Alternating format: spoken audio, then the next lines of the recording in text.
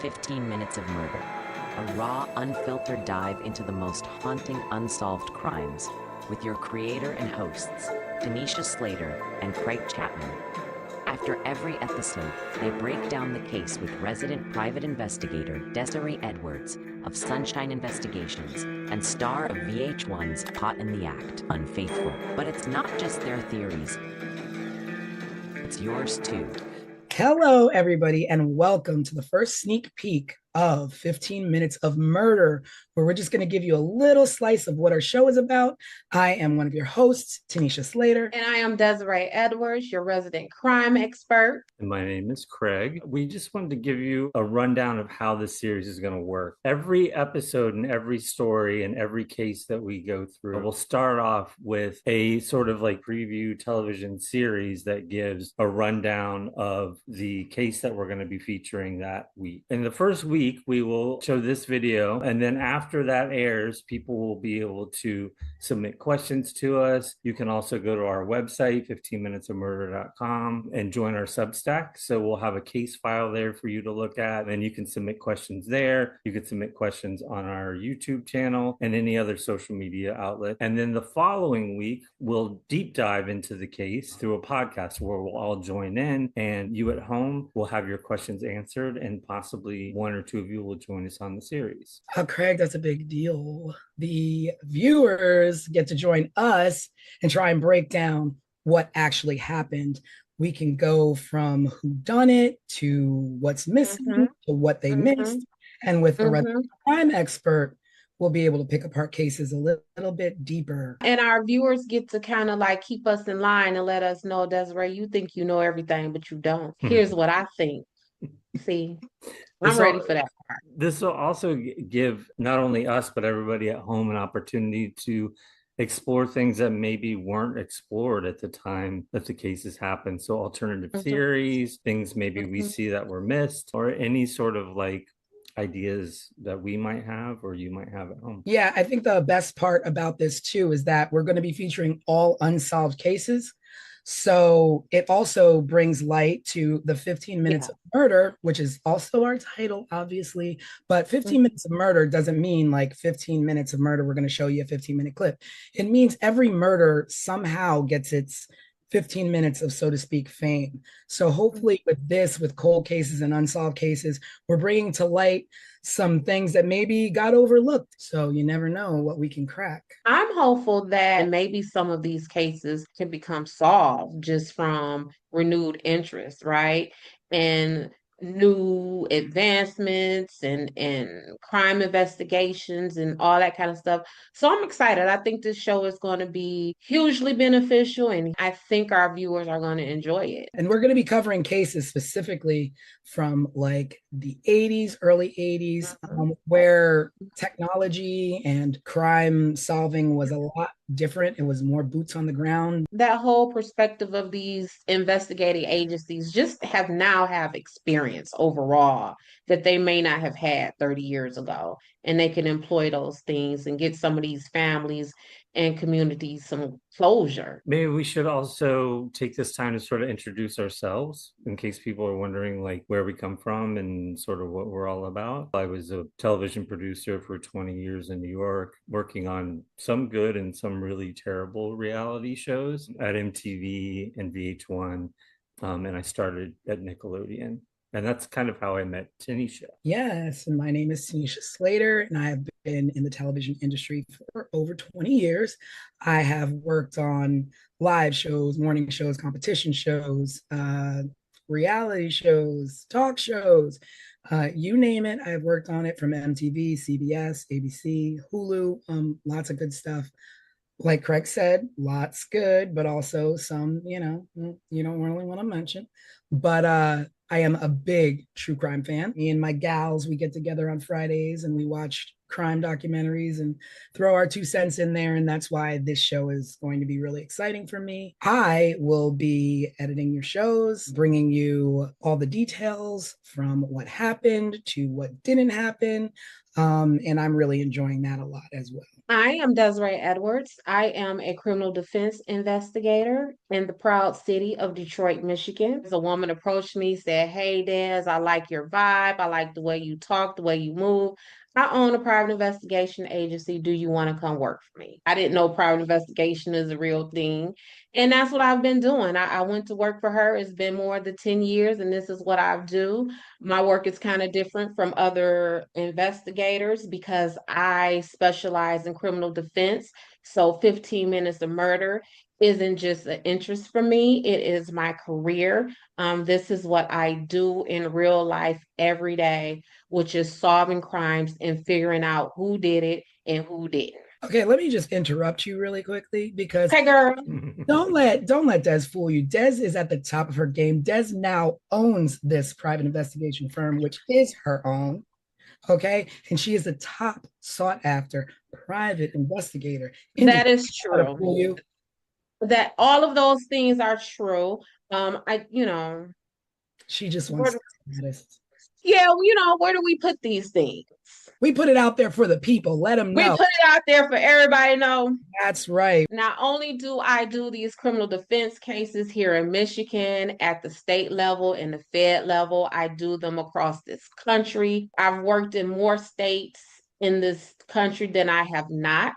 I get international phone calls inquiring about my investigation services. And what Tanisha, while she's checking me, what she ain't tell y'all is that she casted me for the second season of MTV's Caught in the Act Unfaithful, where I was a featured investigator for season 2. So when Tanisha say that I do it all, she's not lying. Nope, not one tell. And we're going to bring you some good programming and we're going to have lots of amazing, great conversation and hopefully, bring some things to light and hopefully you will enjoy our show. Yeah, lots of really good cases coming up. And again, just another quick rundown. Each week we'll feature a short sort of television style series that gives a background on the case that we're featuring. You can then go to our website, 15 Minutes of Murder, check out what we have going on there, and to also link to our Substack where you can download a case file just to get more information. You can submit questions there, and you can submit questions through our YouTube channel as well. You can just comment below our videos. The following week, we'll dive a little deeper here on the podcast for the series. We'll answer your questions, give our own opinions, and also, at some point, maybe bring a guest or two on the series to join us as well. Thanks for tuning into the preview. Let us know what you think, if you have any thoughts or ideas, and we will see you in a couple weeks.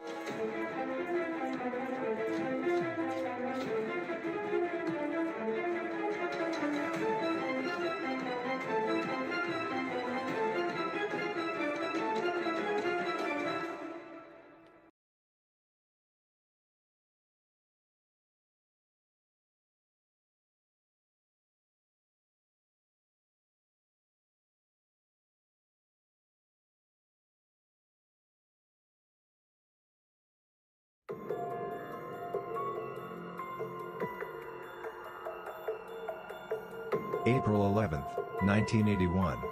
A quiet mountain town in Plumas County, California. A cabin in the woods, and one of the most brutal, unsolved mass murders in American history. This is 15 Minutes of Murder.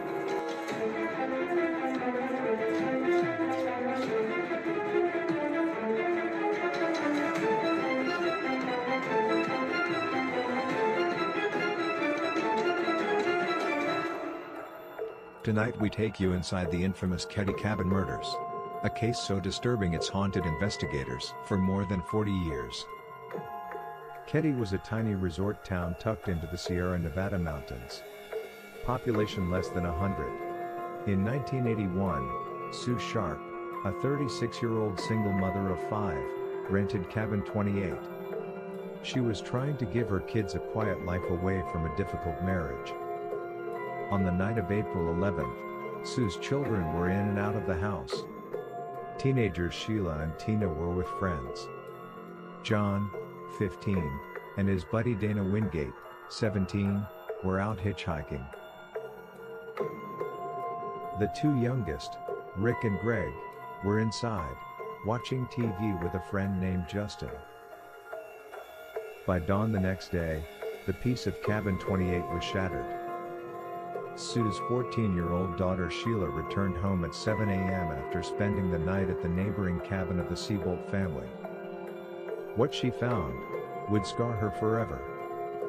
Inside the living room, her mother Sue, her brother John and his friend Dana were dead, bound with medical tape and electrical cords.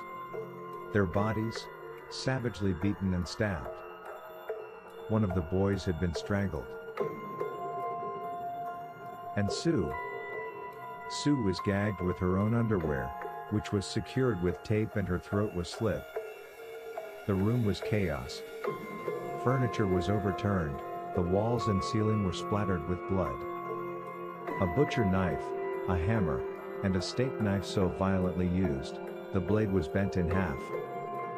And then, one chilling detail. 12-year-old Tina was gone. Not in the house. Not in the yard. Vanished. Incredibly, the three younger boys were unharmed. As the murders raged in the living room, they slept through the night untouched, just feet away. Or did they? One of them, 12-year-old Justin, later told investigators he had dreamed, or maybe seen the murders happening. He described men with knives, even details of their clothes. But his story changed with every retelling. Who could have carried out such a savage attack? Suspicion quickly fell on two men, Martin Smart, a neighbor, and his friend Bob, a drifter with a violent history. Martin had a rocky marriage. His wife Marilyn told police that Sue Sharp had encouraged her to leave him. The night of the murders, Martin admitted he and Bo were out late. He later confessed in a letter, never shown to a jury, "I paid the price of my wife and I killed the problem." But no one was ever charged. Decades later, in 2016, investigators uncovered a hammer in a nearby pond believed to be one of the missing murder weapons. Still, DNA evidence has not yet solved the case. In 1984, a skull was found in the woods of Feather Falls nearly 100 miles away.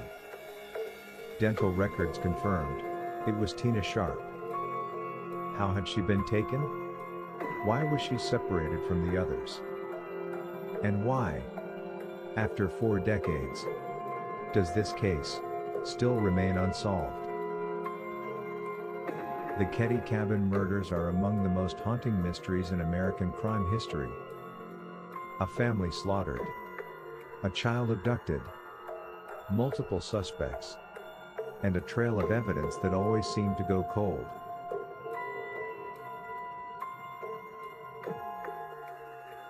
Was this the work of men fueled by rage and revenge? A botched home invasion? Or a conspiracy covered up by corruption in a small town? We may never know. But tonight, we ask you, what do you believe really happened inside Cabin 28?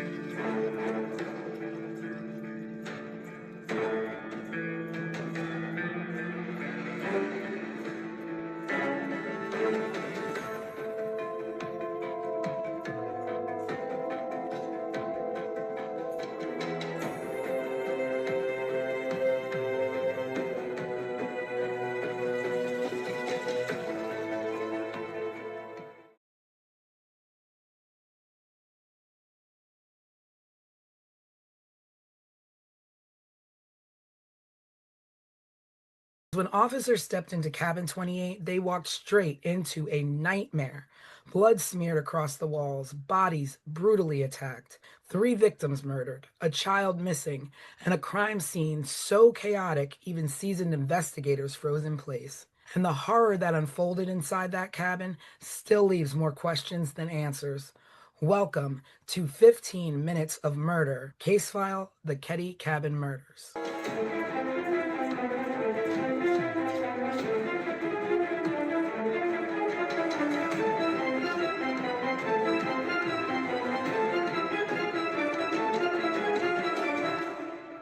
Hello, everyone. Happy Sunday, and welcome to the full podcast version of 15 Minutes of Murder, where we are going to deep dive into the Ketty Cabin murder case. We're going to be running down everything from top to bottom that you saw in the mini case file, and we're going to talk about some questions that our viewers have had and submitted on our YouTube. I am your host, Tanisha Slater, with co-host Craig and our resident crime expert, Desiree. Present. So we're going to be jumping into a deep dive of this first case that we've done, the Ketty Cabin murders, where a family was slaughtered in their home in a tiny mountain resort. And it's basically a 40-year-old mystery riddled with corruption. So this happened on April 11th, 12th, Ketty, California. The victims are Glenna Sue Sharp, who was 36. Her children, John, 15, Tina, 12, Ricky, 10, and Greg, 5. John and Tina were actually murdered. And John's friend, Dana Wingate. 3 youngest boys survived the attack. One of them was a friend of the young boys, and they were asleep in the back room. So we're going to get into the background of the Sharp family and a little bit of the background on Ketty. So the Sharp family, they were a military family, and Sue was in a bad marriage. They lived over on the East Coast, and she went out west with her kids to make a better life for them. Wound up in a small town in Ketty, what she did for work. And she was receiving money actually from the U.S. Navy through her husband, through her ex-husband. And it was only about $250 a month. Right. She worked a part-time job. Again, not making much. I'm sure she got by with what she could. And she was also on public assistance. She was on government assistance. And I So, think she also received some kind of stipend for school or something like that. oh yeah, So she was yeah. in college, I remember. like I college, remember right? reading that. Yeah, at least enrolled. And then there was some kind of questions about if she actually attended the classes or not. But yeah, she was receiving a stipend for school. Yeah. So she obviously, you can give her props as being a mom trying to get her kids out of a nasty situation with an abusive husband or allegedly abusive husband, and relocated to Ketty for affordable living. Um, She had a brother or somebody that lived near Ketty, California, right?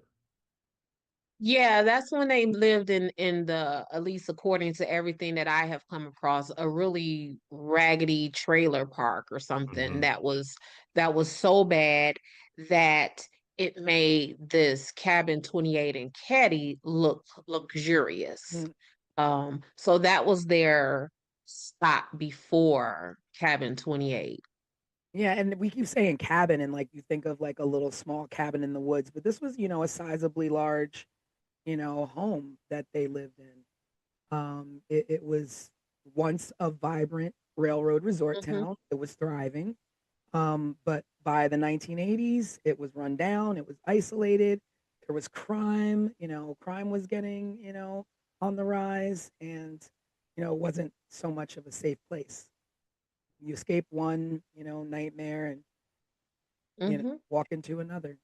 It happens. But a small population.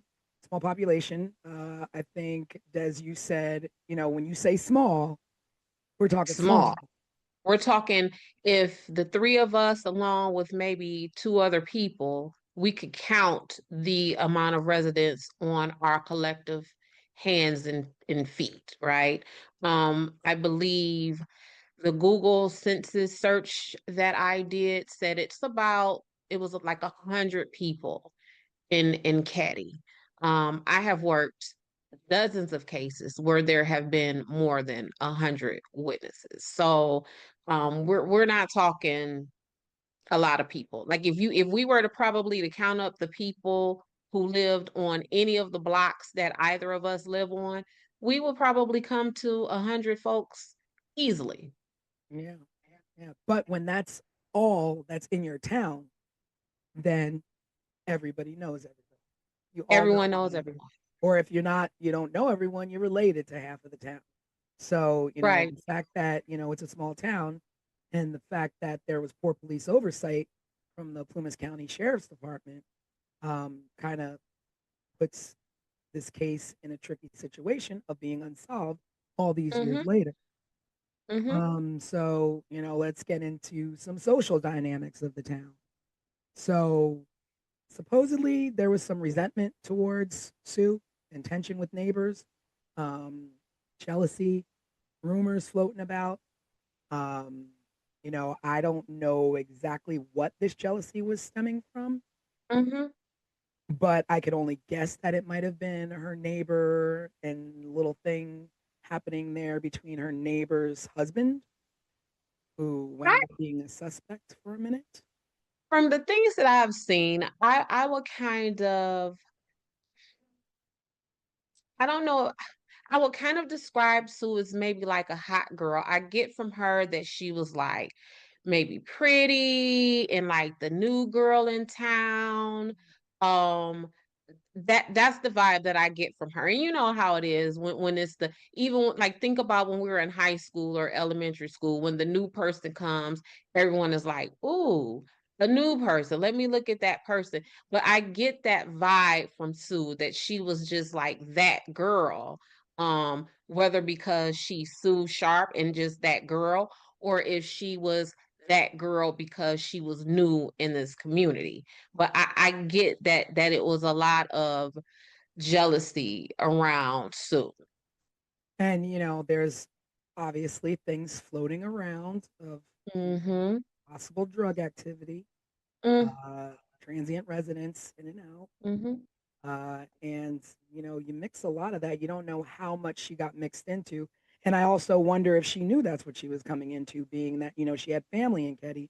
Did she know that's the kind of town she was walking into with her kids? Yeah, I don't know if um because see, what I don't know is how long her family was in that area, right? So if her family was there long enough to know that this was kind of like a shady population, and they were just like, "Hey, sis, bring the kids to come out here."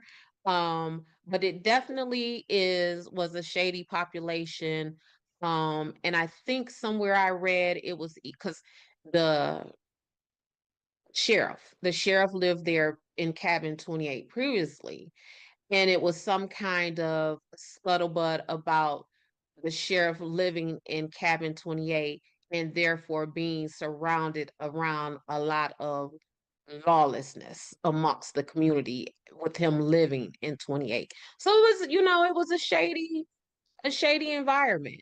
No, so I was gonna say, like, one of the things as you're setting up and going into the intro of the stuff that we're talking about, something that has always stuck in my head is the husband's name is John. I'm Mhm. sorry, James. James Sharp is Sue's ex-husband and this military person. What do we know about his discharge or whatever from the military? You know, Like, I don't know much about what yeah. went on. Like I'm wondering what was because it was the allegations that he was abusive to Mhm. Sue and the children. And the military, they have a whole nother set of rules. Like you can't be Oh, over yeah. here with this mess, right? So Not I'm at all. wondering if like he was discharged from the military in what that looked like Yeah, in his that is definitely interesting. And you also wonder like what uh did he have any role in or say with her taking the kids, or was it, she Yeah. just got up and left? Because even like how much contact would he have had with those kids? Because what we know about children, they gonna run their mouth Yeah.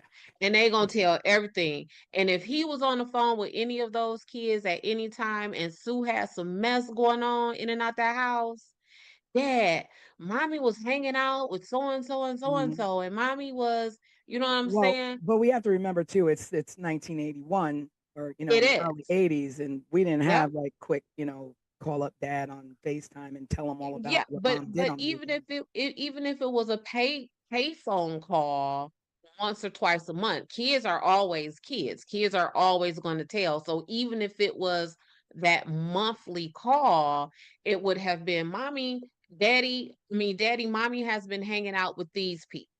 And as Yeah. far as the investigation goes, um, was James ever part of that? And did he ever report back to the investigators any information that the kids will have given him about the company Sue was keeping? True. Like, just where is James? I think that's a good question. Like all the research I did and all of the background I read about this case, they mentioned him and they mentioned that she moved a pretty long distance from the east coast of Mm-hmm. the US all the way out to Keddie, California, which I believe is like northern mid California somewhere up Yes. in the mountains. But that was the extent of it, just that he was abusive and that she bounced and took the kids with her. Yeah. Because I'm gonna tell y'all, when I'm working cases and I really want to find out some good stuff about someone, I will go into the family court side because typically courts have two sides, the criminal side, well, maybe three, criminal, civil, and then family. So I would then go into the family court side and run a person's name to see if there were any divorce filings, any paternity filings, any child support filings. And I will go and talk to that person and get tons of information from those people. So essentially, I'm going to find your baby mama or your baby daddy to give me all of the tea on you as an investigative tool. And I think that Mhm. if they didn't do that with James, they may have missed Mhm. a lot of information. But also the fact that, you know, a lot of people and a lot of things that I've read in the specific site where I read that, she wasn't exactly the ideal mom who everybody painted her out to be, and that she was actually renowned for leaving her kids and abandoning her kids and leaving them at home to fend for themselves, and that she spent most of her time with her best friend named Nina. So, I mean, you just don't really know what happened, because Right. but when I, people are saying, I mean, people are quick to say when you leave your kids, when you're not a good mom, people are quick to, point that out and just, spread that. yeah, and then I mean, again, you just said it is 1981. So was she leaving her kids or was Mm. she just like, because in 1981, leaving your I kids looked, mean, I was a latchkey kid. I had the I green string with OG swear, on my neck. in 1981, it was you leave the house in the morning when you wake up, and then you come back at maybe street light time or something like that. So to say that she left the kids, right? Mm. Um, Looking back at it from my 2025 perspective, Yeah. I don't really know what that means. Because we were all left if that's the case. Yeah, certainly. I had an older brother, and the second my parents were gone, and he was supposed to be watching me, he was gone and down the street with his friends. So I was home alone all the time until like the neighbor teenage girl would come over and sort of like babysit me until my parents would come home. Right. Yeah. So So I kind of want to give Sue some credit on that. I don't want to necessarily say, oh, she was a neglectful mama and she was ripping and running the streets. Yeah. I Yeah. don't want to go there with Sue just yet. Yeah. I mean, I was that's looking true. for a little more information on the husband, and Yeah, no. the only thing I could find is what we already talked about. Yeah, Mm-hmm. it's very slim. There's really not a lot out there about him, just that basically she left him and was trying to look for something better. I read that she even stayed with his parents for a little bit. Oh, really? Um, yeah, She was a stay-at-home mom while he was in the military. Mm-hmm. but So yeah, there's just a lot about like her mothering, and sad to say, like when you have a lot, it makes me wonder if people were talking bad about her being a mom, be are they recalling her being a bad mom because of what happened, or if they really thought that. Right. And so, like, basically, like an implied truth, kind of like, Mm. oh, well, now that this has happened, Yeah, hindsight, I guess she was a bad mom because how else could this have happened if she wasn't a bad mom? yeah. And I feel that's a sad and unfair assessment, right? Um, I mean, because when you think about it, you could say somebody's a bad mom all they want, but with that amount of kids, and you are concerned with, she could have left and went to Ketty all on her own and left those kids wherever if she didn't care. she could If have she left was him a with bad James. mom, she could have left them with James. She could have left them with their parents. Mm-hmm. Mm-hmm. So like you, I won't Mm-hmm. go down that road and and speak ill Right. in that way. Um, Yeah, because that parenting thing, I like to kind of shy away from that because mm, I got 4 kids and a husband and it's hard, mm, right? So I yeah, can only imagine what it would be like as a single mother with 4 or 5 children and very little income. So I definitely want to give Sue grace and the benefit of the doubt on that. yeah. So the children she had from teens down to little ones, and we'll just like recap the activities of that evening. So what we do know is that on that evening, John and Dana went to hitchhike to hang out in Quincy, where I think that's where her brother had lived, in a Mm-hmm. small place out there. And they went to go hang out with some friends. And their friends that claimed that there was possible encounters with drug involved teens. I don't know a lot about that, and that the friend Dana was seen with some sketchy individuals, some street locals. So Yeah, in this side of town where this activity where the kids were hitchhiking to and going to party to, that's the side of the town that everyone alleges that Sue would, when she was abandoning the kids, that's where she would go, mm, on this side of town. mm, Um, and it was some like conflicting evidence, I mean, conflicting information about how the boys got back home and who took them back home and mm. was that those sketchy people they were with in Yeah, this were they sketchy part of followed? town. I mean, that's true too. If the kids Yeah, were like involved in something that mom didn't know about, did the kids owe money? Did the kids, yeah, get too cocky out there? Like we don't know. And yeah, and and who exactly was Dana Wingate? Like, like they couldn't have been, lifelong friends. These are new. This has to be a new friend.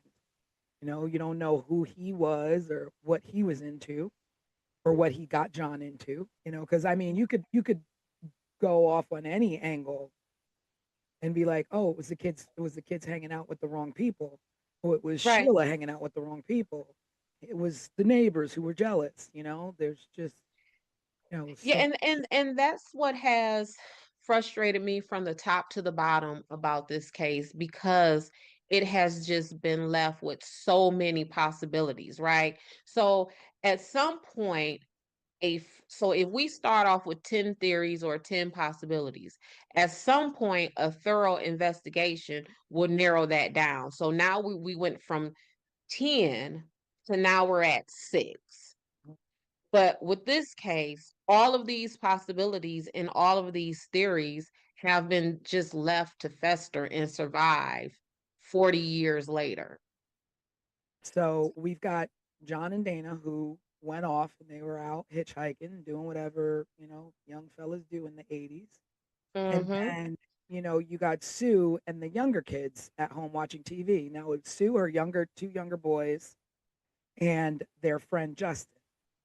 And, I guess they're all watching, TV, just sitting at home. Um, and I guess Sheila uh, was over at a friend's house. Now, the thing with Sheila being at the friend's house is that I had read that Tina, Tina, the youngest daughter, usually Mm-hmm. slept over at the neighbor's house, and Sheila never had anything to do with them. And that's because Sheila was new into Caddy. Mm-hmm. So Sheila was away, depending on if this is a theory that you believe, Sheila was away in another state having her baby.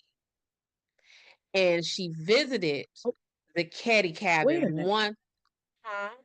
So Sheila has a baby? Mm-hmm. So here, girl, here go the tea. So Sue's friends, the Meeks. Uh-huh. The Meeks had a boy in the family. I want to say Richard, don't quote me on that. But there was a son in the Meeks family that is allegedly the baby's dad of Sheila, got Sheila pregnant. Sue sent Sheila to Oregon to stay with relatives there and had the baby. So by the Wow. time, yeah, so by the time Sue and the rest of the family moved into Caddy, Sheila was away in Oregon.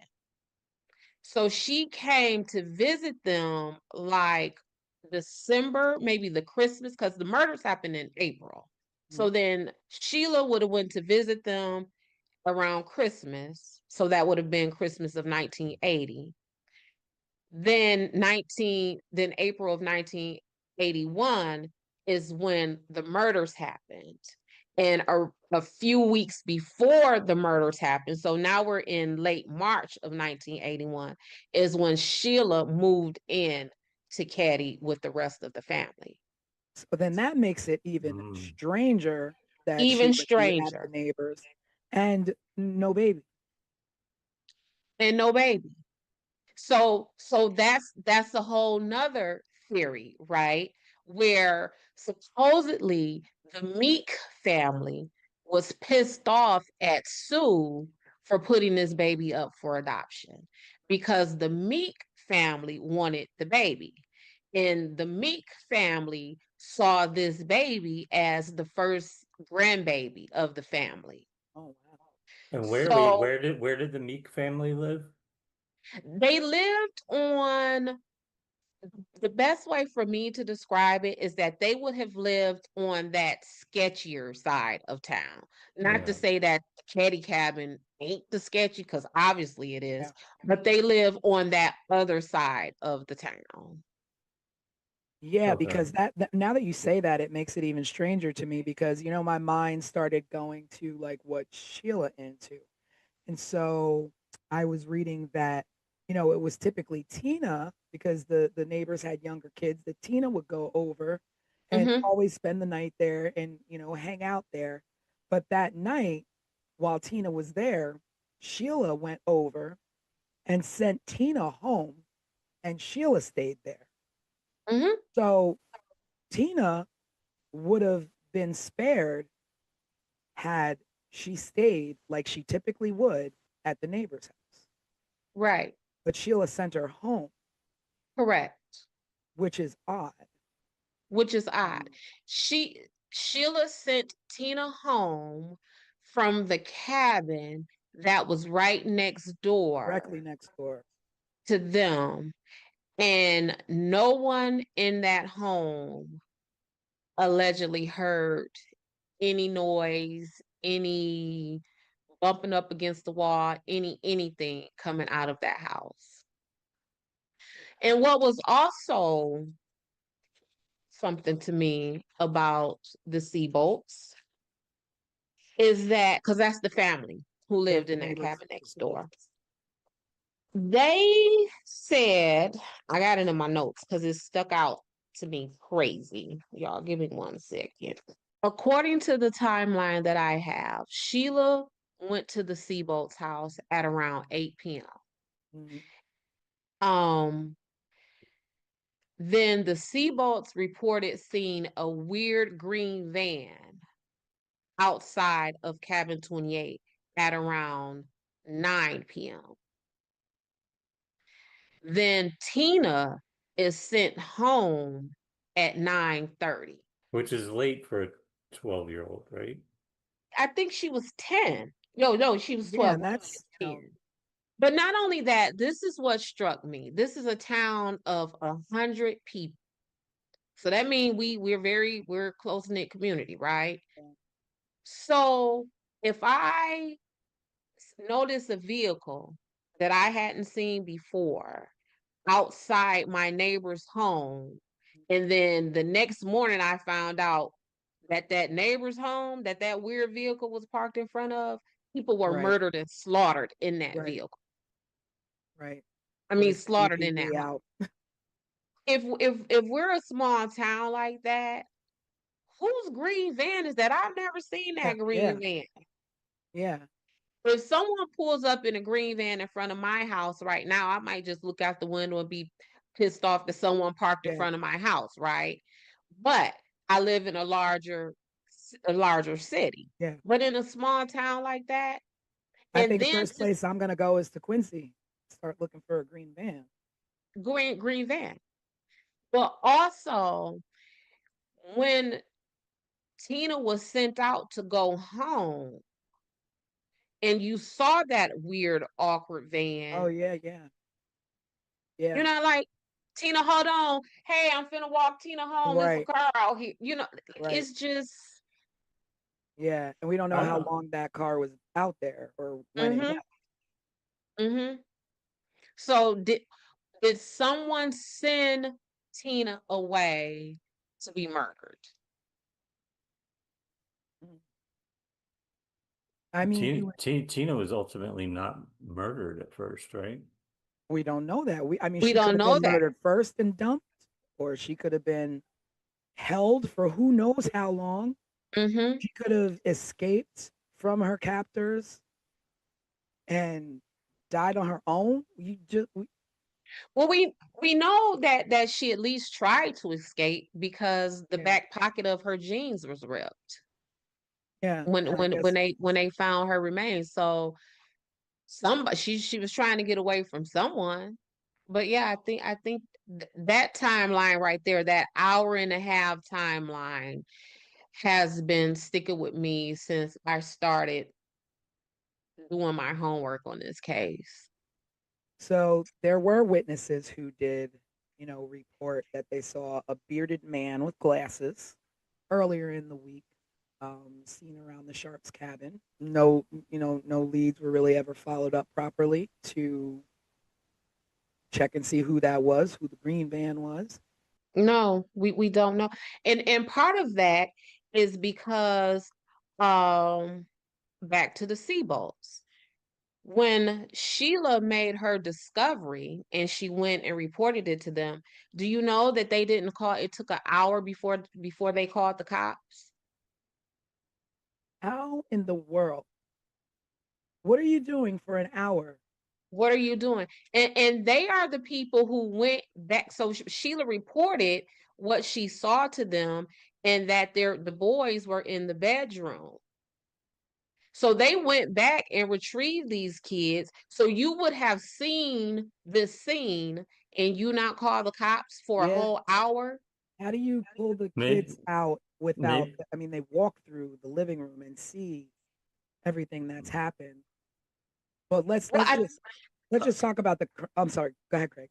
No, I was going to say maybe we should just for people listening at home describe sort of Yeah, I'm going to talk about what the crime happened. scene. Yeah. So the oh, crime scene, they were found. The family was found on April 12th by Sheila. She was at the neighbors. She got up in the morning. She walked home, opened the door, and found her mom, John, and Dana mhm. slaughtered in the living room and bound with medical tape bludgeoned, stab wounds, blunt force trauma, blood splatter everywhere, uh, Everywhere. everywhere. That it literally looked like there was just complete struggle and hours of torture. Mm-hmm. There was a knife that was bent in half. Like, do you know how much force it takes to bend a knife in half when you're stabbing somebody? That's violent. That is brutal. That is hatred. That is zero Mm-hmm. regard for human life Mm-hmm. and zero regard for a mother and children. Um, a hammer was used. Mm-hmm. To murder with a hammer, that is that's monstrous. Yeah, and in my work, um, knives, stabbings are some of the most personal um crimes, right? We know it if I'm working a case and my the victim in my case has been stabbed, I immediately think of the closest people to that victim. Who has the most access to him? Who, whether that is physical or just like in the family, in the friend unit, because a stabbing Yeah. is a very intimate crime. Um, One of Sue's wounds was so deep that it touched her spine. Like that is the force. And just think about your torso, your body right now, like where your spine is. You know what I'm saying? Like someone would have to force that knife through your torso, through your chest cavity or wherever and reach yeah. your spine. And your spine is deep in there for a reason. Yeah. And And It's that so knife, protected. that knife, in the pictures, it almost looks like they would have had to like push down on them, like Mm-hmm. almost cave them in a little bit to reach down in that deep. Yeah, I don't even know how you would the direction and motion you would need to stab someone to get to a spine. Like I don't even medically, I don't even know how that's possible. If nothing else, like I said, we were created for our spines to be hidden and protected because they are literally the backbone, right, of our existence. And for you to reach that, and so I I want to mean, say, just for our viewers who are like love timelines and accuracy and things like that, Sheila allegedly returned home that morning to make this discovery at 10 a.m. so the kids, so you're Wow, thinking kids now that I'm thinking like, kids are early birds, especially that age that of young, the yeah. children that were Mm-hmm. there's no way they didn't get up and walk around that house before Sheila got there and possibly Mm-hmm. seen what was happening. Uh, The neighbor, was it the Siebel father was the one that went to the back door to get the boys out. The boys that survived came out the back door. They didn't want to take them through mm, the house to see the murder scene, essentially, is what I read. Yeah. And so I get that, but what also I don't get about that is if you walk into the home and you see all of that carnage and you see in this other room over there that there are alive people, you just leave them there. You don't say, "Come on, y'all, let's go, let's get out of here." You what do Yes, you she left and she went back next door, right? right? She went back next door, but if she would have saw them, why wouldn't it have been, come on, y'all, let's get out of here? Or if they saw her seeing them, then why didn't they say, don't leave, Sheila, don't leave, take us with, you know what I'm like? I don't know. It's just so hard because it's just like, you want to put yourself in that situation, like just visually to try and think of what you would do or what happened. Mm-hmm, But if I walk in the door and I've just gone through having my own child, let alone these are my baby brothers, like I'm storming through there, I'm going out the back door with them. Is someone still in the house? Are they still right, there? right. Like, how do you? Where's the sister? Where's my little sister? Yeah, where's my little sister? Like what? Yeah, what are they? Ricky, Greg, Justin, where is Tina? Yeah, Hmm. Yeah. I mean, Where's Tina? So it's again, it's we could do this. This caddy stuff is enough to well, carry. it's like the theory or whatever is that either one, the killers weren't threatened by young kids or even worried about these kids being able to identify them or be able to pick them out of a lineup, or they knew them and were like, let the kids, that's not what we came to do. But what did you Mhm. come to do? Like, what is the Right. point? Like, why? And there goes the motive again. Why? Why? Like, Yeah. why do you slaughter a mom and her two sons? Were you there to murder Sue and the younger boys intervened and you had no choice there? Mm-hmm. Or were they all sleeping? Like when the boys came home, like what were they doing when they were approached or when someone broke in? Did they break in? Did they sneak in? There was no signs of breaking in. So they Right. obviously just came in. Right. Yeah. Well, no one needed to break in, because the way the house was laid out, like you see how the in the pictures, the front of the cabin looks very cabinish. Mhm. And the back of the house looks very houseish, Yeah. right? And that's because it's a addition back there. And the older son, I want to say is John, he lived back there. And there was only one bathroom. And so they kept the house open so that John could come in and out to access the bathroom and, the kitchen and, sit around with the family. So the door would have always been open. No one would have needed to break in. No, there wouldn't have needed to be a sign of forced entry. So like thinking and knowing and knowing about the case, three basically grown-ups, because when you're a teenager you're big enough. Mm-hmm. I mean, you see the boys, they're not little, you know. They were So 17 at the time, right? yeah, so I mean Mm-hmm. they're nearly on their way to being young men. So there were multiple weapons. I mean, I don't know from experience, but I do know that murdering someone is a physical exerted activity, Mm-hmm. um, because you're fighting someone to overtake them. And Yes. so, can one person overtake two boys and a young mom trying to protect her kids? So, is there more than one? Yeah.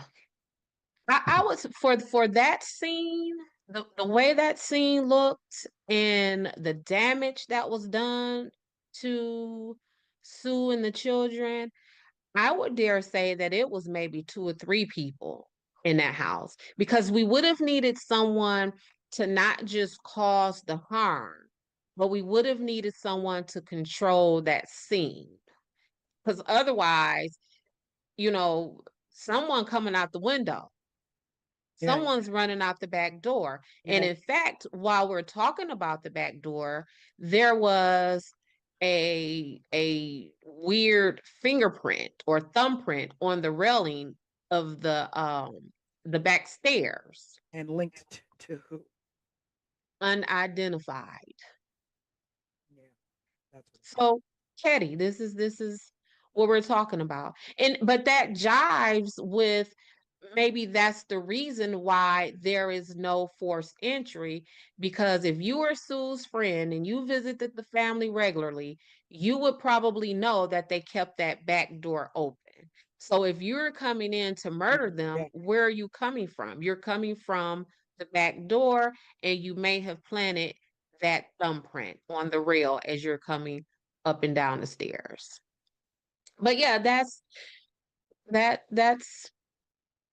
well, cabin. Well, yeah, but so that takes us to the investigation, right? Which had all kinds of problems. Oh, some of which we've already discussed. Yeah. Let me say this too, y'all. So this is the full timeline that I know it. So we have Sheila going to the Seabolt's cabin at 8:30 p.m. that night. Then the Seabolts reportedly see the van outside cabin 28 at 9 p.m. Then Tina leaves the Seabolts to go home at approximately 9:30 p.m. Then John and Dana, depending on who says it, arrived home at sometime between 11 and 11:30 p.m. And then the murders supposedly take place between we don't know. Between we don't know. So around 1:15 that morning, the folks in cabin 16 woke up because they heard noise.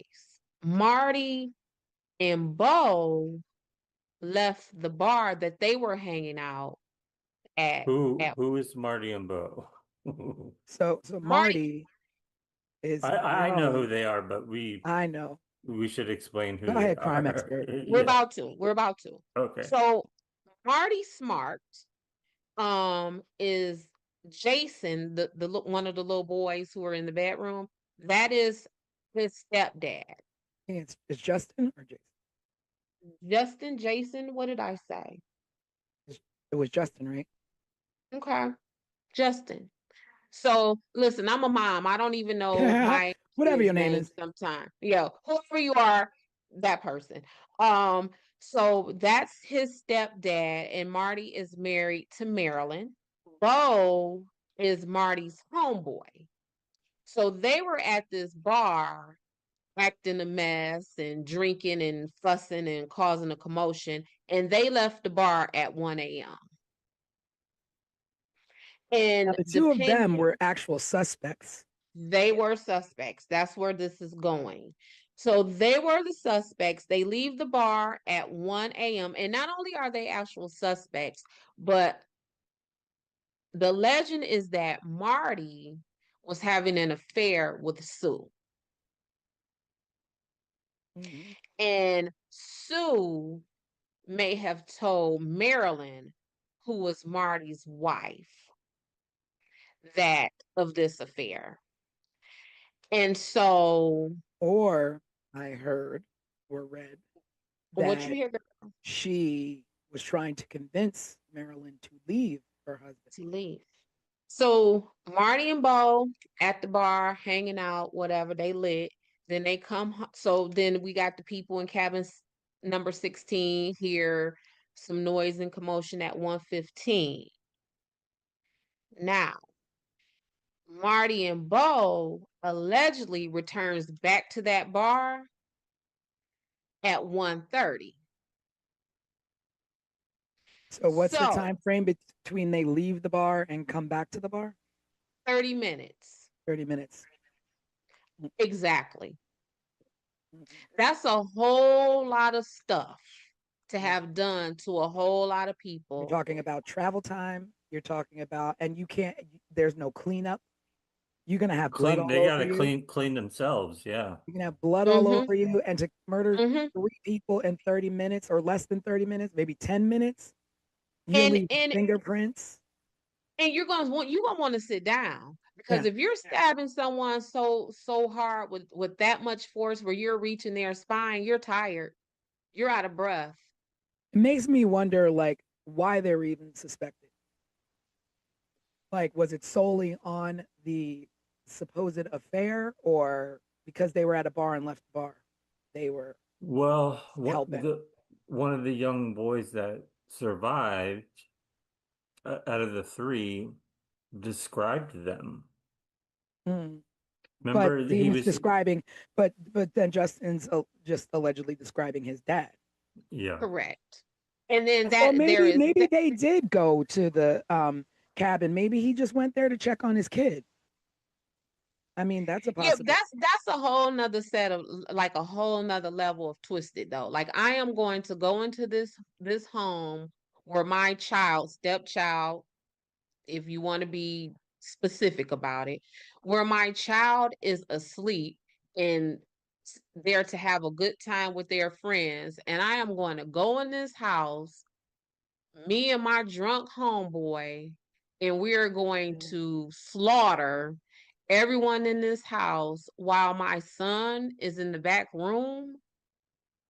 Yeah, but I mean, maybe they did leave the bar in that 30 minutes, go visit, Okay. but nothing had happened at that point. They just Nothing go happened. check in and then, Went back to the bar. go back to the bar. Yeah. Right. But So I don't, you don't think what'd that you happened? say? You don't think that happened? I don't think what happened. That they just kind of popped in, checked in, and then went back to the bar? Um, Because that places them at just the scene of the crime, but doesn't mean they did it, because at the time that they arrived, maybe, the murders hadn't even happened well, yet. more than that, I just question the timeline. Not necessarily that they didn't like really do it, because maybe they did, right? But I know for sure they didn't do it in 30 minutes. I know that for sure. Well, to talk about the main suspects, Martin Smart, of course, Martin inmates in Smart. Maryland, supposedly having an affair with Sue, was their neighbor. Mm-hmm. He was also Mm-hmm. an abusive man to Marilyn. And it's reported that Sue was trying to help Marilyn. I guess, she'd been through it before with her husband, James, or her ex-husband, James. So, I mean, Mm-hmm. she could have been just helping him out. I don't know how true this affair, business is. But Right. the smoking gun here is that the hammer used in the murder was owned by Marty. So the hammer belonged to him. And the fact that he told his therapist that he killed Sue. Why he Well, would. so there are supposedly two hammers. Mm, Yep. And the hammer that was found, weirdly found 35 years later, I believe, is the hammer that Martin says matches the description of his hammer. I don't think that the hammer that was left neatly and nicely on the table in Sue's home was that knife. I so mean yeah, that let's talk about the weapons, like where they were. The hammer was left on a table. Like, I mean, and then also Yes, you leave the murder weapons. Like, who correct. leaves behind murder weapons? And you leave them not just scattered about, like where, like, okay, so if I beat you with a claw hammer, that claw hammer may be left next to your body because, whoo, I'm done. I done beat you, I'm tagged. But for them to leave the butcher knife and the claw hammer, um, still bloody on a table, that's like a weird level of care and Yeah, concern. you're placing these items down that you just used to murder someone. Yeah. So are you what so when I try to unpack that in my investigator brain, it's like, is that a level of I don't care who finds out about this? Like, is that from a level of complete disregard? Maybe because Or not just I don't care who, it's that they know right, and but nobody. this is where I was going to go. Do you, because if we're going to run with the theory that Martin Smart and his homeboy did this, did Martin Smart and his homeboy leave those weapons at that table because they disregarded being caught, because they are close friends with Mhm, Sheriff Doug Thomas? And if mhm. I just killed these people, I don't care where I leave this nice. My homeboy is the sheriff. He got my back.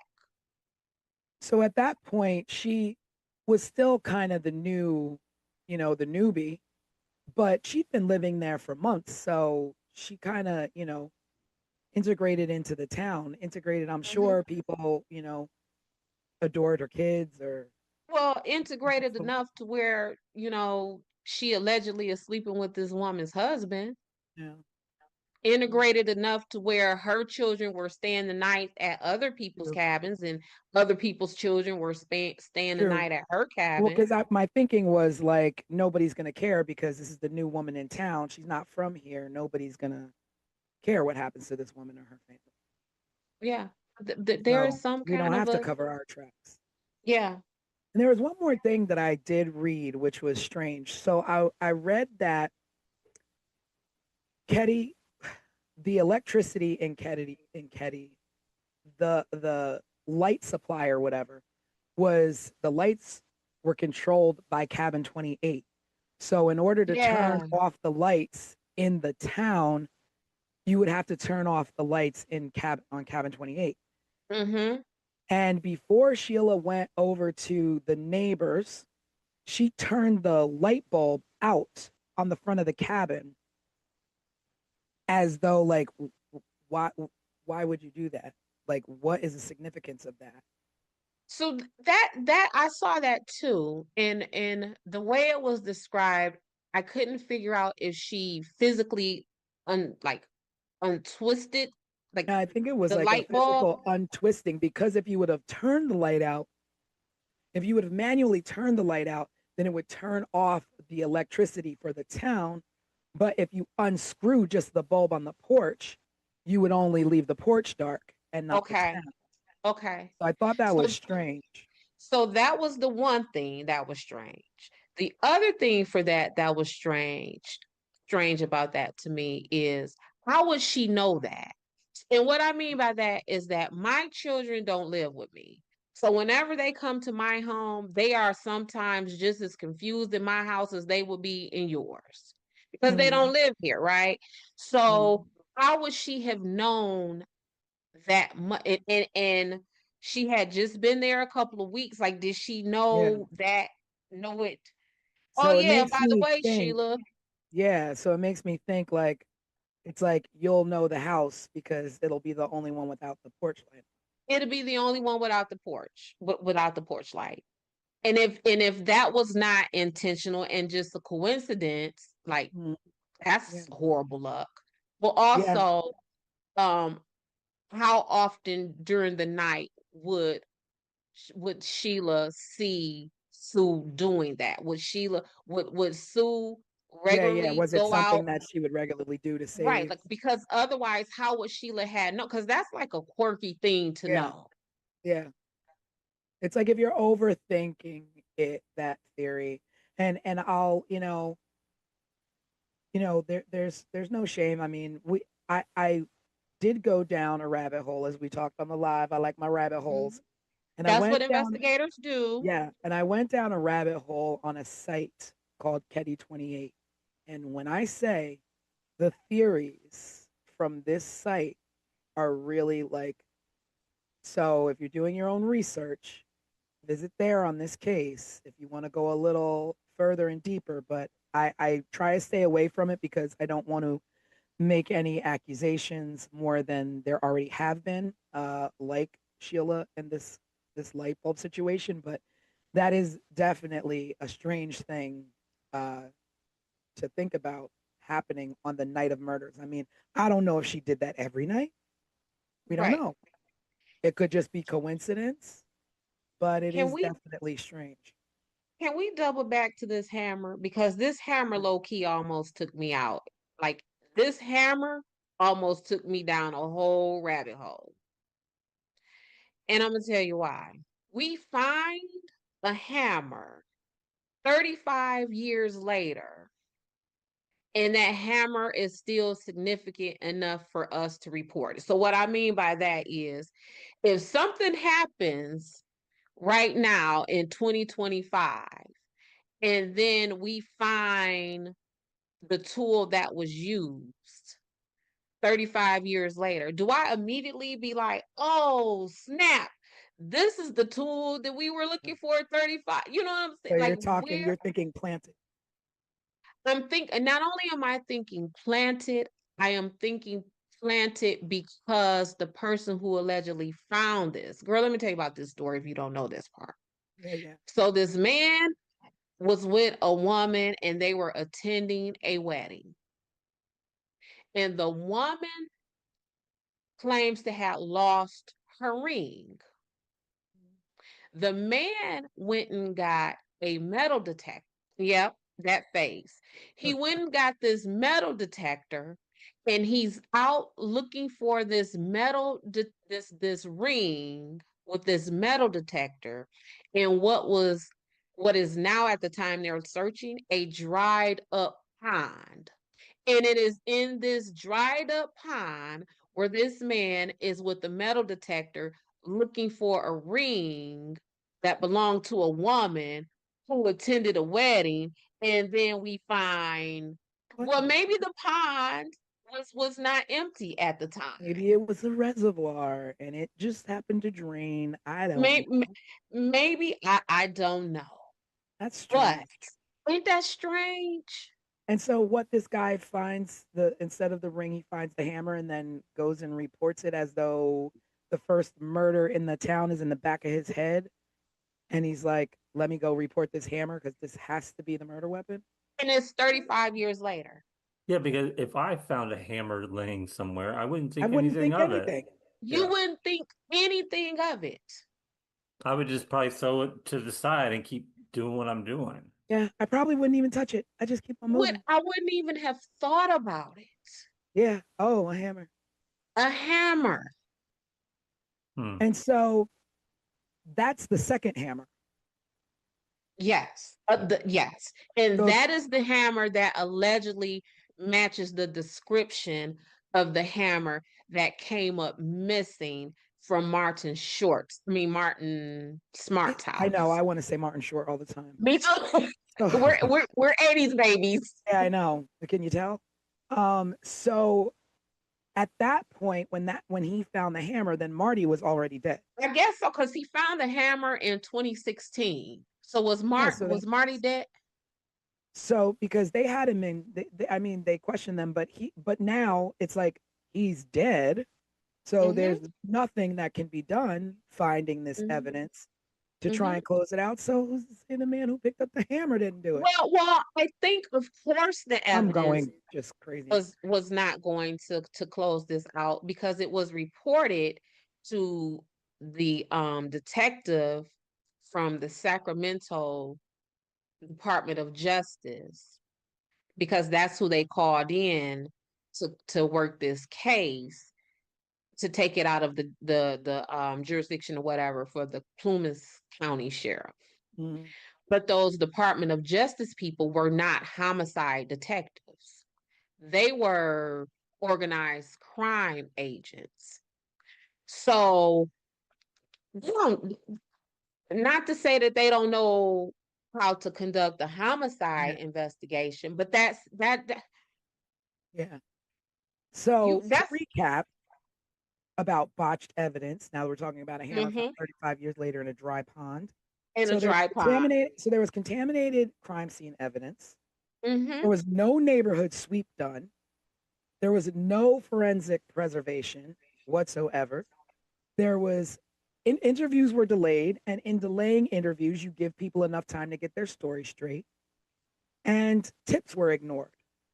So people Mm-hmm. giving tips of saying, "Hey, I saw a green van the night of the murders. Hey, I saw a strange man." These things were ignored or weren't followed up Yes. on. Yep. And I don't know whether that's from a small town and not having the experience, but I mean, you have the common sense. I mean, there's common sense. I mean, literally, our country is steeped in crime. I mean, you watching old episodes of FBI and all this, and you're the police chief of a small town. I mean, I'm pretty sure you know what to do first. I mean, everybody pretty much knows what to do in the first 48 hours, in the first 24 hours. Mm-hmm. Question everyone, I was about to say, you search just talk to people. everywhere, comb the neighborhood. Uh, Mm-hmm. and as far as like stepping in and contaminating crime scenes, I get that. Like, you don't know what the hell to do when you walk into something like that. But Children, I think even back then, what you're saying is contaminating a crime scene. It may not have had the same importance that it may have today. And the reason why I say that is because contaminating a crime scene in 1981 means what? It Because means walking in the half the front door with your hand and turning the door. It means stomping and because walking all over. because half of the technology and science that would have been used to comb through that didn't even exist in True, 1981. So true. what? But again, you don't want to walk into a crime scene stepping on blood spatter or touching anything. Touch nothing. Even I know, grab a pen and pick up the Yep. gun with a pen. Like, don't touch anything. And I can't imagine what they did walking in there, collecting Well, evidence. and And not just them walking in there, but the Seabolts, whomever from the Seabolt cabin had to go in and get the kids out. Even if they took the kids through the back, that is still a crime scene. what Did you It's anybody do. question the kids? Well, yeah, so they because did. Justin, he was 12, right? And yeah, they talked to the kids, and Justin is the one who gave them the varying descriptions. So at one time they interviewed the kids and Justin said he saw this. And then another time they interviewed the kids, Justin gave a different account of what he saw. And that's the part where I say they needed to call in that forensic psychologist, because at that point we need someone who is specifically trained to withdraw that kind of memory and recollection out of someone through their trauma, through their sleep, taking in account that they are 10 years old or 12 years old, or however old he would have been, to just have a regular homicide detective to interview those kids. They got what they got because Yeah. of that. But also, like when he's saying if a kid, if they're claiming the kid slept through the night and saw nothing, Mm-hmm. how do you have Justin who is telling you what he saw? And Mm-hmm. if he saw something, did he see men hanging out there before he went into the room and nothing and everything was fine? And they knew these people who were in there and that's what he saw? Or did Or he how see the murders happening and ran back to the room? Like the questioning of the children, the ball was dropped there. Or how about, did you see your daddy? Yeah. Hmm. I mean, I mean, we don't know what's in those case files of Yeah. what Mm-hmm. was said Mm-hmm. or Yeah. what questions were asked to them. Yeah. Uh, Did you see your daddy doing this? And is that also why Justin gave varying descriptions? Because did he see his daddy? And oh snap, I did see my yeah. daddy. So let me hurry up and change Oh this wait, and I make don't sure. remember what I saw. It was Right. blurry. Now I don't remember. Mm-hmm. Mm-hmm. Yeah. Well, that would make sense if he did see them before, just hanging out, but then they have the alibi of being at the bar. But then is everyone at the bar telling the truth? I mean, we don't have, surveillance cameras to prove when they walked in the bar, Right. when they walked out of the bar.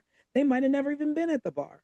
Mm. They could have been at the house the whole time. And the truth of the matter is, who, even if all of these things were reported, so if the Seabolts would have said, hey, um, we saw John Smith in that green van, or if someone would have been able to identify this strange person in these glasses, or if someone was able to provide the name of this person who just so happened to find his hammer 35 years later.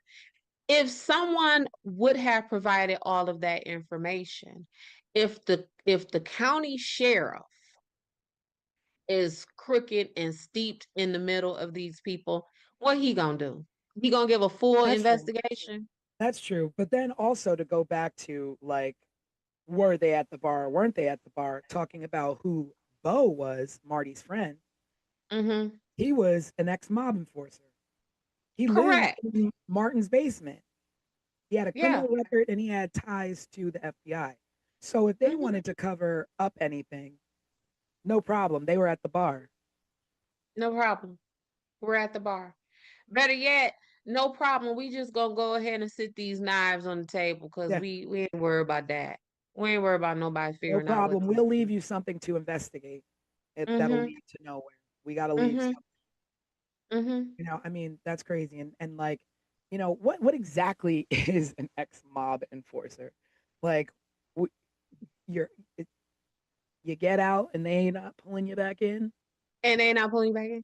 Well, we know just in a from small neighborhood town. gangs, Yeah, just from neighborhood go ahead, gangs, they Dana. think we can't let you go. Where do you think you going? An ex-mob enforcer. Like An I don't ex-mob feel like enforcer that is from just Chicago. So in a small town. Yeah. Somebody from Chicago finna move to Caddy, California, and live in a cabin. No, Yeah. live in someone's basement in the cabin. Yeah. And you from Chi-Town? Nah. That's not how it works. Mm-mm. Well, What you about to say, Craig? I'm thinking forward a little bit now because I'm starting now to think about three different things. Um, Okay. the letter that Marty wrote to his wife, where he Yeah, that's going back essentially to him telling admitted his therapist. admitted that he did it. The phone call that came in about Tina and her skull, I feel like it came from a payphone or something. And then I'm also now going back to Dez's theory of this family who wanted the the grandkid that Sheila had. Like, what happened to them and What happened to them? all of this? And Well, I don't. do y'all know that that call to report Tina came in almost 3 years to the day that the And do we Ketty know murders who the happened? call came in from, or it was anonymous? It was allegedly anonymous. Because I feel like Yeah, that's a whole nother element to Mm-hmm. this. Is where did Mm-hmm. Tina go? Where's she been for 3 years? The skull was found 100 miles away from Ketty somewhere. Yeah. so And Tina was how old when the murders happened? Who, Tina? 12, Yeah, She was and 12. so at the time they found her skull, she would have been how old? Like 15, 15. going on 15. But she could have been dead the whole time, you know? She could have been dead for See, three So, years. so Craig, you're thinking like she I was. see your wheels turning, Tanisha. So you're thinking that the people possibly who no, that's not. I'm not What are you really, about to say? I'm not thinking anything really. I'm just making sure we don't leave her out of the story because, Tina? Oh yeah, no. Well, yeah. yeah, no, we're just going down that rabbit hole of that whole who was involved and how criminal it was. Because like But I like the sheriff, like talking about the sheriff and being, Mm-hmm. tied to not only Martin but Bo as well. He was close friends to Marty. So again, he was at the bar. You know, he he like had conflicts of interest with everybody involved. He lived Right. in cabin 28. He knew the layout. And like you Mm-hmm. said, if you lived in cabin 16, you know the layout of cabin 28. Mm-hmm. Mm-hmm. And whoever it was knew that they can walk into cabin 28. They Right. knew they weren't going to have any kind of locked door problem or have to break into a window. Yeah, There's like just corruption all over. yeah. I like Craig's thinking of not allowing Tina to get lost in the fray of all of this. Um, Back to that word of motive. I think Tina could be herself a motive for some of this, just from the fact that Tina, there are reports that she was molested in the town, um, and no one followed up on that. Just there's It's just a history of Sue and her kids just being screwed over during the time that they were in Caddy. yeah.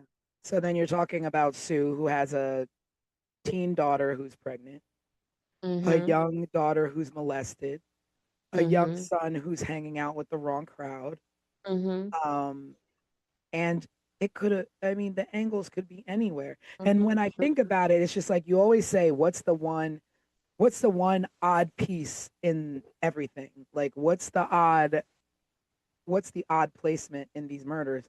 And it's that a young child was taken. So then you start going into, you know, Mhm.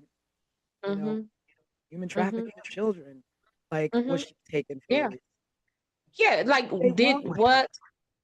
did the You person spared the who boys, but you didn't spare the child, the little baby girl. yeah. The So boys were taken.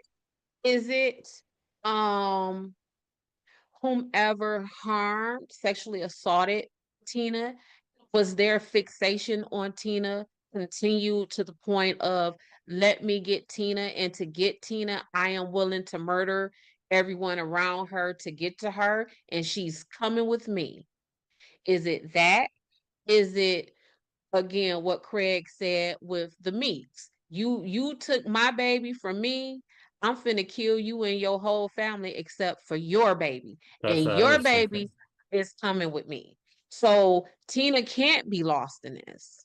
No, and I mean, it's so hard to even think. Like, they suffered a horrible death. The mom, Mm-hmm. Dana, Mm-hmm. John, they suffered a horrible death. But we Mm-hmm. don't know what Tina suffered. No, She We'll never no. know what that child suffered. was she kept alive for those 3 years, or was she killed the next day too? I don't know. Yeah. I don't know. And I think that's all part of the terror. Yeah. And I mean, and then we talk about the survivors. So you have Sheila, the oldest. Like, she's Mm-hmm. got to be, you know, she's got to Probably be, our age. yeah, yeah, she's our age. And just how do you reconcile life after seeing something like that, knowing your baby sister, you sent your baby sister home and she was murdered, Mm-hmm. left and dumped like she was nothing. Mm-hmm. And the truth of that is whether you did that intentionally or just out of a mistake, that guilt will be the same. Yeah, yeah. Just the what if. I mean, I What can't if? imagine the Yep. what ifs. Yep. And even the young boys who were in the other room, and though they were just young, I mean, they're at 12 and, even 7, I look back at things and go, what if I would have done this? What if I would have done, Right. let alone, my big brother, my mom, you know, done the way they were done. And it's just so sad to me that, people are quick to, oh, I found this hammer. Oh, we found the skull of Tina. But yet there's still no further push in investigation. And Sheila to this day is still trying to investigate and have, answers for her family. And I don't, yet nothing. You get no, two random tips from left field, but you have no investigation into those things that lead to just dead ends. yeah. And Sheila Yeah. Sheila did do an interview, I think, with People in 2016, Mm-hmm. talking about her experiences. You can also find a lot of videos on YouTube of with her and her brother revisiting Ketty, actually, and it's very hard to watch them revisiting and recalling memories from that time. And it's just, I really hope that she can find the answers to what happened to her family. She deserves that. She absolutely deserves that. And I think um we all do. Mhm. Yeah. Um just because I think that the Caddy murders are so gripping because we all feel that human dynamic of this. And granted that for a lot of people who are listening to us, a lot of people who have researched this case on their own, these are people who like they may not have even been alive yet when these murders had taken place. But it's something about this case that just pulls at all of your human being fibers. Yeah, and I think too for me the draw was that this was our time. These are the Hmm. kids. This is when we grew up. Right. And in the 80s, things were like that. It was, you were free to ride your bikes until the street lights Correct. came on, then get home. You were over your friend's house for dinner, your friends were over your house for dinner. And it Hmm. was that it was a little bit of a more of a carefree. You didn't really worry too much about your neighbors. You could Right. leave your doors unlocked in some places. Right. And to just think like you put yourself in that, like, I think of the friends that I grew up with and I'm like, I just can't even imagine. Right. And that's what makes me offer so much grace and Yeah. consideration to Sue, because that was all of us, whether our parents were somewhere, CEOs of General Motors, or I don't know, cashiers at White Castle. Mhm. Our story was the same as children, that we were out and about, Mhm. not just so much left alone as we were just out and about. Like you watch, I don't know, you watch it, right? You watch Yeah. Dare, you watch Yeah. any of these times, right? Stranger Any Things. yeah, Yeah. any Spike Lee movie where he, That was the is 80s. yeah, that is what that element was when it comes to children. So that's again, I don't want to, you know, dog Sue out about that, because that of this whole case, that right there is the one thing that was closest to the normal Yeah. than anything else. And also, you in saying that you don't want to dog Sue out for the way she raised her kids. And I mean, I give her credit for breaking away from an abusive man and Mm-hmm. wanting better for her children, whether she let them run about or not. And kids are I mean, you could try and raise your kids as great as you want, but there's all kinds of influences out there. And Right. just like you don't, want to dog out Sue, I don't want to, you know, put this like Sheila did it. She's the only one who survived and the boys were too young. Like, this is just, your brain tries to think of anything to grab onto to explain away what happened to these people. Because guess what else Sheila has to deal with? It's not just the guilt of, dang, did I send my sister over there inadvertently to be killed? Or, dang, I don't know who killed my family. She also has the burden of being the sole survivor, and everybody like, "Oh, you did it." Yeah. And not only that, she also has to live with the fear of Right. being no one's caught, someone's still out there. What did Mm-hmm. they want? Did they want my mom? Was it me? Was it my Right. who was it? Like, you still live with that fear and that, like, you know, that just you cannot trust anyone in your life. It, it's also her two younger brothers. They were ones that I could never find any information on during this Yeah, whole research yeah. process. And I But they're mean they're that's still alive and they're still out there. yeah. But I mean, at that point, I'm like, they have to be protected. Um, what the psychological trauma that they've probably grown up with, had to deal with, and whether they got, professional help or not, that's another Mm-hmm. thing too. Like, were they just left on their own to figure out how to Mm-hmm. navigate life with a tragedy like that? Did they grow up with anger? Did they grow up with hatred? They grow up to be kind young men? Did they grow up to be family men? I mean, I don't know. Mm-hmm. Yeah. I don't know. Yeah, I no matter who actually committed these atrocities to this family, right? Um, I blame law enforcement. That is where I hang my hat for the blame of this, not for these people's murders, but for this to be so unresolved. Like, I blame them for every ounce of pain that Sheila had to go through, that she still goes through, that her brothers and other family members are going through. I blame them for that because it just feels like there was not just a botched investigation. I feel like there was literally no investigation.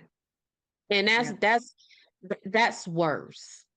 Yeah. Because at least with a botched investigation, there is some effort, whether that you did that botchness on purpose or you did that botchness by, natural ineptness. At least there was effort. I don't feel that there was effort here. Yeah. And they deserve more than that. This is something we could talk about for another 2 or 3 podcasts. Yeah. Whole And it season. was, yeah, and it was strange. What feels strange to me going through this conversation um, tonight is that I don't know why, but for some reason in the back of my head, I kept thinking about this being a murder that was solved and it's done and it's over. And it was sort of like a realization hit me that like we could talk about this forever because nothing was ever solved. Right. No. Nothing ever, there was no conclusion. And there Yeah. Yes. I probably mean, never will be. well, there was a re-emergence of the case in 2016, and the Plumas County Police Department or Sheriff's Department announced that they know who the killers are, and because there was new evidence found, there was DNA on tape and some other items, and the hammer found in the river matching the description of Marty, and and Marilyn Smart finally spoke out publicly, and we can definitely link you to that. It's living on YouTube. Crime, cover-ups, and Connections. corruption. Yeah. Crimes, cover up, and corruption. Yeah, and I mean that saying that who the killers are and those killers are no longer. It doesn't close anything. It doesn't. No, no, And again, because going back to the fact they were at the bar. Marty and Bo mm-hmm, are scapegoats post mortem. mm-hmm. No, yeah, no, they're dead. Yeah, they were. So we call that they liked them for this. Yeah, So, right? Maybe you did, maybe you didn't, but we like you for this. And I feel that was Marty and Bo. They liked them for this. and I gotta say that I think that the reemergence of this case reopening in 2016 has to do with the fact that people will not let this go. People will Mm-mm, not let this family go without answers. And I think that the more people who are covering this in podcasts like ours and mm-hmm, covering this and bringing it to small towns, small town newspapers, or even like visiting Ketty to visit where they tore down the mm-hmm, town, people will not let this go because it's so unsettling. And like you said, this was the 80s. This was majority of us. And I think that's why you had that in 2016, and the fact that Sheila won't let their memory go without some sort mm-hmm. of justice. Right. I mean, and even at this point, I think there's a difference between justice and truth because you can get justice in the wrong man, but I don't think we'll ever know the truth. No, no. And they're still playing around. So, oh, we have some DNA that matched a living suspect. Well, who is that? Mhm. Or, oh yeah, the new detectives from the Sacramento Department of Justice. Oh, and I think I saw this in an article from like 5 years ago. Oh, we're close to closing the case, or we're close to arrest. That was 5 years ago. Mhm. What's Still happening? nothing. Yeah, still nothing. So, Craig, I think you said there were some questions that were there questions that we could just circle back. I think that we kind of hit them all through tonight. I also through this conversation, I'm like, well, where do we wrap up with this?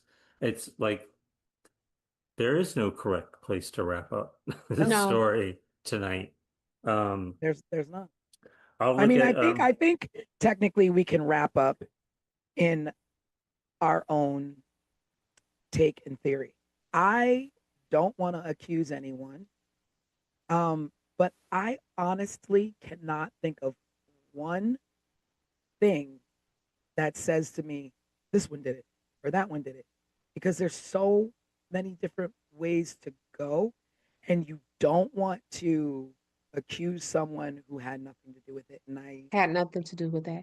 And prisons are full of that. I know. yeah, I get the phone calls, right? But again, that's what I mean by the brunt of the blame, at least for me, lies with law enforcement. Because again, if there were 10 running theories at the time, if y'all would have done even a piece of investigation, maybe now we're only down to 6 theories. yeah, yeah. They do a little bit more, maybe we're down to 4. Like you chip away at it, right? And there was no chipping. No one had a wood chipper in Ketty regarding Sue Sharp and her family. Yeah. I So, think if we wanted to take a question that we got from one of the viewers at home this past week when we released the overview of this case, and of course everyone listening or watching this should check that episode out. We also have a case file that gives a little bit more of an outline of who was involved and how things sort of went down as well. But Kirsten chimed in, and we're encouraging everyone at home to be involved. So please send in your questions for any future cases that we're gonna be covering. Um, Kirsten said, when the case was reopened and DNA was found to belong to a living suspect, why did the case stall? And I think we kind of just covered that question. Mhm. Yeah, I again, always, because that is their role. That the police, this is their role to investigate and get to the bottom of this. Um, why did it stall? Well, we kind of just like Craig said, we kind of went through some of those theories.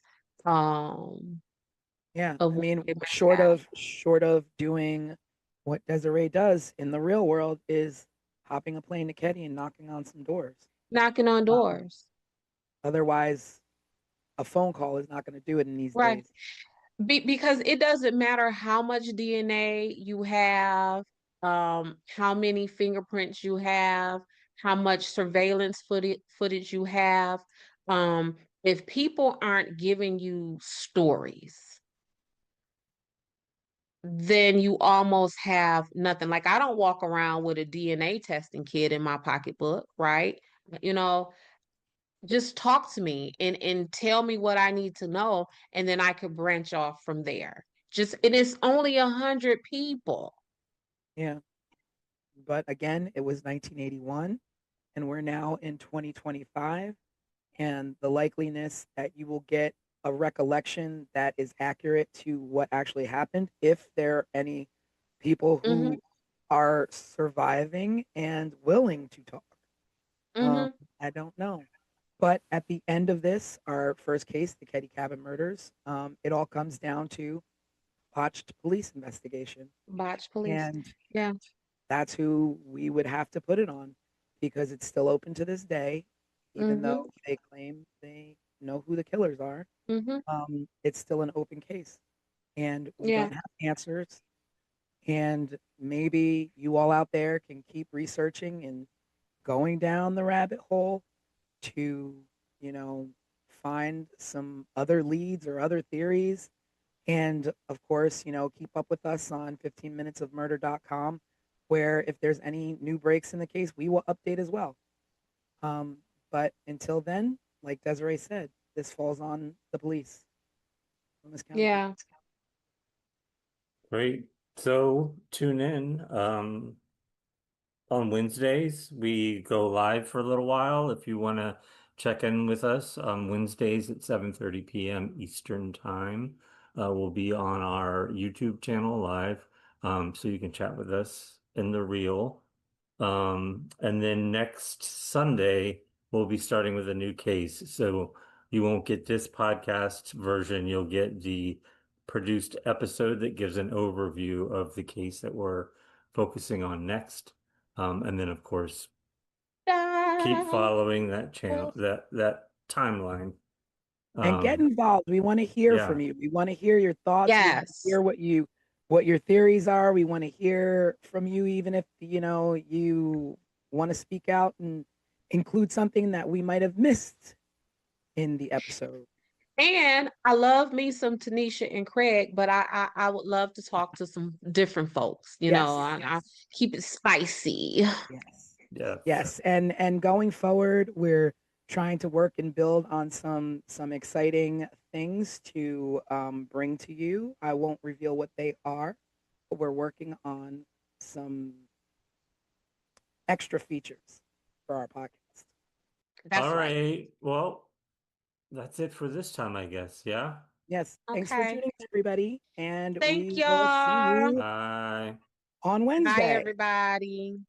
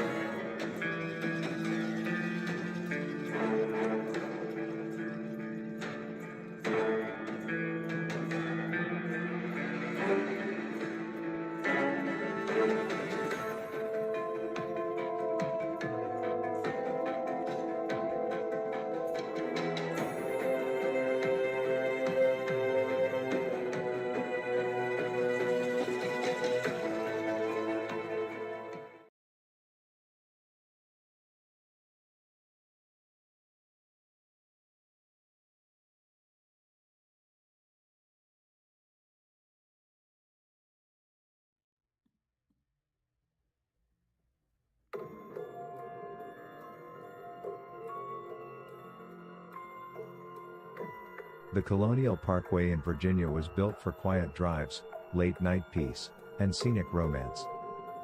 Between Jamestown, Yorktown, and Williamsburg, it's the kind of place that feels like America telling you to slow down and breathe. But in the late 1980s, this peaceful stretch of road became the hunting grounds for one of the most disturbing killing patterns this country has ever seen. 4 couples. 4 gruesome crime scenes and not a single arrest. And what's worse, none of it ever made sense the way a textbook serial case should. This is 15 Minutes of Murder.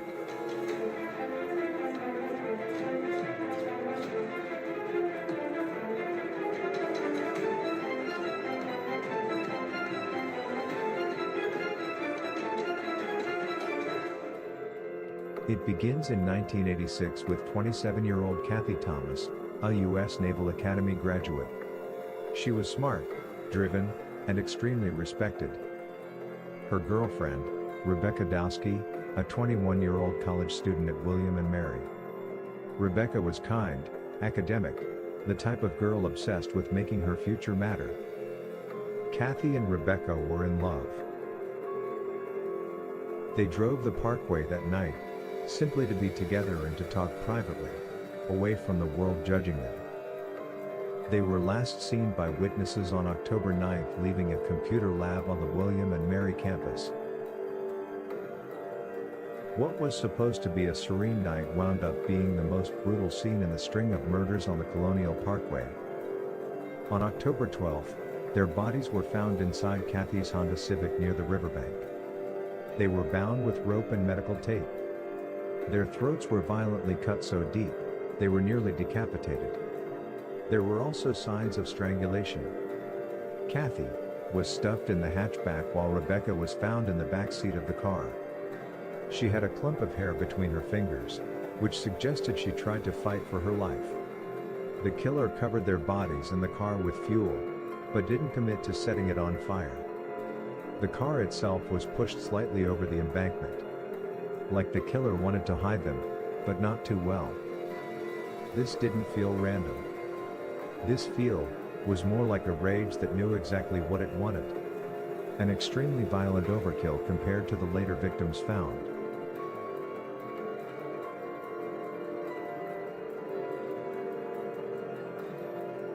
David Knobling was just 20 years old. He was a young father and a salesman. Responsible. Said to be a young man trying to do the right thing. 14-year-old Robin Edwards was an 8th grade student, a kid. Rebellious, yes, but a kid. She had snuck out later that night, after already going on a date with David's younger cousin earlier that evening. But at some point, David and Robin made plans to meet up again later, just the two of them. Despite Robin being underage, it was presumed the two had a romantic, sexual relationship. One of the last calls Robin made was to her mother, letting her know she had made it home safely after her date. Her decision to sneak out and meet up with David proved to be a fatal decision for the both of them. David's car was found on September 21st. Eerily, the doors were open, the driver's side window was partially down, the radio playing, headlights were left on, and the engine and the wipers still running in the rain. On September 23rd, their bodies were found along the James River shoreline on the opposite side of the river, partially clothed. David had a single shot to the back of the head, execution style. Robin was shot twice, once in the head and once in the shoulder. Robin's jeans were unbuttoned, and her bra was around her neck. State police later released she was sexually assaulted. The scene looked like someone forced them out of the car, marched them into darkness, and savagely executed them.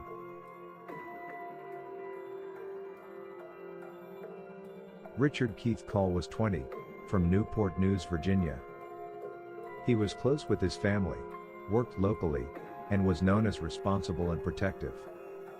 On April 9, 1988, Keith picked up Cassandra Sandy Haley, an 18-year-old college freshman he had recently begun casually dating. Sandy was well-liked, social, and excited about young adulthood finally beginning. That night, they went to a friend's party. The plan was simple: leave the party, drop Sandy home, then Keith would return home himself. They never made it. Keith's car, a Toyota Celica, was later found abandoned along the Colonial Parkway. It was left neatly parked, keys missing, wallet left behind, with no signs of forced entry or violent struggle. Their clothing and belongings left inside suggested nothing chaotic happened inside the vehicle.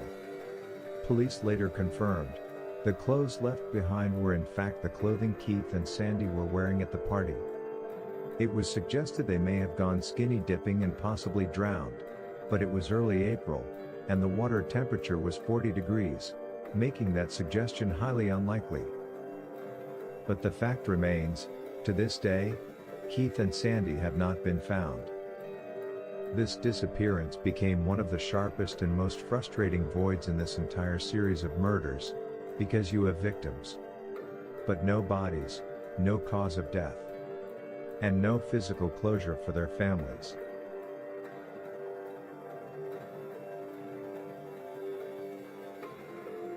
Daniel Lauer was 21, from Virginia, a dependable young man known for his easygoing nature and strong work ethic.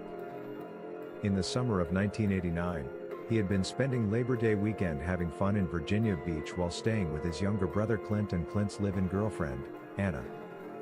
Anna Maria Phelps was 18. She came from a hard-working family from Amelia County, Virginia. Life with Clint was a financial struggle, but despite that, was independent freedom. Over that weekend, Daniel decided to move in with the two, to help financially. The plan was for Daniel to go return home to gather his belongings. Anna saw the opportunity to tag along and spend some time visiting her family back home. On September 5, 1989, Daniel and Anna Maria set off back to Virginia Beach from their brief visit. They were traveling together in Daniel's 1972 Chevy Nova heading eastbound on Interstate 64 toward home. The next day, Daniel's car was found abandoned at a rest stop in New Kent County, Virginia, but in a baffling location, It was parked in the westbound rest area, which was the opposite direction they should have been traveling to reach Virginia Beach. The keys remained in the ignition. Anna Maria's purse and other personal items were left inside, and there were no obvious signs of robbery, making a random theft motive unlikely. For nearly 6 weeks, authorities and family searched with little to go on. Then, in October 1989, 2 turkey hunters found the skeletal remains of both Daniel and Anna Maria in a wooded area about a mile from the rest stop down an old logging road. Their bodies were covered with an electric blanket that had been in Daniel's car, a detail that suggested someone had placed them there after death. Because the remains were so badly decomposed, law enforcement could not determine a precise cause of death, though some evidence suggested defensive wounds consistent with resistance. A small clue also suggesting either a struggle or a clue left behind, was a locket found worn by Anna Maria. A chilling discovery with no understanding why, or how it was left there. There was no definitive weapon or trajectory that could be confirmed.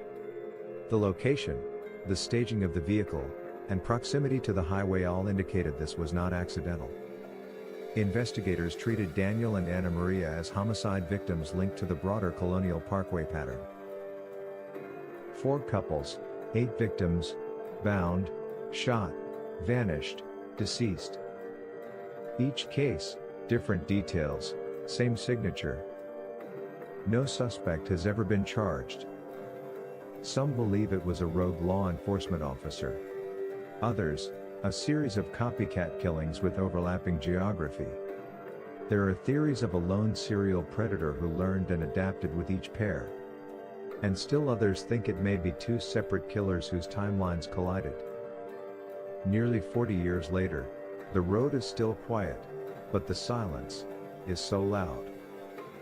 Because whoever hunted on the Colonial Parkway knew exactly how to make people disappear. And maybe, the most frightening disappearance to this day, is the killer's own. Join us next Sunday evening when the 15 Minutes of Murder crew breaks down the details of these haunting and gruesome murders. We'll see you then.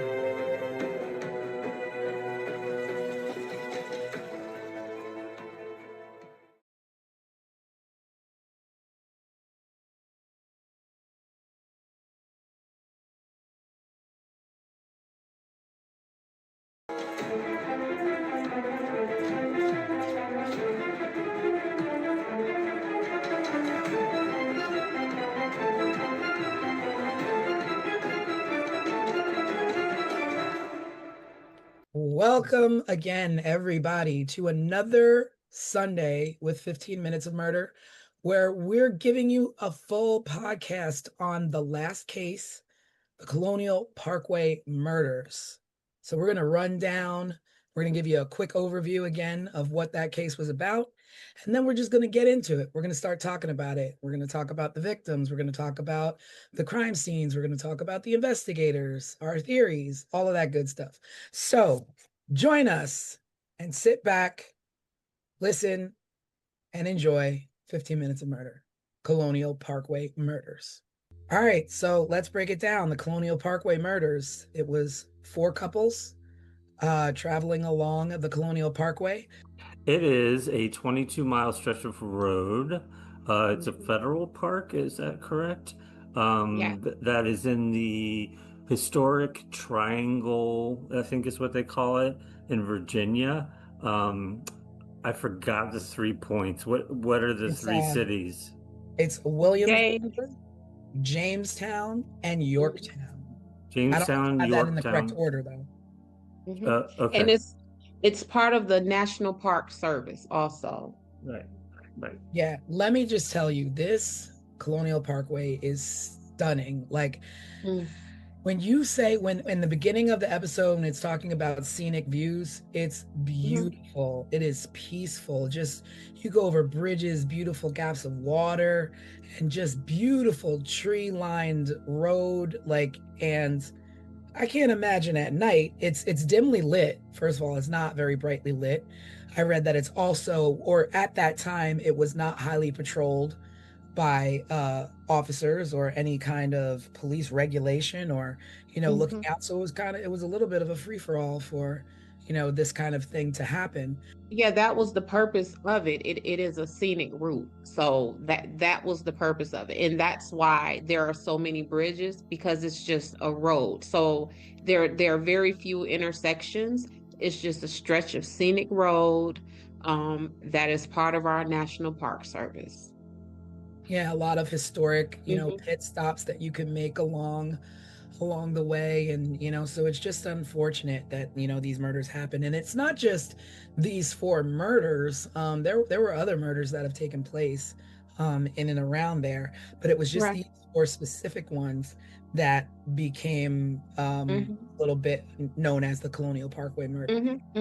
And I um think and I think we definitely can't get lost on this scene because it's very much part of the story, right? And so some of this area, what I was reading about it is many people even consider it as an open air museum. Like that's how historic and pristine and gorgeous this area is, to that triangle of of towns. and I mean, people, and it just goes to show, like, you don't that's why Mm, people took to it. Like these four couples felt safe enough to be like, we're just gonna go, we're gonna travel, we're gonna go about our business.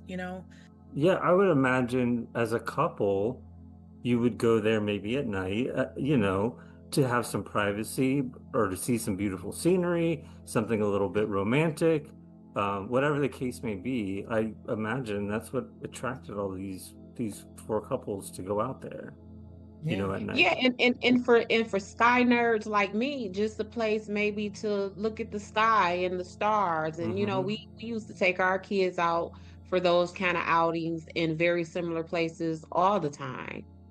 It's many just innocent reasons why someone would want to be there. And that's probably to me one of the really frightening things about this story is because this is an area that any of us could have been. And it keeps being labeled as a lover's lane Yeah. type deal. But just what we're talking about, like this is just like essentially a park where people and families would just go for whatever reason. We had the first case, which is the couple of Kathy Thomas and Rebecca Dowski. And this was the first of the chain of murders, and this happened in 1986. And they were young. They were a couple.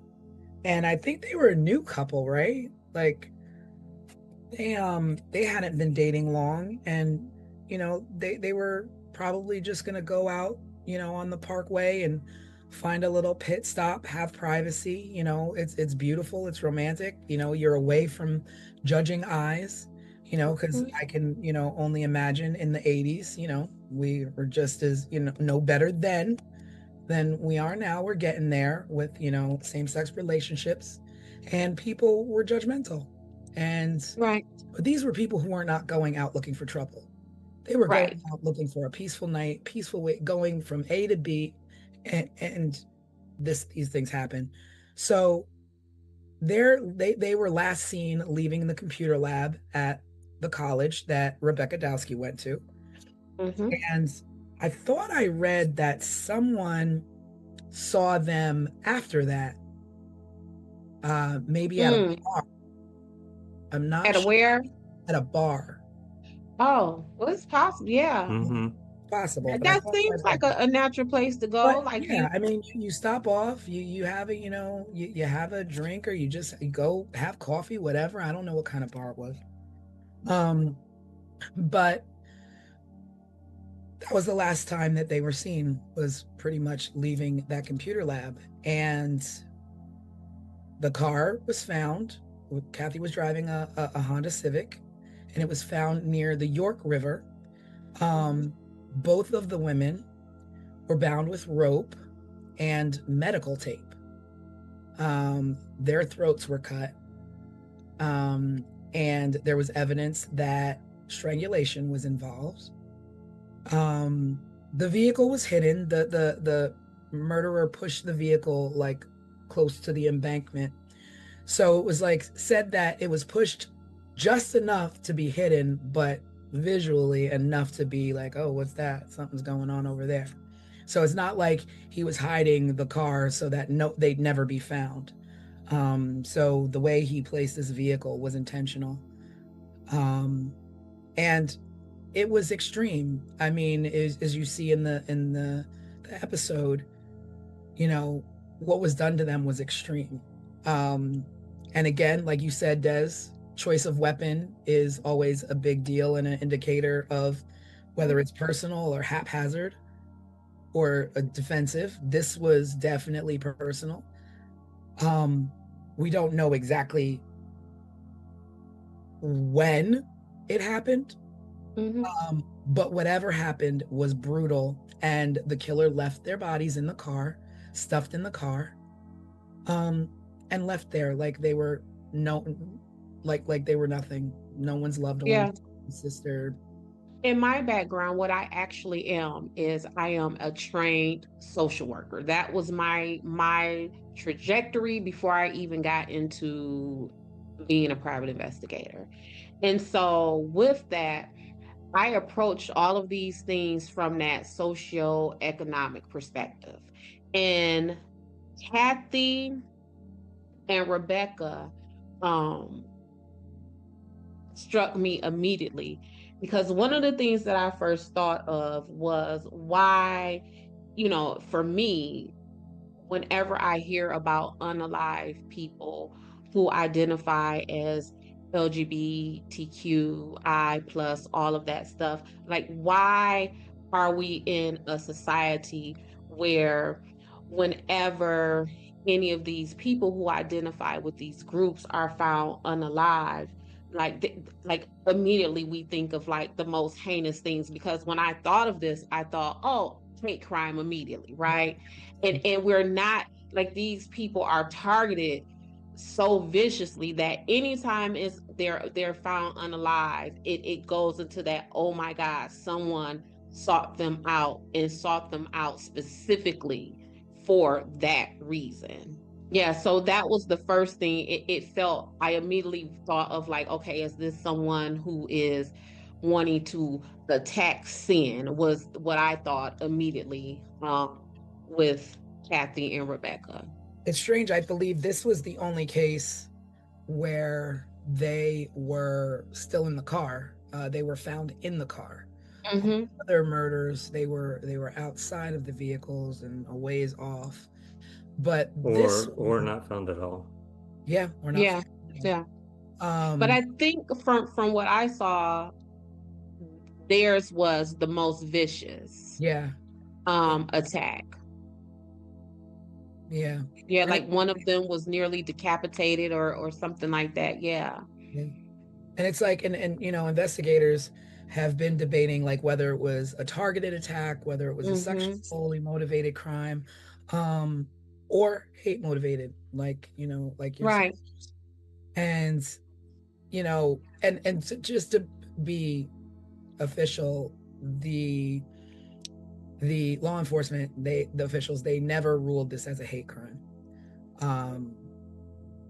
Now the thing is that had they labeled it as a hate crime, it may have attached to some other murders. But because it's not labeled a hate crime, it's more like a one-off. It's coupled with these other murders because it happens to be on the same roadway. Like Des is like is your expertise. Like, do you think that mislabeling a crime can like offset who the murderers are or group it? Because it what it does is it now puts you in a position to where now you're chasing false leads. Now you're looking up this road when when you really should be up this road. Now you're looking for this type of person, because what law enforcement does in their investigations, they create a suspect profile. So kind of like what I was just saying about this possibly being a hate crime, right? So why aren't we looking for someone who is anti-gay or maybe even racist? Because what we know is hate is hate. So if you hate these people, you're going to hate these people too, right?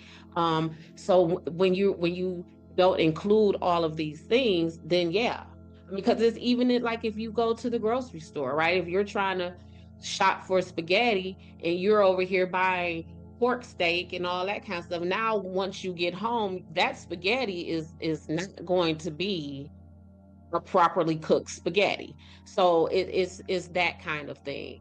Because that's the one thing that makes me think of, that's what I think of. I'm like, well, did this murder go unsolved because you didn't label it as such, and you could have, Mm-hmm. taken other leads versus, oh, this, especially since this was the very first murder in this chain, and the next one didn't happen until a year later, or under a year later. So all this time, what were you considering this And as? it's still still suspicious how Kathy and Rebecca was even tied to the final suspect, because I don't believe that his DNA was found on them. So, like how you said, there is rope and tape.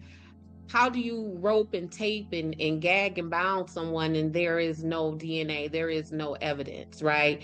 But for somehow, um, they still decided to go ahead and attach Kathy and Rebecca to this gentleman. His name is Alan Wilmer Sr. That's his There you name. go. There you go. Alan Will, yep. I kept wanting to call him Adam, but I didn't want to put the wrong name out there. I had to go to them notes and make sure. But yeah, those ladies, his DNA wasn't even connected to them. Yeah. And it's just like, So you start wondering, like, well, was this, a hitchhiker? Was this someone they picked up?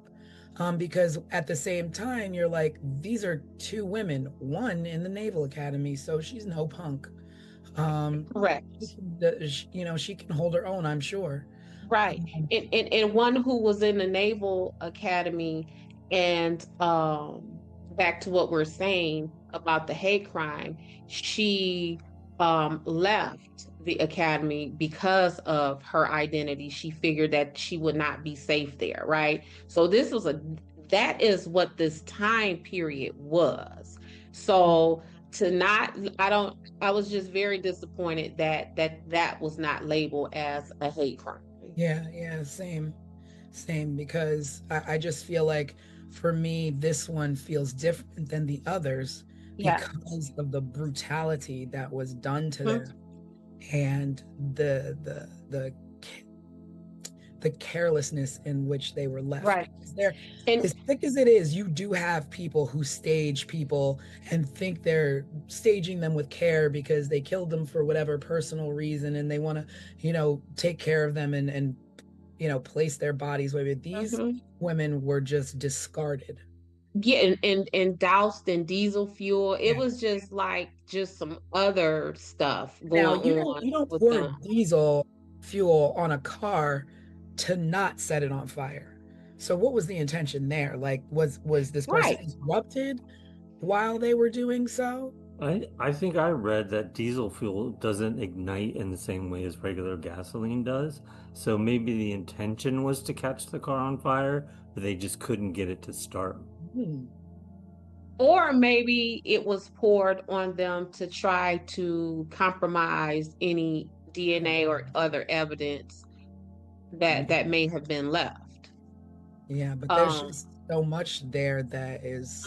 So yeah, so my continued suspicions behind Rebecca and Kathy is that her brother, Bill Thomas, says that they were told by investigators that they suspected that a police officer was involved. Um, and Kathy and Rebecca's murders. And so kind of like what we talked about in on this week's live is like you got to have a whole lot of evidence and suspicion and circumstances for investigating law enforcement agents to believe that another enforcement person committed stuff like this. And And for then investigators to be the ones to say that, not even like word on the street is. nope. And then for them to say that to the victims' families, like they don't take that lightly. You know what I'm saying? Like we see in the news all the time when police are beating people on the side of the road, and oh, we're not going to say anything. That what do they call it? The blue wall of silence. So for them to tell her family, we think we have something, and it's a police officer. That stuck out. Yeah. That wasn't something that I was able to easily overlook. And now, is that like, would you like fault that to like just inexperience or just nervousness or like literally who in their right mind, part of a force, says it might be one of us without any evidence, without without anything to back it up and say, okay, well, we have this suspect that's one of our own, and we're going to go forth and we're going to question these people. Like, I don't understand who does that. Like a rookie? Well, for me, it compromises a lot of the investigation. I won't say all of the investigation, because immediately I then begin to think, well, if you all are suspecting that your suspect is one of your own, then how do I, as a criminal defense investigator, take much stock in the rest of the suspects that you have lined up? Because now I am immediately thinking, are you trying to cover up what your officer or a officer would have done? Because if it's a scandal as is, imagine, and back in the 80s, police officer serial killers, we can't have that. And police officer serial killers on federal land, we can't have that. So we have to figure out who else we like. Remember, that's what they say. Who did you like for this? So we have to figure out who else we like for this. And then comes the string of suspects that we have. So we got to divert that attention. It got to go somewhere else. It can't stay here. And which one of you idiots told this family that? Because now we got to fix this. Yeah. Well, I think it comes up in some of the later cases too that they suspect either somebody impersonating law enforcement or a law enforcement person because wallets were left out. Glove compartments were left open, windows were rolled down part way. You know, everything you would do when you get pulled over by a cop. You're going to reach for your glove box. You're going to reach for your glove box first to pull out your insurance paperwork, your registration. You're going to reach for your wallet next because you got to show them your ID, and you're going to crack the window to be able to talk to the cop. Right. And so that's that walking down. So Rebecca and Kathy were first on the timeline. So they were told what Kathy's family was told, that it was a police officer. The next couple, they were told that we feel it is someone impersonating police officer. So it appears like that is them trying to walk back that initial statement to the Thomas family and well, maybe not a cop, maybe it's impersonating a cop. And then now that it's just impersonation. What'd you say? It's funny you would bring that up, like, oh, now it's first it was one of us, now it's someone impersonating us. Because this is a year later. So the second case a year later in 87 was David Knobling. I don't know if it's Knobling or Nobling, and Robin Edwards. And both of them were found along the James River shoreline. They were both shot. So very different than the first victims. Partially clothed, And the truck that they were in was found elsewhere. And like Craig said, the door was open, the headlights were on, the windshield wipers were running. There was no robbery motive because everything that you would take as a robbery was left behind. Nothing was taken in way of, oh, let me, gain access to these people's identity, their wallets, their purses, their what have you.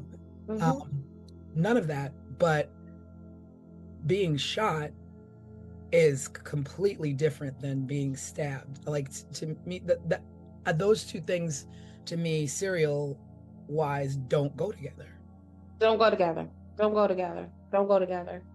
But their case, kind of similar to Rebecca and Kathy, ignited not just my investigator, insight, but that social worker insight. So again, this was a man who was 20 years old and a father. Mm-hmm. And Robin was a 14-year-old child. Mm-hmm. Yeah. Now that I don't know where to go with that.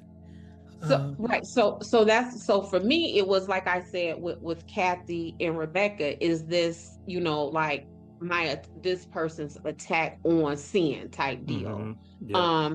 And so back then, the 20-year-old guy with the 14-year-old girl, it wasn't as gross and creepy as it is today. Yeah. But it was still gross and creepy. Yeah. What'd you say, Craig? I said, yeah, it still was. Yeah. It still was. And so again, that was my. But I want to interrupt you with that, because you're saying it's gross and creepy, but the only way that if there's a murderer who is people based on sins, you have to know the established relationship between the two, because they could be brother and sister. So what is it that you saw of these two that would make you think otherwise? Because it's not exactly confirmed or denied, more like implied from the things that I've read about the dynamic of their relationship.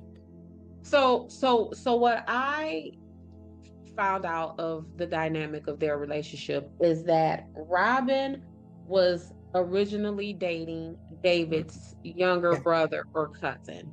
And so after hanging out with his brother or cousin, whoever that may be, then the two of them kind of secretly linked up.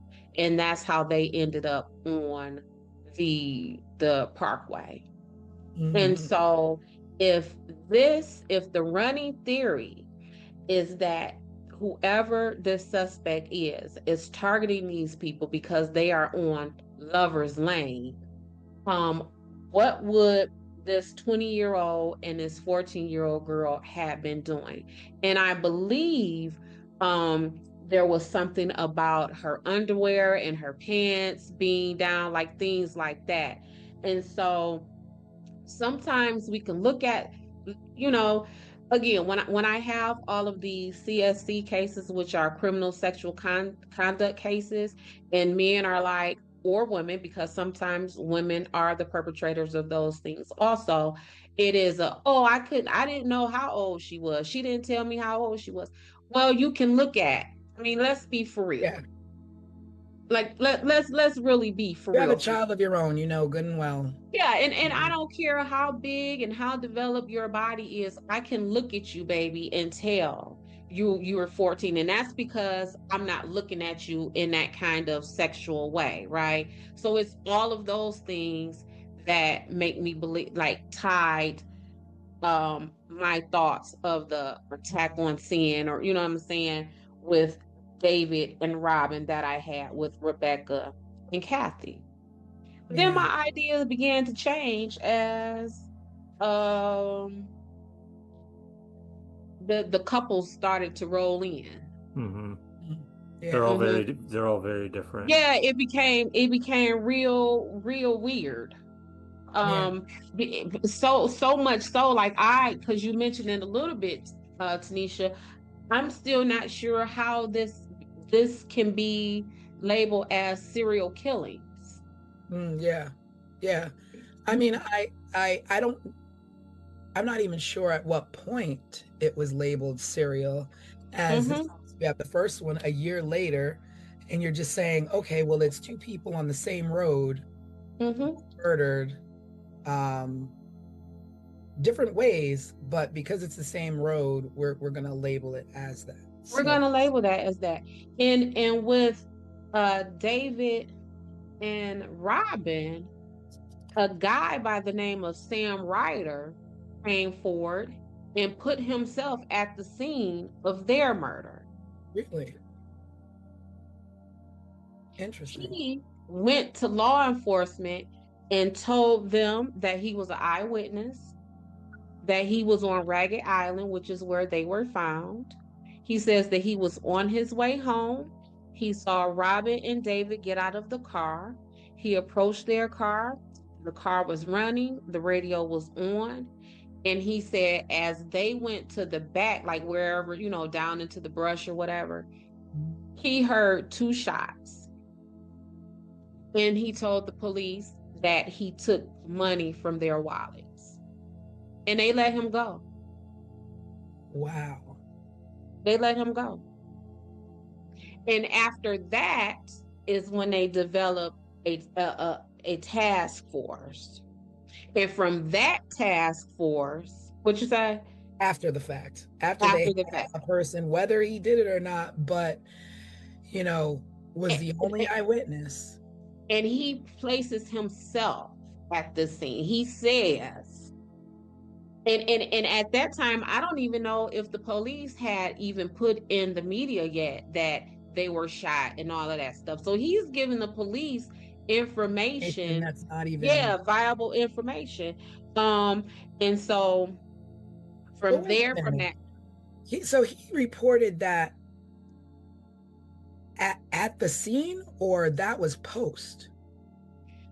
No, he says that he saw them. So he places himself as an eyewitness on the scene of their murder. But I mean, was like he went to the police, or they were on? He went to the police himself. Oh, wow. He went to the police himself. What was his name again? Sam Ryder.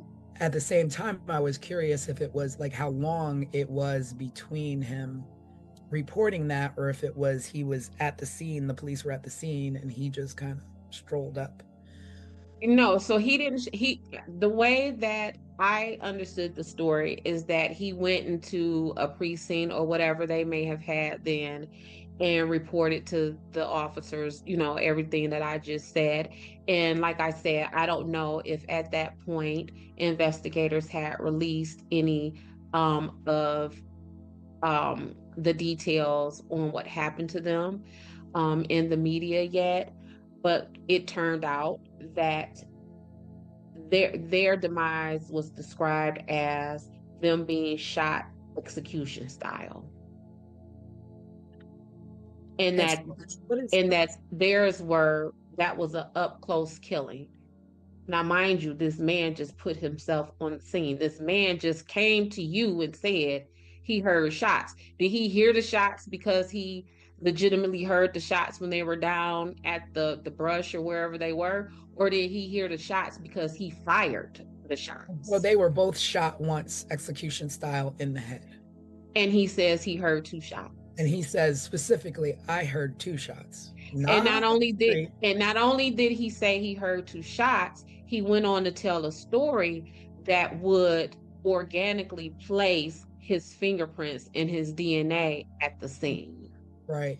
Because he says, I rummaged through their vehicle, their wallets was out, I took their money. See, now I'm going back again and I'm like, okay, so did he take their money before or after he heard 2 shots? Or did he take their money? Or is any of that true in the sense of, did he really take their money, or did he come to law enforcement to tell them these things, to place himself at the scene, so just in case they find his fingerprints, that's why my fingerprints are on the scene, because I didn't do nothing, I just went through their wallets, I just stole their money. Because Yeah, that's all that what I'm saying is that if I'm police, if I'm like detectives, police officers, what have you, and a guy comes to me and says, I took these people's money out of their wallet and I rummaged through their things, to me it would be, okay, well, did you do that before you heard the shots or did you do that after you heard the shots? Because if you did it before you heard the shots and you saw them walking down there, okay, you're a thief, you saw an opportunity. But if you took that stuff after you heard the shots, you're a cold-hearted son of a gun, because you know what just happens following two Right. shots. Right. You're gonna do that. I'm gonna hold you. I'm not letting you go. I'm not letting you go. And like I said, these shots that he heard, did he hear them because they were out in the distance, or did he hear them because he's the one who fired them? But whichever way you decide to turn, the point is this man is a viable suspect. And why did you let him go? Yeah. I feel like this every case, every case we talk about, there's some failure like this. Mm-hmm. Yeah. I mean, it Yeah. just with, we talked on the live a lot about the news this week and the Brown University shooting and the professor that was shot at his home in the MIT professor that was shot at his home in Brookline, Massachusetts. And it's like when you talk about just a perfect 1-2 of police work and media working together. Mm-hmm. I mean, this was one for the record books, but it's just like back then we didn't have that at all. So it's just like nobody's knowing who the cops are letting go. Nobody, because if media was all over things then as they are now, and you had a man walk in and say, this is what I saw, media would have been all over that dude as soon as he walked out of the police station reporting that kind of information. Mm-hmm. Yeah. Well, there was another woman. So David and Robin, they were found September 23rd, 1987. There was another woman who was found unalived. Her name is Lori Powell. Yeah. Was found March 8th of 1988. So although Lori is not one of the official 4 of the Colonial Parkway murders, they essentially went on to link her murder with the rest of them. Why was that? I don't know why, because it shouldn't have been, and I'm gonna tell you why I think it shouldn't have been. Because Lori, the story with Lori is that she was hanging out with her boyfriend, a gentleman named Chris Cutler. Chris Cutler and Lori got into an argument, and Lori got out of Chris Cutler's car and decided to walk. The argument was about him speeding. Lori was never found again. So why wouldn't the last person who was seen alive with her not a suspect? Not only was she last seen alive with him, but through his own admission, they had an argument. And through her family's known knowledge is that the two of them had a tumultuous, toxic, and violent relationship. But yet, so there's this on a suspect they don't even have yet, based on and how was she? Oh, she was just never seen again. She was never seen again. So at this point, she's not seen again, but you're going to connect her to the Colonial Parkway murders, where both couples of victims were found murdered together. And this is a one-off. This is one person who's missing. You didn't find this person murdered, but you're going to tie it into. Right. It's more like, oh, this person happened to be missing on this parkway, and treat it individually rather than group it with something, because then you could be going astray yet again. Yeah, it's just too, it's so much, it's so many possible suspects that again, in all of these missing peoples and unalive bodies, it just does not seem cohesive enough for this to be called um a serial killing. Like I don't get that from this. So then in 88, we did have our third case that was Mm-hmm. directly related as a couple, which was Keith Call and Cassandra Sandy Haley. Mm-hmm. And they were, in fact, on a date. They went to a party, and they were leaving the party, and Keith was going to bring her home. And I had read somewhere he was going to go out and go to another party and spend the night at a friend's house Yeah. the next day. So the parents, they weren't expecting him home. So it wasn't odd, that he didn't come home because after that party, because they weren't expecting him till the next day. Mm-hmm. But Sandy didn't return home, and then and then he goes missing, and they find their car neatly parked on the highway, on the parkway. Keys were missing this time. All the personal items left inside. There were no signs of struggle, but both of them vanished. Mm-hmm. No remains have ever been found of the two of them. And it's the first case that has no bodies found. So now it's the first case with no bodies found that are couples, because Lori was not found, but she was singular. So you don't put, this is like a difference between missing persons versus murdered victims. Mm-hmm. Mm-hmm. So if Well, it's single, then it's going to be a pattern. There's no pattern here. no, there is no pattern here. The only pattern here that I found is the way the investigators seem to have gone out of their way to make Wilmer the suspect in this. So Cassandra and Keith, like you said, their bodies weren't found. But the investigators went down to the water area where their car was found. And they used cadaver dogs. And the dogs went down to the water and attempted to try to get into the water. So investigators believed that meant that maybe they went swimming or something like that. But they are saying they were found in like April. So, I mean, this would have happened. When did they happen? Yep, they went missing in April, so the water would have been too cold for that kind of stuff. But that the dogs went down there, wanted to get into the water.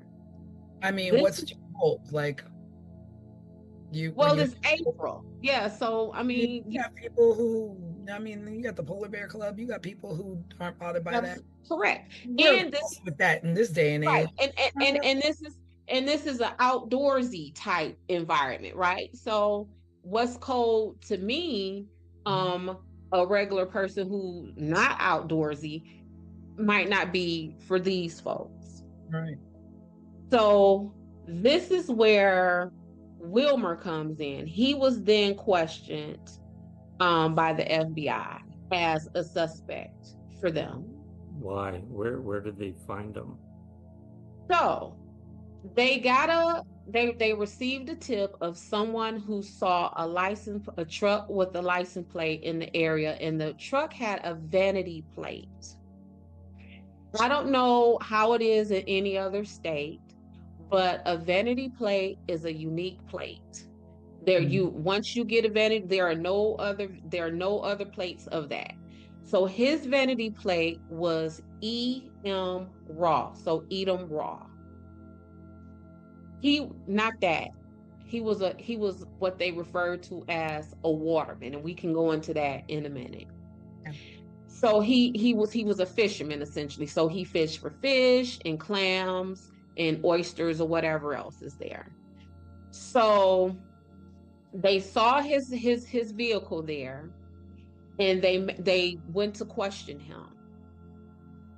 But this is what ties there was in between, right after Richard and Cassandra, there was Teresa Howell, who came up missing. So what the cops did was they tied Wilmer to Teresa. And so what they did was they matched the DNA that was found on Teresa with the DNA that was allegedly found from David and Robin. So now you see them trying to build up this suspect after we have walked it down from this was a police officer. Because my first question of that would be, and this is why I wanted to be very clear about this vanity plate, because I don't know an idiot, a drug addict, or anybody who will drive their vehicle that is registered to them with a vanity plate to a murder scene. Where they have murdered if all of this is correct, they have murdered maybe 6, 7, 8 people at this point. Up until and then they're going to take their vanity plate. And you're going to take your vehicle? Yeah. So, I think it's more like they liked him. They liked him. They liked him for this. Yeah. And so then as they questioned him, the FBI, not Craig, not a regular person like you or I, Tanisha, but the FBI administered a polygraph test. And he passed it. So they let him go. But this is also why when we have had discussions before, Tanisha, where I have always said I'm not particularly impressed when investigators talk about they got DNA, because all DNA proves is that you existed. Yeah. That's all it proves. It transfers so very easily. You can have someone who was, SA'd and there is no trace of DNA there, or you can have someone who has someone's DNA on them but that doesn't mean that you were SA'd, right? So DNA just leaves too much room for interpretation, and you can place it in whatever boxes and categories that you want it to go into. Because again, we want to talk about how inadmissible polygraph tests are. Well, if that's the case, FBI people, why did you give him one in the first place? And then now that he passed the polygraph test, now what? You want to keep at it? Yeah. And that is exactly what they did. So like when we're like thinking of this and like now all of a sudden they're like, oh, it was law enforcement. And then it was not law enforcement. It was somebody possibly impersonating law enforcement, down to this actual suspect that they want to place. But then he passes a lie detector test. It's like, so this isn't, if these are all done by the same person, then this person is extremely smart and calculated on how to get away with murder. So after he passed his polygraph test and they continued to investigate him, they went to his home, and this is what the investigator said really drew their suspicion to him. They went to his home and they found him there doing what? Bleaching out the interior of his truck. Well, y'all just said he's a fisherman. Why would that? If you pull up to my house at any moment, you might see me in my driveway with a vacuum because I'm cleaning out Dutch's, hair, right? So if I am a fisherman and you pull up to my home and I am bleaching my car, how dare you be all that suspicious of me when I might just be trying to clear out fish guts or spoil fish water. But when you think about it, like, I'm a water baby. I live at the beach. My car is full of sand year round. But when you're a fisherman, I get it. But when you're a fisherman, it's expected. So do you really wash your truck out with bleach, or do you just hose it down? Who knows? I don't know, because I'm not a fisherman. Because This that's is this right, and that is the profile that they created of him. So when they went down to the edge of the water where Cassandra and Keith with these dogs, it is at that point where investigators flipped their investigation to possibly this person may have been someone who uses boats and is off the water. Mm. So if in your own profile is that this man is a fisherman, then how is it suspicious to you that when you get to his home, he's cleaning out his vehicle from what would be the smells or the contents of him doing the very things that you have profiled him to be? I mean, is this even a popular fishing area? Well, so according to them, it is, and that was another thing that made me very suspicious about them singling out Wilmer. So what they decided is that whomever committed these crimes is what is known in that area as a waterman. Mm. And the watermen, as described in all of the information that I read, they're really described as kind of like degenerate type way. One of the investigators even referred to them as an unusual lot. So again, with them liking building a suspect, right? They are suspicious people. We don't, we kind of, they're on the outside. They're outliers of primary society. And that is the pile of suspects they picked Wilmer out of. This person who they felt would have driven his own vehicle with a vanity plate to the scene of a murder. So am I. Yeah. A bit, and then when we fast forward, this is the man who, after he has been dead, you say is the suspect. So, But so you backtrack, he passes the polygraph, and then you kept using bleach, what have you. But then umpteen years pass, and now all of a sudden he's back to being a suspect. so remember Lori Powell, who Mhm. I said was last seen arguing with her boyfriend, who they did not label as a suspect? Well, he died a year before Wilmer died. So Chris Cutler, Lori Powell's boyfriend, died October 20th, 2016. Well, there goes that suspect. So now Yeah. we got to keep building another suspect. Yeah. No sense in chasing that lead that we didn't chase. Yep. We don't no longer need to chase the lead of the man who was last known to be with and arguing with this suspect. So then they keep at Wilmer. And so how they find out about Wilmer is that they got a random notice of someone being dead in a home. Someone is unalive in a home. Just a random anonymous call. And they go to the home, and guess who's there? Guess who's deceased in this home? Alan Wilmer. Wow. And it is from that deceased body that they pull his DNA.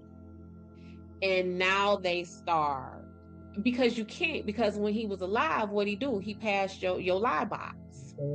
You're right. He beat the box. Mhm. The box that y'all administer. So again, if the box ain't no good and we don't want to use it in court, then why do it anyway? Because y'all said, nah, never mind that, get him. And then he passed it. So you got to leave him alone. And meanwhile, it's 1988, and Kathy and Rebecca and David and Rob Mm-hmm. murders. have gone unsolved while you focus on a man and literally wait for him to die to collect some DNA. Let me go back a little bit. So again, this connection between Chris Cutler, who was Lori's boyfriend, and Alan Wilmer, who ended up being the final suspect, they have almost the exact same backgrounds. So how they're like, oh, the person who did this had to be a fisherman. Well, Cutler, he was known to be a self-employed fisherman. And that ain't a rumor. That is what I found in his online obituary. So here's another possible suspect, but he died before Wilmer died. You go from, like you said, when you, what do you call them? What did you call the fishermen? The watermen. They call it the watermen. Watermen, but basically not the upper echelon of the community. Mm-hmm. So you went from a high-ranking, controlled police officer, aware of surroundings and knowing the road and the terrain. You went from that possibility telling the families to a waterman.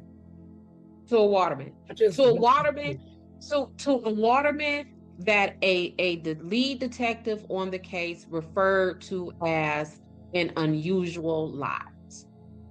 So you think that the unusual lot is capable of murdering 2 women in 86? Mm-hmm. Male and a female, separate ages, hate. What did you call it? The Dexter, being the Dexter out there, trying to right the wrongs of the world. Yeah. To me, that fits the motive of a police officer. You the police officer, your job is to uphold the law and make sure everybody is on the straight and narrow and living life according to somebody's rules. So you as a law enforcement agent, to me, just based upon your own profile, y'all fit the category of who possibly did this than these watermen did. These watermen, from your own description of them, are a group of people who want to be left alone, who are kind of living off the grid. And when you're living left alone off the grid, you don't care about what nobody else is doing. Yeah. You're not doing anything to draw attention to yourself. Yeah, and the other thing is that this began, I mean, I don't know what was before 86, but this Colonial Parkway murders started in 86. So in 86, 87, 88. By 88, you have 6, 7, 8 murders along this stretch. And so what are you all doing to protect the people? What are you all doing? I was going to say, and then there's one more murder we still have to talk about. Yeah. And we still have to talk about it. But before we get into that, let me just say this. How does someone's body, deceased body in a house, goes anonymously reported to the police? Yeah. Like, what would make someone do that? And why is it always with these cases an anonymous source? Why? Sources. Well, I mean, I guess one is anonymous because you don't want to be tangled up in whatever mess. Oh, that's cute. In a sense. That's nice. That's a really cute explanation. I like that explanation, and I'm gonna tell you why I like that explanation. I like that explanation because that's what they want us to believe. Yes, exactly. I was just gonna say, it sounds like a sus way of just kind of brushing over. It. There's no way it came from an anonymous source. Somebody knew about it. Right. No, but that's what they want us to believe. They want us to believe that, oh, this came from an anonymous source. Yeah, but anonymity in the 80s is much different than it is today. There is no such thing. They want us to believe that it was an anonymous source. Because in today's day and age, your anonymous source is revealed and doxed immediately. There's no such thing. Back in There's the no 80s, such. anonymous You, sources were just that, they were ghosts. but to say it's an anonymous source is just a way to keep them from saying we put that there, we planted that there, we knew that happened. That's a way to keep it from being on the inside. We could just say, Yeah. and it came from an anonymous source, especially when we're talking about a group of what appears to be unrelated murders that originally had a suspect who was a member of law enforcement. Yeah, and then this is the case. The third case is the one that pretty much fueled the fact that maybe law enforcement is involved, or military, or what have you. Because at this point, it's just like someone is out here getting away with it. It's not Getting just away with it. they're getting away with it. This is a 8 body count. But see, and again, that's back to what I always say. You don't have to play around with this stuff. I mean, somebody gonna get away with it anyway, just because of the environment. It's an isolated and desolate environment. So someone does something out there, they might get away with it. Well, I was going to say, what about the fourth couple? Yeah, What so about that the fourth leads us right into 1989. Mm-hmm. That case was Daniel Lauer and Anna Maria Phelps. And so They were not even a couple. They weren't even a couple. Yeah. Oh, Anna Maria was Daniel's brother's girlfriend. And they lived together in Virginia Beach. And so Daniel was visiting his brother and Anna Maria, and, kind of saw, they were having a little bit of financial difficulties and struggling. And Daniel was like, you know what, I'm going to move in with you guys. And, probably was a relief to help financially. And so he's like, okay, after this, let me go down and go home and get my belongings. And Anna Maria was like, oh, I'll tag along with you. I can go visit my family while you're, packing your things. And then we'll all come back and, we'll start this new chapter together where, you come and live with us. And I'm sure they were all very excited and, to all be together. And that didn't happen. Because on the way, they went home, they packed their belongings, and actually there was a married couple that went back with them as well. They hitched a ride with Daniel and Anna Maria. So, they dropped them off, and then Daniel dropped off Anna Maria. He went to his home, packing some things, went back, picked her up, and then they were off to go back to Virginia Beach. And when they were found, their car was found. Their car was found going in the wrong direction of the way they were supposed to be going. Their car was found on the westbound side of the parkway when they should have been going east. They are dated, missing, or found on September 5th, 1989. In 2010, that's how many years later? Allegedly, there was a letter found in Anna Marie's belongings where she was supposed to have met someone in a blue van at a rest stop. The note did not state that person's name. Now, so she's supposed to meet someone at a wait, this was found on her person? It was found in 2010. This letter was found in her belongings. So pull out your calculator and tell me how many years from 1989 to 2010. So none of you searched these belongings to look for any evidence or clues whatsoever. And she's supposed to be meeting somebody at a rest stop. Conveniently, you tell that all these years later to justify why they were on the west side. Pay attention to this part. The person's van that she was supposed to meet at the rest stop was a blue van. Wilmer's vehicle with that vanity plate, it was a blue pickup. And if you look at, depending on if the angle that you looked at his van, it may have looked at his truck. It may have looked like a van because it was a Dodge Fargo pickup truck.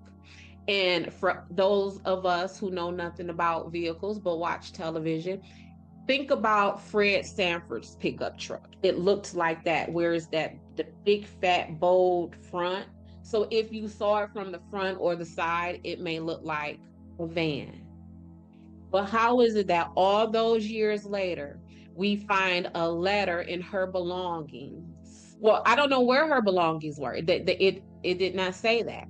But here's where my thinking was. If you feel, and I'm talking to law enforcement, if you feel that that letter is a tip or a lead, then what you are now saying is that Daniel would have taken his brother's girlfriend and delivered her to her murderer. Yeah. Or at least another man. So, you know what I'm saying? Like, which that just doesn't even sound right. Not at all. No letter explaining, like, I mean, it's not like today where it's like, oh, I bought something on Facebook Marketplace. Let me go meet the person in the blue van to pick up my new tables that I'm going to use when we move in. It's like, you know why you're going to meet somebody in a blue van. And why would she need to go meet anyone, anywhere when she was safe with her boyfriend's brother? Right. It would have been no reason for him to, oh, hey, bro, I'm on my way to Walmart. Just so you know, I dropped your girl off at the rest stop to somebody in a blue van. I'll holler at you later. That's not even what the plan was. And I get plans change and pit stops happen. But I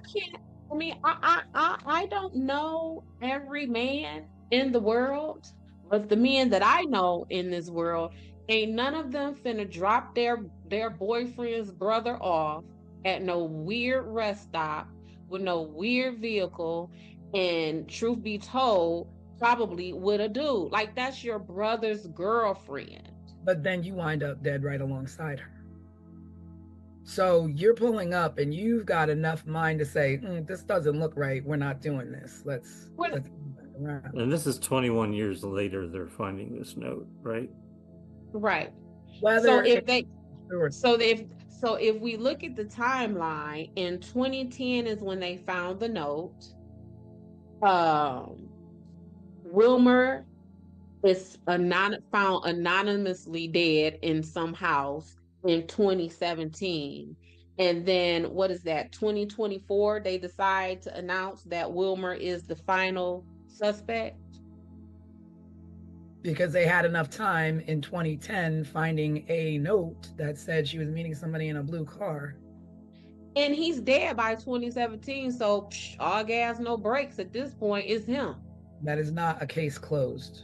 It's not a case closed. I'm telling you, and the whole time I was investigating this, I was just thinking, like, these poor families, like, if these were any of my loved ones who was harmed or missing or anything in this case, I would have had an attorney to go and get these investigator files, because this don't make no sense. But again, it was a different time, and there was a lot more ways to cover up things, and I guess to easier to not get answers. Like, now we have all kinds of methods and access to information that just was not there. And that's true, but that wasn't true. What you just said was true at the time of the original investigation. That was no longer true at the time when they announced that Wilmer was now the official suspect. That was in 2024. Like, I do not feel that this case is closed. And then once the officers, they sitting proud and they talking they tough talk. We did good, y'all. We got the suspect. When talking about Wilmer being found dead, and how the FBI had to let him go from him passing his lie detector test. One of the investigating detectives said that he would have done anything. He would have threatened him or anything else to get Wilmer to confess. This is what the officer said. So, do we as a country, is this how we want officers to solve cases? Yeah, no.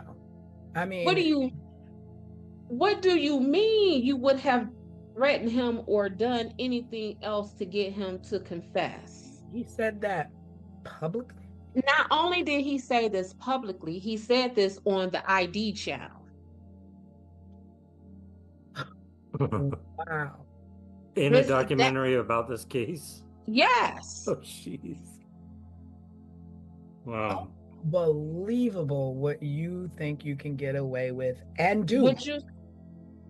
Right, and this is the kind of stuff that we see. So when I tell people I am a criminal defense investigator, they immediately think that my goal is to get people off. It is not. My goal is to make sure that whatever my client has been charged with, that he has not been investigated by an officer who says and believes that it is okay to threaten and do anything that you need to do to get someone to confess. This is why these prisons are packed the way that they are. This is why when everyday citizens are at home watching the news and they are taken aback and angered when they see that someone has been released from prison or when somebody's conviction has been overturned, this is that right here. What do you mean you would have threatened him or done anything else to get him to confess? But now that he is gone, now that he is off of you all from your original statements from Kathy and Rebecca, that a member of law enforcement did this.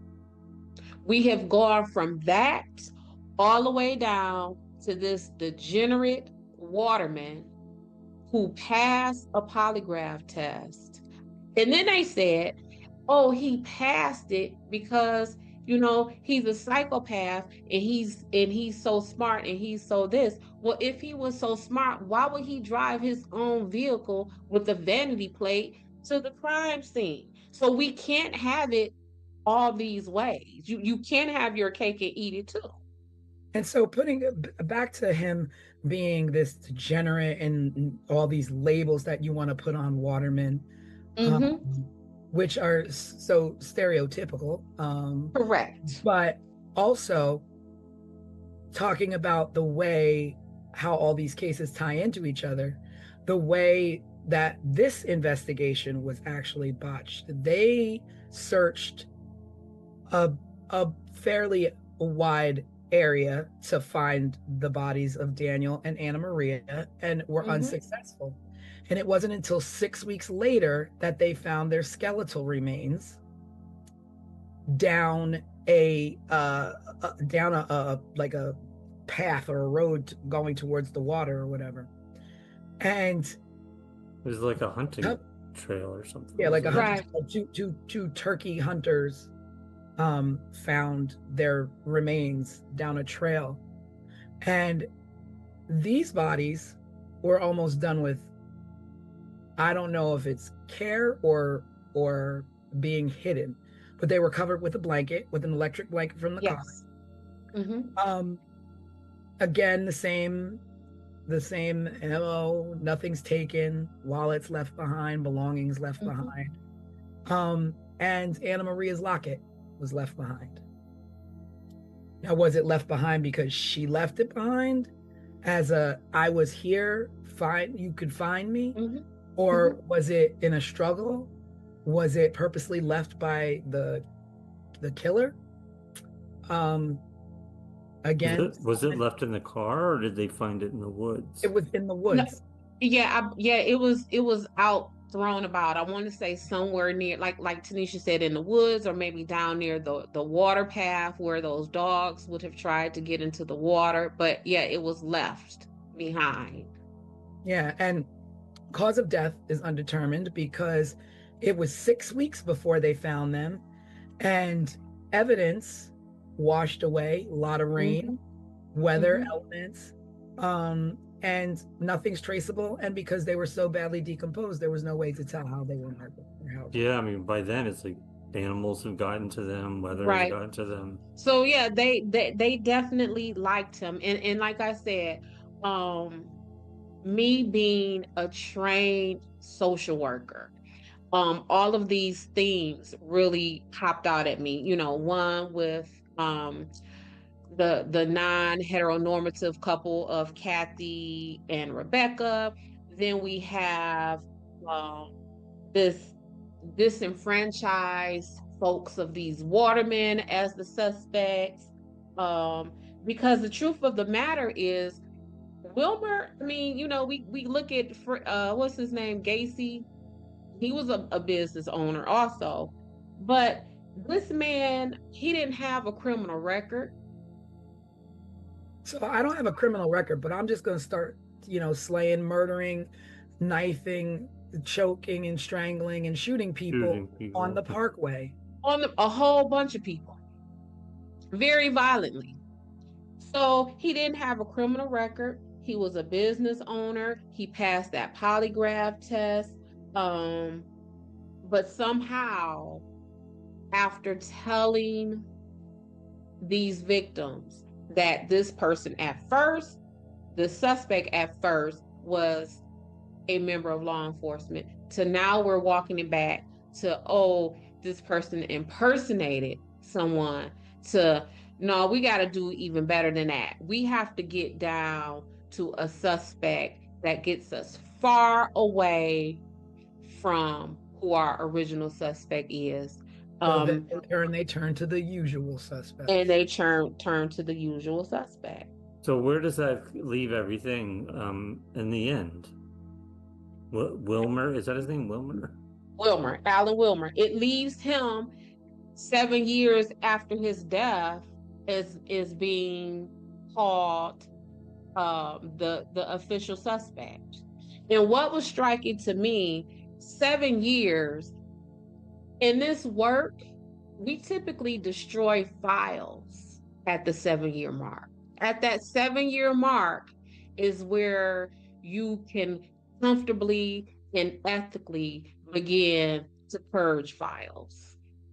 It's that way for everything, right? Your taxes, your I believe reports. so. It's like I believe it's that 7-year mark, and 7 is often just the statute of limitations across the board for stuff. I believe, like in some jurisdictions, it's 7 years for you to file suit for civil matters, like 7 for it to be 7 years. So it's a whole lot of weirdness.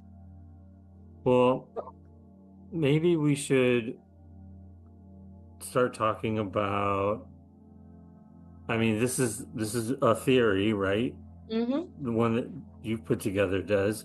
Well, were there any other theories that we haven't talked about that may have come up during this whole time since these murders started to now? Like you said, I feel like I don't feel like they're serial.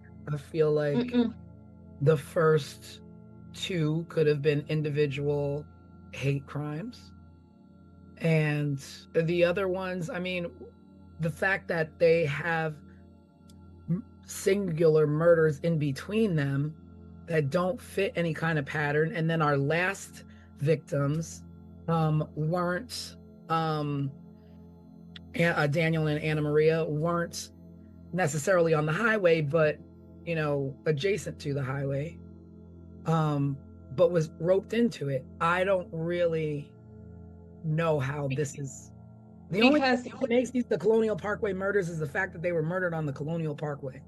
And if law enforcement use these outline cases of Lori and Teresa as a way to tie Wilmer in as being the suspect. Then why, when we look up Colonial Parkway murders, why isn't their faces there? It's crazy What's because you like to think that people and law enforcement are a lot like that, and I don't want this to always be like we're always coming down on law enforcement or what have you. This is like a case by case individual, like, and they themselves listed and labeled it to families, to a victim's family, as possibly being their own, and not only that, possibly a person impersonating them.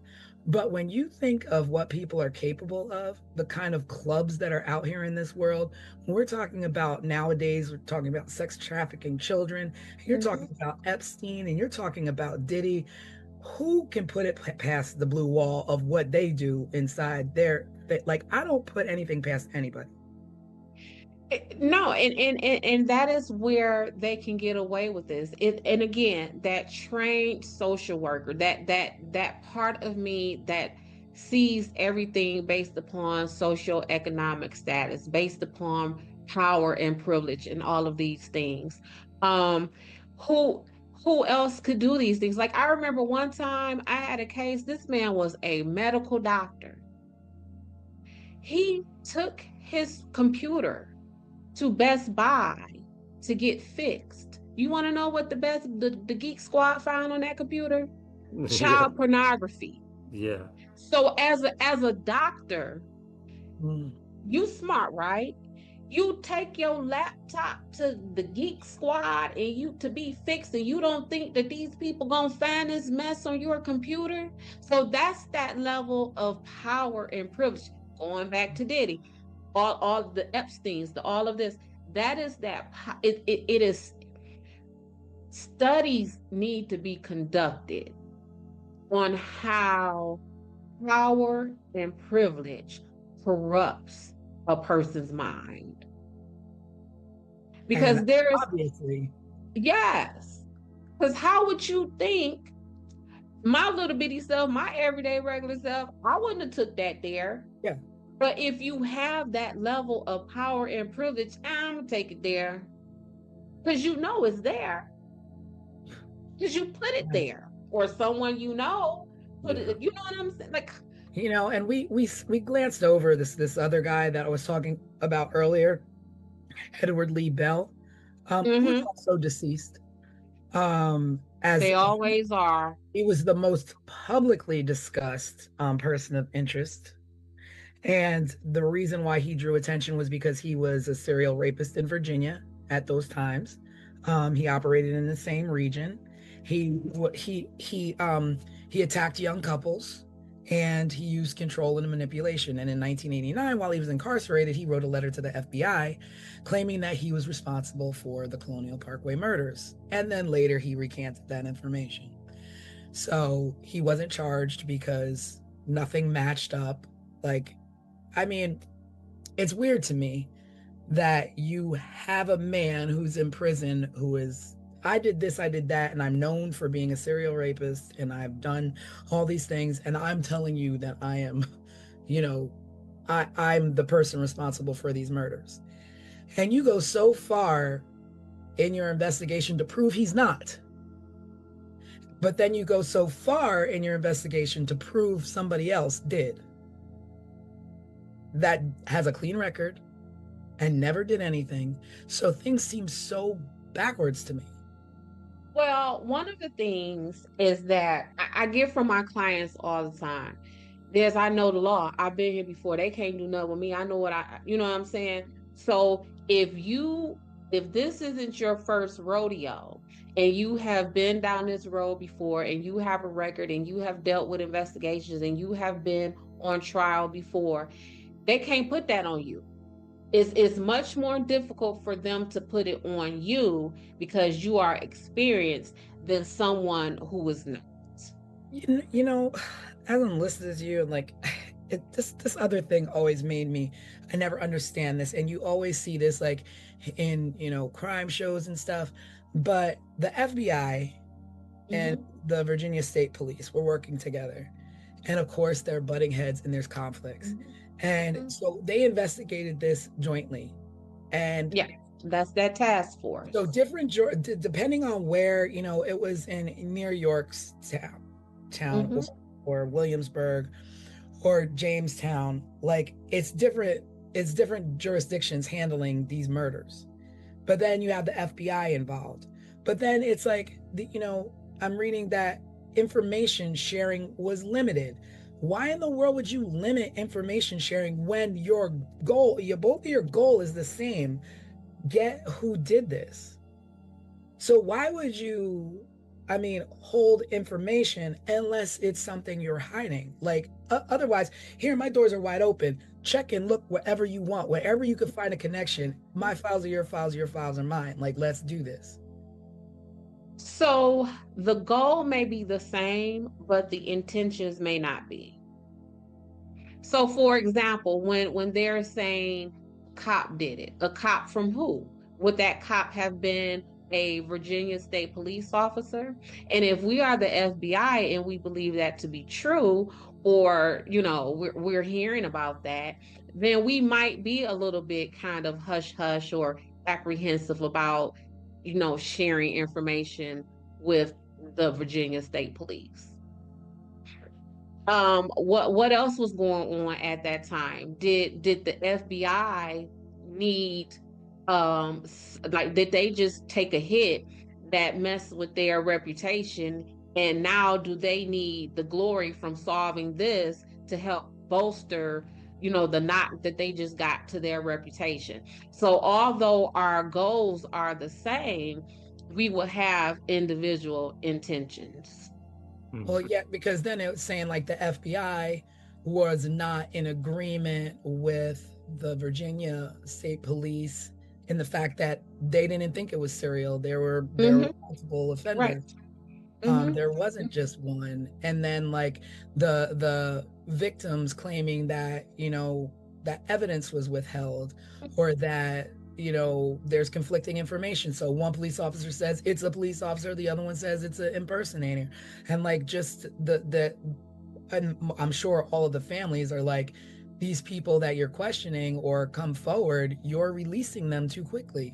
Like, oh, I heard 2 shots and I stole their money and I was rifling through their car.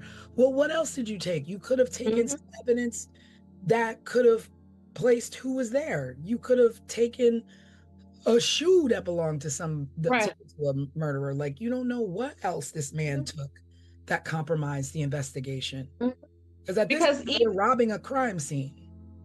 Because even like the whole Wilmer thing, like when I said that officer who was like, oh, I would have done whatever I had to do to get him to confess, that in that same documentary that I watched, he went on to blame the FBI for even releasing him in the first place.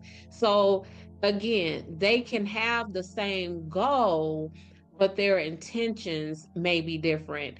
And that's where the problem comes. So to say, that saying there's too many chefs in the kitchen, or we got too many chiefs, and that kind of thing, that's really a place when you have when you're talking about investigations and jurisdictions and who's going to take control. Maybe FBI didn't want to get showed up by the itty bitty Virginia State Police. Maybe the Virginia State Police didn't want to seem inept, that they could only solve a murder that happened in their jurisdiction with the help of the FBI. So it's a lot of mess that goes on in the background, whereas the rest of us, just like you said, aren't we fighting for the same goal?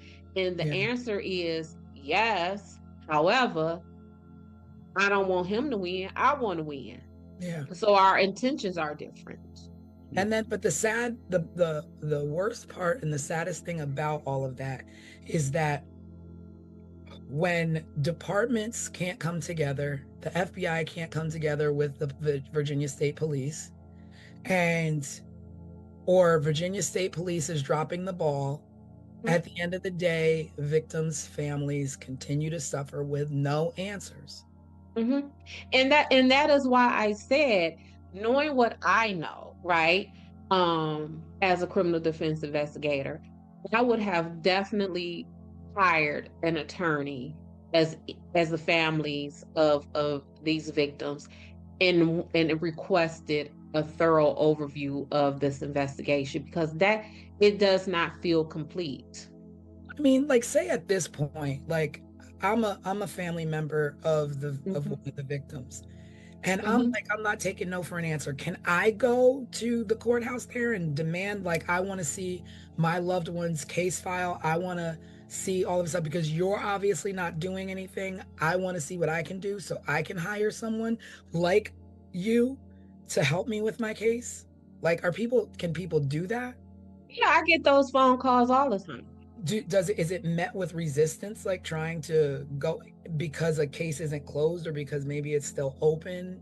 Are there like Yeah, it is oftentimes met with resistance, and when I explain all of these possibilities to the families, they then decide that they want to back away, because it's extremely costly. It's almost, they're not going to release any files of a case that it remains costs you to open. find out what happened to Right. your family because y'all can't tell me what happened to my Yes. family? So they're not going to release the files of a opened case. Okay. But let's say this case is now closed. And this is my family. Say this is my aunt Rebecca. My auntie Rebecca was unalive 10 years before I was born, but I see the toll it has continued to take on my family. They don't really know. I want to get down to it. And so I go to request that file, because this is a 10-15 year investigation. That file alone may cost us hundreds of thousands of dollars, because oftentimes these jurisdictions, these police departments, these courts, they charge $2 a page. And if we're talking about 10-15 years of investigation, how many pages is that? How much does that cost? Yeah. So it's coming from the courts, like the courthouse, but this is not coming from police evidence. Whoever is the holder of that file is where it will come from. So it will come from the court. If the situation went to trial, it will come from the court. If it is still under investigation, it will come from the investigating agencies. So in this case, you may have Williamsburg police who may have their hands on it. You will have the FBI who has their hands on it. You may have the Virginia State Police have their hands on it. You may have the county sheriff at any one of these little triangle historical towns who would have had their hands on it. So you would have to get the files from all of those investigating agencies. And again, we're talking about how many years worth of investigation at $2 a page. Even if they give you bulk discount and say 25 cents a page. I mean, a penny a page is still going to cost you a pretty A penny. pen, correct. And that's before you have you've even hired an attorney. That's before you have even hired an investigator. It's like just nothing but punishment after punishment for families. Like they should be like seriously, like, I will pay for the ream of paper and I'll bring my own reams of paper in to copy. I'll bring my own, like, I don't understand that. Like, you fail four families, not four families, eight families, and two additional families by not giving answers, but now you got to pay to find answers. Well, I will tell you, to make it even more difficult, they don't just charge you for the page. What they say is you have to charge us for the time and the work to do it. Somebody's got So to sit there. so what they do is they charge you by who is the lowest paid person at that police station, that police precinct. So if we're talking about the police precinct of Timbuktu, right? And the lowest paid person there makes $15 an hour. So what they're going to do is not only charge you the penny per page, but they're going to charge you $15 an hour to even gather those pages. And then you will be charged the penny a page. Okay, that was in the 80s. Okay, now I can walk into a police station And every single piece of paper that comes into the police station should be scanned and filed. And that when you walk in there, it's a matter of putting a little fob in the little thing, a USB, whatever you want. I don't know what you're using today. Or take your phone and put it up to the thing and go boop and transfer my files to my phone. That would make my life so Sophisticated. much easier. I don't think they're that sophisticated yet. Is my mama would say that's too You're much not like that rock. sophisticated yet, but It's yeah, not that you sophisticated. are. No, we're still on paper. Okay. Well, it's We're time. still on paper. It's time. And why are we still on paper? Is it because because Somebody wants that, to make money. Yeah. you want to make money on a penny a page, $2 a page? Like that is like robbery. There should be laws about free information, about cases that should be available to family members who have lost loved ones due to the non-protection of districts that they live in. But if you can get that for free, now we got to really do our job, because here come everybody wanting. So we got to tack all these costs. And again, so you got to pay that hourly rate. You have to pay per page. Then you have to pay for whatever means they get those pages to you. So if you say it's 15 years worth of investigation, that's going to take 2 external drives at like 3 teragigs, an external drive. An external drive that big, that in itself, 2 of those might be $300, $400, $500. I just want answers. Pay for them. Yeah. I just want to do everything. That's the answer. That's the answer. Pay for them or you ain't getting them. And so what happens? We don't get none. Because we don't have that power and that privilege or that wealth. This system is so driven by money. Yo, let me tell you, I once had a client and he was well off. He was in prison for maybe 7 months at the time. His family was able to hire a full staff of defense folks, including myself. He looked at me when I sat in front of him at that prison and said to me, Des, they got to get me out of here. I've been in here for 6 months. I got to go. And because he had money, by that next season, that man was home. He was home because he could afford to get home. Yeah. Yeah. I mean, it makes sense. It makes sense. But here we are.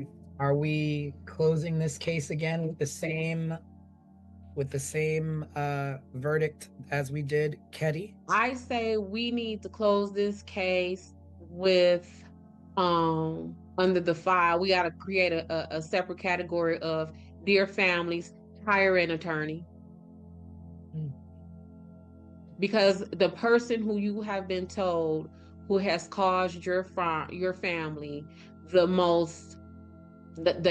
largest amount of harm that anyone can imagine is not the person who did that to you all. Well, with that all being said, this is our second case and officially our longest case that we have discussed. It deserves it. We're investigators. Yeah, I mean, it's a big one. We knew that going into it. Yes. And there is so much that I'm sure we could still spend next week talking about. I got a whole lot of notes in front of me that we have not even discussed. Yeah, I mean, that's just me. Think about the family members that are still active. So, Kathy Thomas's brother is out there, runs a Facebook group and a podcast as well. So it's a case or cases that people haven't forgotten about and are still actively talking about and trying to get answers for. And hopefully this will be one small part of that. Well, thank you everybody for sitting with us on another Sunday, going down that rabbit hole with us, talking about the Colonial Parkway murders. I hope you were able to join along. And if you have any questions, maybe we can address them on our live midweek next week. But we do have an all new episode coming out next Sunday. No details this time. You have to tune in and subscribe to find out what it's going to be. Yes, tune in on our Wednesday live. Every Wednesday, we go live 7:30 p.m. Eastern Time. And this Wednesday, maybe we'll give you a little hint of our next case. Maybe. And you all see what kind of time I am on with this kind of stuff. If you have any disagreements or you want to add anything to what I have to say, hit those comments down there and let us know, and we can include that in our next live, or maybe even have you on our next podcast. Yeah, and speaking of, let's give a quick shout. We did have a couple people that have been very responsive that helped us shape tonight's discussion. One was Al, who just wrote in and said, you have me into the whole whodunit shows again. Great show, which is great. Yeah, that's awesome. Amazing. So Yeah. To have some interesting, I think something we're doing. And I think that was our goal. Yeah. So, hearing that comment tells me that we, at least as far as I am concerned, we have hit that first marker, which is to reignite people's curiosities on these kind of things in a way where they are not just being fed information, in a way where they are being invited to ingest it and digest it and add to it, stir the pot with us. Because I really feel that oftentimes a lot of this stuff that happens, these investigations, they occur in a way where they do not want us to think this stuff through. Because we see just here right now, if the everyday person is thinking these things through and not just accepting what is being given to us, then these investigations and these outcomes will look completely different. Yeah.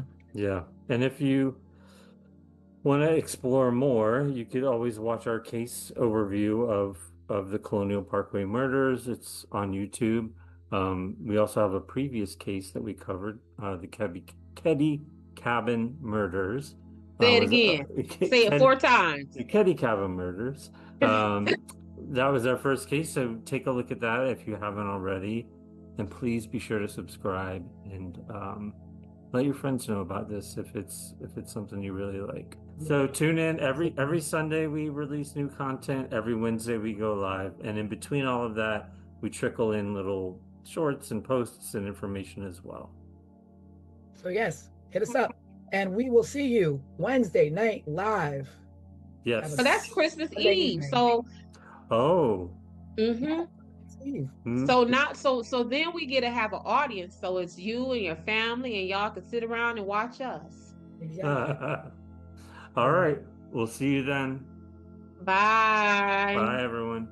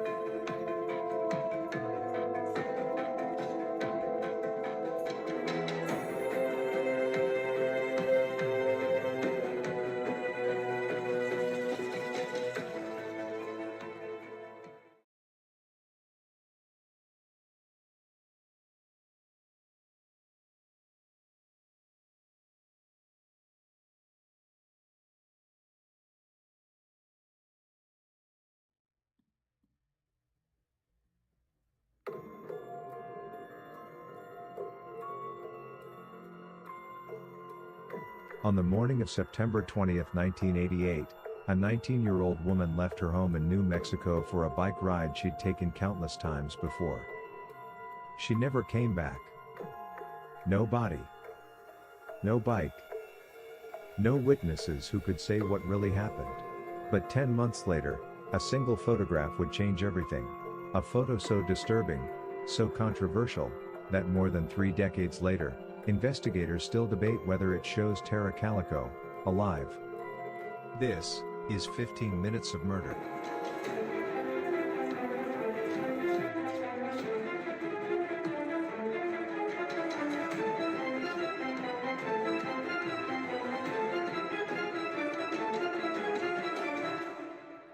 Tara Lee Calico was 19 years old.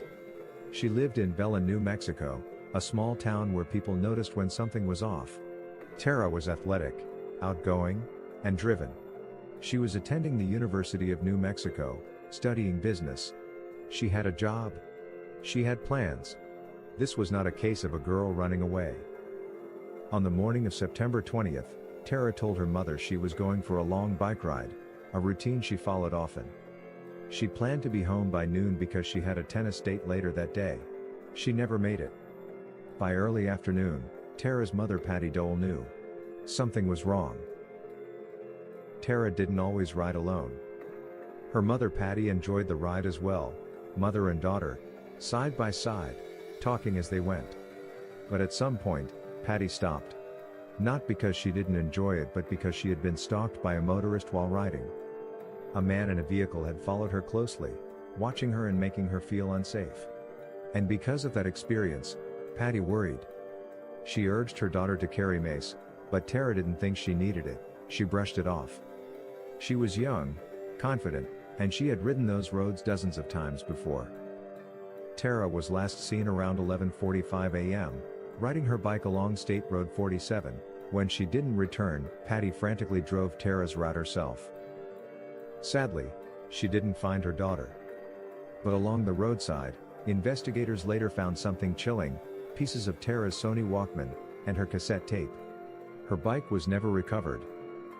Several witnesses reported seeing a pickup truck following Tara along her route, but no description ever led to an arrest. By nightfall, Tara Calico had completely vanished. Nearly 10 months after Tara disappeared, a Polaroid photograph was found in a convenience store parking lot in Port St. Joe, Florida, over 1,500 miles from New Mexico. The photo showed a young woman and a young boy. Both were bound and gagged. They appeared to be lying in the back of a van. Had someone purposely dropped it? Or was it clumsily left behind by her abductor? When the image was released publicly, a family friend of Tara's saw it and immediately contacted the Calicos. Tara's mother took one look at the photo and believed the girl was her daughter. Not just because of the face, but because of a distinctive scar on the leg, a scar Tara had. Investigators sent the photo to multiple agencies. Scotland Yard reportedly concluded the image was Tara Calico. But Los Alamos National Laboratory disagreed. The FBI had ultimately ruled the photo inconclusive. And here's the detail that kept hope alive: the Polaroid film used to take the picture was not manufactured until after Tara disappeared. If the girl in the photo was in fact Tara, she was still alive months later. The boy in the photograph sparked another wave of fear. Some believed he was Michael Henley Jr., a child who had disappeared years earlier. But when Michael's remains were later found, that theory collapsed.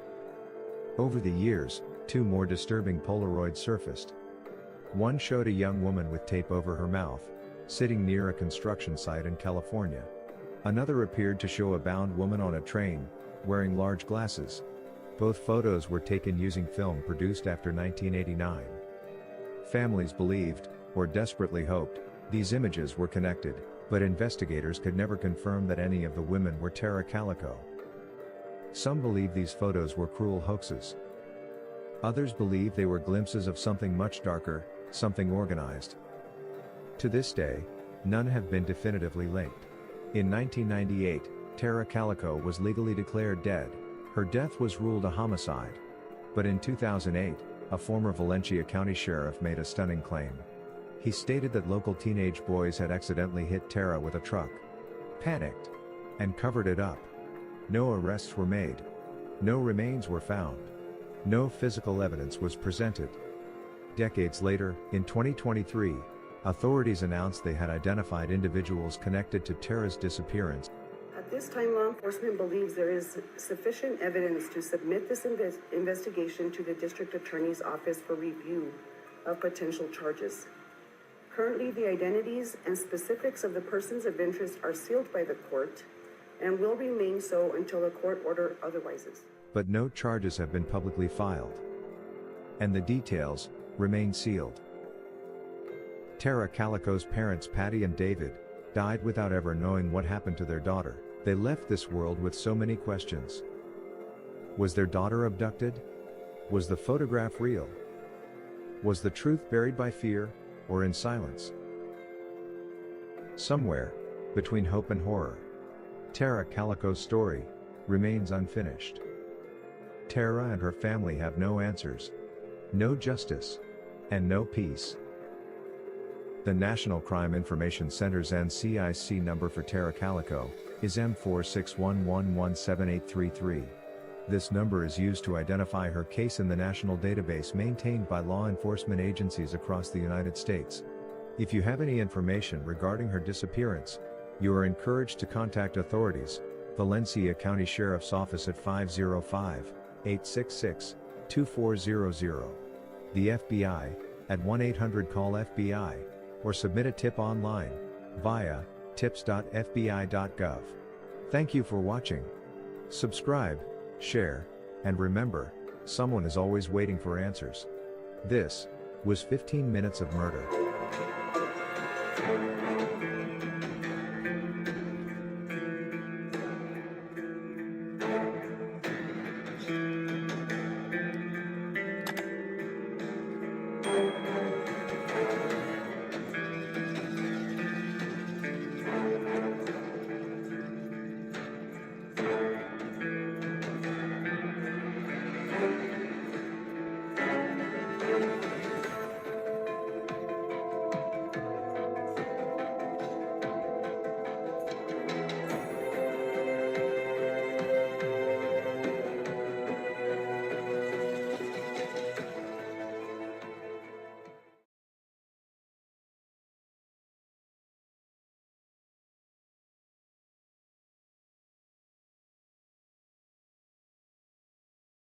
Hello and welcome everybody to 15 Minutes of Murder. Happy Sunday. We are going to be doing the podcast long length version of breaking down this case. So if you've been following us, you've seen episode 1 and 2. Our third episode is Tara Calico. And this was a 19-year-old girl who went for a bike ride the morning of September 20th, and she never returned. We don't know if she's missing. We don't know if she was murdered. We have our theories. We have our suspects. But this one is a whodunit and where is she? And the case is still technically open. So there's still room to have hope. But basically, this is a young girl who went for a bike ride and never came home. There were some sketchy circumstances around her disappearance. Des kind of thinks a little different than I do. I don't know what Craig thinks, but we're going to get into it. So, welcome to 15 Minutes of Murder. We are your hosts, Tanisha Slater, Craig Chapman, and our resident crime expert, Desiree Edwards. And let's break it down.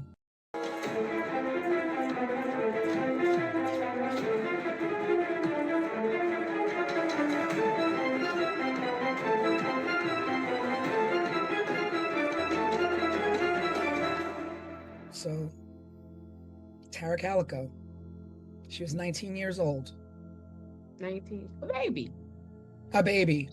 Yeah, Innocently, innocent, doing innocent things, going for a bike ride. Now, she used to go on this bike ride with her mom, or her mom would come with her sometimes on the bike ride, but mom got scared off. Now, I don't know what mom gets scared off the way she got scared off and continues to allow her daughter to ride this bike alone, 19 or not. Absolutely. And to say I'm scared off, use mace, but take my bike that I was stalked on. Yeah. I don't know what that is. So basically, mom was riding her bike with her daughter and noticed that someone had been trailing them and stalking her and watching her on this bike ride. Or like what? And like, do you know the person? Is it a local person? I mean, it's another small town.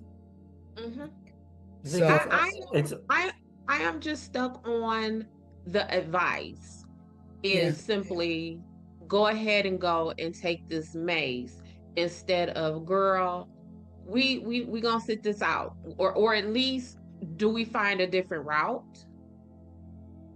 They were out in the middle of nowhere in a small town. There could have been They were 100 different routes they could have chosen. Okay. Yeah, I mean it's definitely a situation where she could have chosen a different route easily. They lived in the middle of the desert. I mean, they were in New Mexico. I've traveled through New Mexico a lot, and these small towns, they could have gone any route they wanted to. Yeah, because her route was like 36 miles. So you can go 36 miles this way, 36 miles that way, 36 miles that way, 36 miles that way. Like it was options. We did not have to continue to take the route that we felt was dangerous. Yeah, definitely. I think it's also maybe worth just getting to know Tara a little bit more. She was really athletic, really outgoing. So this bike ride was a normal thing for her. I think she had plans to go play tennis right afterwards. It sounds like me when I was her age. I was running, I was playing tennis, I was surfing at the beach, like she was an outdoorsy type of girl. And well liked, had friends. She had her boyfriend. It wasn't like I was reading that, okay, well, she from what I thought, she was liked, studious. She did have a boyfriend, and that's who she was supposed to have been meeting. Right, that's right. She play tennis with and play tennis with him in the afternoon. So she was gonna get through her bike ride, and go do that. I don't know. I think she's done this bike ride so many times before. And I think a lot of people know this, once my mother's always like, once people know your pattern, like always like try and break your pattern so that people don't exactly figure you out, especially when you're like kids walking home from school or like going out with your friends or whatever, just be situational awareness. Seems like maybe she didn't have that, being that she didn't even listen to her mom telling her like, some stuff is up, like maybe you should chill a little bit or carry mace. But my mom's advice is not carry mace. It's go the other way. We're not bike riding. Go the other way. Go the other way. And it would not be yeah. But I'm gonna tell y'all. So Tara says to her mom, I have a date with my boyfriend. I want to say Jack Cole or some very nondescript name like this is the boyfriend's name. She says, I have a 12:30 date with my boyfriend. If I am not back home by noon, come and get me. That's right. I do remember thinking about that now, that is weird. And then, so 12 o'clock was the cutoff time for Tara. She's saying, come and get me. Well, the reports are stating that the last person who saw her alive was at 11:45 a.m. That's 15 minutes before this cutoff time to come and get me. Yeah. Who would have known that? Like that just seems, and then that whole come and get me at 12 and we have a 12:30 date. We don't know where she would have been along her route. So if mom goes to get her, starts to look for her at 12, where at along this route would Tara have been? And would that have been enough time to get to find Tara and then get her to her date in 30 minutes? I think didn't they say something about like mile marker 15 or something is where she disappeared along the road. And how far was home from mile marker 15? Yeah. And it's just that timeline of 11:45 is when she went missing, and it was noon is the time when she told mom to come and get her. Like someone that definitely feels like someone knew. So so you think that because Tara was like, come get me like, come get me as in I can't get back home quick enough, so come pick me up in the car and throw my bike in the back so I can get to my tennis date. That's the kind of that's No, what meant? what I mean by is if I tell Craig to come and get me at 12, Mhm. and no one who knew that I told Craig to come get me at 12 p.m. And then I go missing. Thank you, Craig. And then I go missing at 11:45, which is 15 minutes before someone was supposed to come looking for me. So you're thinking mom shared the information with somebody? I'm thinking someone knew. Absolutely. No, Absolutely. no way. Absolutely. That is what I think, because that's just too much of a coincidence. In the way in my head, it feels like, oh snap. What's her mom's name? Patty. Patty is going to go look for Tara in 15 minutes.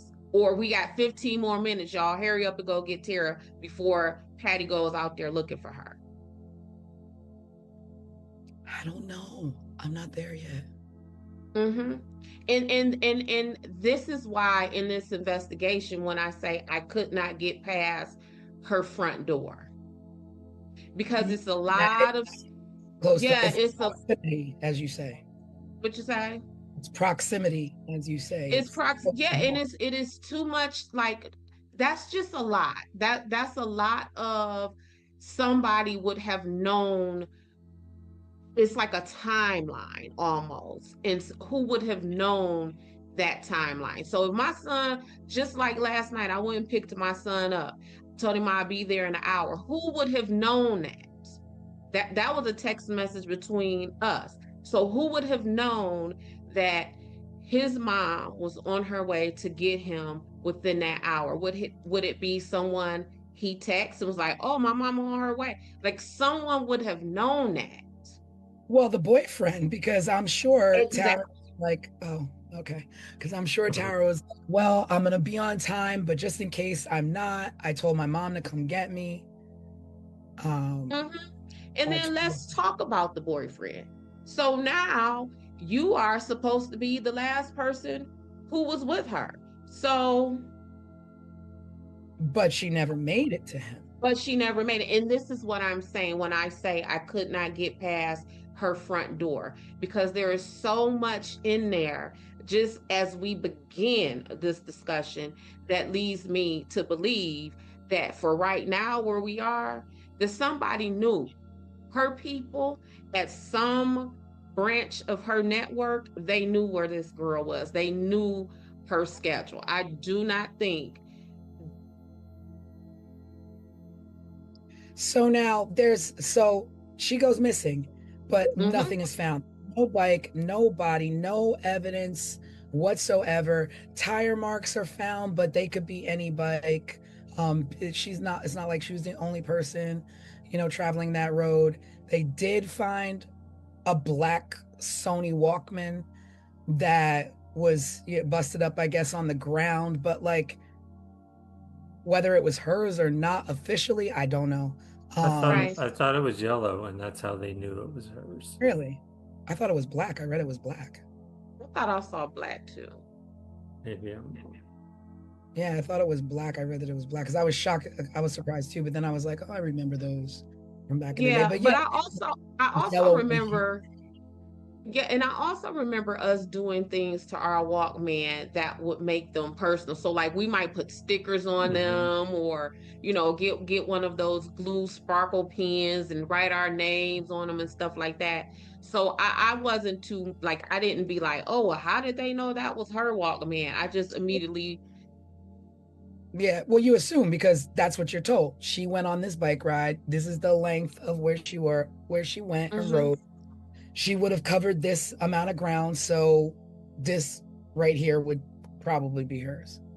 Well, probably. I guess of course the mom probably identified it as such, but but there was no. That was the only thing that was found. There was no like struggle. There was no like signs of struggle or signs that that there was a scuffle. No like tire marks or anything where somebody made a accidentally run her off the road. So like just I'm reading, it says Tara Calico's Walkman was bright yellow and distinctive. Investigators found a broken piece of it along with her cassette tape near tire tracks, suggesting she may have left them as clues after being abducted. yeah, that's strange because reading other reports, it was, and I think it was a what do you call those things? Like a police report. Yeah. Well, I mean, it Well, happened. yeah, but that's a big item to leave behind to leave a clue. And what I mean by that is um when you leave your clues, they're usually smaller things that the Mm, person who is abducting you don't notice.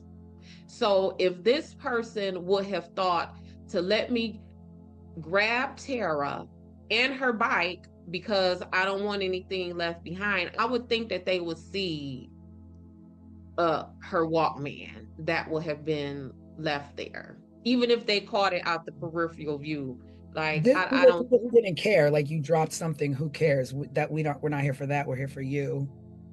Yeah, but her Walkman, if what Craig just read is correct, and how they're saying is distinguishable, they wouldn't want to leave that Right. because it would have been able to lead them back to Tara.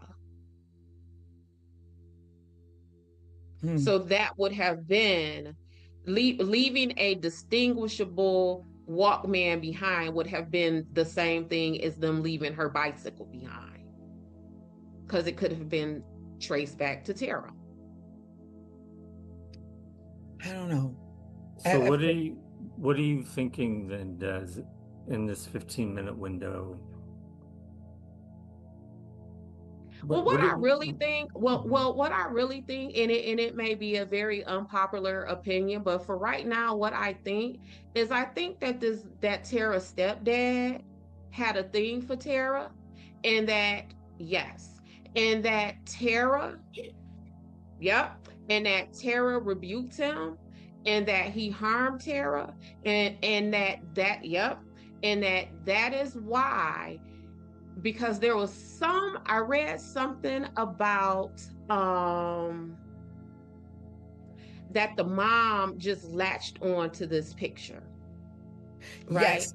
So the picture. Right. So Tara Yep. went missing. She'd been missing, and nobody see. I mean, they were looking for her, and all, Mm-hmm.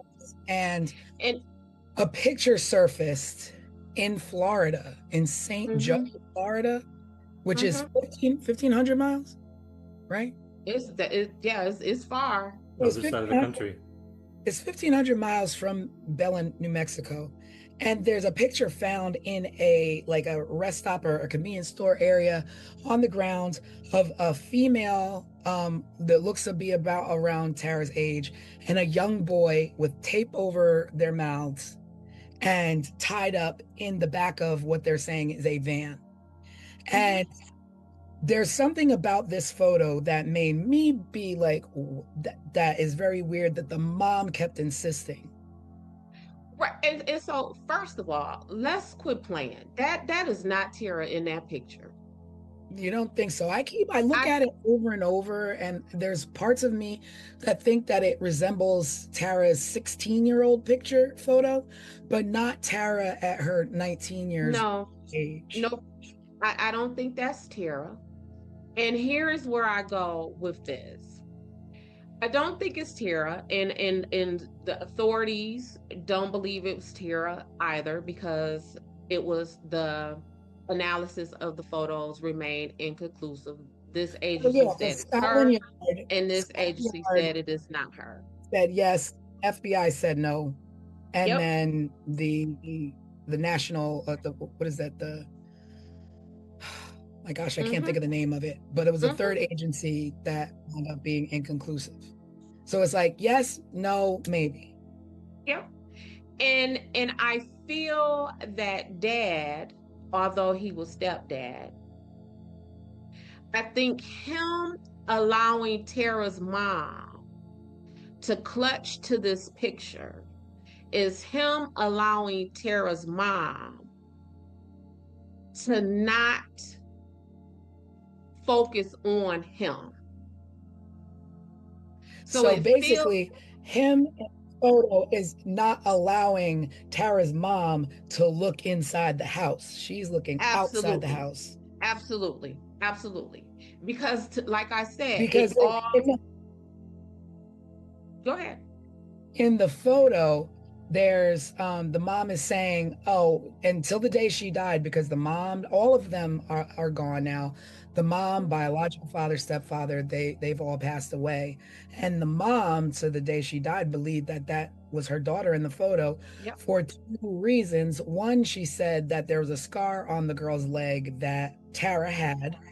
And two, which is weird to me, there's a book, a VC Andrews book, next to the girl in the photograph that the mom said was Tara's favorite author. And that book was next to her. Well, I'm going to tell you about this book. So, VC Andrews was the bomb in the 80s. Oh, yeah. I don't know who was the bomb. So I just so happened to Google that book. That book was a bestseller. So at that time, a whole lot of people would have had that book. But the irony of it being her favorite author and it being there with that girl in a van randomly. On top of nobody in that picture, and I don't care how sensationalized the media want to make that picture, ain't nothing gruesome about that picture. Though nobody in that picture look like they're under duress. They don't look stressed out.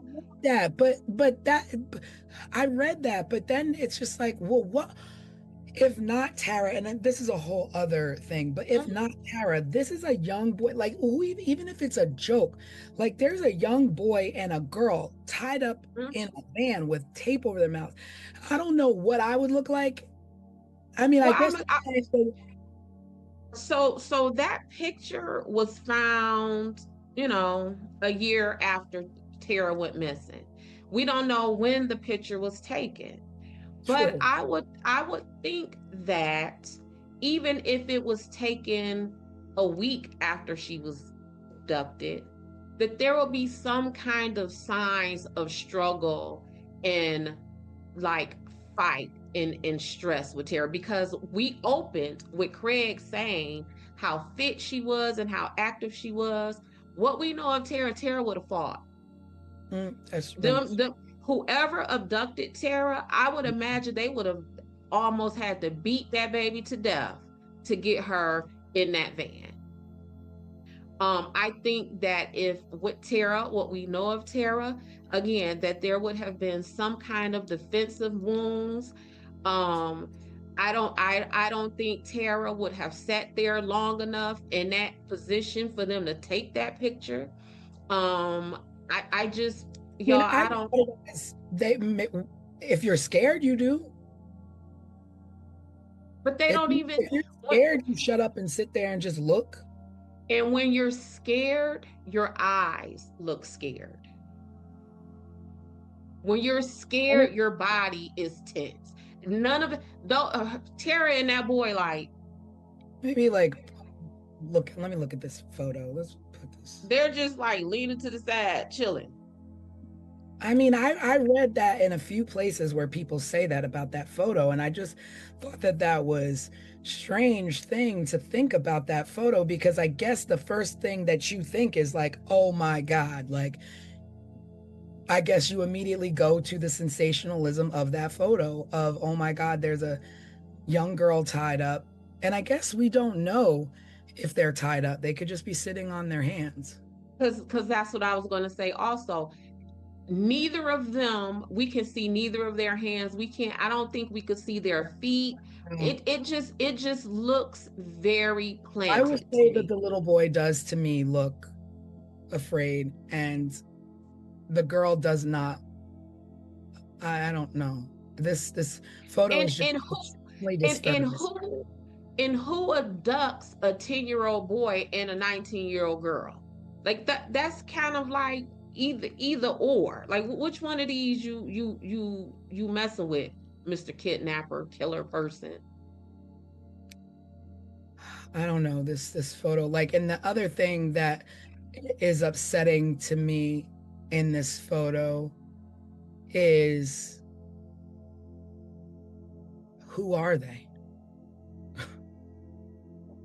And why are they like this? And it's just like, And why does the pictures keep popping up? Like this is so weird, well, the y'all. first photo, I get it, but then everything else, then two more photos pop up. Another photo pops up in California, and then another photo popped up at a construction site.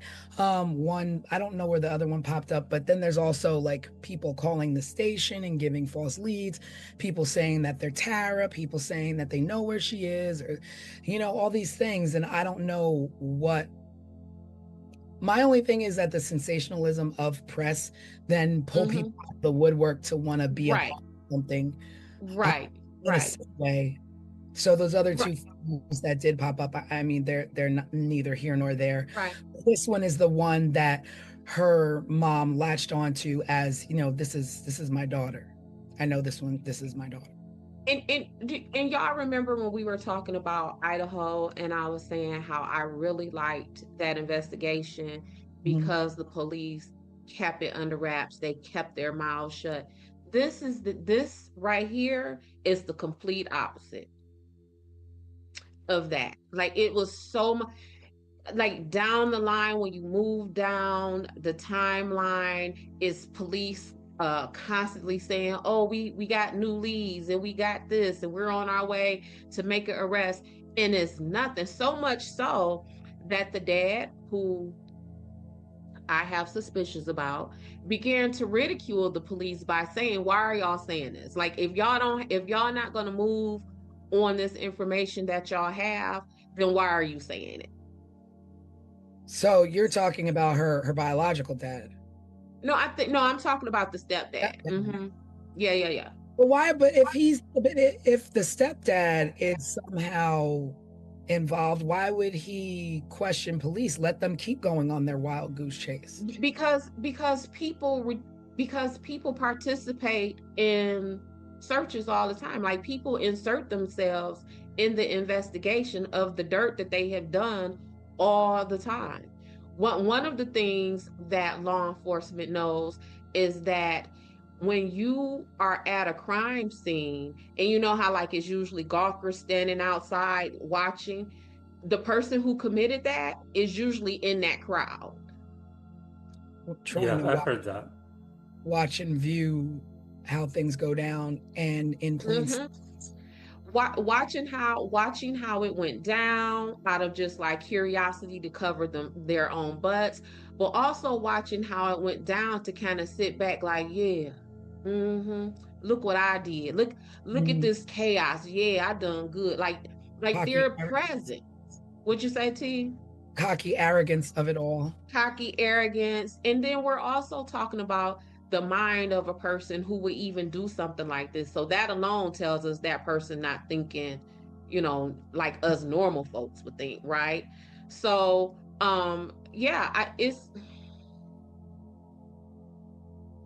it's strange. So then we talk about, okay, so the mom, so you suspect the dad. So then the mom is like, my daughter didn't return, and you're worried. So she goes out and she drives the road herself to look for her daughter, doesn't find her daughter, and then reports her missing.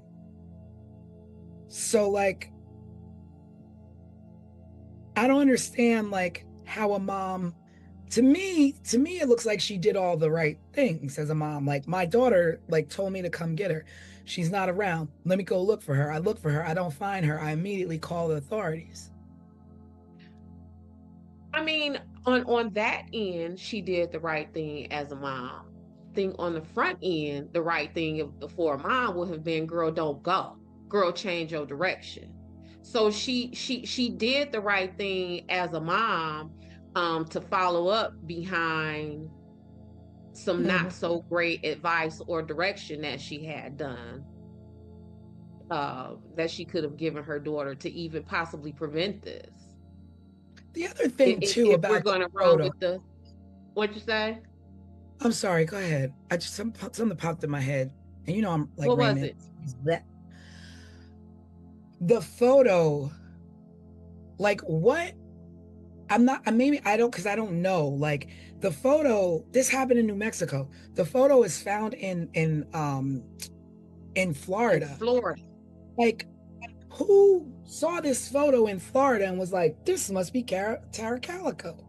Not only who found it in Florida, but the person who found it then says there was a van parked in the spot where I found it at.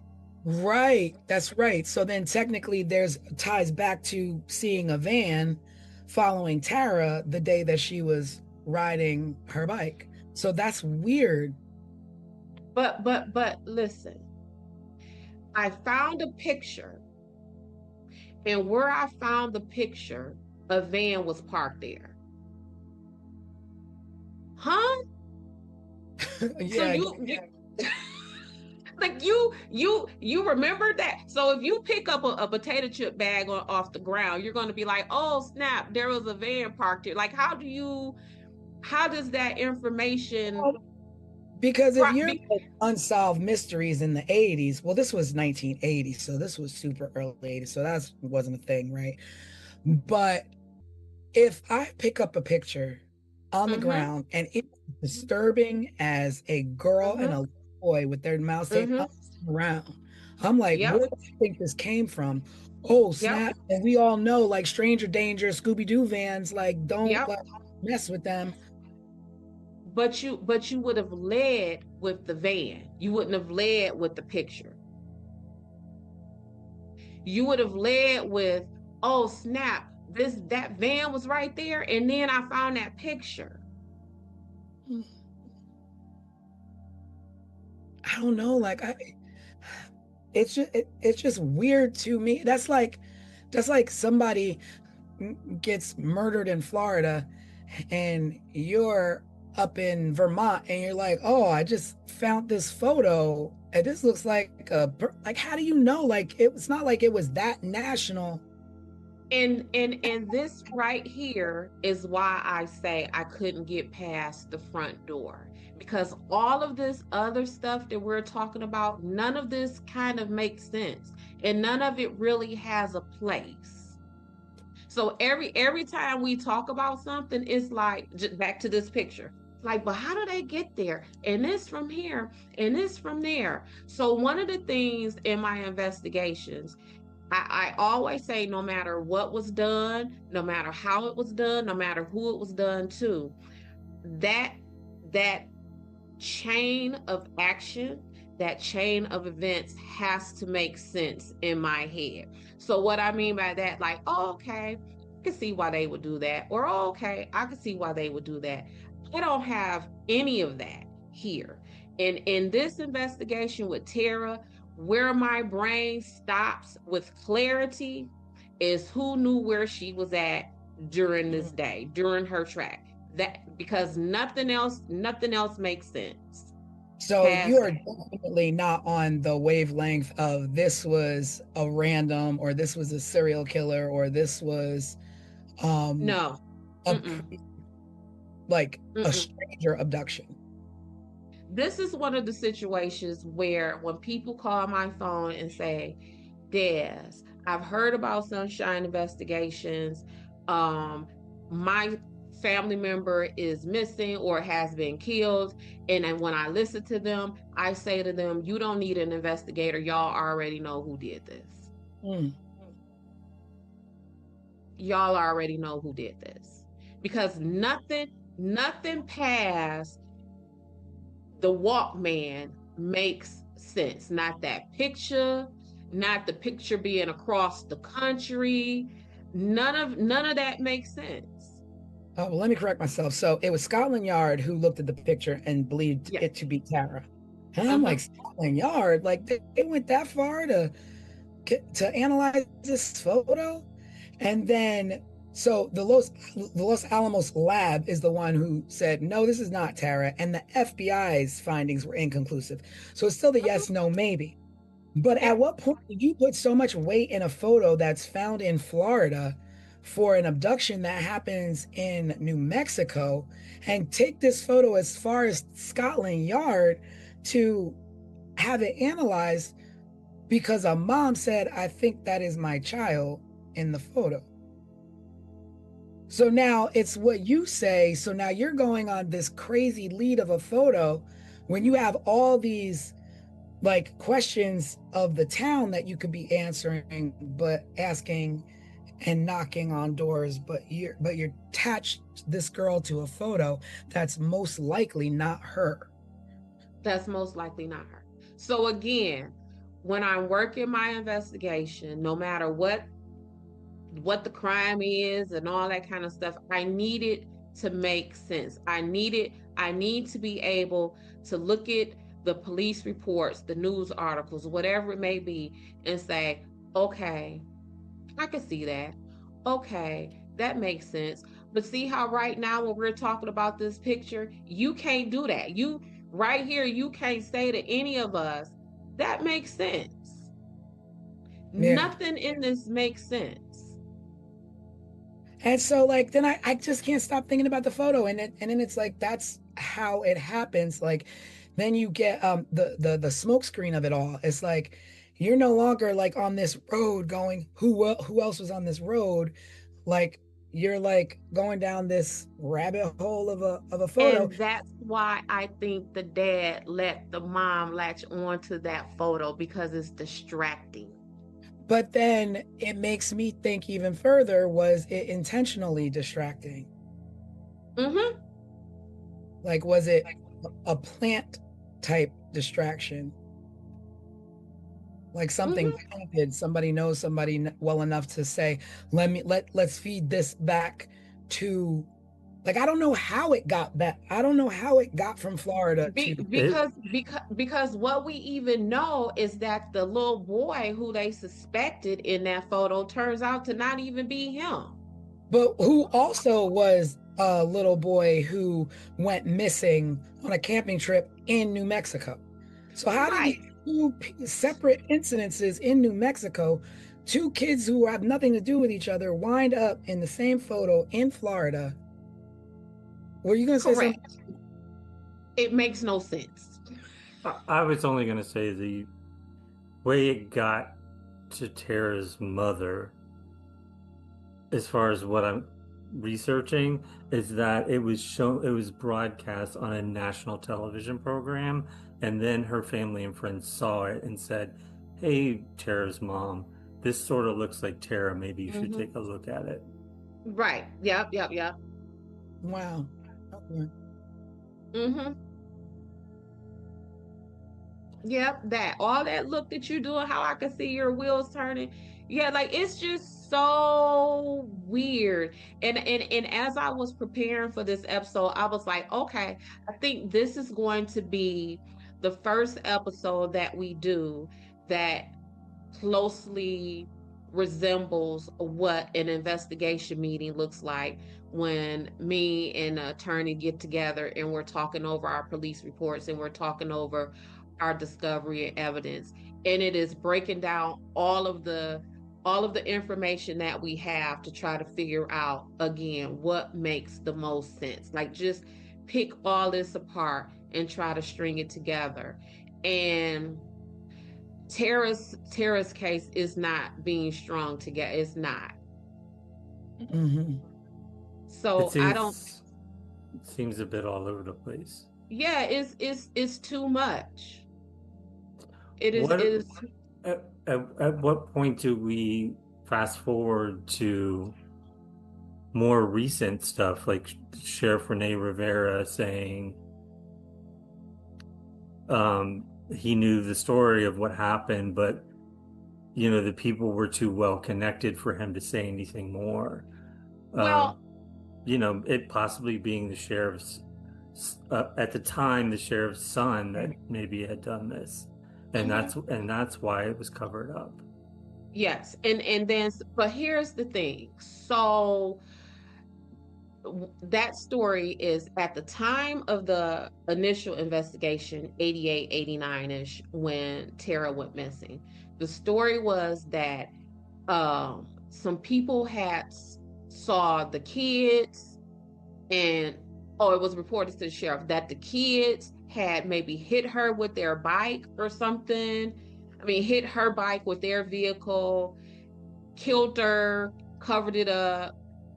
Then they got to talking amongst themselves and their friends, and then there was just one gentleman named Henry Brown who on his deathbed made some kind of confession like, oh yeah, the sheriff's kid and his friends told me that they hit Tara, killed her, and then hid her body. Now, what's weird about that is that same story, the sheriff had recounted that at the beginning of the investigation. So then the question would have been, if these people have told you that they hit Tara and caused Tara some harm, why wouldn't you have moved on that then? Why weren't they arrested then? And at the time, it was labeled as circumstantial evidence. But that is not circumstantial evidence. That is, in fact, a confession. Somebody confessed that, right? So there is that component of it. But that son, he committed suicide, I want to say, like in the very early 90s. So shortly after, kind of. Shortly after, yeah. Lawrence Romero Jr., is that his name? And the deathbed confession came from a guy named Frank Mathola. Well, I have, and that's also another thing with Tara, is that the names, just like how Tanisha and I said we remember reading that it was a black Walkman. You just read it was a yellow Walkman. You just gave the name of a man who you attribute the deathbed confession to. I have that in 2013, a deathbed confession was made by a man named Henry Brown. So it's just all over the place. And some of this has to do with the police running their mouths every so often, throwing out information, and now it's all over the place. Now we don't know what is what. It seems like this, though, like they, law enforcement and people connected to this case actually won't let it go and keep pursuing leads and want to find out what happened to her. Or I want to say, I don't want to be naive and say find her, like she's well and still with us, but I don't know, like to me it just seems like a small town that still wants to find this girl. Yeah, but the problem is, just from what we're talking about, all this conflicting information, they're not going to find her at this point if they keep doing this, because what they're doing is they're putting out information that's distracting. They're putting out information that someone could copycat. Maybe that's why it's pictures, from this side of the country to that side of the country with Tara. That's why we're hearing about a black Walkman and a yellow Walkman. And it's very difficult to follow up on any valuable leads or make any valuable connections when you have essentially tainted the witness pool by filling it up with inconsistent information or just information in general. Because when people hear things, if you know, Tanisha say a black Walkman, by the time the news get to me, it's a yellow Walkman. Yeah. So it's been too much talk. It's been this, the Oprahs, the Datelines, and the all of that. It's just been too much. And again, that's why I love those Idaho police, because they was like, no, we not talking about nothing. We're not Yeah. talking about nothing. And that situation was solved soon. Granted, we're talking about maybe a decade and a half later where they would have had, maybe different technology and stuff, but this was definitely botched. So I was reading, because that's why the reason why I say that is because I was reading, I don't know if either of you saw this, but in 2023 there was a break in the case, and it led to an entire case file being sent to prosecution to be reevaluated, and they're not ready to disclose this information. They said that they're still reviewing it, but it was enough to conduct a search of a home and suspects on a lead that went dead when it should have been investigated at the time. So we're talking about 1980, all these leads and loose leads that weren't followed up because they were busy chasing a photo or busy chasing the sheriff's son or what have you, that in 2023 is like, oh, we looked at some other evidence that was left loosely, and it was enough to get a warrant to search a residence. And what came of that search? Do we know? We don't know. This stuff is under wraps. They're not ready to disclose any of the information. They're still reviewing it. But it's just, to me, like that whole thing where you say if you have 10 leads, if you should at least be at 6. Like, there were so many loose ends that were left in 1980 that are picked up in 2023. Right. That and finding this girl, had they been done in 1980 when she went missing, the week she went missing, the month she went missing. And if somebody, I don't know whether it's someone in law enforcement, someone within Tara's family, but if someone would have backed off of that picture and allowed this investigation to blossom, where will we be now in 2025? Where will we be now? We would know where Tara was. Probably so. I believe we would. I believe that picture was distracting and was a roadblock. Was it a deliberate distraction? Was it a deliberate roadblock? Did someone who maybe was involved with Tara's disappearance luck up, and it just so happened that this roadblock was thrown out there and they was just like, oh shoot, I'm a ride with that. I'm a ride, you know what I'm saying? Like, that picture did a whole lot of harm. And how the picture got out, I don't know if the family, whoever, so the people who found the picture, where did they take that picture? Did you take that picture to the media? Did you take that picture to the police? I'm gonna look it up. I don't know. Right. So if you took that picture to the media, would you have taken that picture to the media to do exactly what that picture did? Distracting at the point that there was, while Tara was riding her bike, there was a group of kids up ahead just chilling, I guess in their cars or whatever, that they're saying, well, this person who is bringing this new evidence to light said that they were basically laying in wait for her. And most likely is certain that these kids that were laying in wait for her up ahead in that road had something to do with her disappearance. And if you found that picture and you say you found this picture where there was a van parked, would you have cared enough to send that picture to the police? Or do you think that was a matter of sending that picture to the media? It's what I'm finding is that she took it to the police, who then alerted the media, leading to national news coverage.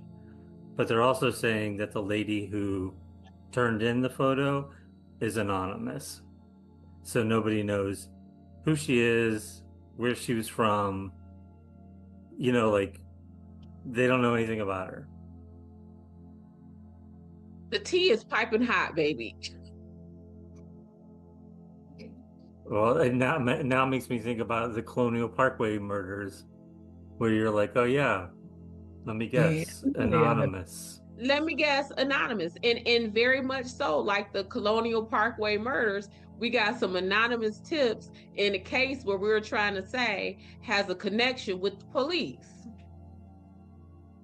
So this is, and then going back to looking in your own backyard, is that this new information that was dug up in 2021, I guess dragged into 2023 as being sealed, and we're not going to talk about it.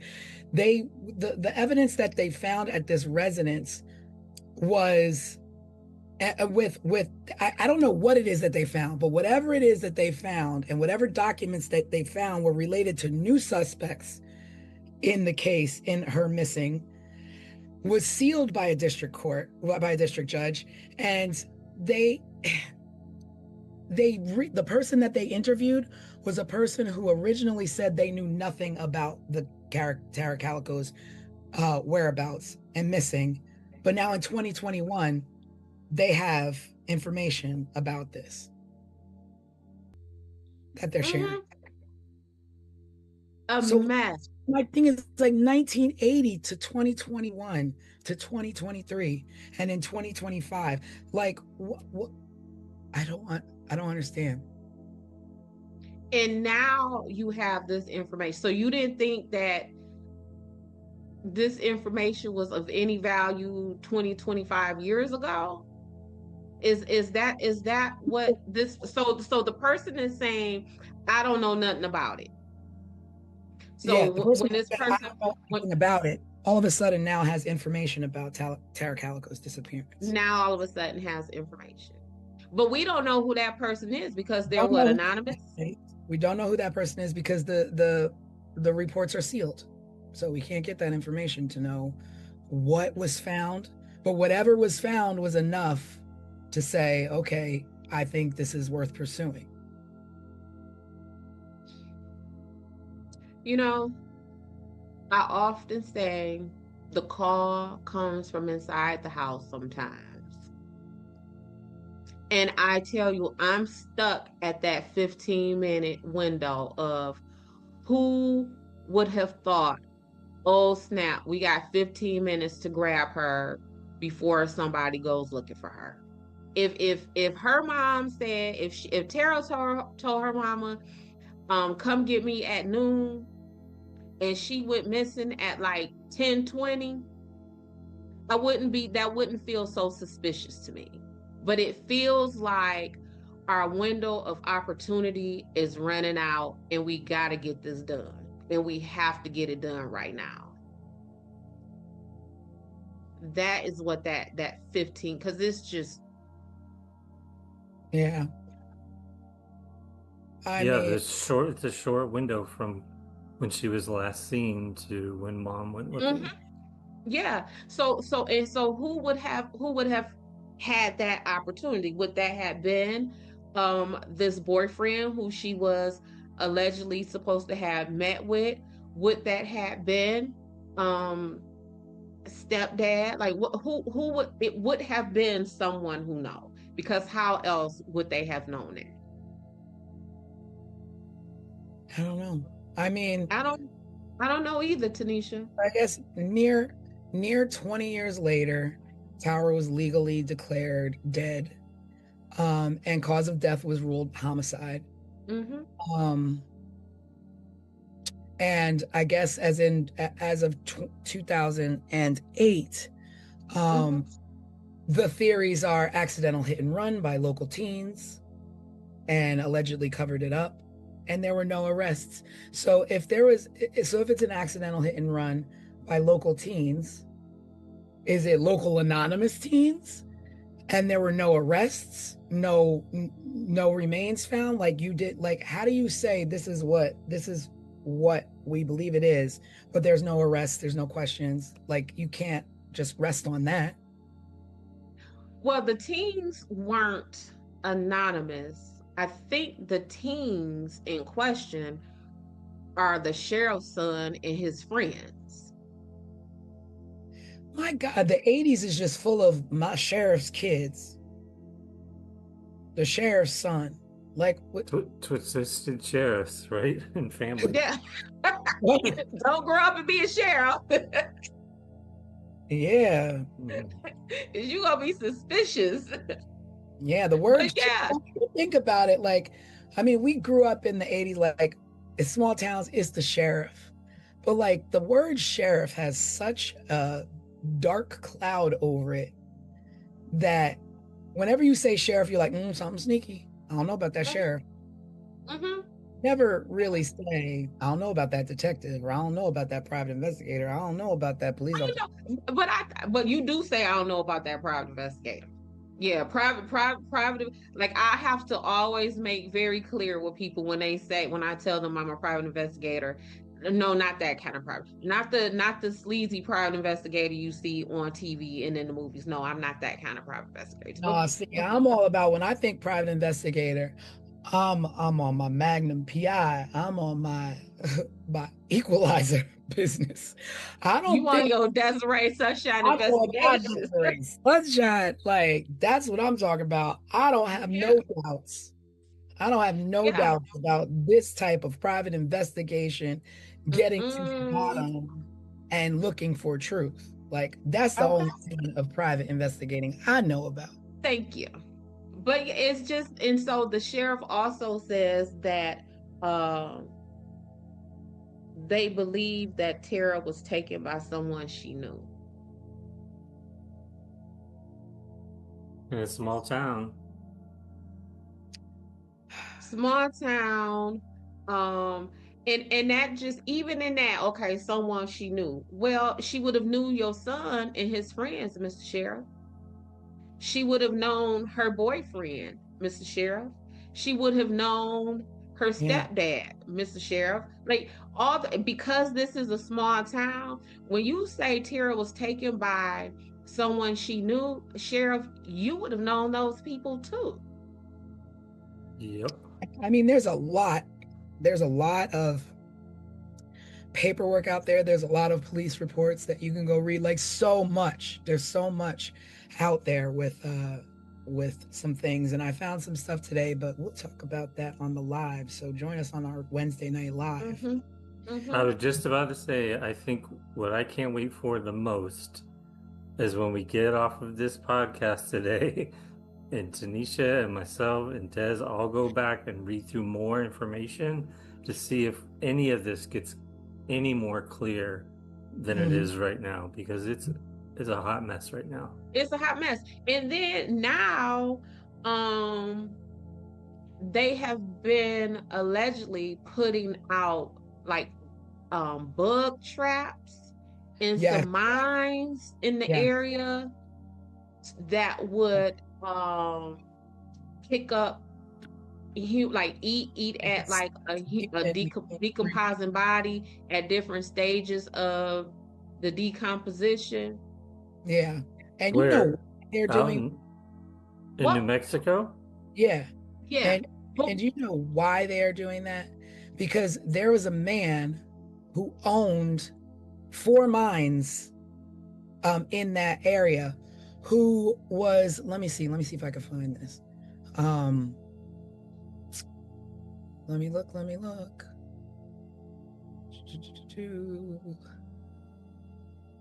You're talking about mines like in the side of a mountain. Like going down into a mine shaft. Mines, yes, mines. Mine shafts, yes, real mines.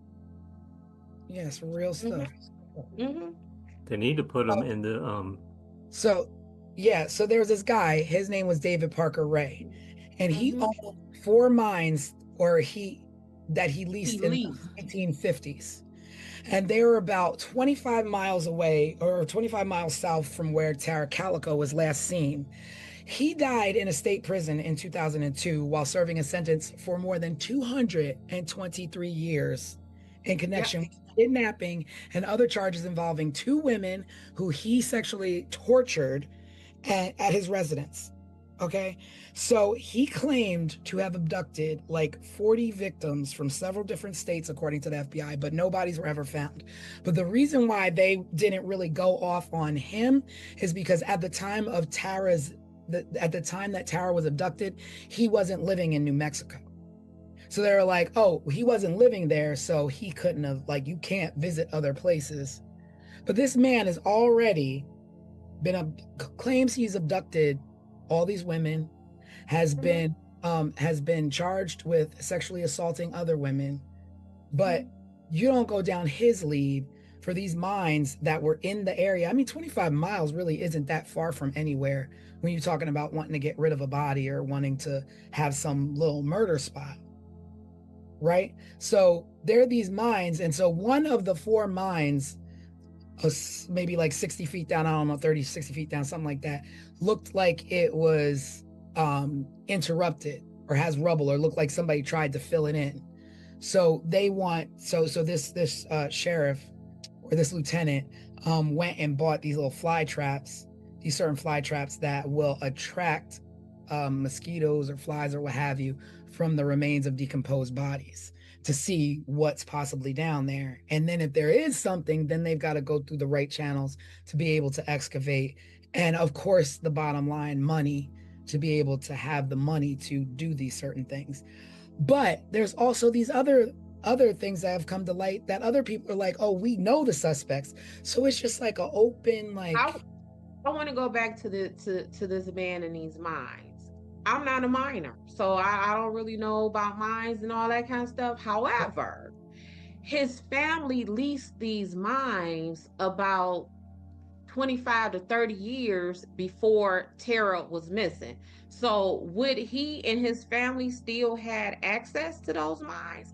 Like, and again, I'm no miner. So when when your lease is up for the mine, is the mine now leased to the next group of people or the next company? Like, would he still have access? Whether he had access or not, he probably had mental access. Like, I own this for all this time. I know the ins and outs of it. I can go around and do whatever I want and get in and out of property without being noticed if I want it.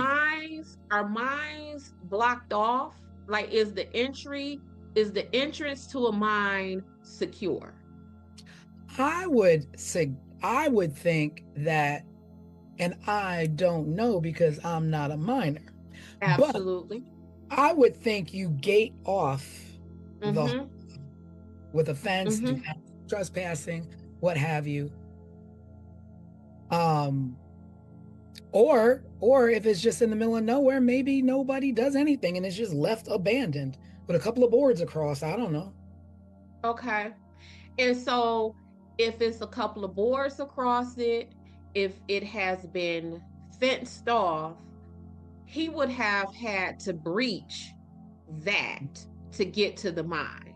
So while they're saying this man had access to the mines, was whatever that blocking off of that mine, was that breached? Or if it was, would y'all have told us that? You know what I'm saying? Like, to just say that this man whose family leased the mine 30 years ago.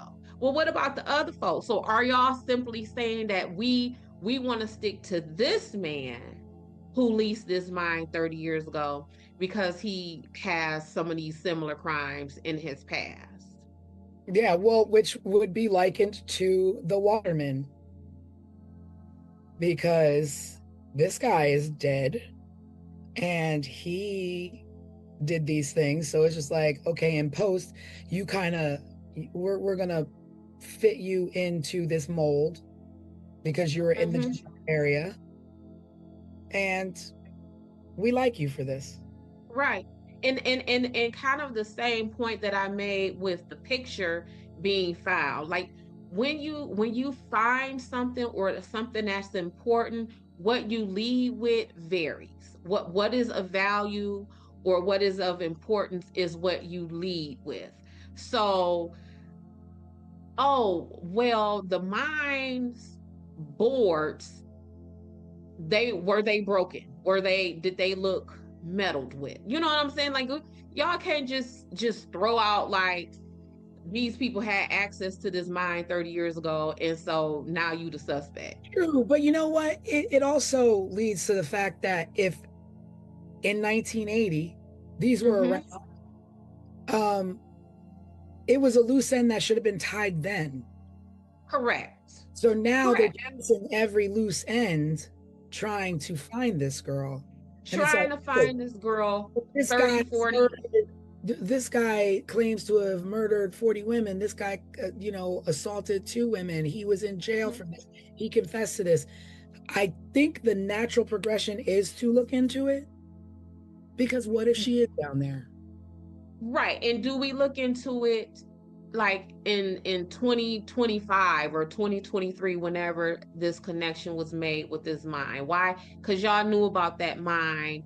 And if you didn't know about it in 88 and 89, did you know about it in 95 when that man was still alive? Because as what happens is when we're investigating things, one of the first things that law enforcement uses is they gonna use a database, whether it is a registered sex offender database. It's gonna be a database of so if my car gets stolen, we gonna run this, we gonna go to the auto theft unit and find out who's been stealing, Monte Carlos in the Detroit area, right? So they would have had access to that. They would have known that. Like, this ain't something new, Well, yeah. I mean, it was right? in 1998 that the guy that expert was like, one of these mines doesn't look right. And of See? course it wasn't because he was like, it doesn't look right because like it was a 60-foot deep mine, but at 30 feet something didn't look right. Like rubble and stuff was like, as though, okay, so what happened here, that and what's below it, so what's Yep. going on there? But they didn't look into it, and there he was like, it looked like somebody intentionally collapsed this mine, but Mhm. to cover up evidence. They wanted to cover up evidence and collapsed it, but they didn't explore it because they didn't have the money. So you mean to tell me like, oh, sorry, we don't have the money. So if Tara's down there, like, Oh well, oh so well. sad. Like, it sucks to be Tara. Like, nah, y'all go and look for this woman. That's the case, and you don't have money to do it. Well, you know what I'm gonna do? I'm gonna be like, is there anybody out there that I can consult, that I can gather up some volunteers to go down and properly excavate this mine so that we can see if this child is down there? And then another Or weird any tip. other victims at that point. If this man said, I abducted 40 other people, you haven't seen any bodies, you haven't found anything, but you find a mine that he owned that looks collapsed at 30 feet when it's a 60-foot deep mine, but you don't go look into it because of Yeah. And y'all got money to consult with the Scotland Yard. yeah, right. That Y'all, is y'all, the one that just trips me out. I was like, when I was reading, I was like, what's Scotland Yard got to do with this? right? But this was another something that tripped me up. So they I don't know. say, I'm sorry. I don't know. I'm not a police officer. I'm not an investigator. So I don't know if it's normal to be like, Scotland Yard, look at this photo that we have over here in New Mexico for an abduction case.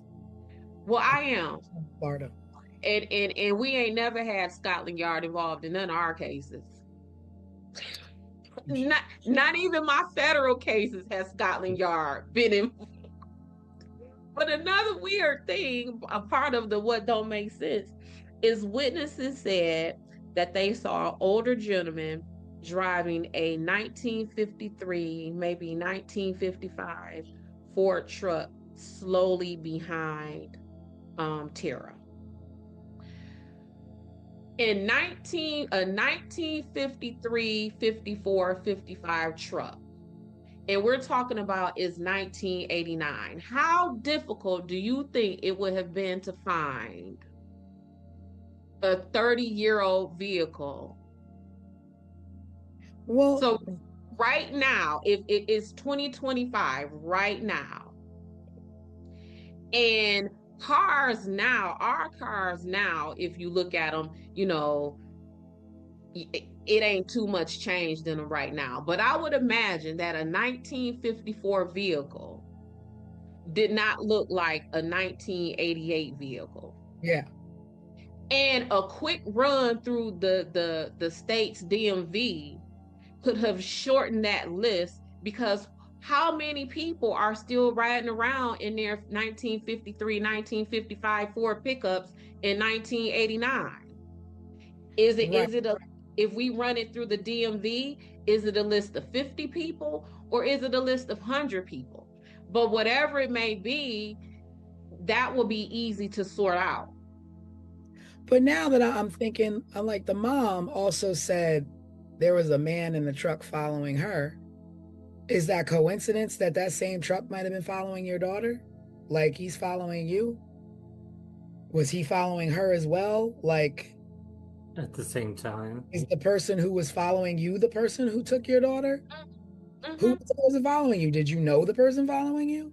what kind of car did they drive?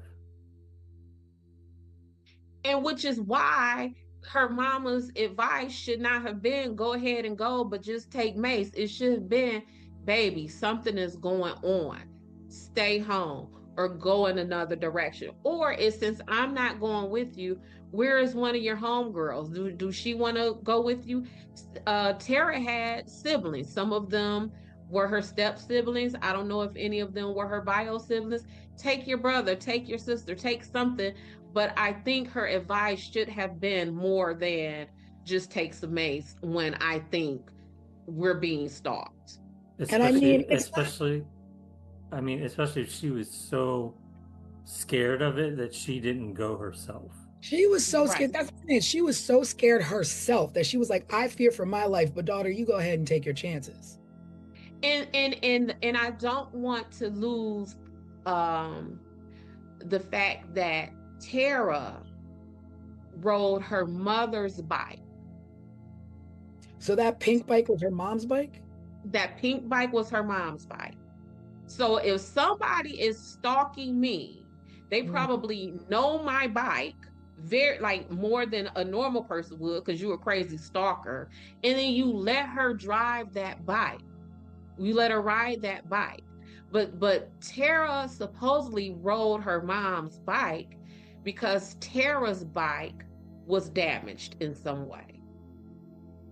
So who damaged Tara's bike to make her have to take her mama's bike that maybe a stalker would have had identified? Like, girl, this is a mess. Yeah. Like, I it's just so unfortunate because still putting this kind of effort in 10 years, 15 years, 20 years, now we're at up to 35, 37 years of still trying to find this girl, trying to find a pink bike, in nothing but open, like the road is completely open. I don't understand. Like, dig the mines, check the friends. I want to see your backyards. Looking for, like, everything is gone at this point. Everything is gone. And Everything. they're even talking about, like, the witnesses are dead and all that kind of stuff.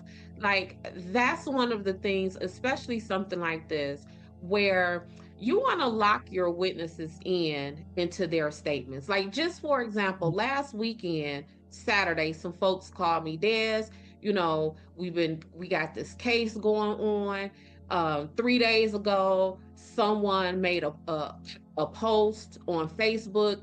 That person is a witness. Can you go talk to them? Told them, yeah, I can, but I'm not working this weekend. Let's talk Monday. And I'm talking like Monday, this week, Monday. Mhm. Made a phone call, interviewed that person Tuesday, had their affidavit created Tuesday. So now if this person becomes incapacitated in any way, now Right. if this person decides to change their mind and, For a long now I don't want to participate, he's already locked into this affidavit. We have them now. And if Des the private investigator from Sunshine Investigations can do that, what do you think the police can do? Much more. What do you think the police could do? At the very least, you can be thorough. You could be thorough. And if I want to, give you the benefit of the doubt, okay, maybe you don't have the funds to excavate this mine, but you definitely have the funds to lock these people in with their statements. You definitely can go knock on the doors of this small town and talk to residents. You definitely can go and say, hey, mom, dad, I know your child is a minor. Can I have permission to talk to you? You can do those things. Don't And like cost I said, anything. and if I could lock you into an affidavit to preserve your statement, guess who else can? Mhm. It is not it ain't rocket science. That's key though, not waiting 15, 20 years to do it when you've been tainted by media, talk of the town, conspiracy theories, wrong rabbit holes, terrible leads. Now you know how to adjust your statement. Yeah. To Now either you know what to say. clear somebody you know or throw somebody off, be like, hey, I found a photograph. Right. And now, so let's say you have the surviving witnesses and they may have had something to do with that, but your spidey senses may be thrown off because it has been so long, they're now relaxed. So when you approach them, when you talk to them, they don't seem as scared and nervous because again, so much time has lapsed and they're relaxed in their approach and in their conversation of these things versus if you would have spoke to them 3, 4, 5 years, a week after Tara went missing. I mean, this is definitely one that, you just, I mean, at this point, I think it's pretty much that Tara is no longer with us. And it's just sad because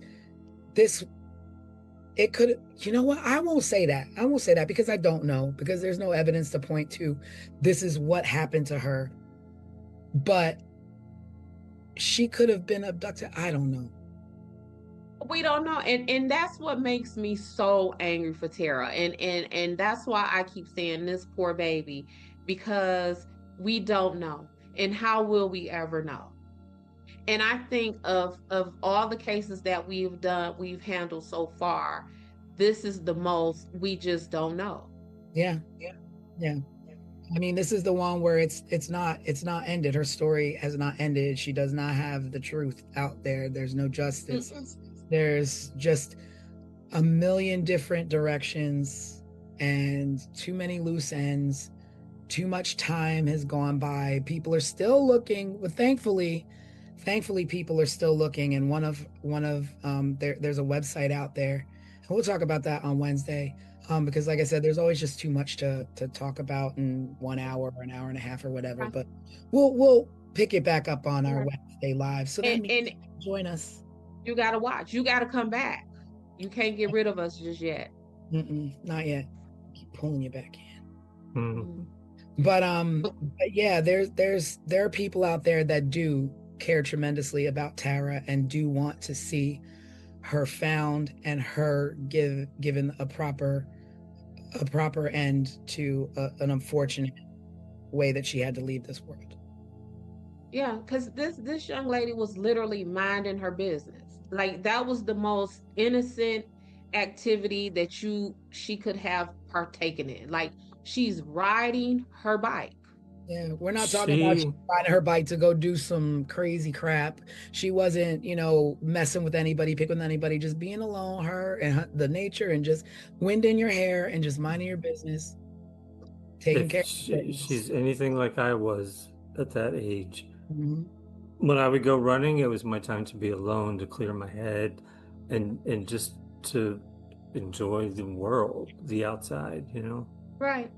Yeah. She's, I mean, as a parent, if my 19-year-old daughter, if her riding her bike, baby, please go ride your bike, because there's so much other stuff that a 19-year-old child could be doing. And Tara wasn't doing none of that, at least by all the accounts that I have read. She was just minding her business, riding what was her mom's bike, which is Yeah. what she rode her bikes every day. It's like, And y'all out here, doing dirty. It's always yeah, like, y'all out here messing with that girl, and she ain't did nothing to nobody. Nothing. it's like her, we got Kathy and Rebecca and all the other people in the Colonial Parkway. You got, the Ketty cabin. It's like, these aren't people, these aren't the type of people where it's like, that Chicago line, he had it coming, he had it coming. These are innocent people going about their lives, and not saying that just because you had it coming, you need to get it. But these are Absolutely. like, it just makes it that much more enraged when you're going about your daily life. You're a good person, good citizen. I'm pretty sure she'd help anybody in distress. And when it comes down time for her to need help, there are people harming her instead of helping her. Yep. But yeah. This was. Yeah. I don't like this for Tara. Like this makes me mad. Like this brings out the auntie dares for Tara, and especially when kind of just like the whole Colonial Parkway thing, where it just so happens that now y'all telling us that the lead witnesses or suspects are dead. So you got the mine dude, he dead. Then you got the sheriff's son, he done committed suicide. Like, and the circumstances behind that, I don't know. We'll look into it. But yeah, at the end of the day, let's look into these things when these people are still alive. Let's not drag cases out because there's no money or there's no funding. Figure it out. I don't know. Figure it out. Start a new task force where you all got to raise money to help these people. I don't know what's out there. We got some money to fund some wars and some all that kind of stuff. And you mean to tell me that every other weekend in the sky trying to get to the moon that we ain't never been to? But that I didn't say that. But when our children and our moms and our dads come up missing, now you want to tell us there's no money to move some rocks and excavate a mine to go find them. But we just gonna put some fly traps down there. Yeah. It is what it is. Well, I guess join us Wednesday night live. We will be live talking about the conclusion of the Tara Calico case and some other current events that I'm sure will be going on. And this one again in the books for Drop the Ball. Yep. So Wednesday night, be there, be square. Yep, maybe we'll. Did y'all see what I did with that? You did. I did that. Maybe we'll give a little hint on our next case. Yes, maybe. Or maybe you have to tune in and subscribe, get your notifications. That's for sure. You know the next episode is coming. All right. Well, until next time, you can always find us here on all of our social media. You can always visit the website for more information, 15minutesofmurder.com. And we'll see you next time. Tara made me sad, y'all. Yeah, me too. It makes me sad. Yeah. Bye, everybody. Bye, everybody. We'll see you next time. Subscribe, share, and remember, someone is always waiting for answers. This was 15 Minutes of Murder.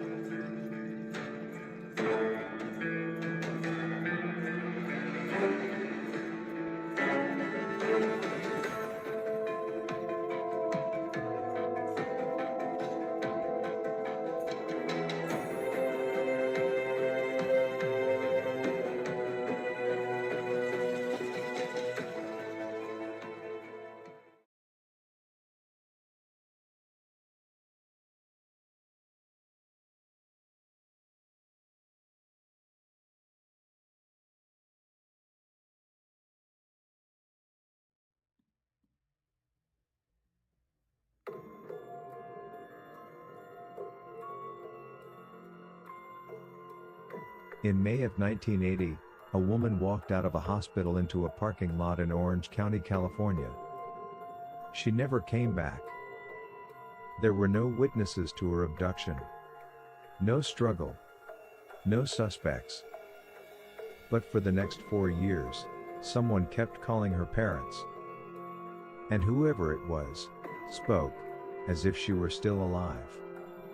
This is 15 Minutes of Murder.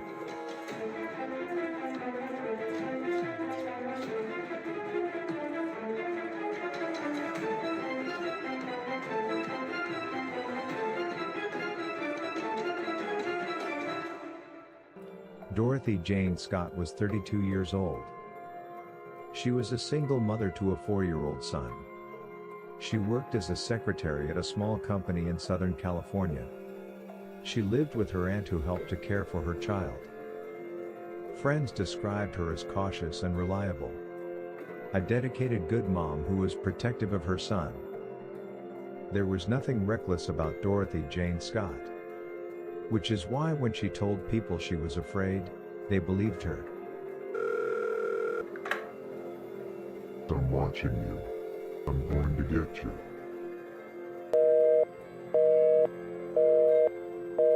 Months before Dorothy disappeared, the phone call started. They came to her home.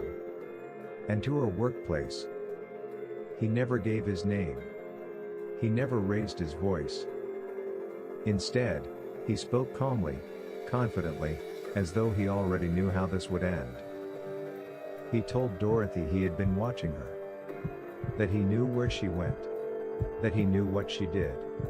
Eventually, the calls escalated. I'm going to get you. On another call, the man told her something worse. You're going to die soon. Dorothy was shaken and terrified. She confided in co-workers.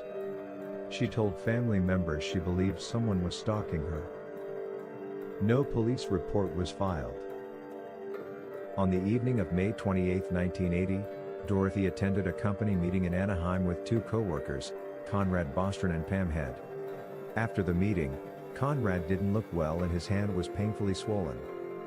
Dorothy and Pam offered to take him to the emergency room at UCI Medical Center. Doctors later determined Conrad had been bitten by a black widow spider. Dorothy and Pam waited for several hours. Shortly after 11 p.m., Conrad was discharged.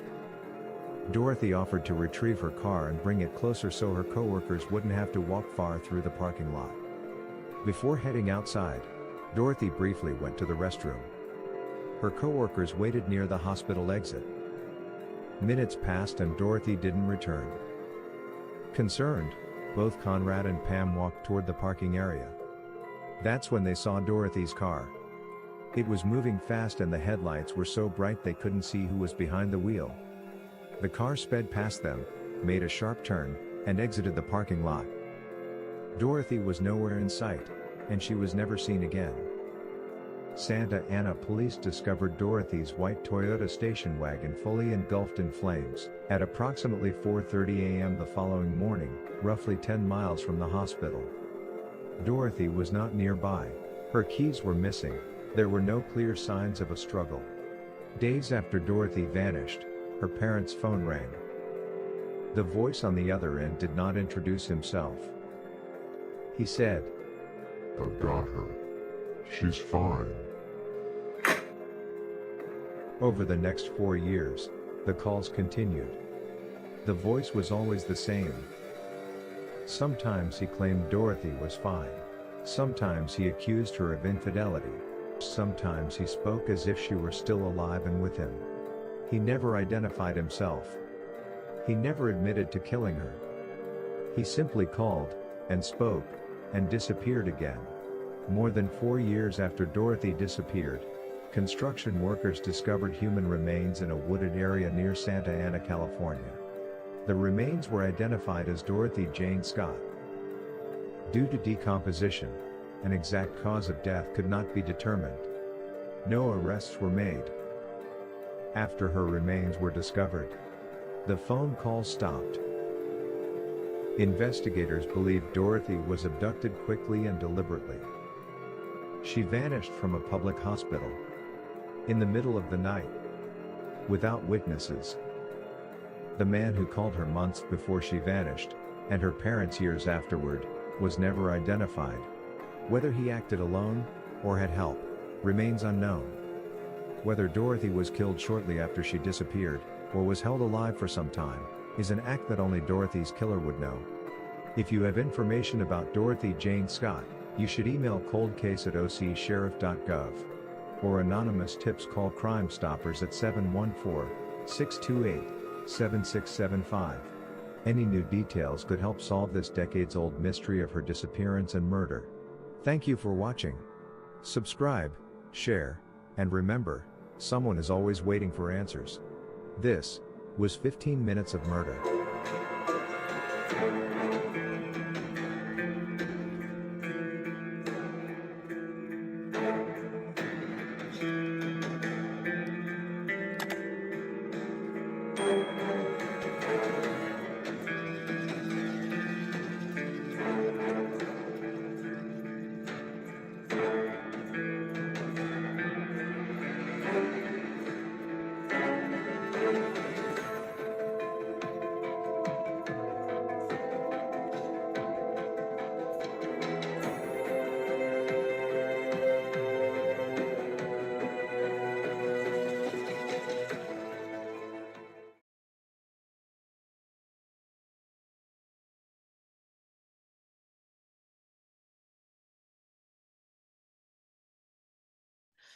Dorothy Jane Scott was a working mom. She loved her son. She showed up for her friends. She did everything right.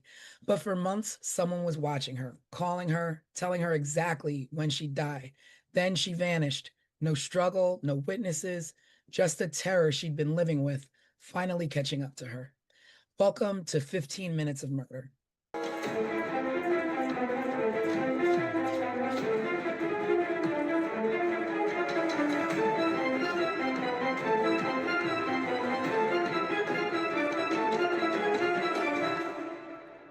Hello, everybody, and welcome to another edition of 15 Minutes of Murder, full podcast edition, where we break down last week's case file, which was the Dorothy Scott murder. It was all about a caller calling her, as you heard in the recap before we started. We're just going to get right into it. We're going to get right into it. So, who thinks what? I'm going to tell you what I think real quick. I think this is an open close with an anonymous suspect. I feel like the person is the caller. I don't feel like it's anybody outside of that. But I don't know who the caller is. Well, maybe we should start with a quick overview of the case. All right. Well, we've got Dorothy Jane Scott, who was a mom. She had a young 4-year-old. She was not a troublemaker, didn't cause any problems. She began receiving phone calls from a stalker, and this went on for quite some time. And, I guess just like, I don't know what she did about it. I don't know what she did about these calls, but I guess she just dealt with it and just kind of like watched her back or what have you. But one day she was at work, she was with 2 coworkers, and one of the coworkers got bit by a spider, and they didn't know that at the time. The coworker just didn't feel well. So she was like, let's go to the emergency room. So her and a coworker and the one that got bit by the spider go to the hospital. At the hospital, he gets treated. It's late at night. It's like 11 o'clock at night or something like that, or 10, 11 o'clock at night. They're at the hospital. He gets released. They're all walking to the, I guess, to go home and get dropped off. But Dorothy's like, let me run to the bathroom really quick. And the other 2 were like, okay. And she's like, I'm going to go get the car so that you guys don't have to walk far. So they're like, okay. She goes to the bathroom. She leaves to go get the car. That's the last time they saw her. They're waiting and waiting. Dorothy never shows up. So they go out to the parking lot to look for her. They see her car approaching them. And I guess they're thinking like, oh, here she comes. But the car was driving really fast. The car drives up to them and makes a turn and drives out of the hospital parking lot, and she's never seen again. She never comes back. They wait for her a little bit. She doesn't come back. So then they call the police and they're like, listen, we were, at the hospital. Our friend went to get the car. She never came back. We don't know what happened. And then in turn starts a great search for her. The crazy part is that the calls never stopped. The person who was calling her and stalking Dorothy was now calling her parents and saying crazy things like, she cheated on me, or she committed, she was, I can't think of the word, infidelity Yeah. related Mhm. things. He would say, oh, I have her, or she's fine, crazy things. And I mean, the calls were never long enough for the police to trace them. And it's 1980. 1980, yep. So like, what can they possibly do? I don't know how calls are traced back then, but they couldn't trace the calls. So it went on and on and on, for, I don't know if it went on for the full 4 years, but 4 years later, they found skeletal remains about 10 miles away from the hospital, that turned out to be Dorothy. But also, another crazy thing is that the night that she was taken, um, police found her car, burning on fire, miles from the hospital. So, Yeah. just Can strange. I share really quick? Yep.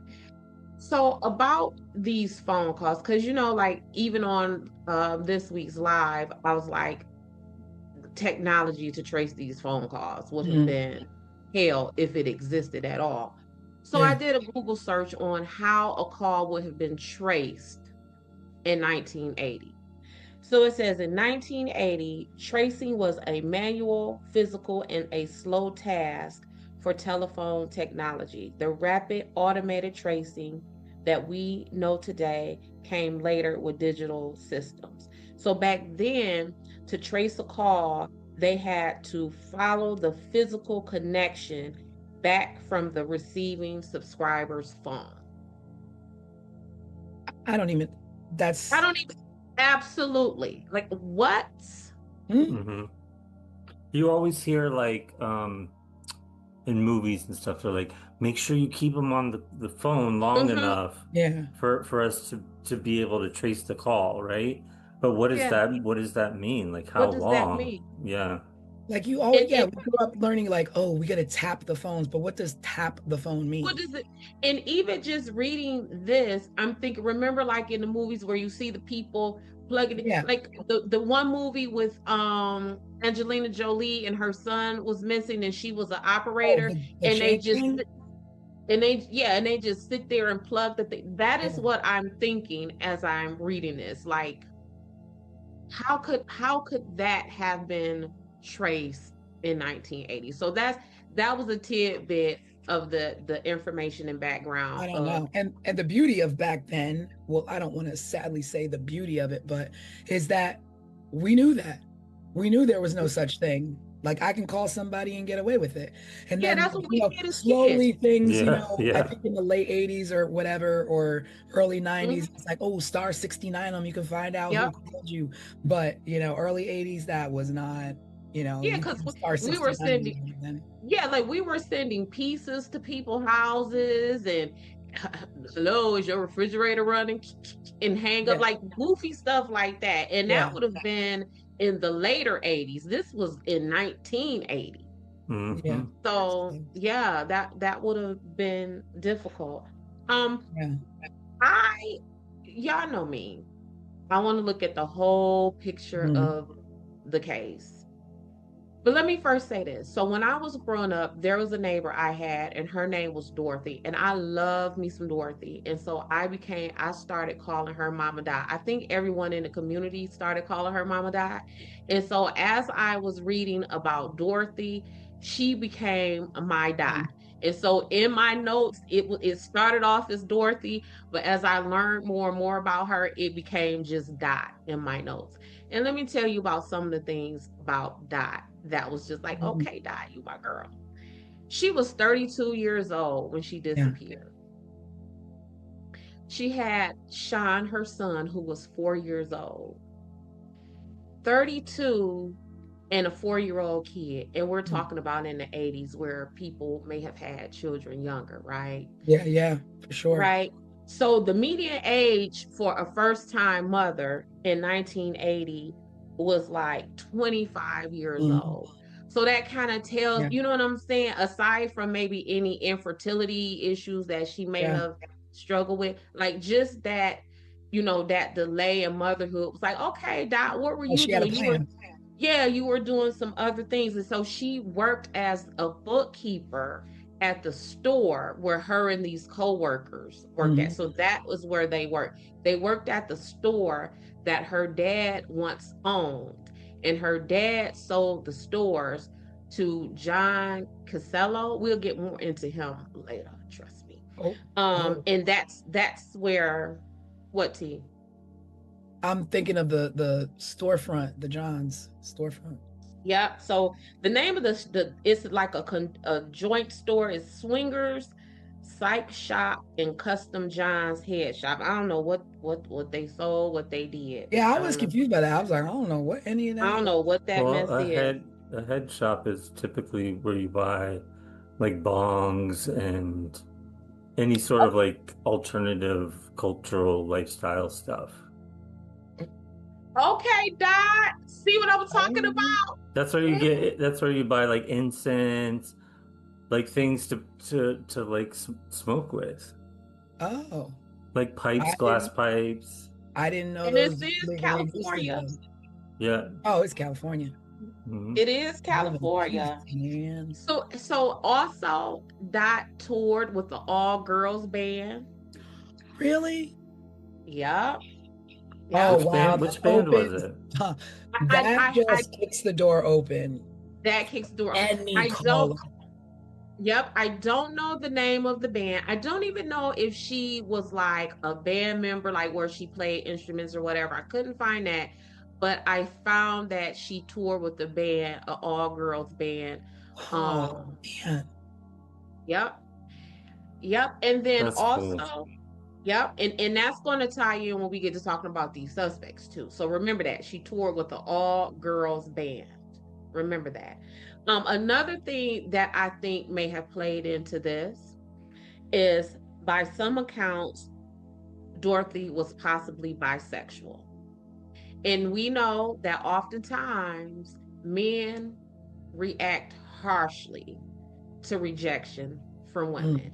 And in 1980, if you are a man and not only are you being rejected by a woman who may be interested in another man, are you now being rejected by a woman who have interest in other women? So this her touring with this girl band and her possible identity is bisexual. Hang on to all of that. Yep, T. Hang on to it. So let's go. Well, I think I have a couple of like minor dum-dum questions. Was she receiving calls at home, or was she also receiving these calls at work? Both. They were both. Okay. Yeah. So this person that already tells me that is not a random rando, because it's not like you can just Google somebody. We had yellow pages, and in those yellow pages was 4,000 Tammy Smiths. So your shot of getting the right Tammy Smith, you knew this person personally. No, for me, that's one of the reasons to this day why The Terminator is one of the most frightening movies I have ever seen. That man started going through those white pages. That's how he found Sarah Connor. Like, he went through the phone. Y'all don't remember that? I haven't seen him in a long time. Oh, when I tell you trauma, like, that is the most terrifying movie ever. The fact that he sat with that white pages and looked at the long list of Sarah Connors, and that is how he found Sarah Connor. Yeah, I mean, that was our method though. That was our method. That was our only way to finding phone numbers, not even addresses. Mm-hmm. And it was just right there. So yeah, that she was getting, and Craig, again, y'all know me. If this woman is getting these calls at home and at work, what am I always talking about? Proximity. Don't no stranger know that. Don't no stranger know where you are at home or at Yeah, work. yeah. Well, And one of and the then eventually the parent knew how to call the parents too. Yeah. And one of the callers called her while she was at home and was like, I got a present for you. Go outside to your car. And when she went outside to her car, there was a dead rose on the trunk of her Oh, car. right, right. Yeah, I remember that, Rose. I remember that that I was trying to go down that road because it was like conflicting about Hmm. people's recollection of that Rose, but And the cause, so she went missing in late May of 1980. I want to say like May 28th or 29th. And the cause started in October 1979. And wow. so they were coming to her house and to her work. And she reportedly told her mother that the caller's voice sounded familiar to her. Mm, Mhm. But I would imagine it would, because only someone familiar with right, her would know right. where she was. And even when she disappeared, they would have known what clothing item she had on. So it definitely was someone who she Yeah. would have known. And Now, these like at that point, like w- did I couldn't find like what she did about it. Like, did she do anything about the I don't know. calls? Like But see, report them or I what mean, would she what have do done? you do? I think you just kind of live with it.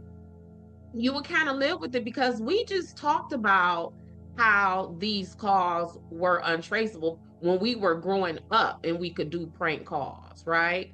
So in 1980, you get a prank call or a call like this. What do you do with it? Do you report it to the police? They don't seem to have been able to trace that or trace it in time. So what do you just Mhm. live with that? Yeah. What do you do I, with it? I I mean, mean, I would definitely be terrified, with a 4-year-old and these Well, cops she still was. coming yeah. in So and like, and she was terrified. So I found that she moved at least 3 times. oh wow. Then That she definitely had situational awareness where it's like, Yes, I'm probably not going to be safe here. I need to take my child and go someplace yes, safe. And she did the right things to protect herself. that she thought about purchasing a gun, Wow. but she was afraid that Sean would Mhm. find it, and gun safety there. So what she ended up doing was taking karate classes for self-defense. I So Wow. read she about that. she This makes me even more sad than I was. Yeah, so she was definitely doing some things to try to prevent this.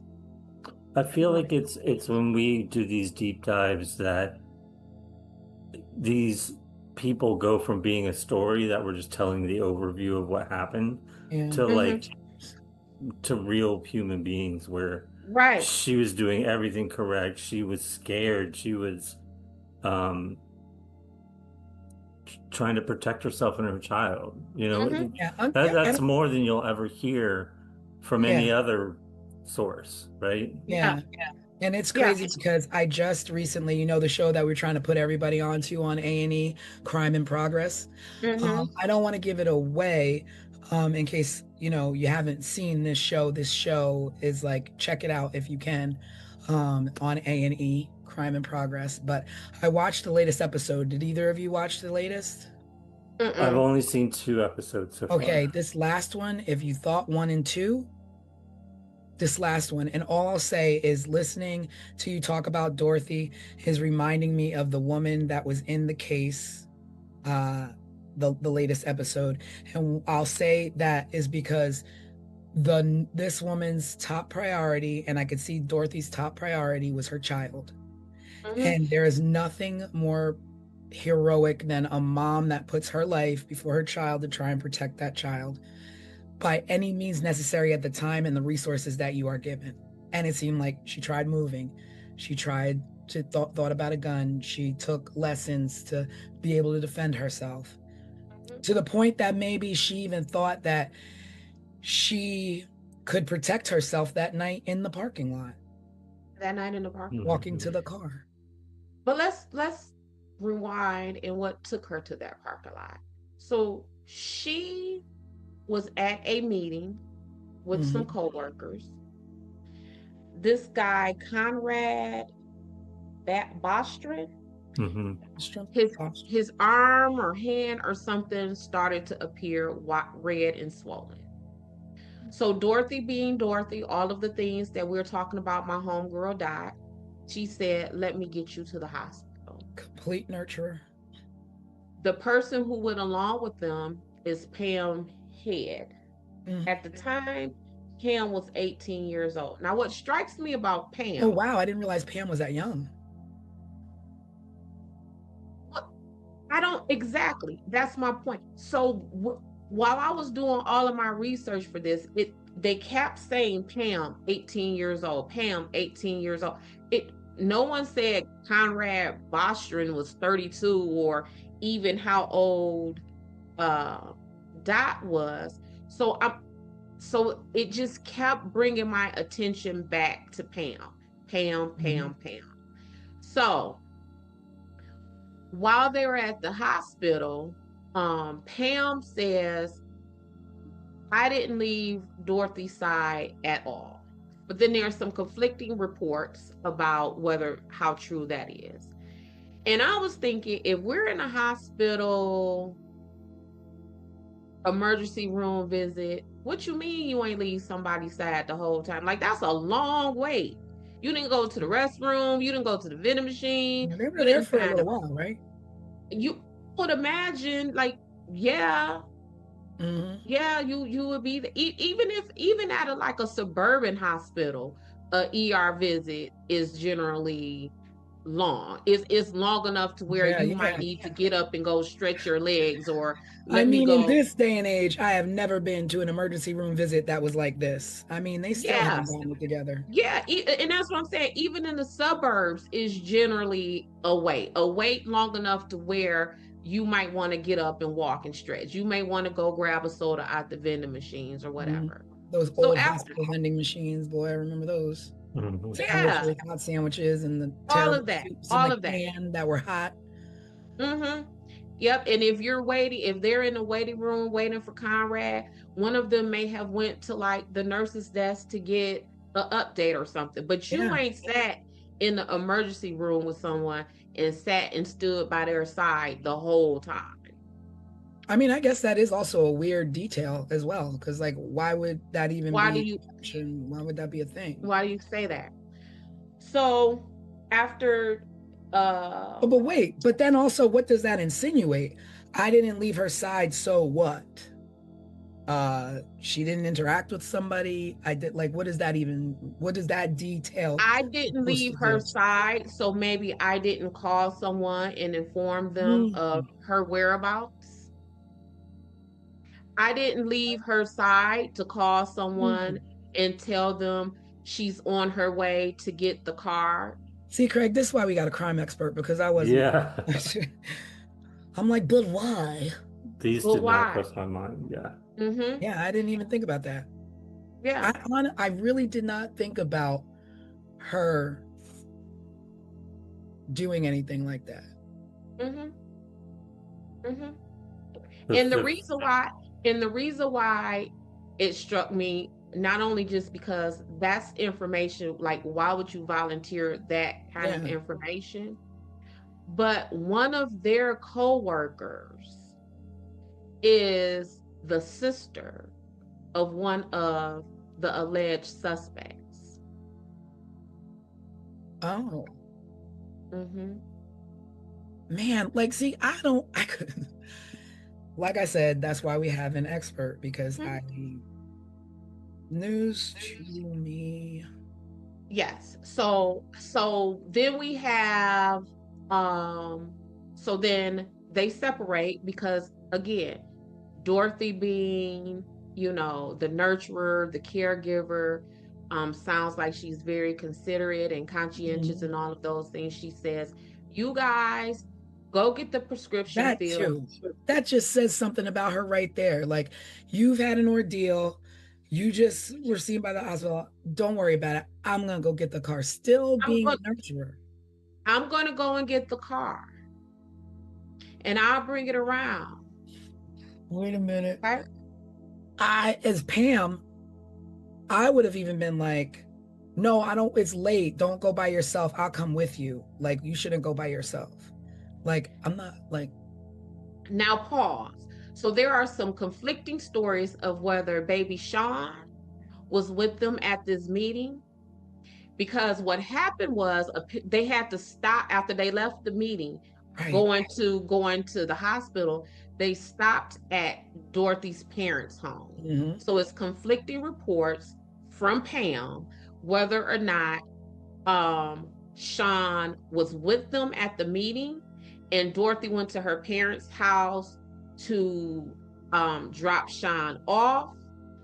And then the other version of the story is they stopped at Dorothy's parents' house so she can see Sean, because she had been at this meeting and she was going to be gone even longer because she was going to the hospital. So let's go back to this hospital. So as Pam and what's his name, Conrad, are waiting for Dorothy, it's taken her a while to come. They're standing there waiting. So when they finally see her car comes barreling towards them, headlights blaring, and just takes off.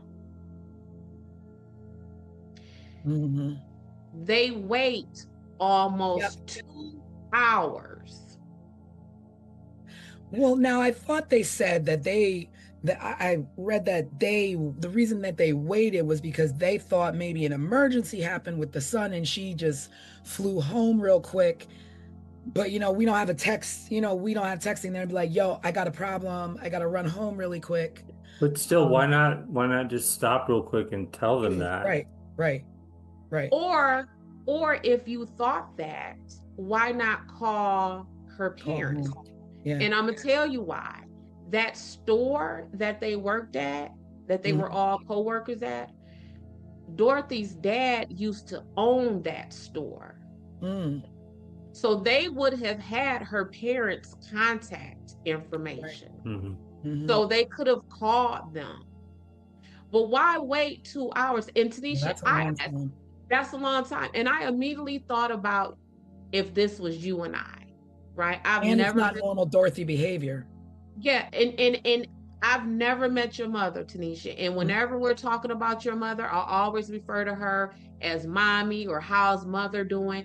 And I do that because I know your relationship with her. Yeah. There is no way in HE double hockey sticks that you've been come up barreling past me in your car and I'm gonna wait 2 hours before I call your mama.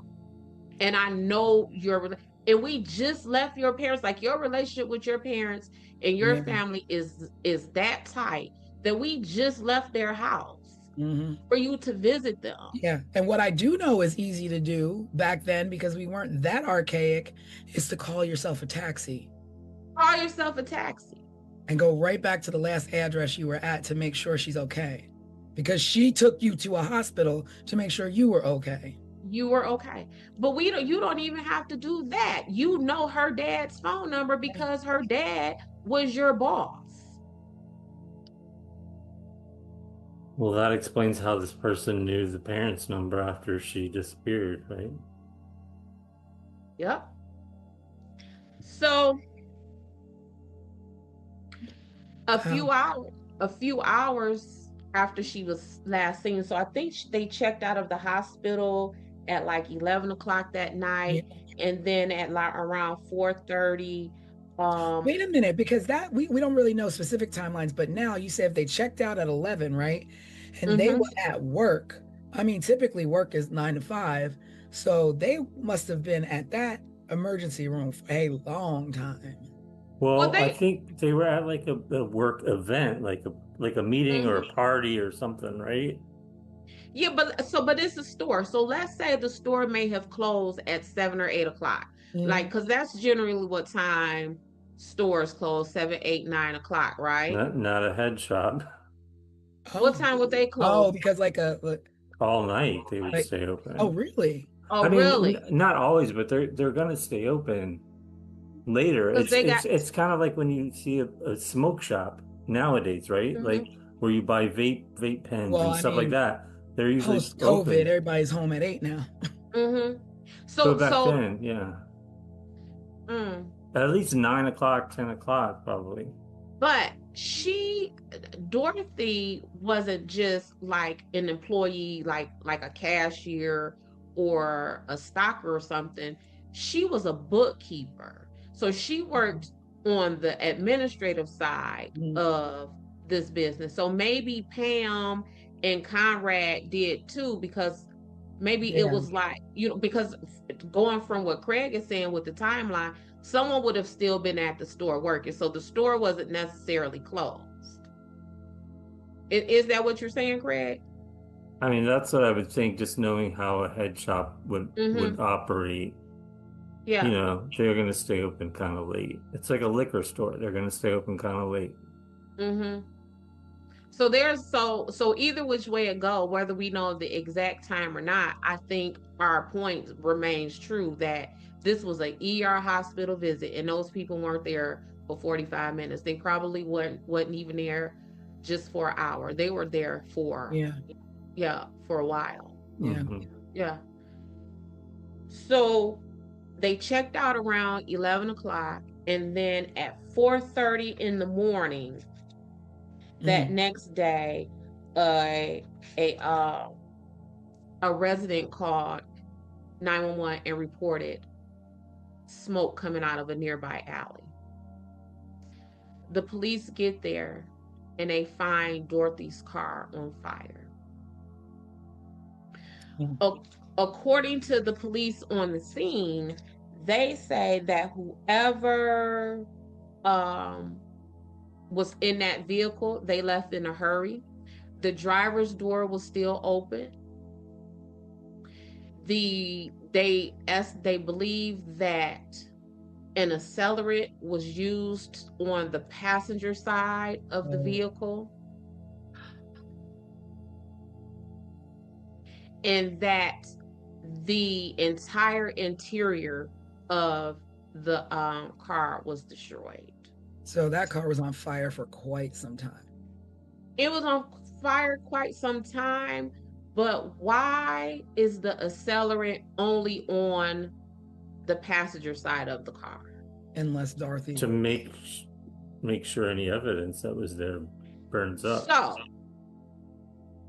but why the accelerant specifically on the passenger side of the car? So that's telling me that possibly Dorothy was forced into her vehicle, Mhm. drive away, and the accelerant is poured on the passenger side of the car to get rid of anything fingerprints, because back then it wasn't DNA like now. We Mhm. can't, you know what I'm Mhm. saying?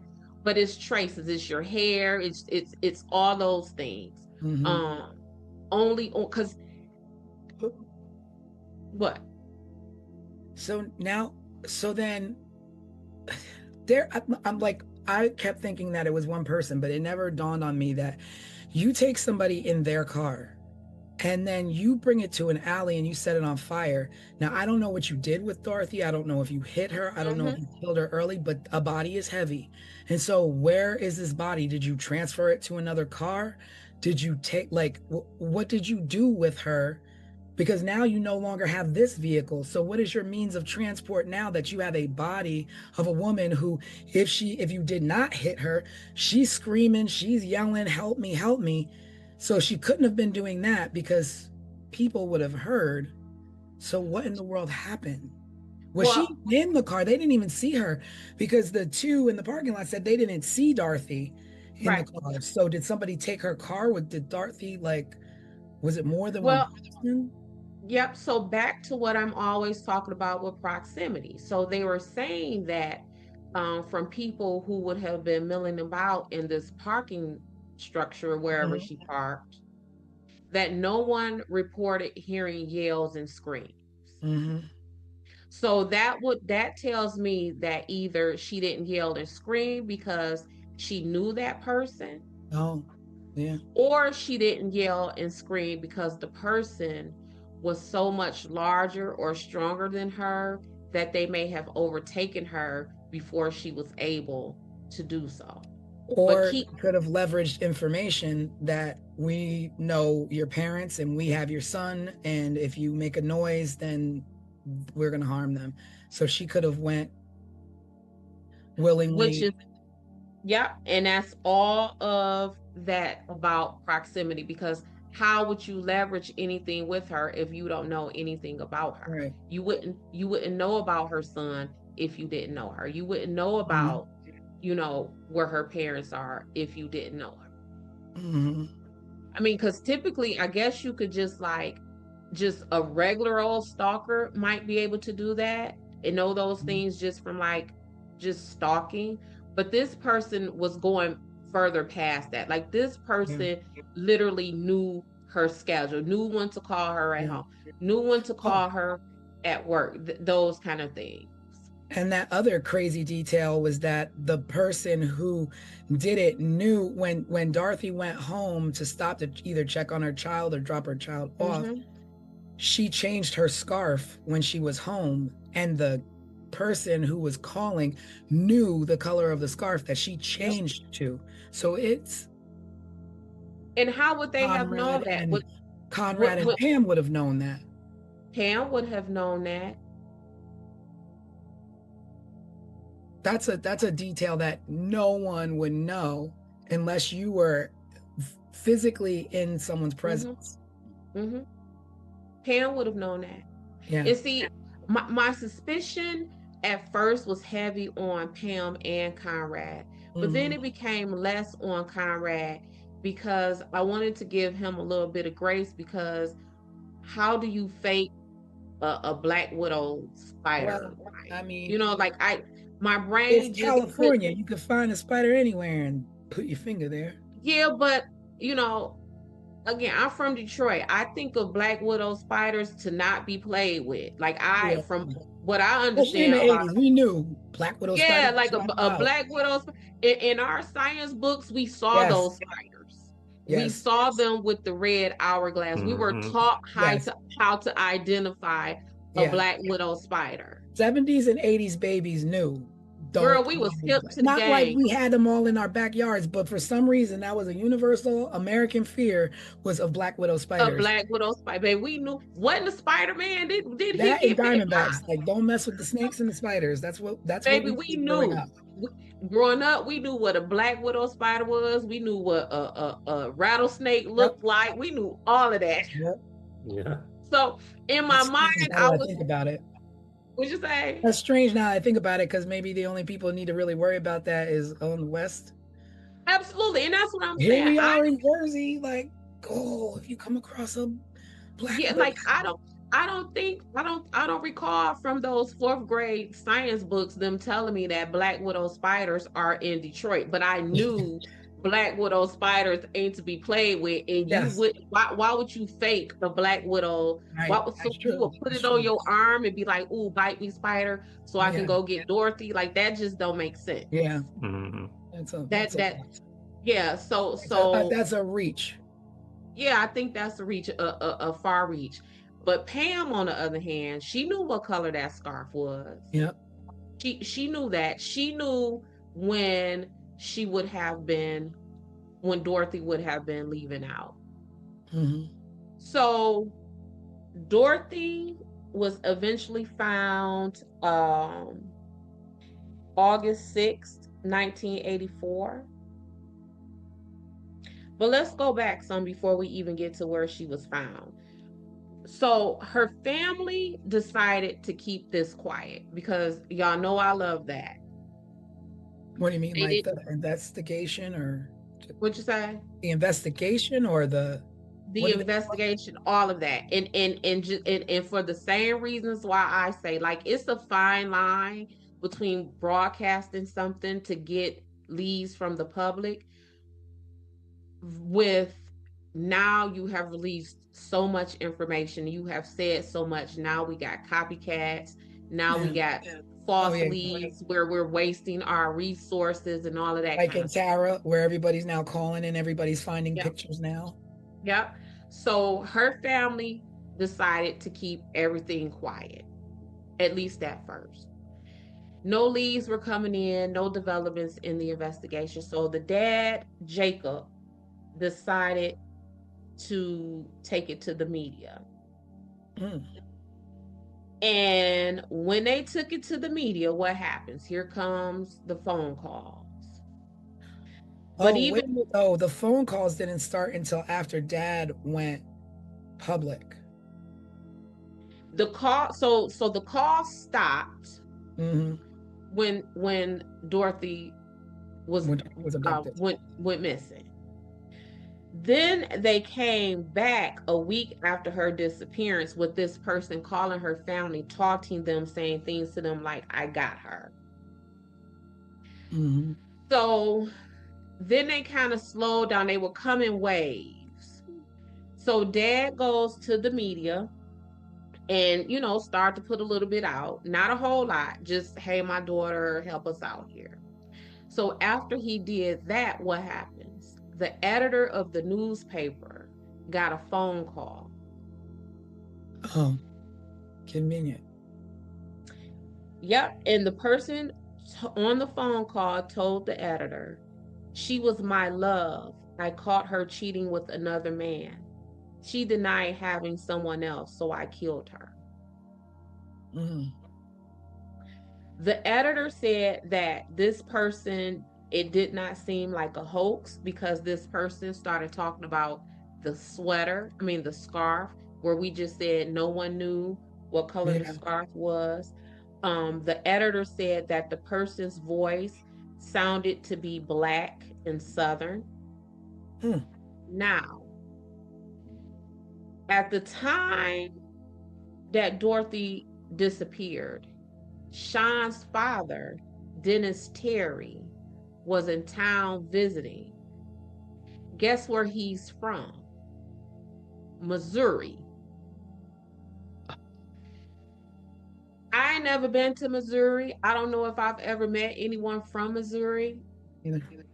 But I'm wondering, do people from Missouri have Southern accents? I think they have an accent. Yeah. And if you're from California, right? Like when I'm traveling for work, depending on where I'm traveling to, people always ask me, are you from down south? Right? And I'm from Midwest. So I would imagine if you calling people from California and you're from Missouri, you're going to sound Southern. Yeah. And depending on the tone of his voice, he might even sound Black, right? So then the calls kept coming to Dorothy's family every Wednesday. Only on Wednesdays. For the next 4 years until she was found. Wow. But they only came during the time when Dorothy's father was not home. So the only person who was receiving those calls. Know that. Somebody. So see, I was thinking like maybe the calls were hoaxes, but no, those calls are from inside the house, so to speak. Somebody literally. Yes, from inside her house, inside her immediate circle. Yeah. So, and they only called when her dad was home. And that's like, why would they fear that the dad will recognize this person's voice? They call when the dad was not home. Yeah, they called when the dad was not home. Okay. And why would that have been? Did they fear that the dad would recognize their voice, or was this just an attempt to further terrorize the women of this family? Mm-hmm. That's a sick person. Sick. Sick. And when Dorothy was found, the first call that came to their family after she was found was something like, um, is Dorothy home? You know she not home. Yeah. You know, Because because you got her. You yeah. did this to her. And you call us to ask us, is our baby home? I can't That's imagine like laughing in moms their for 4 face. years. Laughing in their face, taunting them, like, And again, let's talk about the time, right? So yes, the calls are coming in on Wednesdays, but do you not answer your phone on Wednesdays? You don't know what's on the other end of that phone. Yeah. Because by now maybe Sean is in school. Are they calling from school to tell you that Sean is sick and you need to come get him? Or it could just be any kind of emergency. Do you not answer the phone? I'd be scared to even send Sean to school. Yeah. I was just thinking, that's what I was thinking. I was like, Right. you harm the mom, so then what is the intention, the point? And obviously it was not the son. Like the child was not a factor in this, because I mean, all you did was punk out and keep calling her parents or parent. Yeah, her parent. So back to when Dorothy was found. So she went missing in May 1980. Her skeletal remains were found in August of 1984 by a construction crew preparing to do what, y'all? Lay telephone lines. Wow, the irony. I didn't know that. I did not know. Yeah, I just assumed it was, Yeah. a strip mall. Clearing property to build something. Wow. Now, the land that she was found on was owned by someone. No. It was owned by the man who now owns the store.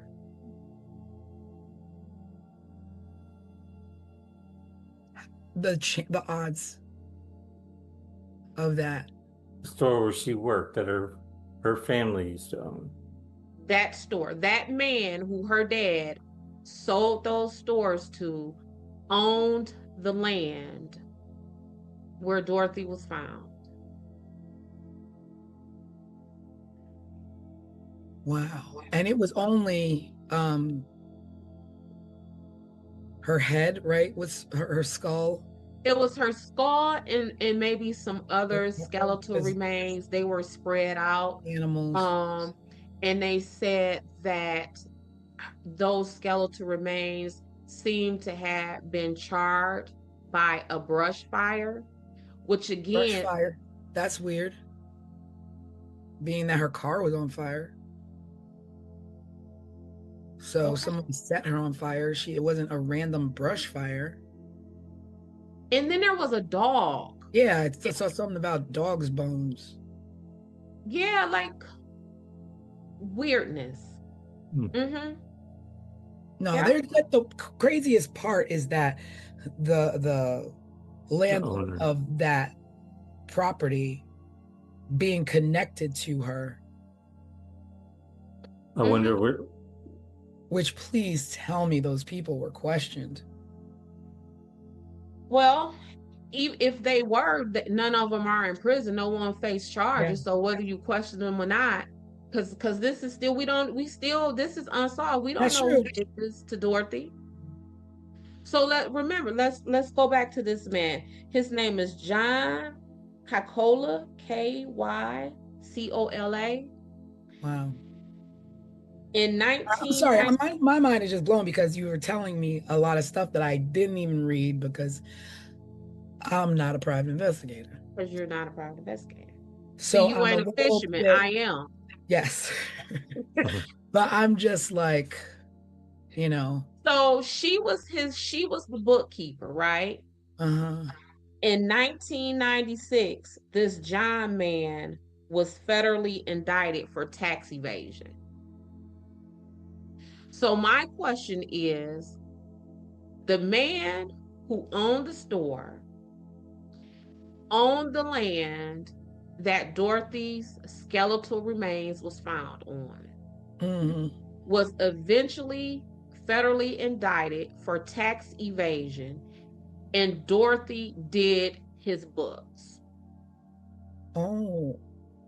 So although the indictment came 10, 15 years later, Right. was she back then aware of some of his mess? Because one thing I always say about me and my investigations, I ain't never wrong. I might be early, but I ain't wrong. So Wow. is this a situation where Dorothy found something ahead of time? So that's my suspicions on him as far as suspects go. Wow. It's even to the point like where I'm not even there with your method, because I didn't put 2 and 2 together with tax evasion and her being his bookkeeper to be like, okay, there's a little bit of motive there on his There's a whole lot of motive there. A whole lot of motive. Well, yeah, because if you think about it, like back then, it was just like tax evasion was like, right. You went to bed worried you were gonna get busted.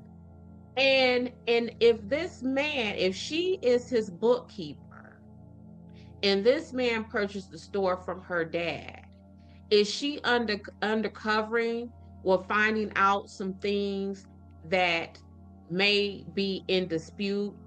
Maybe her dad got shorted. Maybe her dad got the wrong end of a deal with this man in the purchase and selling of this store. Is that why this person couldn't call the house, because the dad would have recognized the phone number? I mean, the voice. Yeah.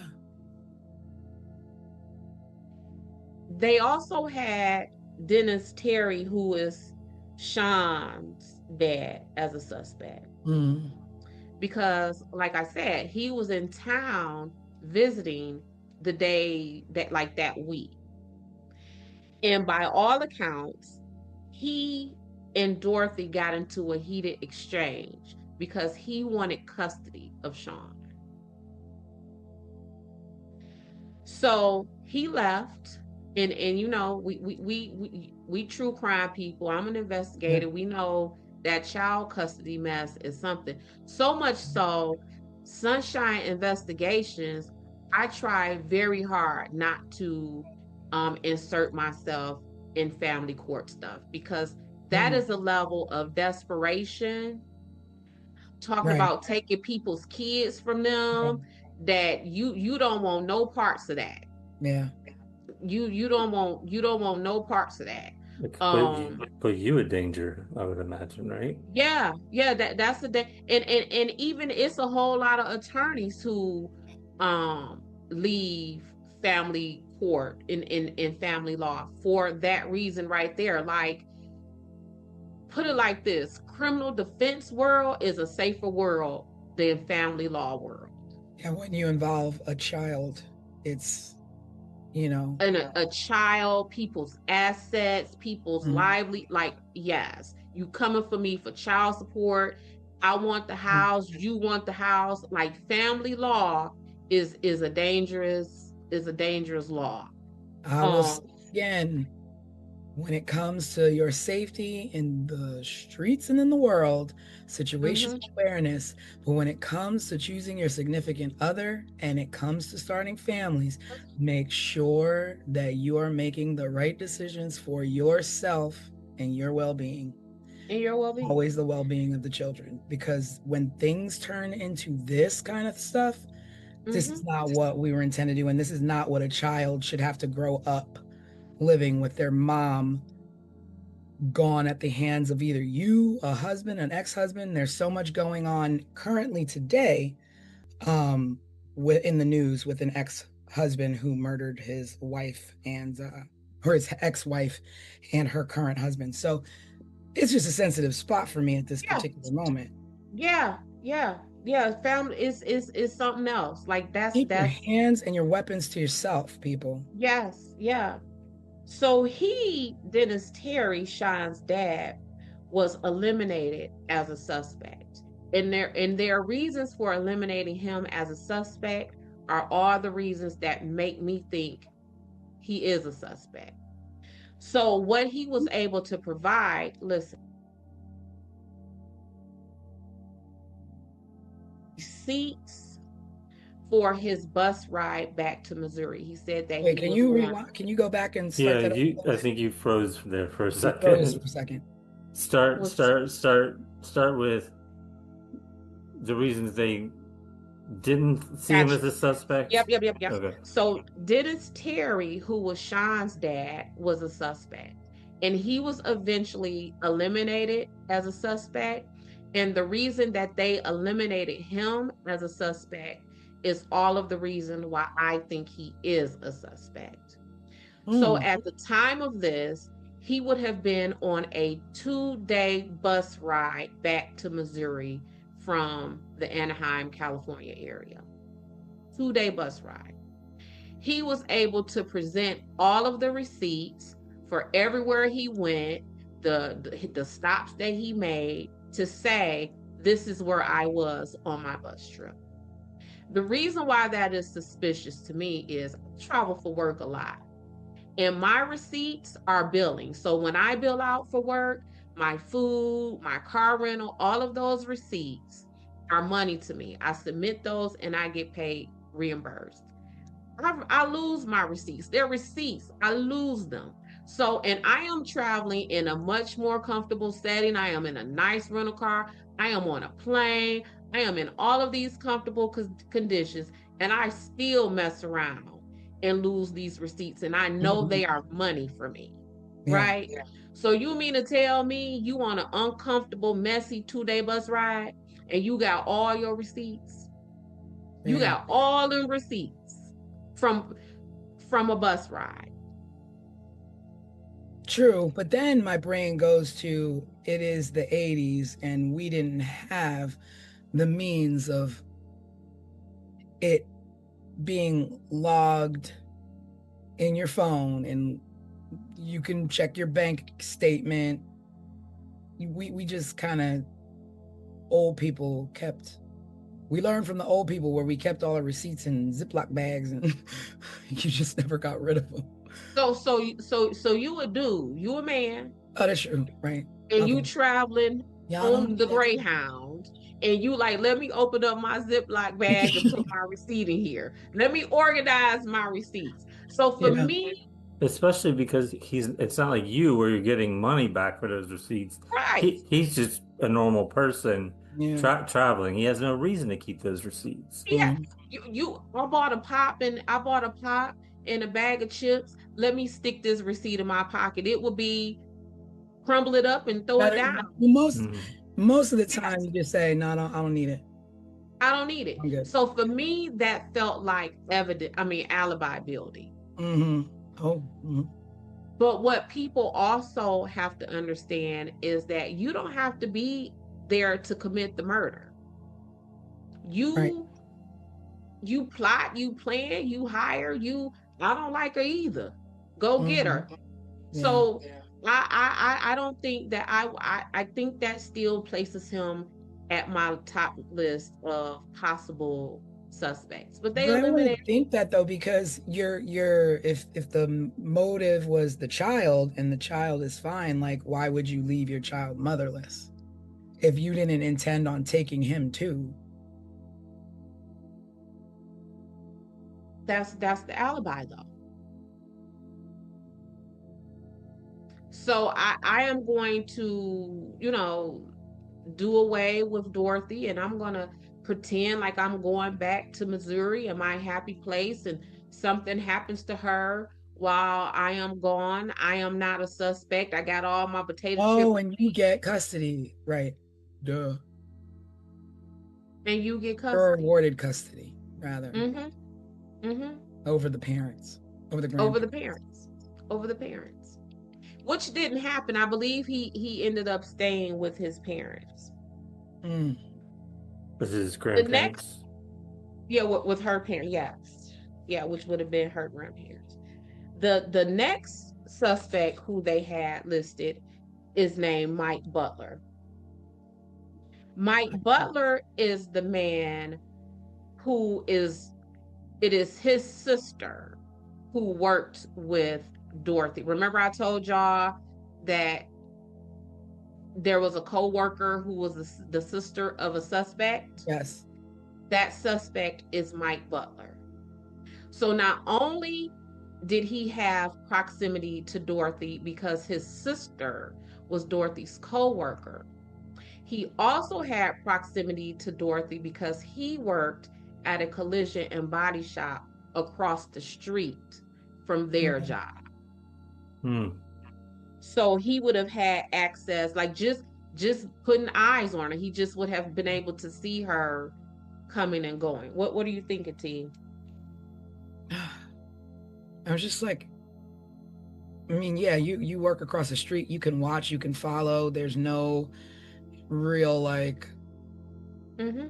thoughts of like, oh, there's somebody across the street following me, or There's someone across the street. any worker across the street. Mm-hmm. No, because you work with his sister, so it's like, oh, it's Yeah, and it's normal. Susie's brother across the street. Across the street. And if it is a head shop, what we know it is now, thanks to Craig, I had no idea. And he works at a collision shop. He's probably in that store a lot to purchase whatever it is they, because back then you a mechanic, you got your cigarettes in your, you know what I'm saying? Yeah. So I think he would have been in and out of that store to make purchases. Yo, But I'm gonna look up the definition of a headshot while y'all talk. But here's what blew me out of the water about him. So he was known to have a crush on Dorothy. That would make sense. This crush on Dorothy was so delusional Oh, come on. that he told the investigators that he wanted to marry Dorothy. Oof. Oh, come on. Did Dorothy know this? I would imagine not, and not to that level. Yeah. And if she did, wow. Yeah. And I mean, if that's what she wanted, like a man in her life as a father figure to her son, and she's friends with Pam, it wouldn't be odd that maybe he would ask her on a date, or maybe he would tell Pam, like, I really, your coworker, I'm interested in your coworker, but not on the sneak tip to where you don't know. Or that you want to somebody feels marry like that them. about you, because she would have been thought like, there's a guy who has a crush on me, maybe it's him. But wait, this. So y'all know I love me an obituary. Oh yeah, yeah. The names connected to obituaries. This man, his name is Mike Butler. Mike Butler died in 2014. I am going to read to you some of the things that his family wrote in his obituary. And you tell me if they just describe the profile of a suspect that fits everything we just talked about. He might show up at your doorstep wanting to fix your toilet leak or that annoying noise your whatchamacallit is making. He just gonna show up at your house. He just gonna show up at your house. That's a weird sentiment. If you met Mike Butler, you undoubtedly recognize he was just that sort of person. So if you met him, you would think that he was a creep that would just show up at your house. Because they sensed his good old-fashioned desire to be wherever you might need him. He readily shared his zeal for his beliefs. He was a deeply religious man. So he's a creep who will show up at your house. He was deeply religious, and he had this ridiculous crush on a woman who may have identified herself as bisexual. Which don't fit with the religious part of things. But also, to be fair, maybe the person who wrote that obituary is a really bad writer, because Well, there's more. Well, you don't have to be a bad writer to describe somebody weird. There's more. So remember when we were talking about how she would have been overtaken, there may not have been enough time for her to yell and scream for help. And we talked about that she took karate. I mean, she wouldn't have been like Jackie Chan or nothing, but you know what I'm saying? This is also what the family wrote. He had training in infantry, and then something very unusual happened. Mike's attitude and attention to detail was noted. He was assigned overseas in Germany. He served as the base commander's public information and media officer and photographer as well. Oh wow! So he was steeped in stalking and being able to find people and being able to find information. And strong and powerful and trained in combat, but there's still more. He became a music roadie for several rock bands, including the Beach Boys and Bertha, an all-girl rock band his sister was a member of.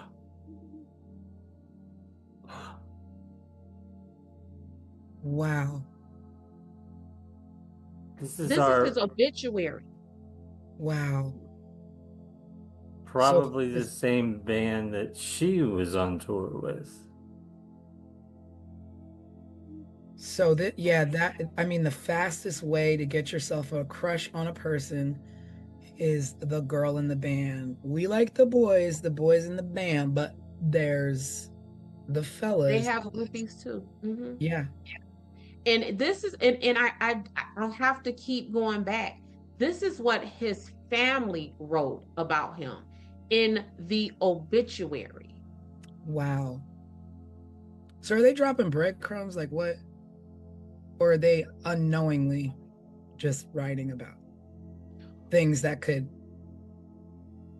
Or they could just, as his family, just be, writing the lovingly information about their brother, cousin Mike, and don't even realize that the things that they're saying about their brother fits the profile just from what we're talking about on 15 Minutes of Murder. Yeah. Mm-hmm. Of the person who would have harmed Dorothy Scott. Here we are, what, 40 years? Questioned? What'd you say, Craig? I was going to say, here we are 40 years later, quickly connecting the dots that nobody else seems to have connected. Mm-hmm. But he wasn't questioned? I don't know, Tanisha. And like I said with the other ones, even if he was, what did they do with it? Nothing came about it. Yeah, he died in 2014, where they left this lovely, glowing online obituary about him. Like, this was online. I didn't have to Google, like, go into a deep dive. It was online. I'm starting to think now, he worked at a collision shop. Look. And so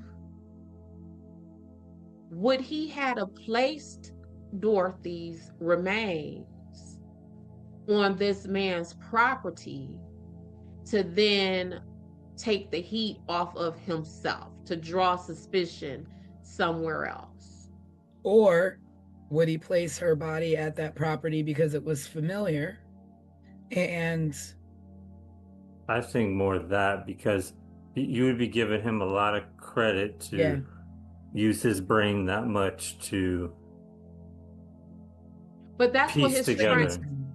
right, but that's what his brain was used for. These Oh, people right. just said He that was he was military. trained in over in Germany working communications in photography, and he was in the infantry and all of those things. I guess he could have pieced it together. Mm-hmm. But It, I it mean, either one of the situations does not look good for him. it does not look good for him. Mhm. I But must say that go ahead, Greg. I was going to say I was convinced of the owner of the land and purchaser of the business, but now that I'm hearing this, I think Mhm. my Yeah. my numbers, my list is changing.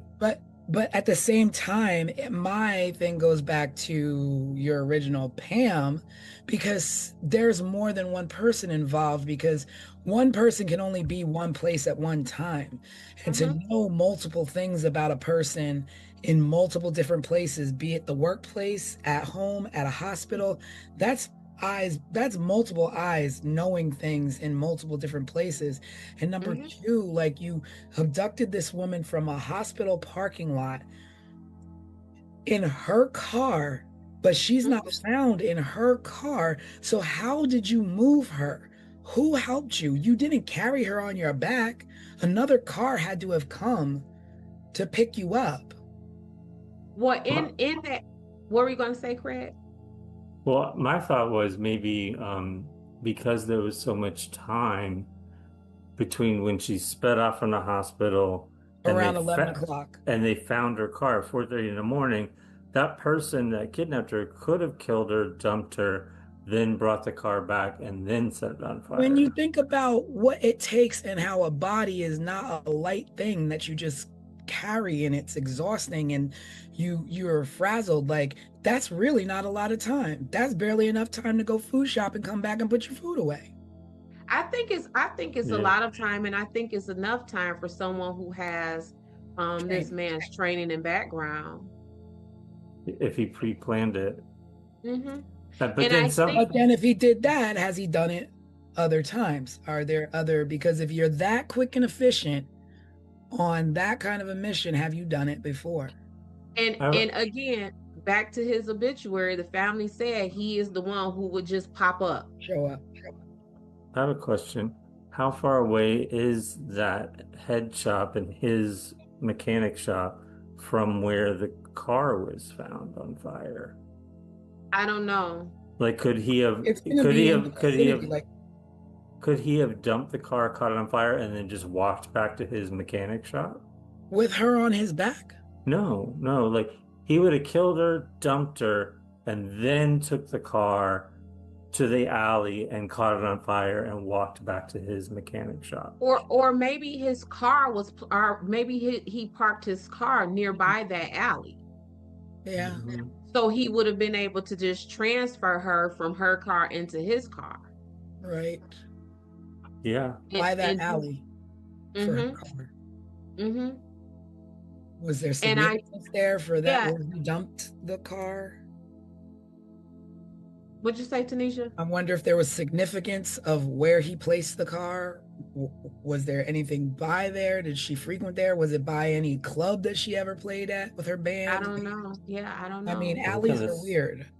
Yeah, and what we know is that oftentimes suspects return to the scene, like they go to places that they are familiar with. Mhm. So what you're saying, T, that might be a possibility. Like, was that the alley of, a venue that Yeah, was it a his venue Brody alley? band and her band was at, or Yeah. you know what I'm saying, was this alleyway behind a restaurant or a bar where he saw her in, and I remember how good you looked in that dress. Like, it could have been Or, like you anything. said, he was a roadie or whatever. Did he Mhm. unload equipment in that alley? Yep. for a show? I would bet that there is some kind of familiarity with him in that Yeah. alley where he Yeah. transferred them. It's not an open field. It's not a random Mm-mm. place. An alley is a Nope. very specific place where you know, one, there's no police activity. You're not being watched. You're not being followed. That's like a dead end. Like it's oh yeah, maybe the alley's open ended. I don't know if it was open on both ends Mm-hmm. or if it was closed off on one end, but that's a spot for you to get caught, especially setting a car on fire, even Setting if them it across. is 4:30 in the morning. Mm-hmm. Do you Mm-hmm. know? There's something about Do the you alley for me. do you know what the name of the head shop was? Yeah. Because I just found where her car was. It is. Oh, let me see. I got it close by. Give me a second. Oh, I'm curious to see how close they It's are. Swingers Psych Shop and John's Head Shop. I thought the head shop was like a car place for fixing cars. What city were they in again? Anaheim? She lived in Stanton and she went missing from Anaheim.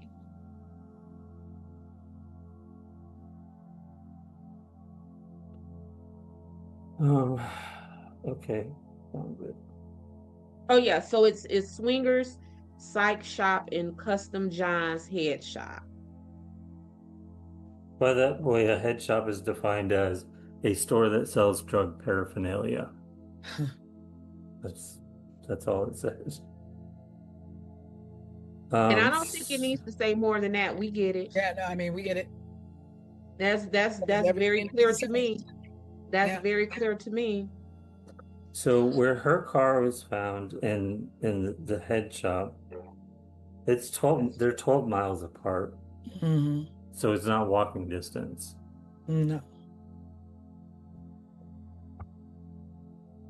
So remember when we were just talking about like, I don't know if we're digging at stereotypes, but how someone who worked at the collision shop or something may have like their cigarettes tucked in Yeah. their t-shirt pocket or I mean, it's something, the 80s. Everybody was smoking.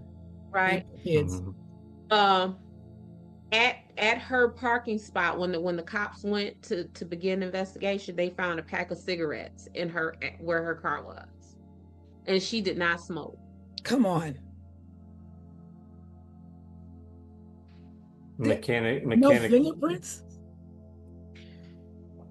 If you think See, about that's the thing with this. See, so when this is the thing. So when I get to talking about police and what the police didn't do, this is the mess that I am talking about, y'all. Like, and this is why, as I began to do this investigation, this woman went from being Dorothy Jane Scott to Dot to me because Yeah. they wronged this girl.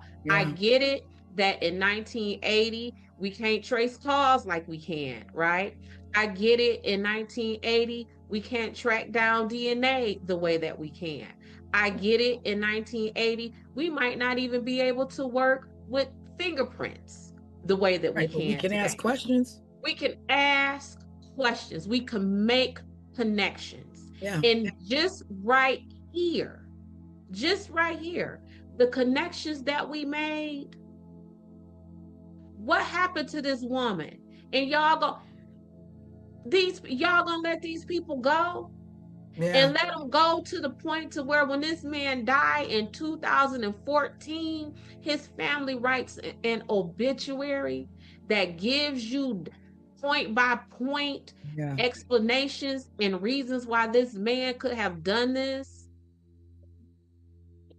And That's crazy. you know what a simple question would have been for the brother, the mechanic? What kind of cigarettes do you smoke? Because when people smoke, they smoke a very specific type of cigarettes. You don't just buy random cigarettes. Yeah. You smoke. I know when I smoked as a kid, I would smoke Benson and Hedges menthol lights because that's what my father smoked. Mm-hmm. Yeah. Easy Mm-hmm. question. Mhm. And I remember Easy question for any suspect who doesn't know that they dropped anything. Mhm. And people's packs of cigarettes were so personal to them. I remember seeing cigarettes with people's IDs tucked in them, people's money tucked in them, phone books. Remember the little miniature phone books that would be tucked in there? Like a pack of cigarettes, because you kept them so handy, often served as miniature wallets for people. You ain't just dropped a pack of cigarettes and we don't know whose pack of cigarettes that is. Yep, and they had that plastic sleeve over it, so you could tuck in like a $5 bill or like. I wonder if, like, I mean, I get it. I don't know, like, evidence and what have you, but if that was still in evidence today, if you could test it for anything, traces of anything, if you would find a connection. Anything. Because again, you didn't have those things back then in 1980. But you had them in 2014. So let's go back to the Colonial Parkway in our Waterman. Y'all knew enough in after 7 years after he died to say that he's a suspect, and y'all done went back and tested his DNA after he died. Where's those cigarettes? Run the prints on those cigarettes now, because you can. You can do that now. It's crazy. I know, like, people have always, what about this? What about that? Did you do this? Did you do that? And I'm not discrediting the fact that maybe it was done, maybe it wasn't, but there's nothing that infers that it was. But you making me want to call a tip hotline. Be like, really. Did you think about this? Did you think about this? Because you just moved on to whatever was next. Because if you didn't, we would know what happened to her. Her son would know what happened to his mom, and his parents wouldn't have died without knowing what happened to their child. And everywhere I dug, I saw references of Sean still trying to find answers about his mom. Yeah, because he's like a grown man at this point, probably our age. Yes. All right. Because he probably is exactly my age, because if he was 4 in 1980, he would be born in 76. And this man's obituary, y'all. And for him to tell the police, I wanted to marry her, sir. If you don't hop your butt up in these handcuffs in the back of this patrol car, so I could take you where you belong. What you mean you was gonna marry her? And you know, and here's the thing, you know, we are investigating her disappearance. Right. And that's right. There's a 4-year span of investigation that either trailed off or didn't really get off the ground before she was found. So depending on the place in the investigation that Mike Butler would have been questioned, he would have either told police who was looking into a disappearance that I liked this woman and I wanted to marry her, or he would have been telling investigating homicide detectives, I like this woman and I wanted to marry her. I'm curious what his line of questioning was. Either one of those time frames, sir. I have handcuffs for you. I have handcuffs for you, sir. Not to keep harping on cigarettes, but I bet even his family members would know what kind of cigarettes that he smoked. That's a pretty standard big clue that you might even want to bring public. Listen, they could have interviewed his 7-8-year-old niece or nephew about his cigarettes, because what was we doing then? We was going to the store, going and buying them, or stealing them, or stealing them. Speak for yourself, Craig. But yeah. I'm just saying, like, and that's an easy follow-up. Yeah. Visit to the store When did this man what cigarettes did this man purchase when he comes in here? Who sold him these? But here's the thing, guess where he probably purchased his cigarettes from? Right across The headshot. right across the street. Because a So headshot would. how far would the police had to have gone to Not find really out fun. Across the street. what across the street to find out what type of cigarettes this man purchased? When No, was the hold last on. time he purchased them? Because if the pack was full and he just purchased his cigarettes earlier that day. Yeah. But wait a minute. The woman works at a head shop. The woman is abducted, taken. They find cigarettes. They don't think to question who, like, you work at a place that sells these things, but you don't smoke. So who do you know? Like, with the I just don't understand, like, I mean, people laugh at me and go, everything's not that simple. You know, everybody's always like, Tanisha, it's not that simple. It's not that simple. But sometimes, like, just get the simple out of the way. It could be that simple. It could, Yeah, that's so- my thing. I'm always like, no, it is that simple. Alex always teases me and says that I am like Axel Foley on Beverly Hills Cop. Remember how he was just like bare bones with his investigation, and these Beverly Hills Cops officers, they had all this money and all of this technology, and he was like, y'all don't need all. That's this case right here. That is this right here. This, you don't need no resources other than talking to some people. Talk to the people. This case, somebody's story is gonna crumble. Yep. Somebody's facts are not gonna match. You don't need the technology to trace these calls. You don't need the DNA technology. You don't need the fingerprint technology. When they say good old-fashioned investigation, that's it. Axel Foley on it. That's all you need. And even like in Beverly Hills Cop, he was going to the sports club and the athletic club and crashing on people's hunches because that's what it takes. Yeah. You know what? Looking at where Anaheim is, it's right next, it's kind of part of LA in a sense.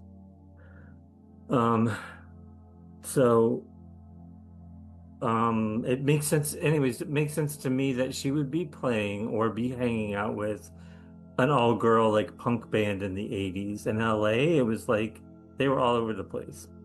I'm just thinking about how cool she was. I didn't realize they lived this close to LA and like. Yeah.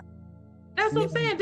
She easily went from Dorothy Jane Scott to My Homegirl Dot as I began to look into this. Yeah. For some reason, I kept imagining they were like living in a small town, like in Northern California somewhere, but they're like kind of smack to the like east of like Los Angeles, kind of. No, and that's what I mentioned that on our live, that I remember always hearing about Anaheim when we were younger. So I kind of had an idea that it was like not, out in the boondocks or whatever. I had no idea that it was as close to LA as you just pointed out. But yeah, this ain't a place where, we slow and lagging behind times. No, this was a hip, vibrant community. And Dorothy was a part of it. And by all accounts, she would be what we consider today is unproblematic. She wasn't no bitter baby mama. She wasn't keeping up no mess. Everything about Dorothy said that Dorothy wanted to go to work, come home, and be with her baby. And that's it. And be with her baby enough to where en route to take these folks to the hospital, which would have been the last time she was seen alive, that she had enough wherewithal to go and spend time with her family. For whatever reason, she was going to spend time with her family. She was going to spend time with her family. Like, this is Dorothy. That is who she was. And they left that woman to be found in a field with nothing left than charred skeletal remains. next to a dog. It's Well, just this case is like blown my mind tonight. yeah, this one definitely. It Uh, seemed so like kind of simple when we got started into this and turned into That's the thing, is something. that when you take just the basic facts and then you do the deep dive like Des did, you find out so much more and then you talk about it. Hmm. Mhm. I can't wait to see what some viewers Yeah. chime My in heart with. goes out to her son. Yeah. My heart goes out to Sean, definitely. And I pray he finds answers. And here's the thing about Sean. So I am sitting here and I am telling you how, as I was investigating um Dorothy, I became in love with her and she became my homegirl Dot. And these are memories and information that I have drudged up about this lady who was a complete stranger to me from the internet. Mm-hmm. Imagine what her son, Yeah. who probably didn't have memories of his mother. So as Not he is many. reading these things, oh wow, my mom was this, my mom was in a Yeah. band, or when he's hearing the stories of his mother from his family. So because I just know these things from the internet. Yeah. Like he will be Yeah. hearing Yeah. stories from her friends and family members. The depth of his mom, because being 4 years old when your mom was Right. brutally taken from you, you've got to have some really fond memories that aren't exactly your own, but being told to you secondhand because they Hmm. was robbed from you. Yeah. And all he has to grasp onto are those memories. And to think like, oh, I this is my mom was this and I didn't even get to know this Yeah. about my And mother. not even firsthand memories Yeah, this is told to you, and mm-hmm, maybe mm-hmm, the photos that you have up until she was right. taken. And Mm-hmm. yeah, I can't imagine. Yep. Dorothy I mean, I Jane think Scott. the consensus is that 1980s were not a good time for solving unfortunate murders.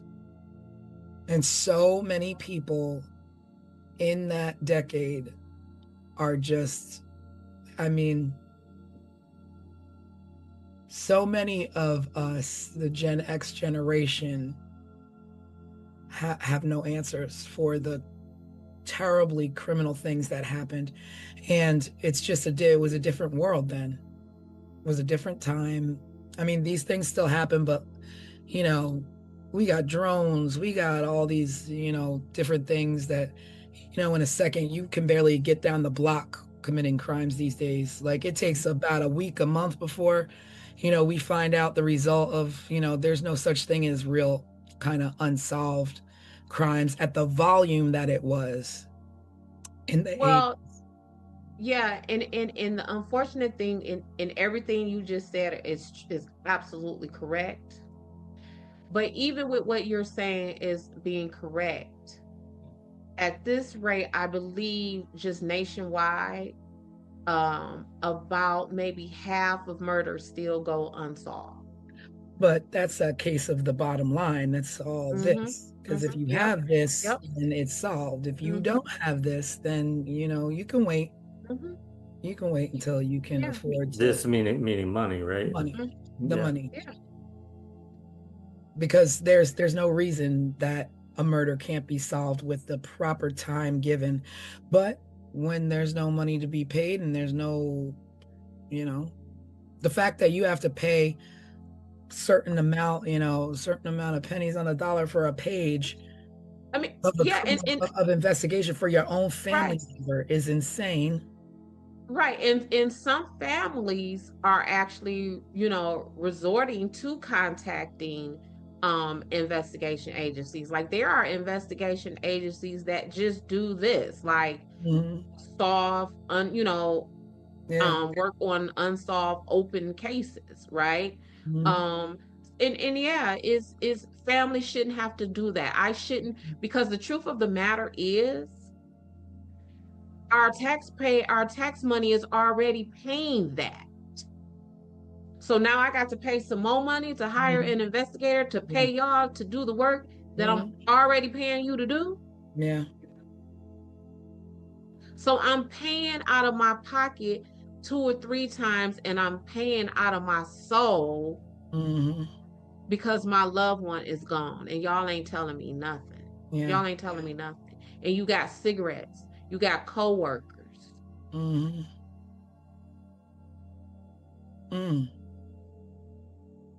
My brain is just trying to think of more things that could have been done. Yeah, I feel like every time we get to this point in our deep dives, like as we're wrapping things up, my only thought is like we could talk about this for another hour and a half next week. We could go do more research and come back with even more, you know?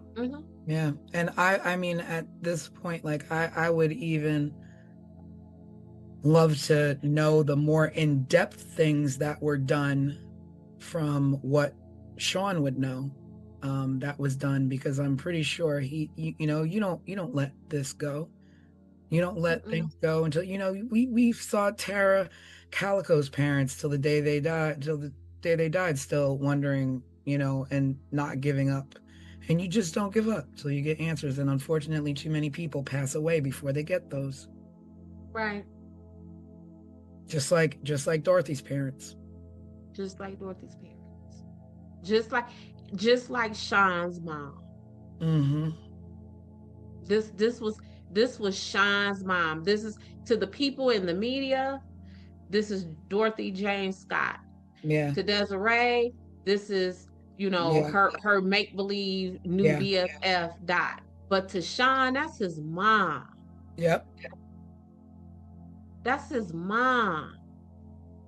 Yeah. And he, this community, how does he live peacefully amongst these people, whether he was 7-year-old Sean or 40-year-old Sean, when you don't know who took your mama away from you? And that fear of always, am I gonna be like my mom? That do the people or the people who did what they did to her gonna do that to me? Like, just that fear and that uncertainty of life. Like you don't get to have that freedom of having just not having your mind inundated day in, day out by even being reminded, being in a store and seeing a 4-year-old kid with his mom, being triggered and remembering, I was 4 years old when I lost my mom. Like, everything is just, your whole life is now this. Now this, and your own father was questioned in your mother's disappearance. What, if anything, has that done with his relationship with his father? Yeah. That's where we're at the end of another case, with no answers, nothing solved, but at least we did get to kind of go down that rabbit hole, pick apart some theories, look at some suspects. I don't know. What do you guys at home think? Do you think it was the crush? Do you think it was her ex or the father of her child? Like, was it someone else? Was Pam involved? Did Conrad have anything to do with it? We don't know. But we talked about it. And so we extend this moment to you all watching this to bring your theories. What do you think? What are your thoughts? Who are the suspects that you think? Is it somebody that we didn't mention? Is there a theory that we didn't talk about? Are there clues out there that we didn't mention? What do you know that we don't know? Yeah. What else? What do you think we got right? What do you think we got wrong? Yeah. There was so many jaw-dropping moments in this case tonight. Yeah. So with that, we're gonna close it. we're going to say thank you for joining us. Thank you for watching. We just, our hearts and thoughts and prayers go out to Sean, and hoping that he finds the answers that he needs. With his mom, Dorothy was an amazing woman, and and what we do know is that she loved her son. Yes. And that's the only thing at this point that we can actually smile about, in remembering her, is that she lived her life, she loved life, she loved her son, and her goal was protecting him. And unfortunately, someone removed her from this life way too early. Way too soon. Yes, so be sure to drop any comments or questions below. Check us out at 15minutesofmurder.com to see the overview for this case if you haven't watched it, and also to catch up on cases in the past that maybe you haven't seen yet. Yeah. And we will be going live Wednesday night, this Wednesday, with Wednesday Night Live. Join us then when we just catch up, just check in. Nothing's planned. We just pop in, talk about the current events and what's going on, and we will see you then. Yes, see you next time. Bye. Bye, everyone. Subscribe, share, and remember, someone is always waiting for answers. This was 15 Minutes of Murder.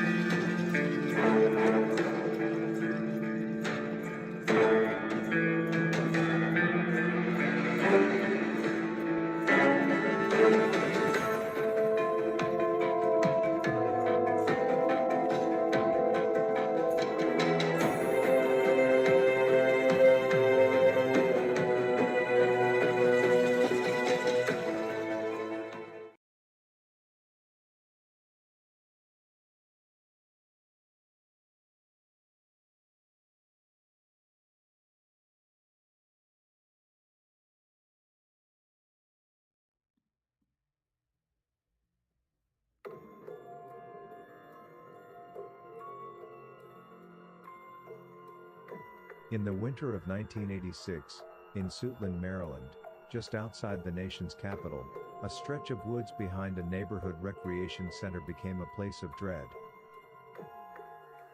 Children had played there. Families walked past it.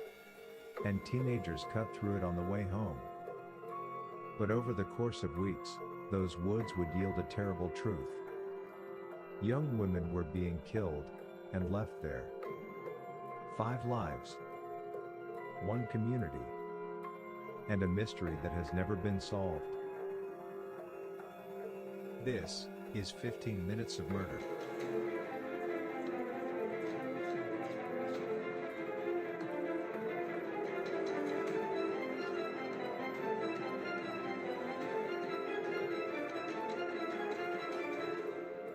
Before they were victims, they were women with lives in motion, and they mattered. They lived in southeast Washington, D.C. and nearby Suitland. They shared neighborhoods, bus routes, stores and friends. They were daughters, sisters, workers and dreamers. Dorothy Ann Miller was 20 years old. She moved through southeast D.C. like thousands of young women do, visiting friends, running errands, living ordinary days that rarely draw attention.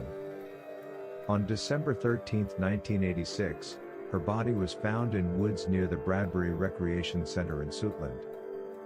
At first, police believed she had died from a drug overdose.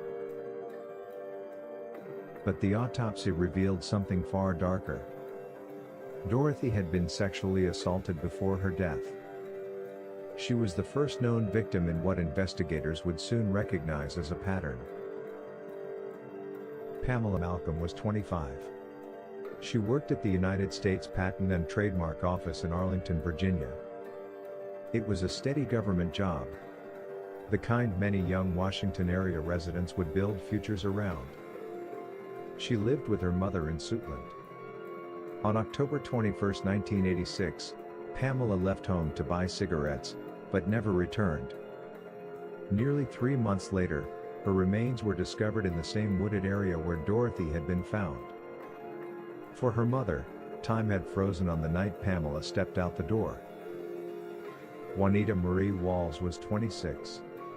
On October 30, 1986, she left her Southeast DC apartment to attend a birthday party. She told loved ones she'd be right back, but she never returned. Family members later said Juanita was strong and someone who would resist if she were threatened. Investigators found signs she had fought her attacker. Her remains were found in January 1987 in the Suitland woods. Cynthia Lee Westbury was 22. She lived with her mother and siblings in Southeast Washington. She had simple plans, steady work, independence, and a stable life. On November 10, 1986, she left home to meet a friend. When she disappeared, worry settled in immediately. It wasn't like Cynthia at all. Days later, a call came from the U.S. Postal Service, offering her a job interview. Her family had to explain, Cynthia was missing. Her body was later found alongside the others. A new crime show created by two behind-the-scenes television industry vets from the worlds of Hulu, MTV, CBS, and more. 15 Minutes of Murder. A raw, unfiltered dive into the most haunting unsolved crimes with your creator and hosts, Tanisha Slater and Craig Chapman. After every episode, they break down the case with resident private investigator Desiree Edwards of Sunshine Investigations and star of VH1's Caught in the Act, Unfaithful. But it's not just their theories, it's yours too. Viewers will have the chance to be part of the show. Sunday nights, because the clock is ticking and every murder should end in truth. Angela Maria Wilkerson was 22. She moved through the same Southeast DC neighborhoods as the others, the same streets and the same social circles. She was last seen January 5, 1987. Days later, her body was found in the familiar wooded area, near Bradbury Recreation Center. 5 women, all dark-skinned and in their early 20s. All short in stature with slender builds. 4 were from the same Southeast Washington neighborhoods. All were sexually assaulted and stabbed. All left in the same unsuspecting woods. All underserved because no one, except their families, were looking for them. All were just stumbled upon, like trash discarded on the wayside. By January 1987, fear in Suitland had become something heavier than rumor. It had become a frightening pattern for everyone living in that area. The woods behind the Bradbury Rec Center became the place parents had to warn their children about. Residents watched from windows facing the tree line, imagining the unthinkable. In February 1987, more than 100 residents gathered outside the Prince George's County Police Station. They demanded answers and safety measures. They demanded attention for the deaths of the young black women in their community. The outcome? Police formed a 25-detective task force. They conducted interviews, canvasses, and searches that turned up some leads. But the killer, or killers, remained unknown. Then, investigators made another discovery, this time in Northeast Washington, D.C. In an alley, police found the body of a young woman. She had been stabbed, sexually assaulted, and strangled. For nearly 2 weeks, she had no name. Then, an employer recognized a police sketch. The victim was identified as 20-year-old Janice Elaine Morton, a nurse's aide from Southeast Washington. Like the Suitland victims, Janice was young, black, and lived in the same communities as the other women. She too was killed in a similar way. Her murder intensified fears that the killings were connected. Police arrested a suspect in Janice Morton's murder. On January 30, 1987, 31-year-old Alton Alonzo Best, a Southeast Washington resident. Investigators said Best knew several of the Suitland victims. One witness reported seeing a victim near a van associated with him shortly before her disappearance. Later that year, Best pleaded guilty to second-degree murder and sodomy in Janice Morton's killing. He was sentenced to 18 years and 4 months in prison. During proceedings, he admitted to patterns of behavior involving offering drugs and seeking sexual favors from vulnerable women. After his arrest, the Suitland killing stopped. But here is the unresolved truth. No forensic evidence ever linked Best to the 5 Suitland murders. He was never charged in those deaths. And officially, the case remains unsolved. Time moved forward. But the woods? They remained a haunting reminder of unthinkable tragedy and unimaginable grief. Families buried daughters, sisters, friends. 5 women, whose lives intersected by geography, and later, in tragedy. The names eventually faded from headlines, but not from memory. And not from injustice. Dorothy Ann Miller, Pamela Maria Malcolm, Juanita Marie Walls, Cynthia Lee Westbury, Angela Maria Wilkerson. Your lives matter, and you are not forgotten. Thank you for watching. Subscribe, share, and remember, someone is always waiting for answers. This was 15 Minutes of Murder.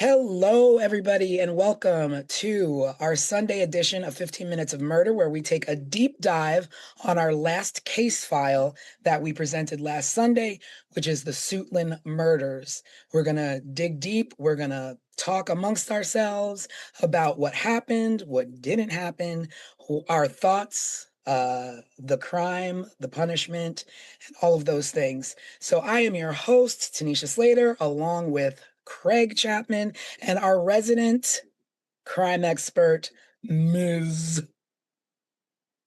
Desiree Edwards. Hey, in the y'all. house. So we are going to get into it. We are going to break it down. And this case is a little different than the things that we've been doing in the past, where we've had a lot of archive footage, and we've had newspaper clippings and witnesses and all these kind of things to report. In this case, we didn't have that. So that is definitely something we will be getting into as well. But thank you for joining us. And please, if you have any questions, if you have any comments, feel free to leave them below. We will address them on our Wednesday night live. But again, welcome to 15 Minutes of Murder. Sit back and enjoy.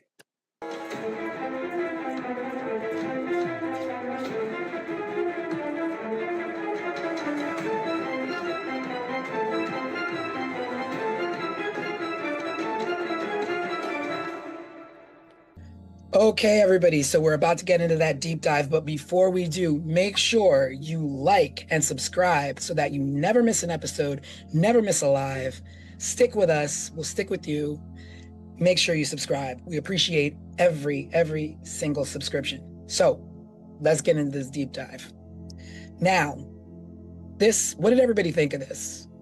This was different. This was definitely different than other stories we've covered. Yeah, but see, so here's my take on it. I found that it was not as much information about, these victims and this string of murders. However, I think that leaves us in a place where we can talk about and explore why that is so. Mm-hmm. I agree. I had the same frustration from the get-go. I was like, there's a few newspaper articles, but there are no pictures of these people. Mhm. There's no pictures of the suspect.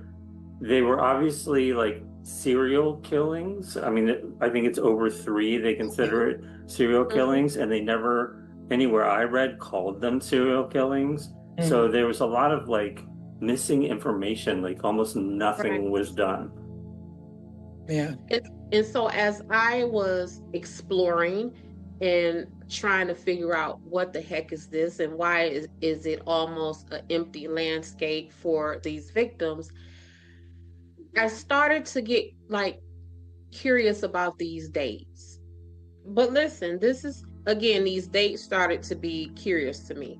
Suitland murders occurred between October 1986 and January 1987. But guess what was happening less than 3 hours away during this exact same timeline? I don't know. The Colonial Parkway murders. Oh. You know what? I wondered why occasionally it would pop up in my Google searches when I was trying to find information about the Suitland murders. I just assumed they were close in proximity. I didn't realize the timeline was the same. Watch also. these dates. So Rebecca and Kathy, they were the first victims of the Colonial Parkway. They were found on October 12, 1986. Paula Malcolm, who was the first victim of the Suitland murders, she was found October 21st, 1986. Wow. And so the timeline is the same, but is the proximity the same or no? Well, it was less than 3 hours away. So my thing with that is, the juxtaposition of the two of these Colonial Parkway murders are getting all of this outrage. They're probably getting all of this media attention, and less than 3 hours away during the exact same timeline is these 4 Black women up in the Washington area. And to this day, just as we were saying in this intro, there is nothing about them, very little. Yeah. And then with the Colonial Parkway murders, it's like not just, it wasn't as easy to find a lot of stuff about the Colonial Parkway, but you had brothers, family members who are still to this day advocating for their family members, where you have that sense of, 3 hours away, the same thing is happening to another community, but 20 years later, you don't have that push. And why? Right. Because the mentality that you bear is a lot different, where nobody really cares about me. I'm not going to advocate. It happened. Things happen. May she rest in peace. Like, let's protect our kids. Let it not happen again. I mean, there are, just in preparation for Colonial Parkway, there was a ton of recently produced documentaries on like the ID channel and things like that about that. But a little bit more also caught my attention. So the Colonial Parkway, as we know from our show, is part of the National Park Services. The suspect in the Suitland murders, guess where he worked? As a groundskeeper for the National. Wow. He worked as a groundskeeper for the National Park Service. So it's what, Craig? Well, I was just going to say all the girls from Suitland Park were found in the woods behind a public park where people have like birthday parties and family reunions, and Mhm. those woods were literally backed up against the park. And with the Colonial Parkway murders, they literally went out of their way. They almost dug that man up from the grave Yeah. to assign him as the suspect 6 years after his death. And then this man right here, as we're talking, he worked for this. He knows this. And to this day, even after he pled guilty for the murder of Janice Morton, they still have refused to even name him as a suspect for these ladies in Suitland. Now, that's what I was wondering. I was like, but why? So when you have this suspect who, it's kind of tied in, but then you don't charge him with it. So what? Investigations just stop on these other 5 women? Like, So this other lady, Janice Morton, he pled guilty to her murder. And in his allocution, and allocution is the fancy court word for when you plead guilty, you can't just say, I plead guilty. You have to go on the court record and state what you plead guilty to. So in his allocution on the court record, he pled guilty to admitting to offering drugs for sexual favors from, prostitutes and young Black marginalized women. Like, he has pled guilty to essentially what would be the profile of these Suitland murders, and he's not a suspect. Well, the only difference between the lady he's accused of or admitted to killing was that she was found in like an alley somewhere, right? Yep. And the rest of these girls were found in this same vicinity of woods behind this park. Because what were you about to say, Craig? I was going to say that the woman that he's accused or admitted to killing fit the profile of the other women, correct? Correct. Like the same weight, same like skin color, Yep. same stature, whatever. Yep. Okay. And so the van that he either transported her in and killed her in was owned by his nephew, William Aram, who at the time was a Washington, D.C. police officer. They placed him on leave, administrative leave, stripped him of his duties and his weapon, pending the investigation. They sent that van to Quantico. Quantico said there was no DNA or no blood found in this van.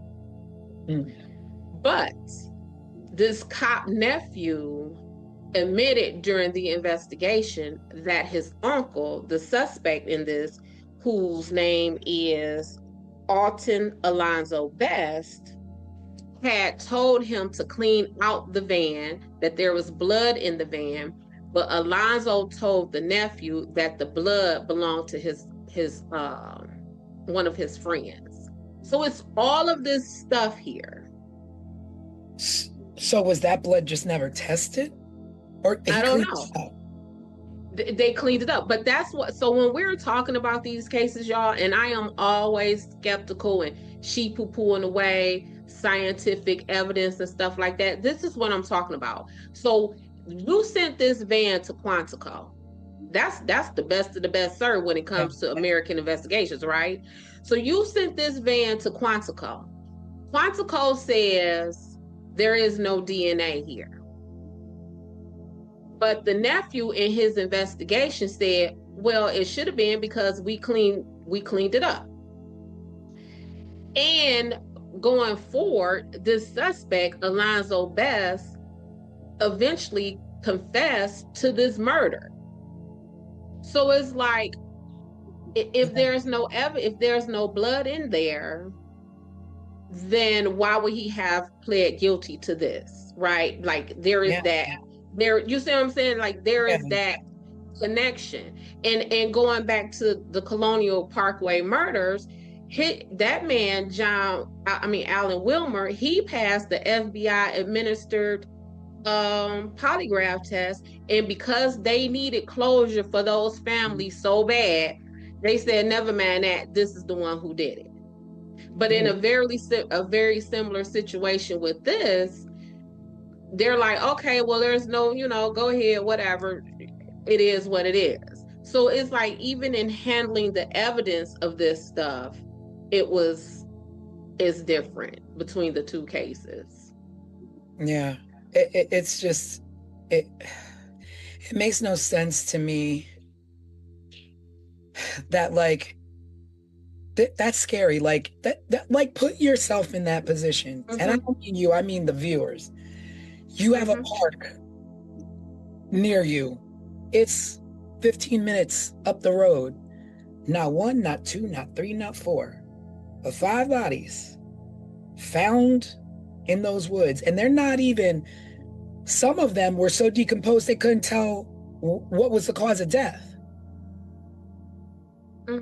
How do you not demand answers? And they did. They did.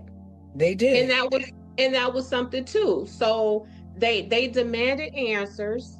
And in my research for Colonial Parkway murders, those families and those victims, it was like, come and talk to us, but it wasn't that outcry from the public where give us these, you know what I'm saying?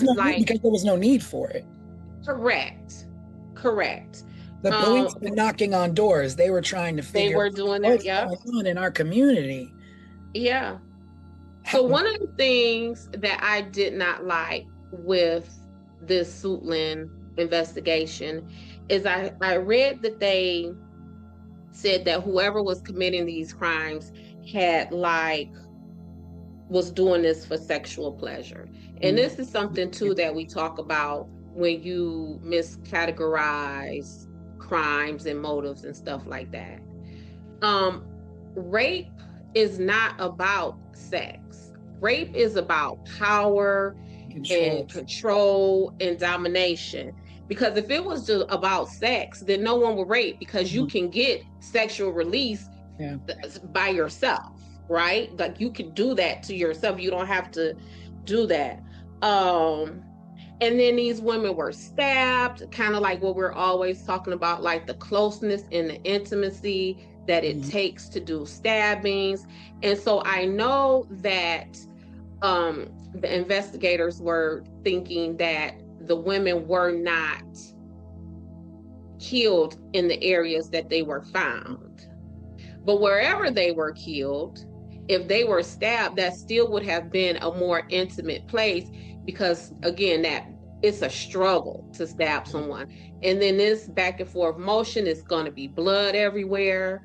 But I did some thinking about what was going on with these women from their physical descriptions, because obviously whoever did this had a type. He had a type.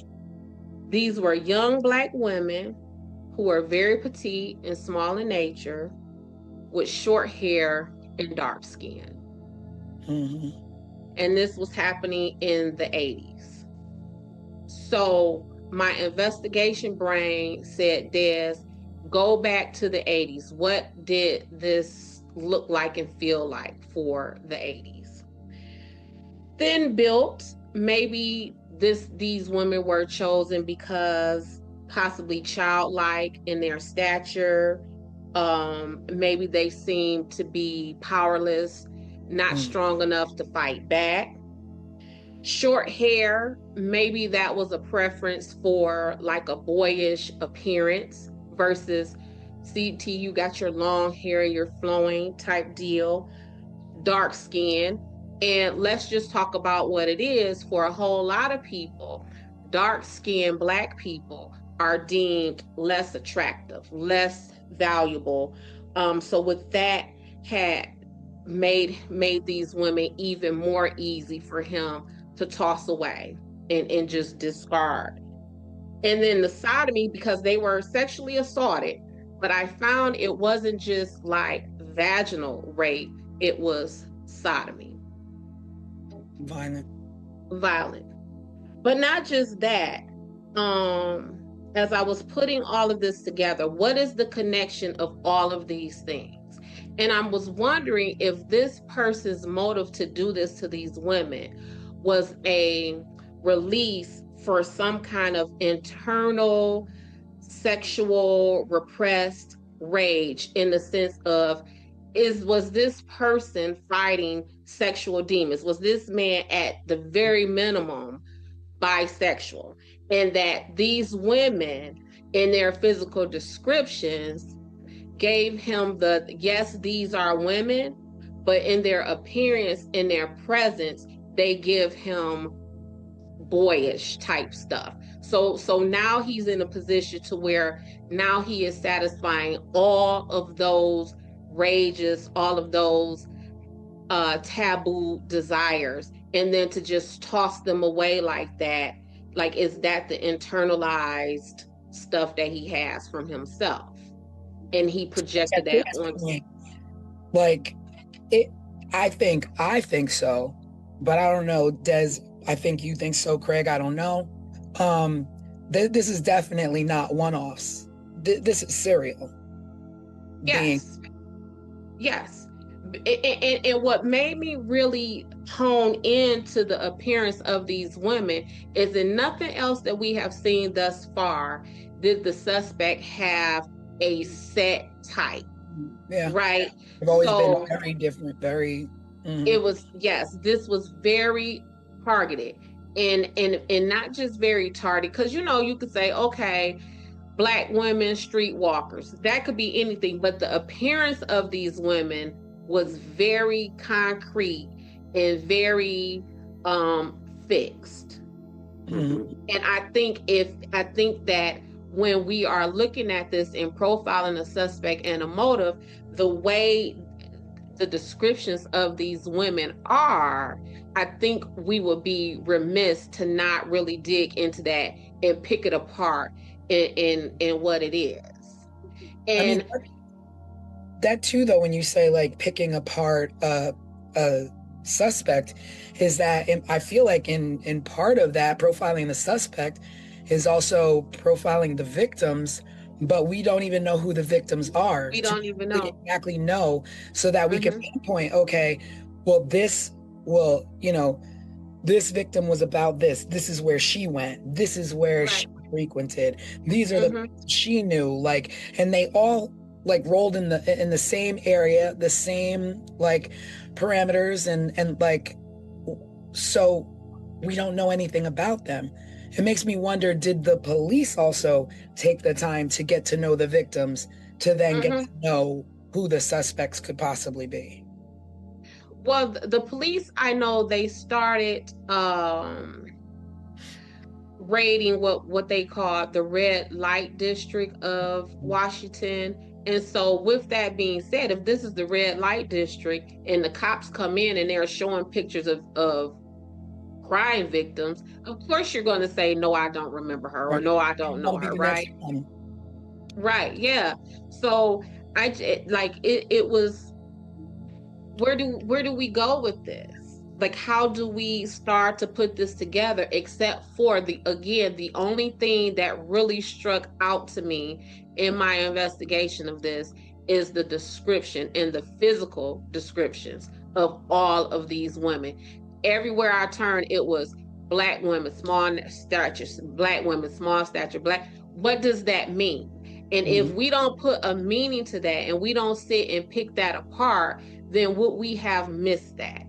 And and when I say that, I'm talking about, so like when I was in college and I majored in this and I minored in that, a lot of my academic focus was on delinquency, crimes against women and children. And this stuff that I'm talking about right here with this description of these women, this was like textbook stuff. Like, this man had some kind of repressed sexual energy that made these women look like this. Because if he just wanted to kill Black women, Black voluptuous women, tall women, whatever, but it was almost like bullying.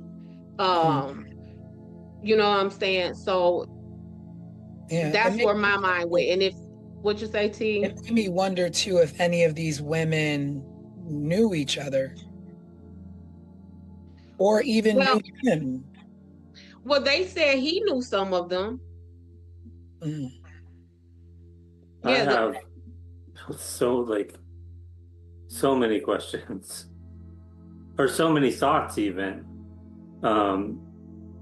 You know, digging into the psychology of this guy, and maybe repressed homosexuality. Was it the environment he grew up in? Was it his parents? Was it his religion that was telling him these things were bad or wrong, or, you know, drove him to do these certain things?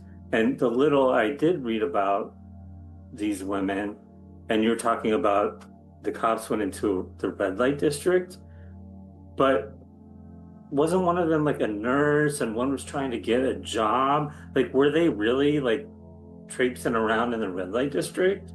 It doesn't seem like it. I don't know. So the one lady who he pled guilty to her murder, she was a nurse's aide. And then the other lady, and let's just go down these women's names. I want to say their names.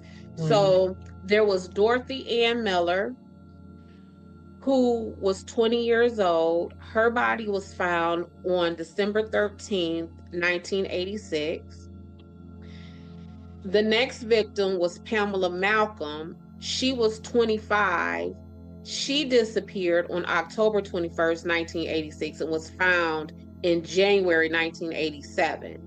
And it is from the investigation of Pamela Malcolm, because they are found in these wooded areas, that when the cops made like that widespread search is when they then found the bodies of Cynthia Westbury, Juanita Walls, and Angela Wilkerson.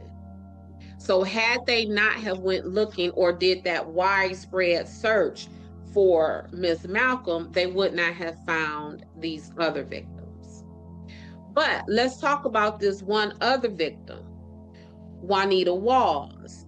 They found skin cells underneath her nails. But timing, the mid-'80s, make it not so easy as it is today. Yeah. Did they keep any? Did they keep any samples of that evidence? I don't know, Craig. Now, are we able to try and get any police records or files and of that? How does that work? Like, if we wanted to actually look into this a little bit more? Well, it will kind of depend on how the case is classified right now. If they classified Miss Wells that is, let me make sure, because I want to make sure I'm saying these ladies' names. Miss Walls.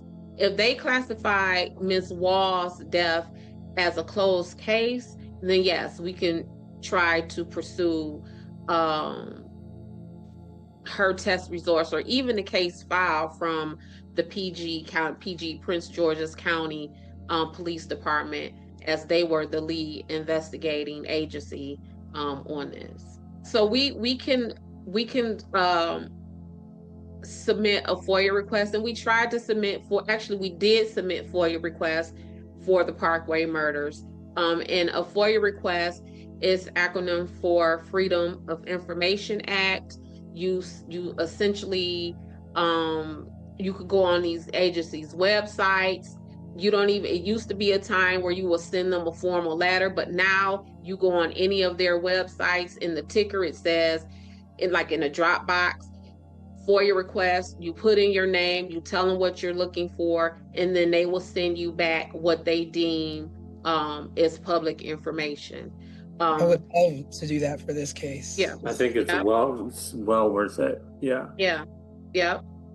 Do these requests cost money? I know we've talked about this, or you've talked about it. It could cost like a couple dollars a page sometimes. It can get expensive, right? It could get expensive, yeah. And in thousands of dollars. I have heard of the fees for FOIA requests to be like $10,000, $100,000, depending on what is there, and they have to recreate it. If it's video, if it's papers, if they have to redact it, they charge you for all of that. One way they like to increase the charge on that is they will say, well, we charge you the lowest hourly rate of someone on our police force. That's how much an hour is going to take. So if the lowest paid police officer on PG County police force makes $30 an hour, let's say, then all the time that they take to supply or prepare this FOIA request, they're going to charge you $30 an hour to do that. And then you have to pay for the pieces of paper and all of that stuff. So let me ask, is there any time that you ever put in a FOIA request and you're like, but I will come do the manual labor, and they just drop a box in front of you? Oh no, they're not going to let you do that. I mean, so here's the thing. So there are so it's a couple of ways. So what you're talking about, T, that is closest to where if you go to a court and you say, I want the file for Dorothy Ann Miller, who was one of the victims of the Suitland murders. And they're going to say, well, here is the file. They may hand you 2 boxes of paper clips, and they will say, go through the file, put a paper clip on each sheet of paper, and then we'll make copies that way. So but that's something separate than the FOIA request. So you can actually walk into a courthouse and ask to see a file. And you don't have to have any sort of relation or connection to that case to do that? They might ask you, who are you to this case? And then they might ask you for your driver's license. But from my understanding, they can't deny that they can't deny you that. Are there any case files for these women? Do they exist even? Do any of these women have living family members still? I mean, obviously they do, but like, who were alive at the time and could speak about the cases? Well, that would be something that we can definitely look into, but I want to go back to the case files. So in order for the court to have the case file, the incident that you're talking about has to have actually made it to court. So these women, aside from the woman who he pled guilty to, those women would not have made it to court because there is no suspect. There was no one who stood trial. There was no one who pled guilty. Yeah. So they're just gone. So that's why you would need to submit the FOIA request for them, because that will be with the police department. Oh, okay. Got it. Right? But once it goes into court, now you could just go to the court and say, send me this, or I want to look at the file.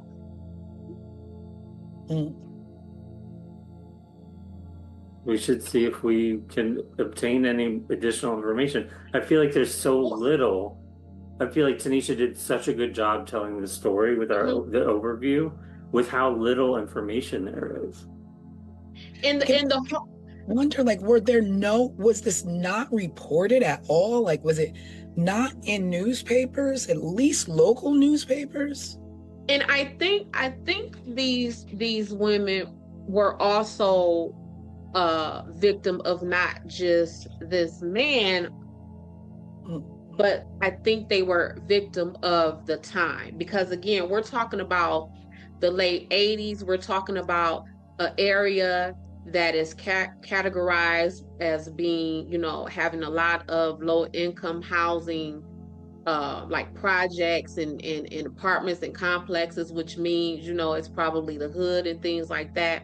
But all of this would have happened during the crack epidemic, while Ronald Reagan was president, while it was this propagandized war on drugs. And so much so, like, the community had like a community meeting with the police department. And the police department, of course, they're not giving a whole lot of information.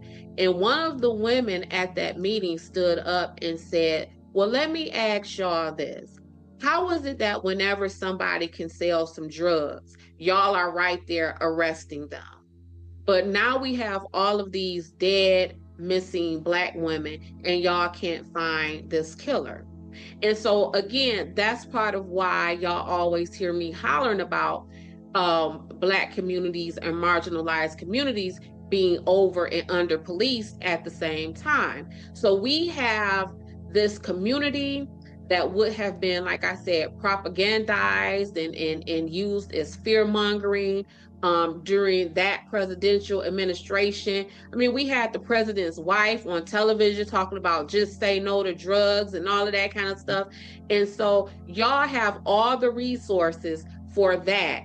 But when it really comes down to like real bodies, real things happening to people, and y'all cannot figure this out. And that fear mongering, that propagandized war on drugs, that all of that is like political tools to just like drive, you know what I'm saying, those political theories back then. Like this fits into all of that. Like, these women were definitely not just a victim of these murders, but they were victims of the time in that social structure of our country at that time.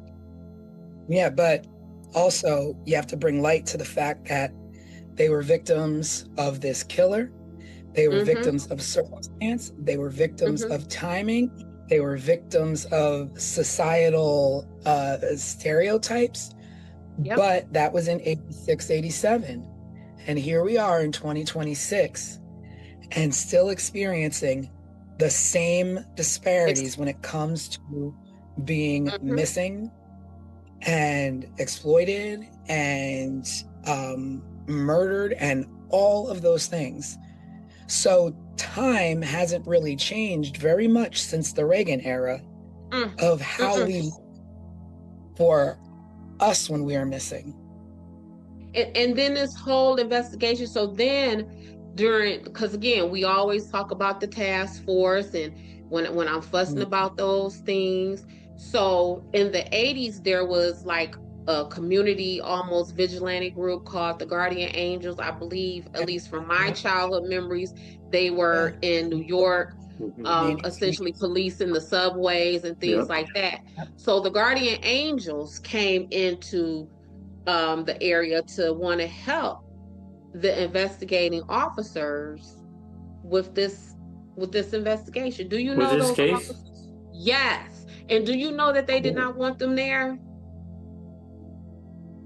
You know, I feel like people hold the Guardian Angels in really high regard. And I remember learning about them as they're still operating to this day. When I was young, I learned a lot about them because I was really into punk rock music, which was like anti-government, anti-authority, anti-police, all of those things. And I would read about the Guardian Angels, and I'm like, these people are super cool. Like they're out taking care of business when nobody else will. I remember them because again, I was, we were children. At least I was, So I remember. Yeah, you weren't born yet, T. And I remember like there always being some scuttlebutt. I don't remember if it was necessarily controversial stuff or if it was like glowing, reviews like Craig is saying. My point is the Guardian Angels came in, wanted to help, and the police were saying, not because we don't like y'all or this, that, and other. The police pushing back against the presence of the Guardian Angels was essentially because the police felt that the presence of the Guardian Angels will make them look inept, as if they Guess what the best way to solve that is? Be in that. Get in the game. Yep. We So land. that's what I'm talking about. When we have these task force and all of that kind of stuff, yep, we're all trying to find what it is we're looking for. But if our intentions are different, then we're not going to work well. Now imagine if, because I know for me, a lot of attorneys will hire me as an investigator on a case before they will hire a now private investigator who once had law enforcement background. Because one thing is for sure, a cop is going to cop. Once you're a cop, you know that's in you. You can't really turn that off. And people feel that, right? So if you are in these marginalized communities, like we're talking about, with all of the social things going on that we have just discussed, and a cop comes talking to you about this, you might be a little closed off. But if a regular person, maybe a guardian angel, maybe, you know, just a regular private investigator come and talk to you, you might be more free with your information and more comfortable to talk. So y'all are not getting it done, but here are some everyday people who may have been able to, and instead of you finding a way to tap into that resource, you taint it and kind of push it away. You know what else is concerning as I'm listening about this case, and about there potentially being a nephew who was a cop involved? The cops were involved in the Colonial Parkway murders. Yep. In some way, they theorized that it may have been a cop that was pulling people over. In the Ketty Cabin murders, I feel like the cops were part of that community, and somehow one of the cops may have been tied to some of the people involved, if I remember correctly. It just seems like a lot of these cases we've covered, the cops have been involved in some shady sort of way. I mean, isn't that like the time period when I guess the birth of like the dirty cop era of the 80s, where, you know, drugs and crime were like just really up and cops were on the take, and, you know, all these things. So we get all these movies now in this time, and, you know, millennial time, that are always about these, you know, dark, shady alleys of the 80s where cops were, you know, on the take doing dirt, you know, and perhaps that's a decade where a lot of cops got away with a lot of things that we just will never know. Yeah, and that stuff sells. That's what I'm saying. It helps pushes the agenda, whatever your agenda is. And it just so happens that we're talking about a possibly nefarious agenda, one that we know to be true, one that we know things like when you have politicians talking about this fictitious black welfare mother and had all these kids and getting all this money, well, we now know that was not true. That was a blatant lie that was told to the public to again advance a political agenda.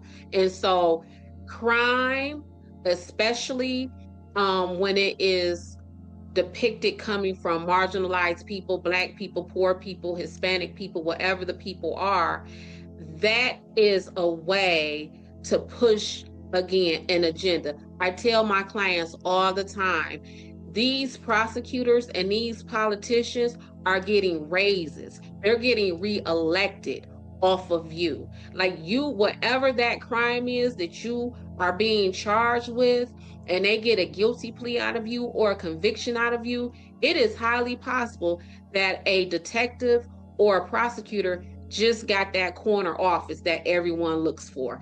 It just so happens that they have now gotten reelected. It just so happens that they may have just gained a few extra $100,000 to their campaign fund because of the closure of this case and your conviction. Like, this stuff, it has meaning, and a lot of times and someone's their pockets.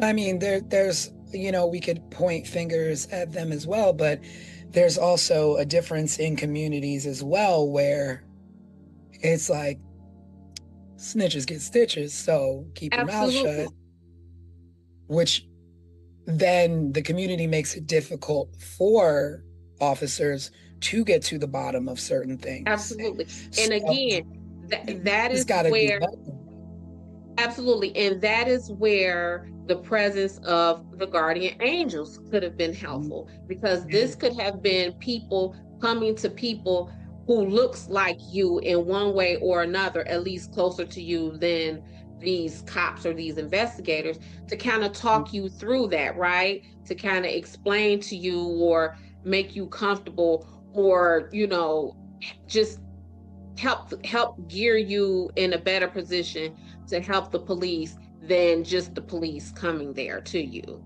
But when you, all times, like I remember when I first started working at Sunshine Investigations, before I owned Sunshine Investigations, we would hold meetings, right? When we would get new cases, and we would literally break down some of the things that we're talking about. What is this community that we're going into? What was the crimes? Okay, well, amongst this staff, who is the best investigator for that? Who amongst this staff, which one of these investigators would fit better in this community? Who amongst this staff would these people be more comfortable with? And with that, there were some cases that my little black behind couldn't go on to, right? And it was some cases where one of my coworkers, their little white behinds couldn't go to, because the truth of the matter is people are more comfortable talking to people who are closer to them. So even right now, if I am working a case, and let's say the people who I am talking to are of Middle Eastern descent and they speak Arabic, I may take one of my friends who might be of Middle Eastern descent and speak Arabic with me onto that case, because although I am Des and I am black, I am not Middle Eastern and I don't speak Arabic. So we have to be very conscious of those things when we go into certain communities, because otherwise you're not finna walk into because some of these women, Craig, were prostitutes or thought to be prostitutes. And with that being said, you're not finna walk into a bar and these people just finna talk to you. Yeah. That's not going to happen. And so if they just approach this the way they want to just come through as police officers and not want help or not think about the community that they are in, this is what we're going to have. Yeah. It's just hard, because that this is just one story of many, and some of them never even saw this much of light of day. A story of a many, but watch this. The suspect for these murders, he was a suspect in murders all the way in California. Oh. Wait, I what? didn't know that. Yes. So, calling this a serial killer is not incorrect, then? It is not incorrect. No, there was at this time, there was a string of murders in California. Specifically, they had dubbed these murders as the South Side Slayer. And they were looking at this man, Alonzo Bess, or whatever his name is, as the suspect in those murders. I'm about to look it up right now. But not right in the backyard of where he actually murdered another woman.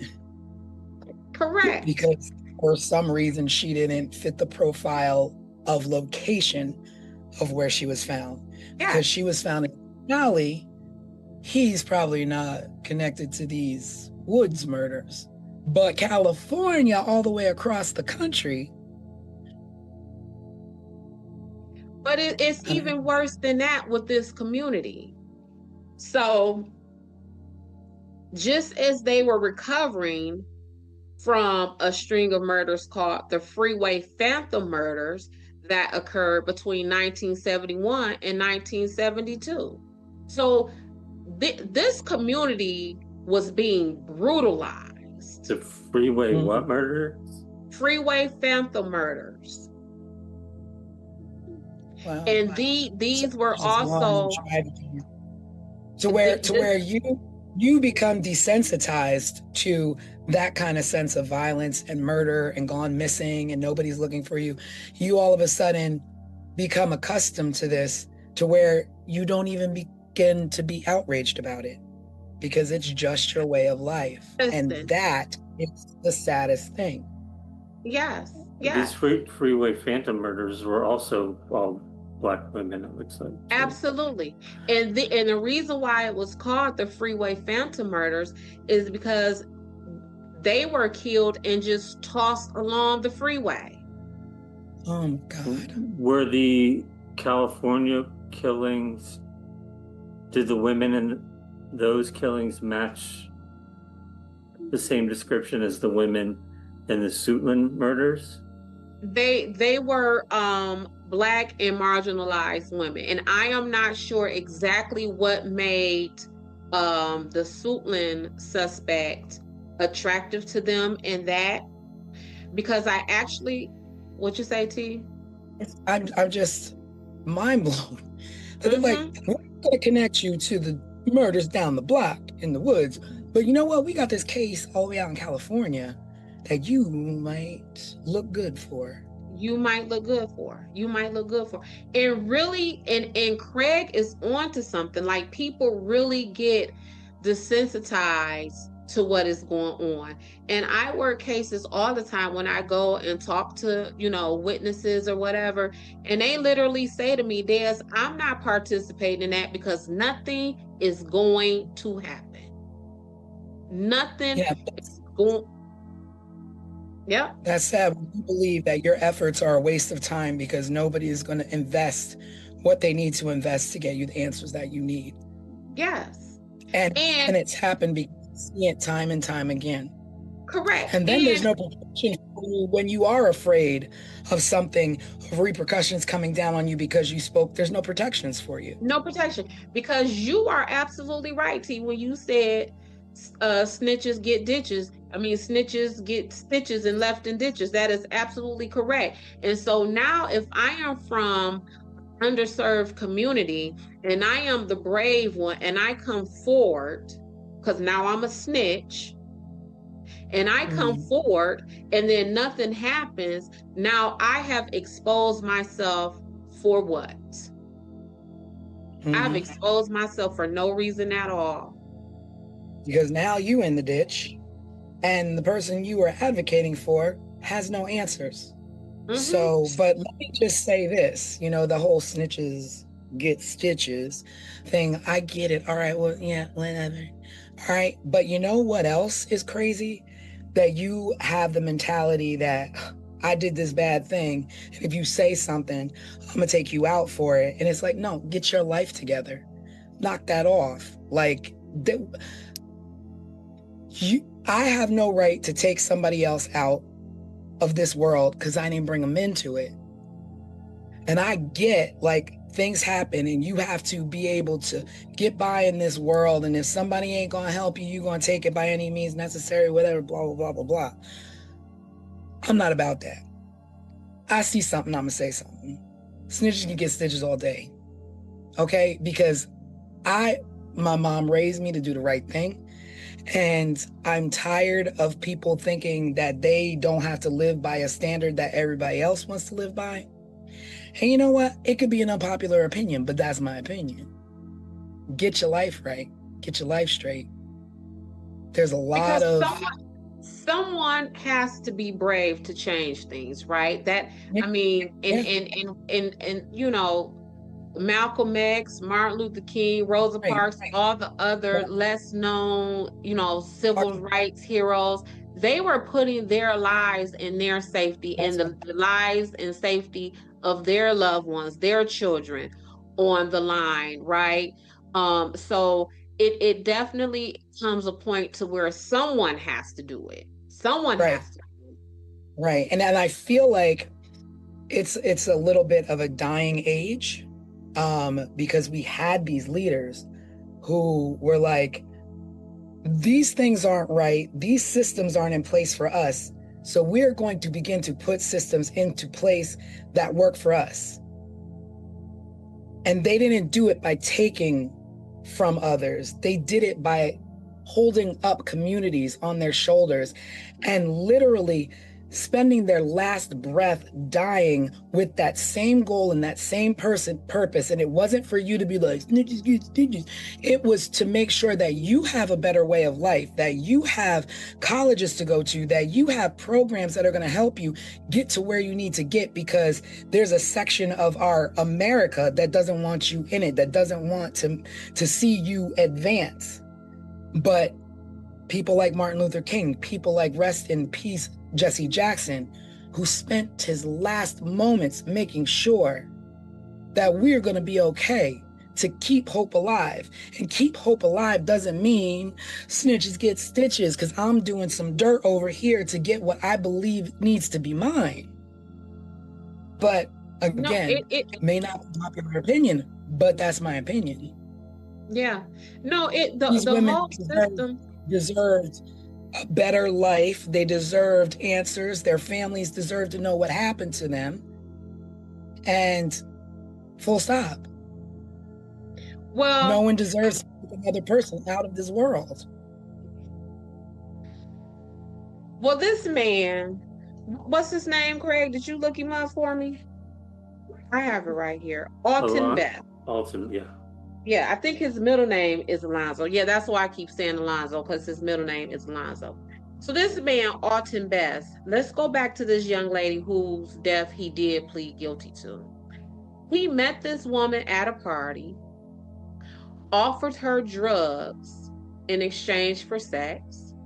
She refused that offer, and that is when he killed her and possibly raped her. He confessed, he admitted, he went on the record and said he did these things to her. Do you know he was only sentenced to 18 years in prison? Is he still in prison? I mean, he is not.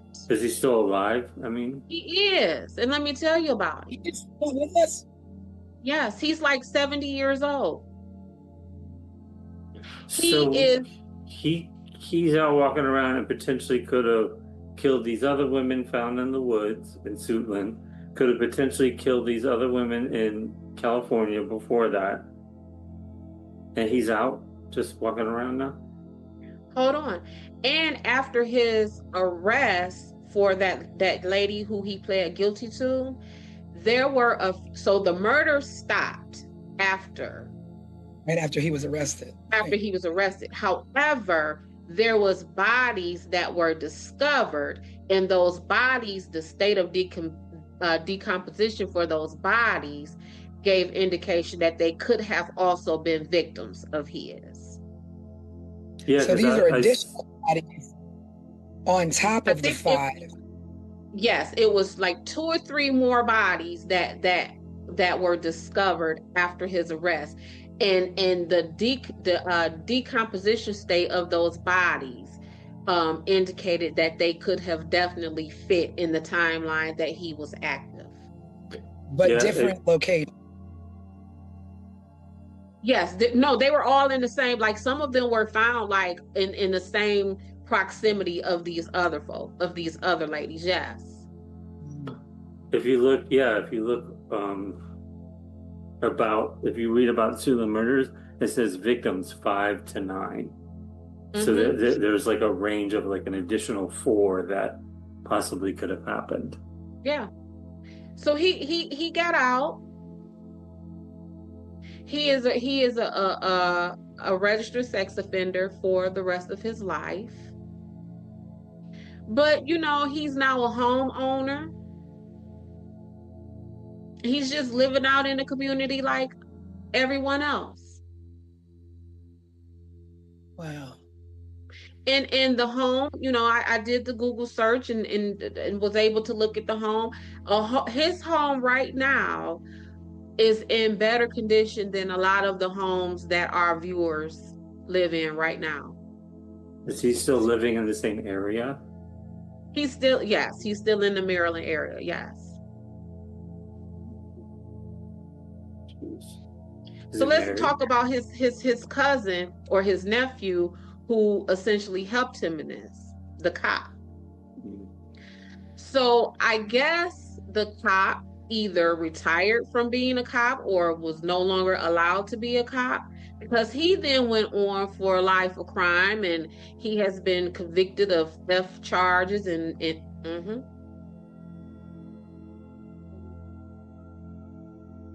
Ooh. What else? Theft charges. What else? Any other ones?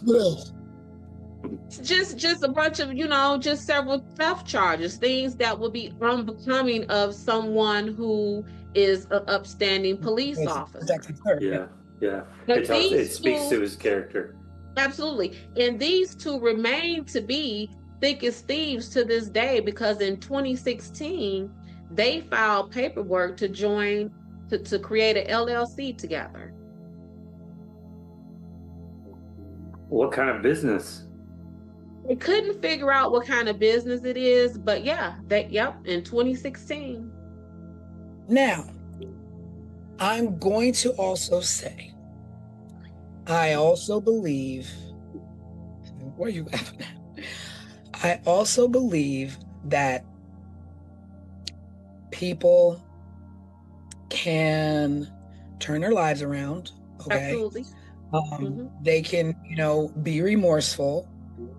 They can become members of society again and do the right things and get businesses and get homes and what have you.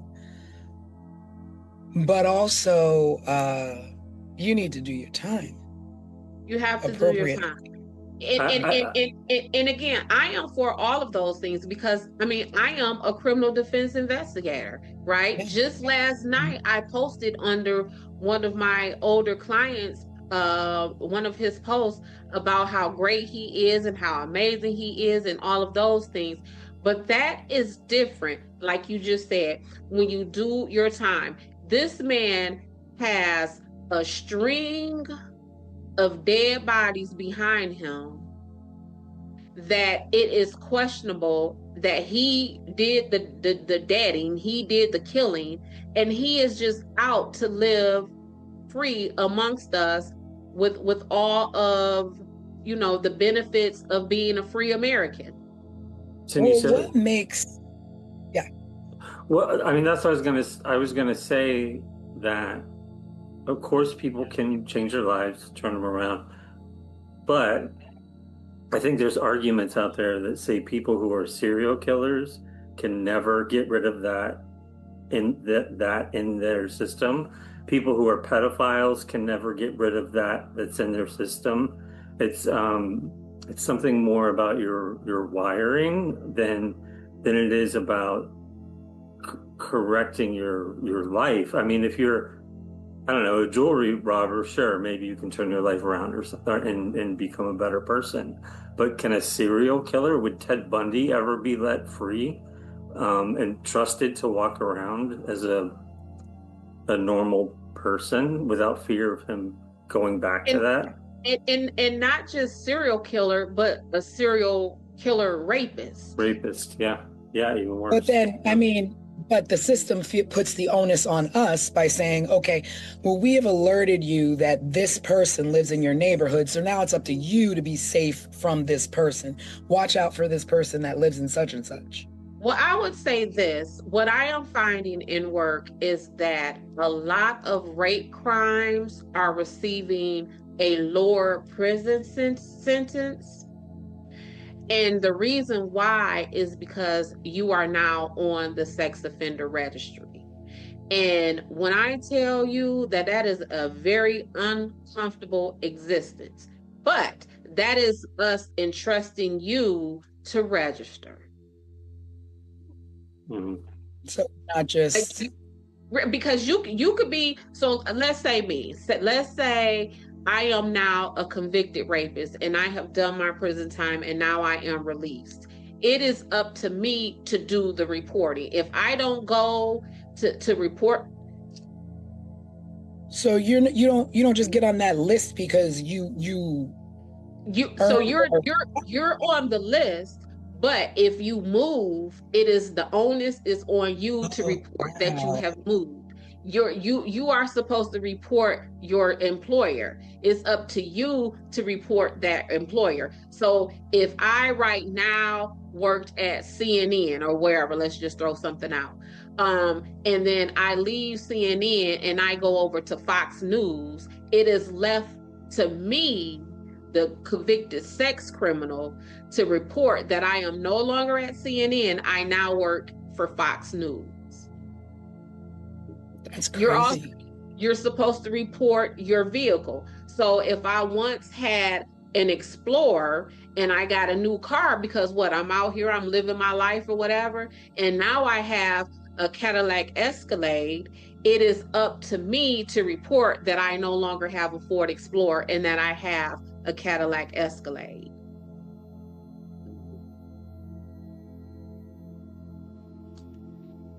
That's mind-blowing to me. I feel like, you should probably be tracked. Your freedom is at a cost now, so you should probably be tracked for the rest of your life, and this will follow you. But the fact that is the way that you are tracked. We are saying we're tracking you, but you are responsible for giving us the information so that we can track you. My question, though, was, once you are released from prison and did he do the full 18 years or he got released early? I don't know if he did. I don't know. So, but it was 18 years. Either way, he either did 18 or got released early. Mm-hmm. Now, at what point in 2016 or all these other things that we now have the ability to go back and test these things, are you not allowed to be like, okay, well, there was evidence under her fingernails, under one victim's fingernails, or how do we now solve this crime when we have somebody who was potentially a suspect released? Is there no interest? Do you know what I mean? I guess there is none, because here's the thing. This is the thing. Murder stays murder. And what I mean by that is there is no statute of limitations on a murder charge. So if that one lady, Juanita Walls, where I said that there was DNA or skin underneath her nails, right? If they were to test that and he or anybody else tests positive that is their skin or their DNA deposited under her nails, even though that was 1986 and we're now in 2026, that person can be charged. So this man, Alton Bass, he has done his time for killing Miss Morton. So let's say that skin and that DNA under Miss Walls's nails comes to be his. Now they can charge him with that. But what you said, T, is the key. Is there the interest to do so? Do we care enough about these people to pursue that? Do we care enough? Because again, remember, like we said, they went through hell and high water to assign Alan Wilmer as the suspect for the Colonial Parkway murders. They made sure that those victims and their families got justice by way of a suspect, even if the suspect was dead at the time and could not go to court. But that means that the families were at a level where they cared to try and give these families answers. When you have a community where nobody cares to give you answers, there is no suspect of any walk of life that we want to hand to you and be like, here, this is it. And for because they don't care about their reputation. None. And for these sets of murders to happen weeks apart, 2.5 hours away, almost completely different outcomes. At least in my head, I can't think of any reason why the Suitland murders are handled the way they were, other than race and other socioeconomic factors. I cannot. You cannot pay me to believe that there is any other reason than that. Yeah. And it's probably not high on the list of unsolved cases to reprobe into, to reopen, until a podcast like ours comes along. Right. Because again, what I always say, this stuff is rooted in career advancement and money. If I don't see enough value in you to get a bigger office or a bigger budget, then we're just going to let that go. That's just going to be unsolved. Right now, this whole Nancy Guthrie situation, the president said we finna give all the resources that we can to find this woman. Ronald Reagan didn't say we finna give all the resources that we can to find who did this to these Black women when he was president. This country has for-profit prisons where it is profitable to put people in the prison. And if your state that you live in has a for-profit prison, the moment that prison's population is one body less than the contracted amount, then that state is going to be taxed by that company. The state ain't gonna want to pay that company for having one body less than that contract. So they're going to make sure that prison always meets the contracted population. So this stuff is about money and advancement every single way we go. That is what this is about. And they didn't have value in these women, and they still don't. So then at the end of the trail, what do we do? Are the answers? And to me, I do go back to awareness, and people like the Guardian Angels and people like Gabby Petito's father, who started a foundation in Gabby Petito's name for underprivileged and underserved people in the communities to be found. It takes people at this level to have awareness of people, so to speak, at this level, even though we're all here because we're human beings. Right. You say, let me reach that hand down and and pull you up and help you and give you that visibility that you need. Give you that platform where the president will say, we're putting all hands on deck to find your mother, whether she's white, Black, Mexican, Chinese, Indian, whatever she is, whoever you are, you deserve the same level of justice, but especially truth in what happened in your communities, what happened to your family, what happened to your loved ones. We have to do better.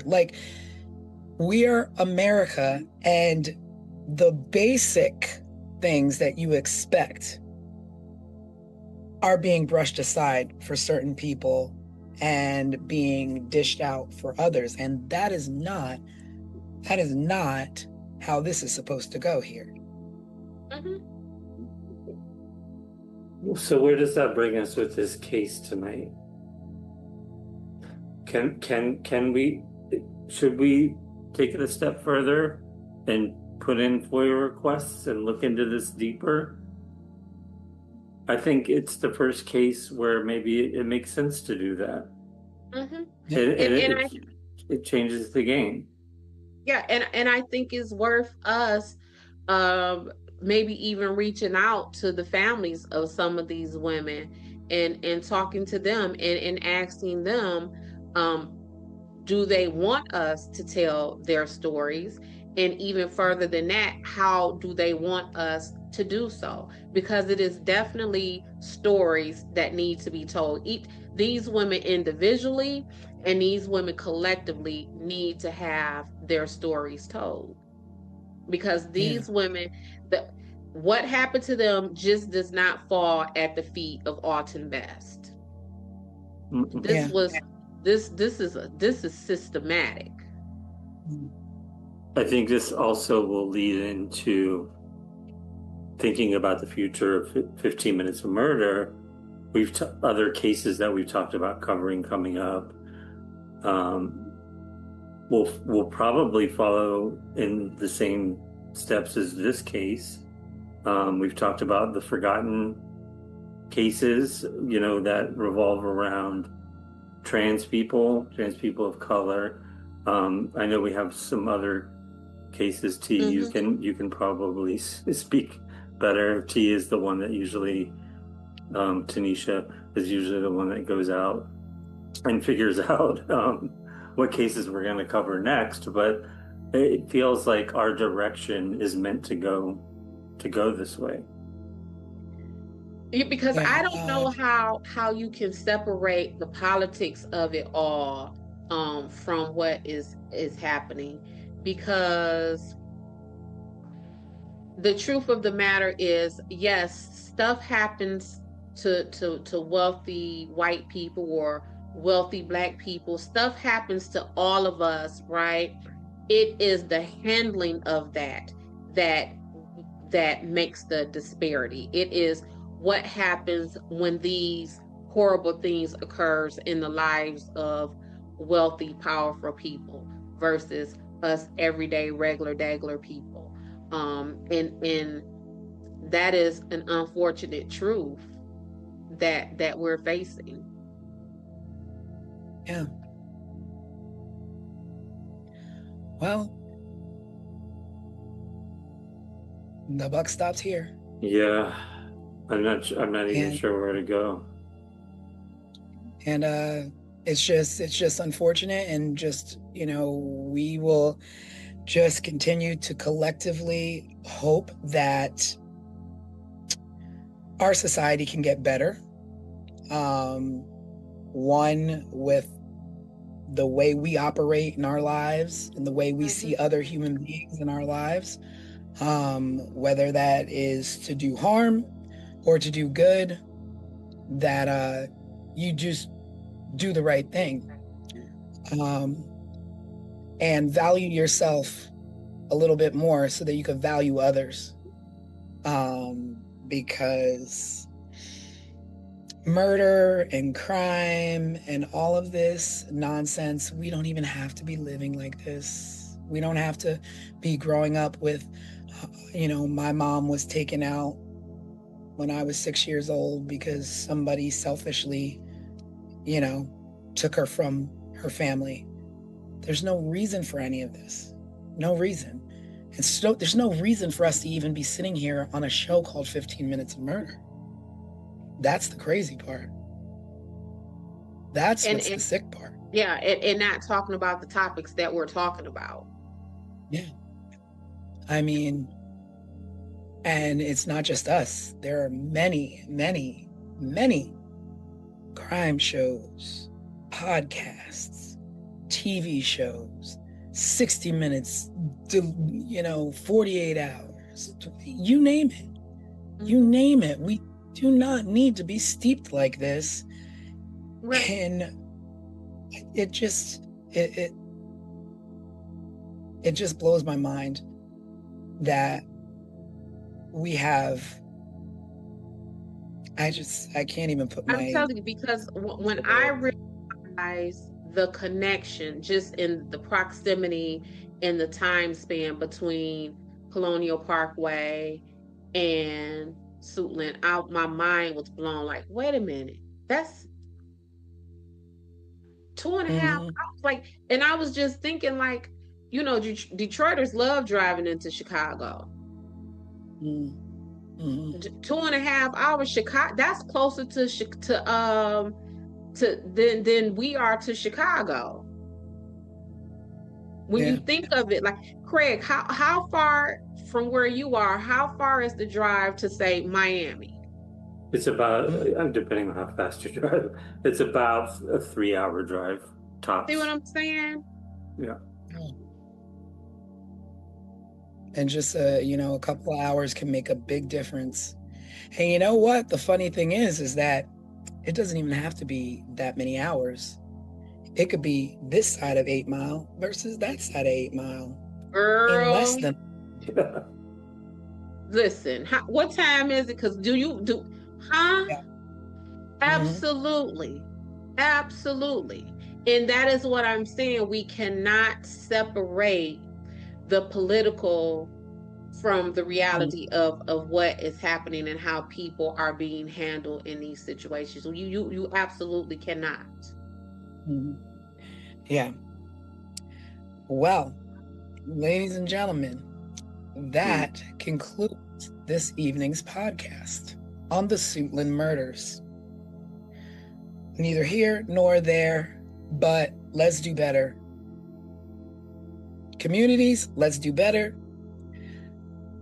The people who are supposed to be protecting our communities, do better. Everybody do better. That's all I got. Yeah, I think that's our tagline is do better. 15 minutes better, do better. You gotta do better. Like you almost can't be mad. Like, the cops didn't do this. Well, don't give the cops something to do. Don't give them something to mess up. Well, maybe we can do that. We can do better by following up on this case. Yeah, that's how we do it.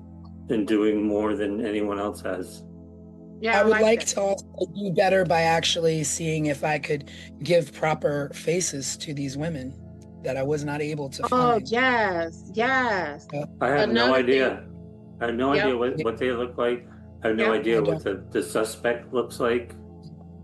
Nothing. And I know now what the suspect looks like, as I did my PI and activated my PI databases, and I found a mug shot of him and his driver's license picture or whatever that is. But that's because in this matter, I'm the fisherman. Everybody else running around in the community, they not fishermen. So again, you can only know what you know, and if you don't know it, you don't know it. Right. And I think that will be something great. Maybe we can locate these families and say, listen, we want to give a face, a name, a presence to your sister, your daughter, your mother, because these women, some of them, their last words to their family as they was leaving out of their homes was, okay, I'll see you later. One woman, speaking of cigarettes with Dorothy Scott, one woman said to her mom, I'll be right back. I'm going to the store to get some cigarettes. So just something basic that we all do. Another woman said to her family, I'll be right back. I'm going to my friend's home. And she was never found again. So just basic human things like that. Yeah. Just the face. It's like, it's one thing, to say somebody's name, but a name also has a face, and has a face. Hopefully maybe we can give some faces and a tribute to these women, because they deserve that much at the very least. They deserve dignity. And not just remembered as, a pile of clothes that was found, or a body that was stumbled upon, or, their remains were found in the woods. They were someone, and they had faces, they had smiles, they had dreams. So at this point, that's what we could do. Yeah, one of these women worked at the United States Patent and Trademark Office. And that has been reduced to her being a murdered rape victim in the woods somewhere. Yeah. But without a face and with hardly a name. Yep. Yeah. So let's we on our end is try and give a face to these names and to this case overview. And I'm with it. And with that, everyone, This is 15 Minutes of Murder. Yes. Sorry I feel like we're ending on a low note, but more like a real note. Yeah. More like a productive note. And where it is us not just telling or looking into horrible facts, it is us actually trying to do something and pull something better out of it. Yeah. And please, if you haven't already, it helps us to be able to look into these cases further. If you do, watch our videos, subscribe to our videos, share them. It gives us more leverage and leeway to get out and possibly look into this, not only these cases, but more in the future as well. So thank you. Thank you, everybody, and have a wonderful Sunday. Have a great week ahead, and we will see you on Wednesday Night Live. Thanks for tuning in. Be there, be Bye. square. Yes. Good night. Bye. Bye. Good night. Before we close, there's something important to say. In recent years, conversations around missing and murdered victims have brought attention to a painful truth: that not every story receives the same urgency, the same coverage, or the same resources. But let us show you what a champion from the ashes looks like. A true ally that has risen from tragedy, and instead of taking offense, what happened next is a lesson for all of us. After the loss of his daughter, Joseph Petito, father of Gabby Petito, became aware of such disparity in a rather harsh way. During a press conference to find his daughter, he was made aware of something often referred to as missing white woman syndrome. Instead of turning away from that reality, he leaned into it. He listened, he learned, and he acted by channeling his grief into purpose. Through the Gabby Petito Foundation, his family now works to support organizations that help all missing persons, especially those from underserved communities, receive the attention and resources they deserve. And to go a step further, Petito is currently working on a new series titled Faces of the Missing, which he says will cover dozens of cases that have received little media coverage. This will bring such hope to families that don't often receive the national or even local coverage deserved to bring their loved one home or to find answers. Joseph Petito, thank you for being the change we wish to see. Your daughter is proud. Rest in peace, Gabby. Subscribe, share, and remember, someone is always waiting for answers. This was 15 Minutes of Murder.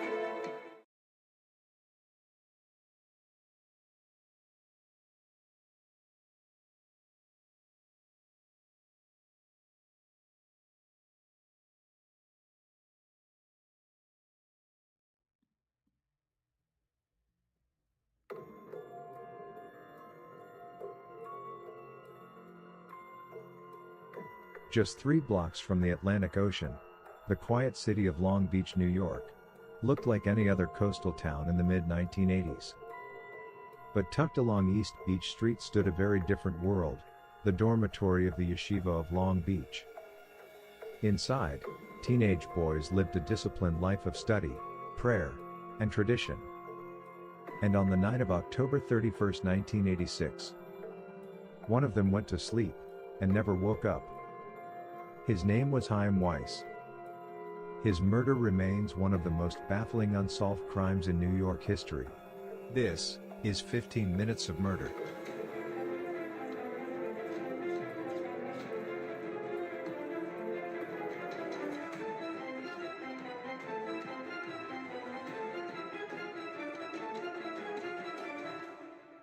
Chaim Weiss was 15 years old. He grew up in an Orthodox Jewish family in Staten Island, New York, and raised in a household where faith shaped daily life. His father, Anton Weiss, was born in a displaced persons camp after World War II, the son of Holocaust survivors who rebuilt their lives in America. Chaim was the eldest of his siblings. His brother Menahem was 11 and his sister Rachel was 7 at the time of the incident. Those who knew him described him as bright, deeply religious, and serious about his studies. He was a funny kid who loved chess and loved to play basketball. He was quite popular. At the Torah High School Yeshiva in Long Beach, he was in his third year of study, living in the dormitory with 40 other students and faculty. The routine was strict. Days revolved around prayer and the study of the Torah and the Talmud, the core texts of Jewish law and scholarship. For unknown reasons, Chaim's dorm room was slightly different from the others. Most boys shared rooms. Chaim did not. He was one of only 2 students in the dormitory with his own room, a small third-floor space at 63 East Beach Street. It had one door, one window, and only one way in or out. October 31, 1986. For most teenagers across America, it was Halloween. But inside the yeshiva, the evening held a different significance. It was Shabbat, the Jewish Sabbath, a sacred period of rest that begins at sundown Friday and lasts until nightfall Saturday. During Shabbat, Orthodox Jewish law restricts many activities, including writing, using electricity, or turning lights on and off. Life slows down. The students prayed. They studied. And eventually, they went to sleep. Well after midnight, Chaim was seen alive studying in the hall outside of his dorm room by a fellow student. He was likely utilizing the light in the hallway to abide by the rules of Shabbat. He returned to his dorm room alone. Sometime between 1:20 a.m. and 7 a.m., someone entered that room. What happened next was swift and brutal.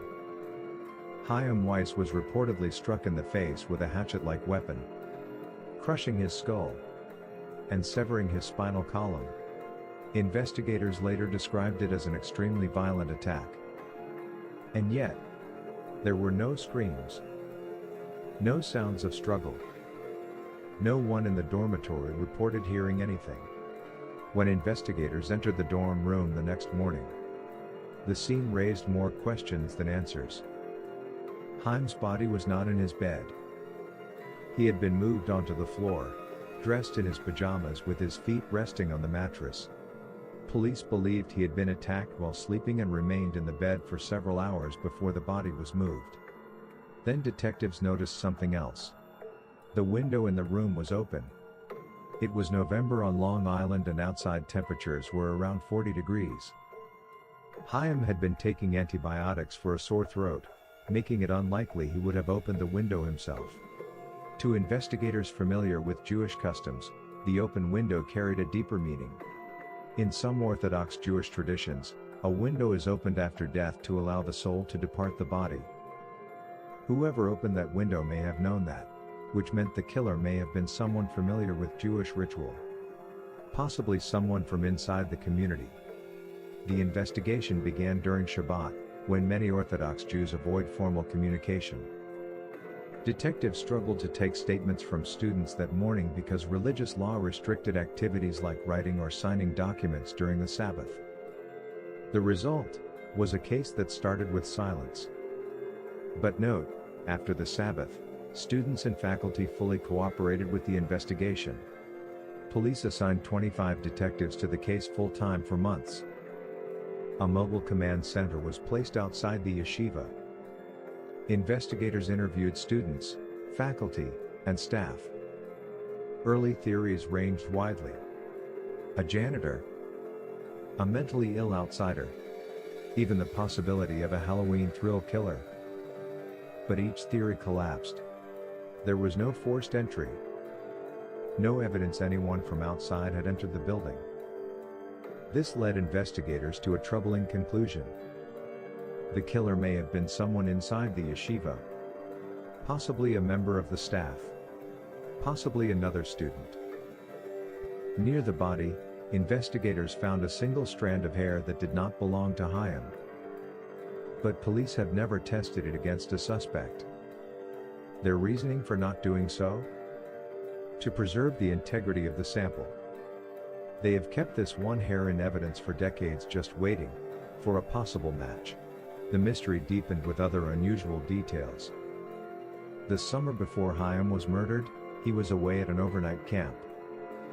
Chaim's father remembers him calling home crying, but refused to tell him why. There is a possibility the camp was affiliated with the yeshiva, but nothing is for certain. Anton regrets not delving deeper into his son's distress. Doing so could have changed the course of that night. After Chaim left the camp, he went to Europe to visit his grandparents. While there, the family received 2 calls from Rabbi Avram Cooper, the school principal. He wanted to meet with Chaim to discuss matters unknown. Chaim later met privately with the principal at a home in Brooklyn. But when his parents asked about the meeting, Chaim refused to discuss what had been said. Years later, another disturbing event occurred. In 1994, Chaim's family received a strange letter addressed to him. Inside was a dark joke printed on an Easter card, which said, "Know what happens to chickens when they get too old to lay Easter eggs? They die. Happy Easter." Around the same time, his grave was vandalized with Hebrew letters attempting to spell the word murder. Whether these incidents were connected to the crime has never been proven. The murder devastated the Orthodox Jewish community. More than 1,000 mourners attended Chaim's funeral in Brooklyn. Parents feared for their children, and yeshivas across the region increased security. But the questions never stopped. How could a teenager be murdered inside a dormitory filled with students? And no one heard anything? Nearly 40 years later, the murder of Chaim Weiss remains unsolved. A 15-year-old boy killed in his own bed. Inside a locked dormitory.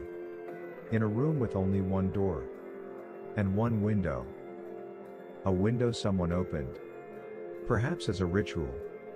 Perhaps as a message. Or perhaps as a final act by someone who knew exactly what they were doing. The killer has never been identified, but investigators believe one thing is certain. Someone out there knows the truth. And they've been carrying it since 1986. Subscribe, share, and remember, someone is always waiting for answers. This was 15 Minutes of Murder.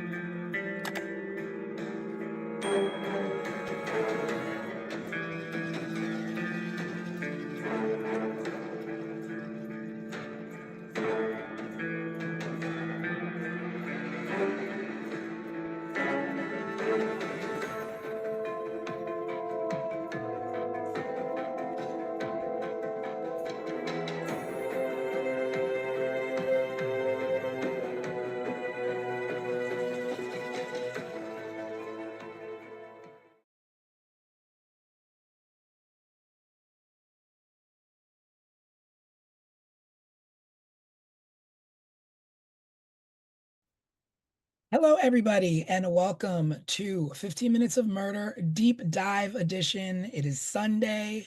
I hope you had a great weekend. I am your host, Tanisha Slater, along with co-host Craig Chapman and your resident crime expert, Desiree Edwards. Boom. And we are going to break down a case that we had this week that is just sensational.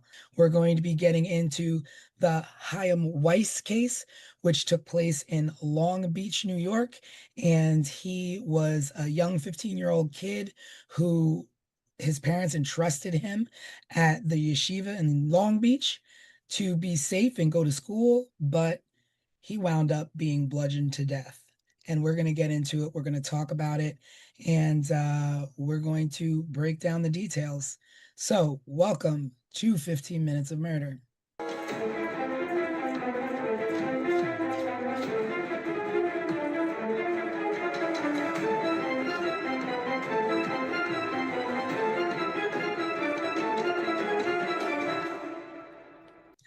All right, so this week we presented the case of Chaim Weiss, a 15-year-old Jewish student who went to school in Long Beach, New York, and his parents trusted this school. Now, it's weird to me because it's a high school, and I'm not really used to, like, I guess you going away and staying in dorms for a high school. It wasn't really far away. I mean, he lived in Brooklyn, and this was in Long Island, so it's a matter of like not even an hour drive away. But yeah, but I've never like for a high school though, like college you live in dorms, but high school?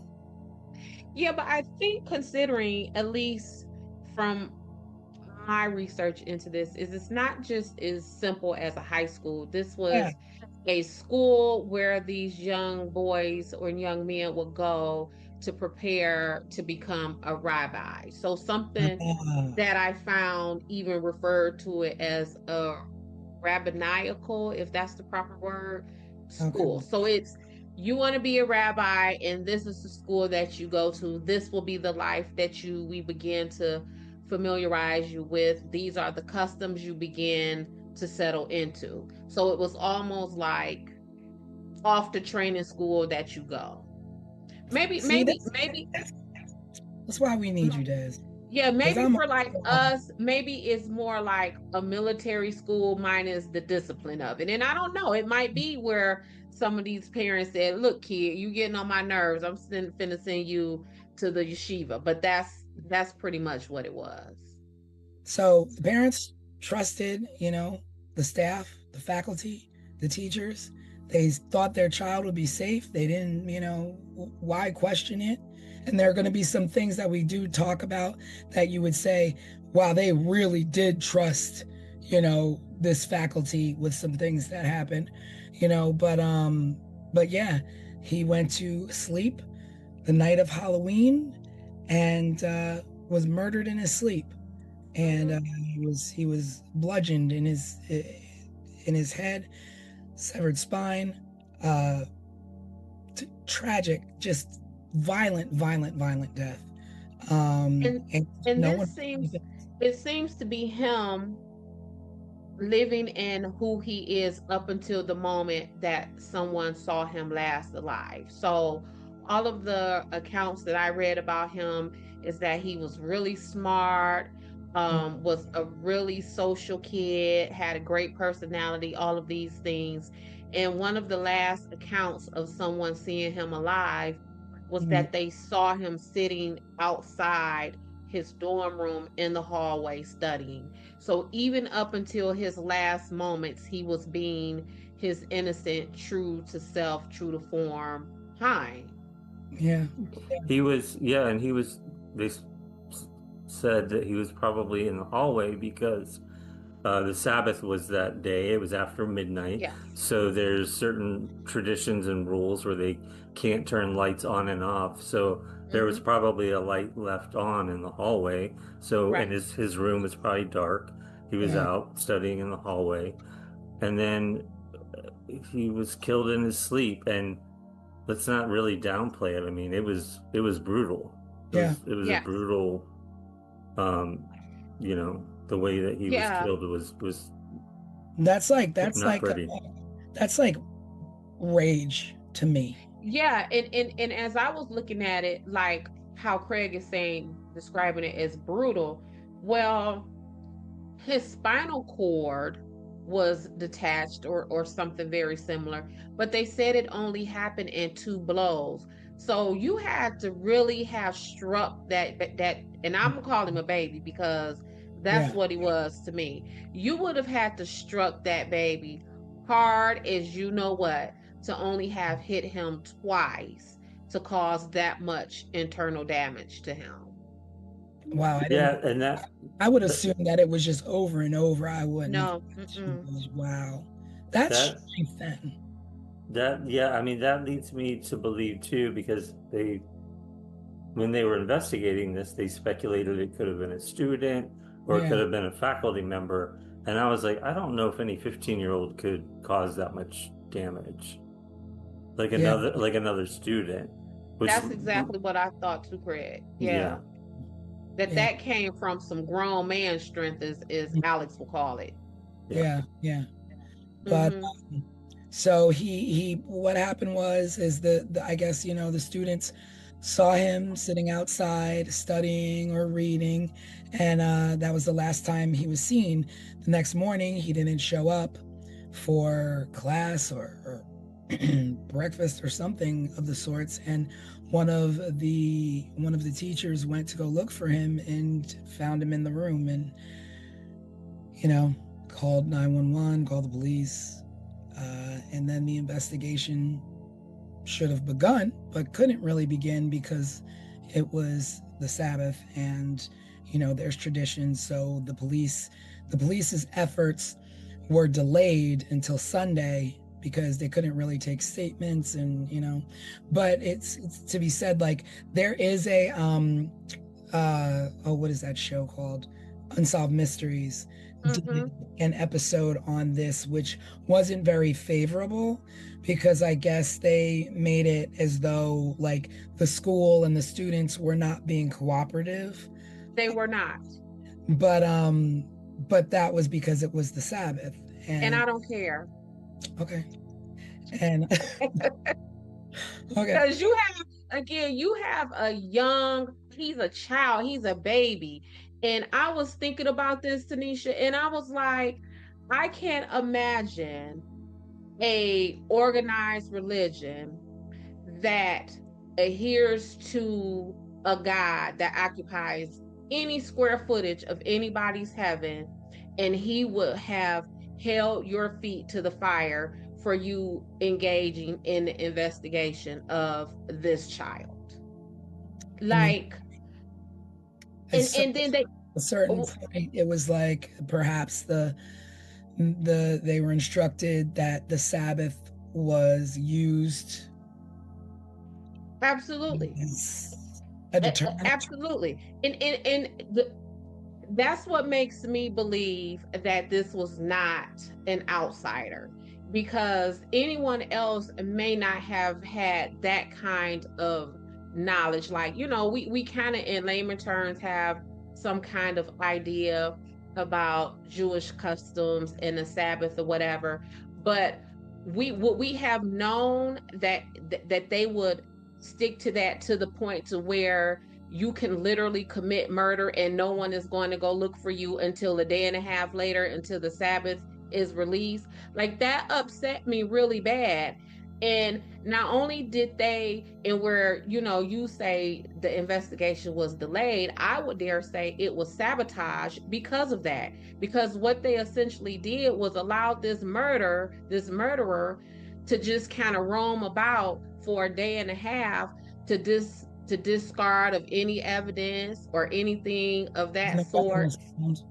Yeah, and not only that, they didn't tell his parents that he was dead until after the Sabbath had released. So can you? Yes. Yeah, I didn't know that. Oh wow. When I tell y'all, I was upset, like angry, like my blood was boiling as I looked into this. Yes, they did not tell that young man's family that he was dead until after the Sabbath was released. Wow. And it's crazy because there are just some strange things to me about the relationship that I think of the school. So Chaim was one. There were 40 students in this school, and Chaim and one other student were the only two students who had their own rooms. Why they had their own rooms, I don't know. But why they're two students and there's two students to every room. So why are these two students split up and have their own rooms? Why are they not in one room? Well, at first I kind of thought like maybe this was like some rich kid stuff. Like, oh, maybe, these are the kids whose families could afford to have them living in a single room, because that's kind of the case on a college campus. But as I was digging deeper, even Haim's father at one point questioned why his son had that single room. And the way they describe the location of that single room is almost like it was like a maze getting in and out of there. Like you would have had to like go past this room and that room, then hang a left and go past this room and then walk past these kids, and then boom, there they were. So it wasn't even like it was a single room that was just like on an easy path in and out of the building. It was a single room that was kind of like placed almost in a maze like way in this dormitory. And also I read that it was separate from the other kids. It was on the third floor and everybody else is on the second floor, first floor, whatever. Yep. And when you think about it, like even in a house, when you have the layout of your house, you're like, okay, well, most of the bedrooms are upstairs. There's one bedroom downstairs. I'm not going to have my kid in that one bedroom downstairs. Correct. I want my kids up in a bed. So when you're in a school and you're like, okay, well, you're separating children from the majority of where they could feel safe, but you have them up on a third floor unmonitored. And I don't know if they were unmonitored or not, but that's even scary for a kid. Like imagine like a 15-year-old kid having to be like, everybody else is down here. I got to go upstairs to the scary room, on the third floor where I'm by myself. And so it made me think like, were they separated for some other reason that might not be correct? Because what you're saying, T, is, as I was reading up on this, the school and the security of it, the students had been getting, I guess, picked on and bullied maybe by the neighborhood kids, because these would have been Orthodox Jewish people. So they would have looked differently than the rest of the community. So they probably got teased and all that kind of stuff.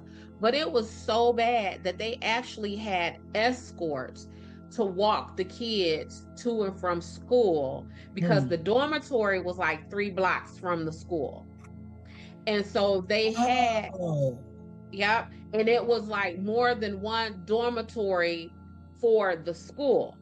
And so they would have someone walking the kids, to the store or to the school back and forth. So if you all thought that we needed that much security for these students, and now you have, as you're describing, these kids upstairs unattended, or let's say with less attention than the other students, why are we lax right there? Why if there were faculty staying in that dormitory with them, why not put the adult up in that weird room? Yeah. And supposedly the door to get into the building, it was a coded lock. So the way I understood it was that you would have to enter in a code to get into the building.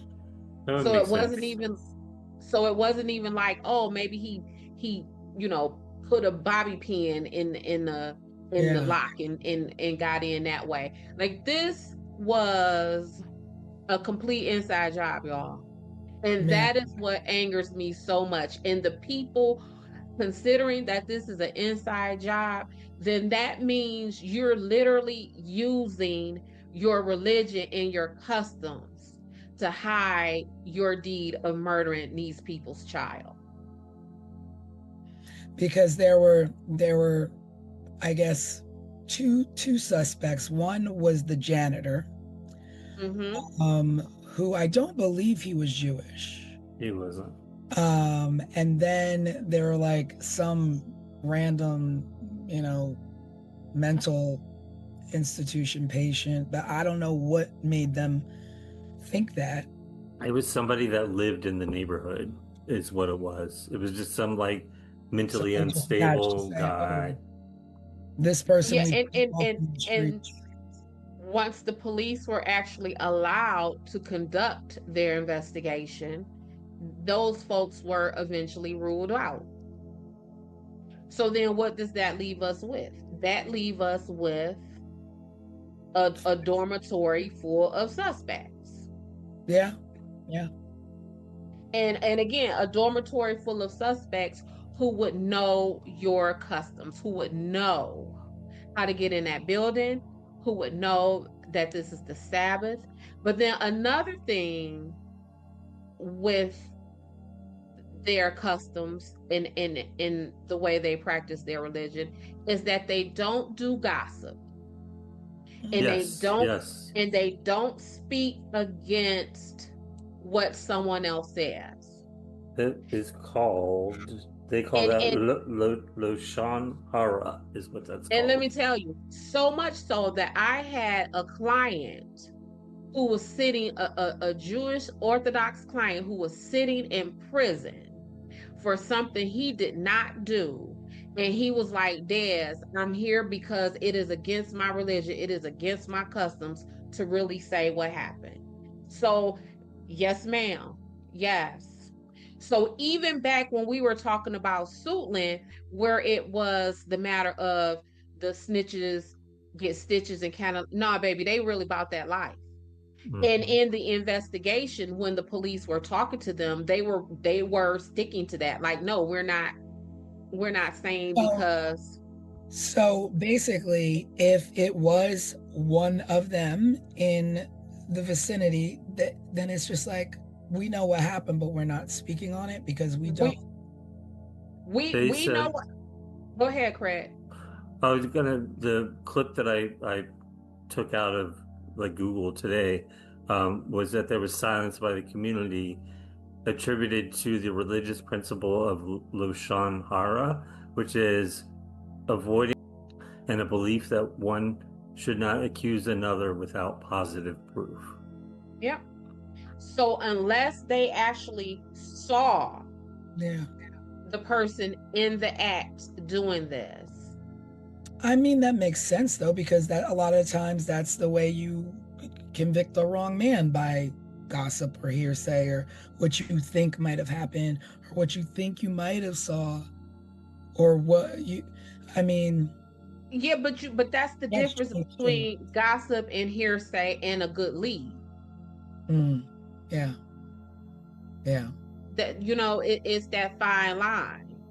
And whenever I'm working my investigations, I always tell my clients and my witnesses, I like to work under the premise of I would rather have too much information than not enough. Because if you give me too much information, I could pick it and throw it apart. I don't need this, I don't need that. But if I don't have enough, I'm just kind of sitting there twiddling my thumbs and I don't have anything, I don't have anywhere to go. So I get where, I don't want to say that because, I don't really know, that's gossiping or that's what I heard. But y'all not going to say nothing. And not only are y'all not going to say nothing, y'all going to wait a whole day and a half to tell us the nothing that y'all not going to tell us. Yeah. Well, there are other things that happened to also point in the direction of proximity, somebody from within the community. The ways things were left in his room with his body on the floor, the open window, the second candle that appeared out of nowhere. Nobody knows how it got there. That candle, that it said that candle was probably post, but not the day of. It could have been just the candle that was left like after the fact. But as far as that night, there was no candle left. Well, the way that I understood it is that a second candle just appeared, and it was lit, and no one knew how it got there or how it got lit. Because it was put in the room when they still had it blocked off. Yeah, blocked up. Yeah, yeah. And then plus the tradition of opening a window to let the person's soul go. And yeah, and at first, Craig, I kind of attributed that to him being sick, because I know a lot of the information we had said like, oh, it was 40 degrees, why would he have opened up the window? But a lot of folks, me included, when I'm not feeling well, I want the windows open. I don't care. And actually, the colder it is, the better. Yeah. And so that's kind of where my thinking was going at first.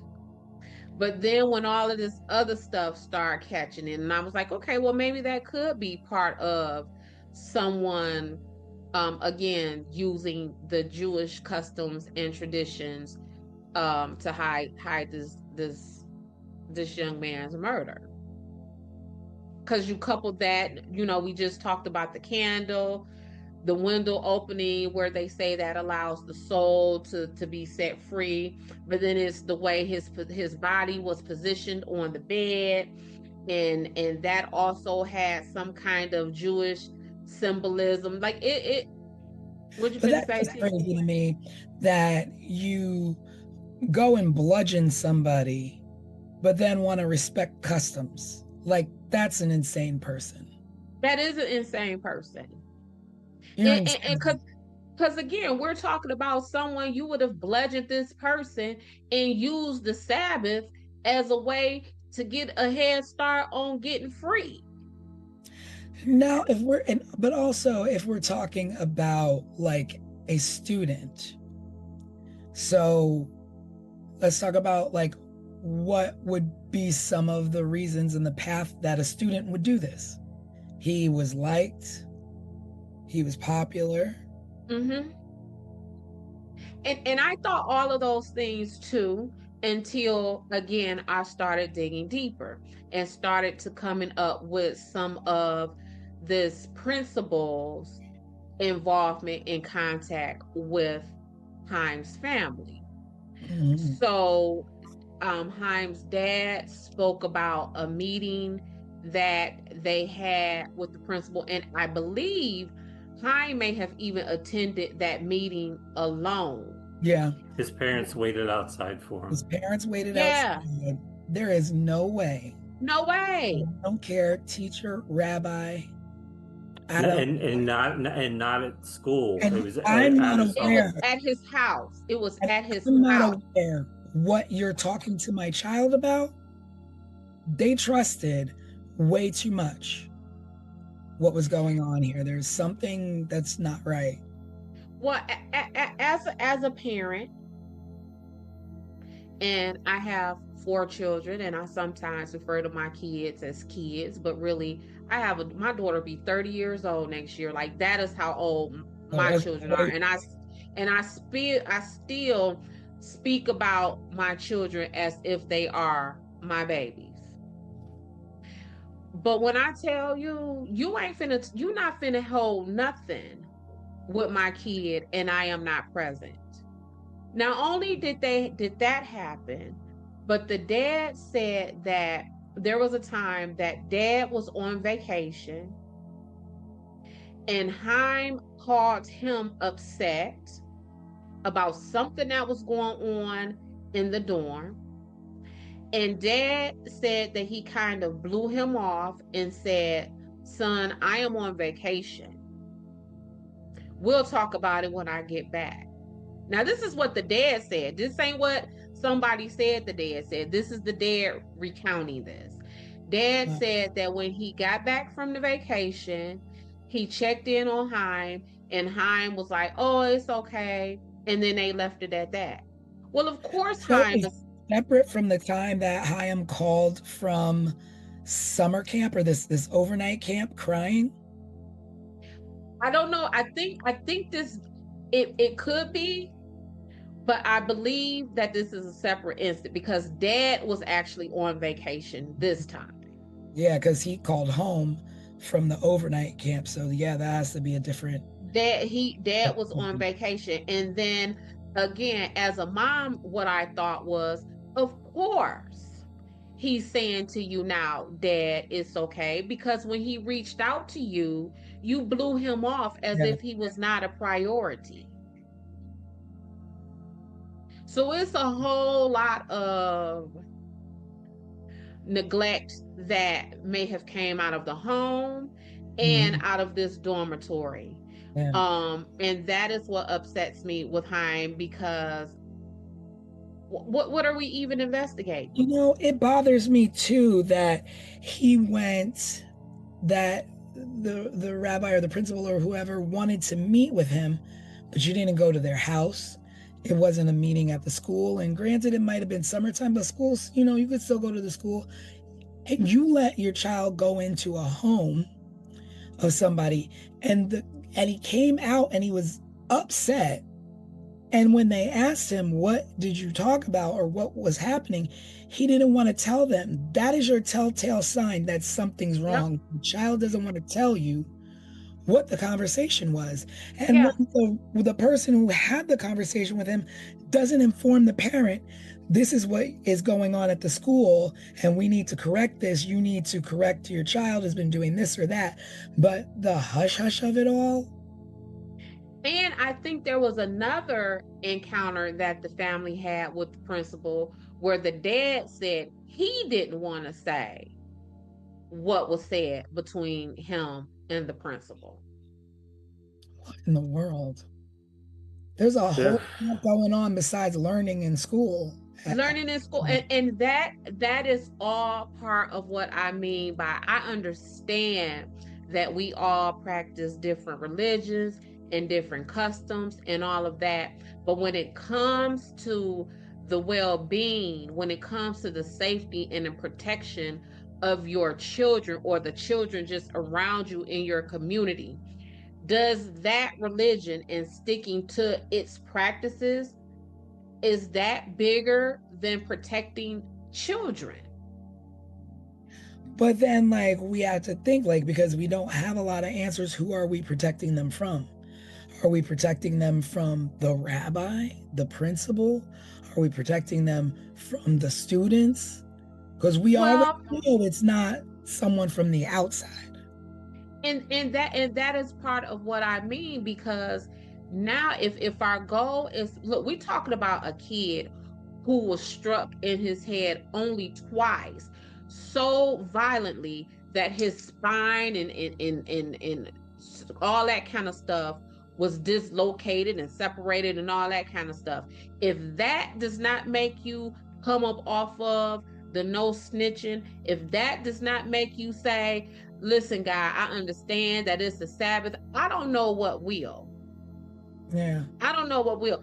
That what happened to that little boy, I would imagine it is a prayer that we could pray to atone for breaking that Sabbath or breaking these traditions to get to the bottom of what happened to this child. Because that he was in the dormitory. Yeah. Yeah. So who are we protecting him from? People in the dormitory, because that's obviously where it happened at. And so we all know it was in the overview. There was no weapon found, but there was one singular hair that was found that is being held in evidence and waiting for a suspect before it can be tested. And you have at least 40 suspects in that school. So why? And not only do you have, and what you mean, you waiting to test the hair until you get a suspect. What? What? That don't even make no sense. Whose decision is that anyway? Whose decision is that? Who would have gotten that instruction? And then law enforcement, I mean, I guess they tried their best to do what they could with what they had. They eventually set up like a 25-member task force to be on point, along with a mini command center outside the dormitory. So it seemed, with that said, then it seems like police are like, no, we want to get to the bottom of this, but what prevented them from the access they needed? Well, the first 28 or the first 48 is the most important of an investigation. Right. Yeah. They lost at least 24. Yeah, that's what I said, a day and a half, so maybe 36 hours. Yeah. So And this I don't, and then I often wonder as I was reading this stuff, is Haim's parents, are they still unorthodox Jews? Like, is this still their religion? Like, you know what I'm saying? Like, what has this done with their relationship with this religion? What has it done with their relationship with God as they know it? What has it done with their relationships as a couple, as a family? Because some of the stuff that I read is that the mom didn't want him there. Oh, I didn't really find much about the mother. Like, it was just all about the dad. And like, I was lucky that I found the mom's name. Yeah. She didn't want him there. And he had a younger brother and his sister too. Mm-hmm. Mm-hmm. Well, I read some weird things too. I mean, speaking about the principal, because I was wondering, I was like, up until this time period, has the father continued to press? 40 years, it's been a long time. And at one point, the father recounted the rabbi suggesting the family reflect on their own bad deeds as a reason for their misfortune. And see what I'm saying? And then so the rabbi said this to the father, and the father actually sued the school a couple of times, or tried to, for not keeping his son safe. See what I mean? Are you kidding me? Bad things happen in this world, and you're going to say to a father of a slain son, maybe you should think about your deeds and why this happened to your child? But not just that. These people were paying you. I'm sure it wasn't free for Haim to attend this school and live in that dormitory. Wow. My child died on your watch, sir. And your question to me, or your statement is to me, is Des, check yourself. That's something to that's A couple other like disturbing things I read years later. Some of the students finally spoke about abuse by another rabbi at the school, and then there was also a student who committed suicide at that school. They hung themselves. By hanging. Yeah. Yep. So years even before Haim's murder. That was before Haim's murder. There was someone essayed themselves before his murder. Suicide by hanging in the dormitory shower several years before Haim's murder, which some linked to a darker past within the institution. But it didn't come out until years later. I think I read like somewhere in like 2010 or something like recently. Because now these young men are adults and they have families and things like that of their own. Because I want to say Haim would be older than us at this point, wouldn't he? Yeah, a little bit. He was 15. Right? 15 and 86. Yep, he'd be like 4 years older than me, probably. Yeah. And let me tell you something, you still have all your faculties, so there's a lot of students out there who know what happened to him. And not only that, T, and it's like I tell witnesses all the time, that weekend, in your brain, you may not have processed that weekend, because that weekend, there would have not been anything remarkable about that weekend for your brain to attach to and to remember. But this weekend, what'd you say? Something just hit me. With what you were saying is that weekend was actually Halloween. Yes. So anything that you're gonna do that can seem like the evil of the world, Halloween would be a perfect time. Halloween would be perfect. Like So all of this, thing. all of the symbolism of this, yes. Yes.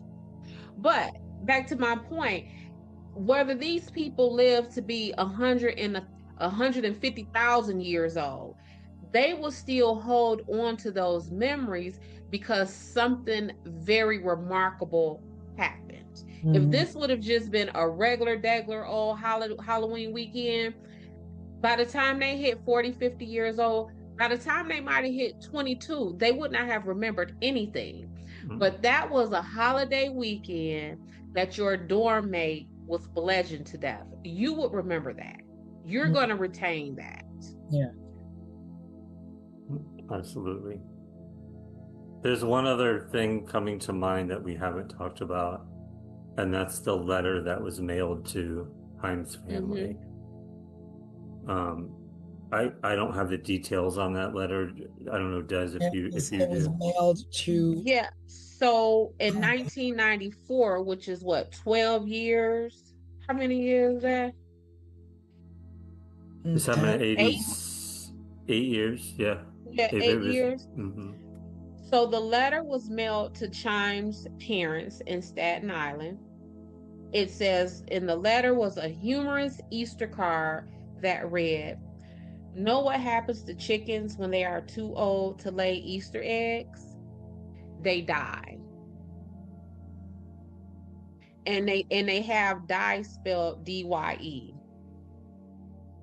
But also around that time, a stone slab at Haim's gravesite was vandalized.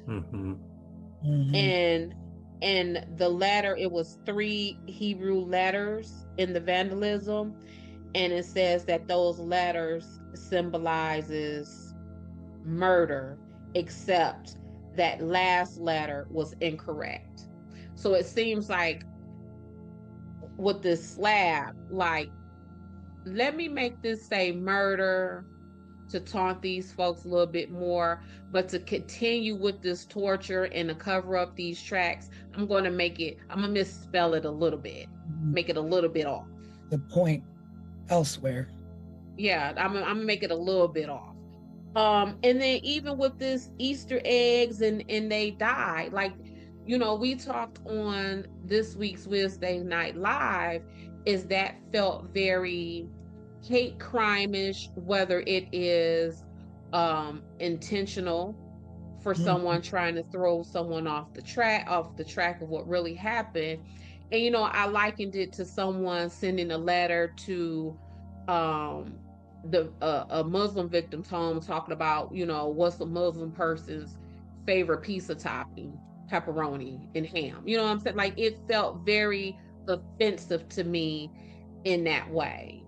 And again, kind of like playing off of the misspelling of murder, they spelled die instead of DIE, it's spelled DYE. Like you would dye Easter eggs when you Yeah. kill, as a And why kid. and from my understanding, why would a Jewish person dye Easter eggs? Like, that's not even part of their custom or part of their standard beliefs. And like, what the thing that I was thinking is, okay, well, did you dust it for fingerprints? Did you get DNA from the licking of the envelope? Like, did you test that? Like, did that Because guess what? In 1994, guess what they could have done? Just what you said. But they didn't. The technology was there for it at that point. And guess what? Oh, we finna check DNA, fingerprints, all that kind of stuff on this card.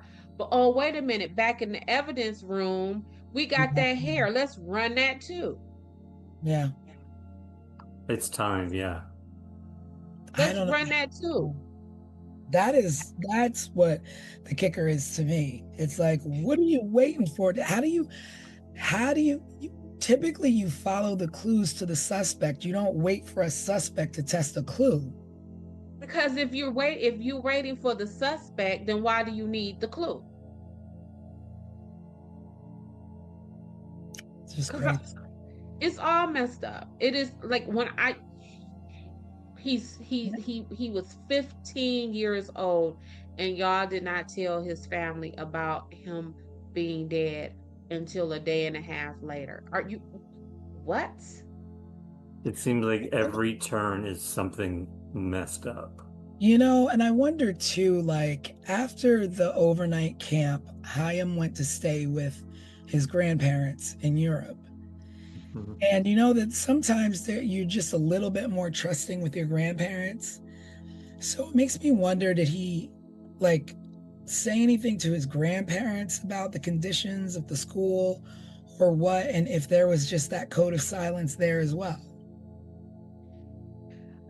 Listen, y'all. Y'all know how my brain think. Who was touching on this little boy?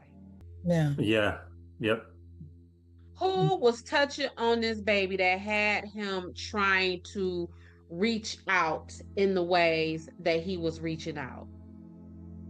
And then it makes me think, well, did he? And was Did he he what? did he reach out? Did he confide and say, this is what's going on at my school? But because of we're not going to accuse people, or we're not going to say, was he ignored? I don't know. Yeah.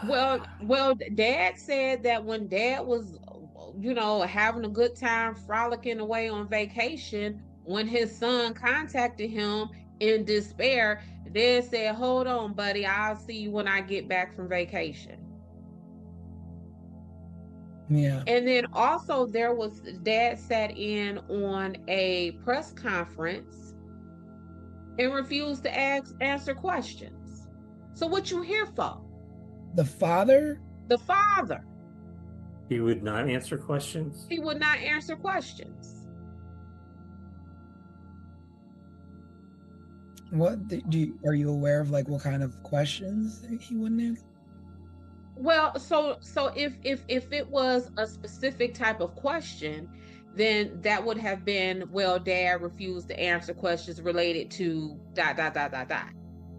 But it was simply there was a press conference and Dad refused to answer questions. So I just take that as I don't want to answer nothing that y'all talking about.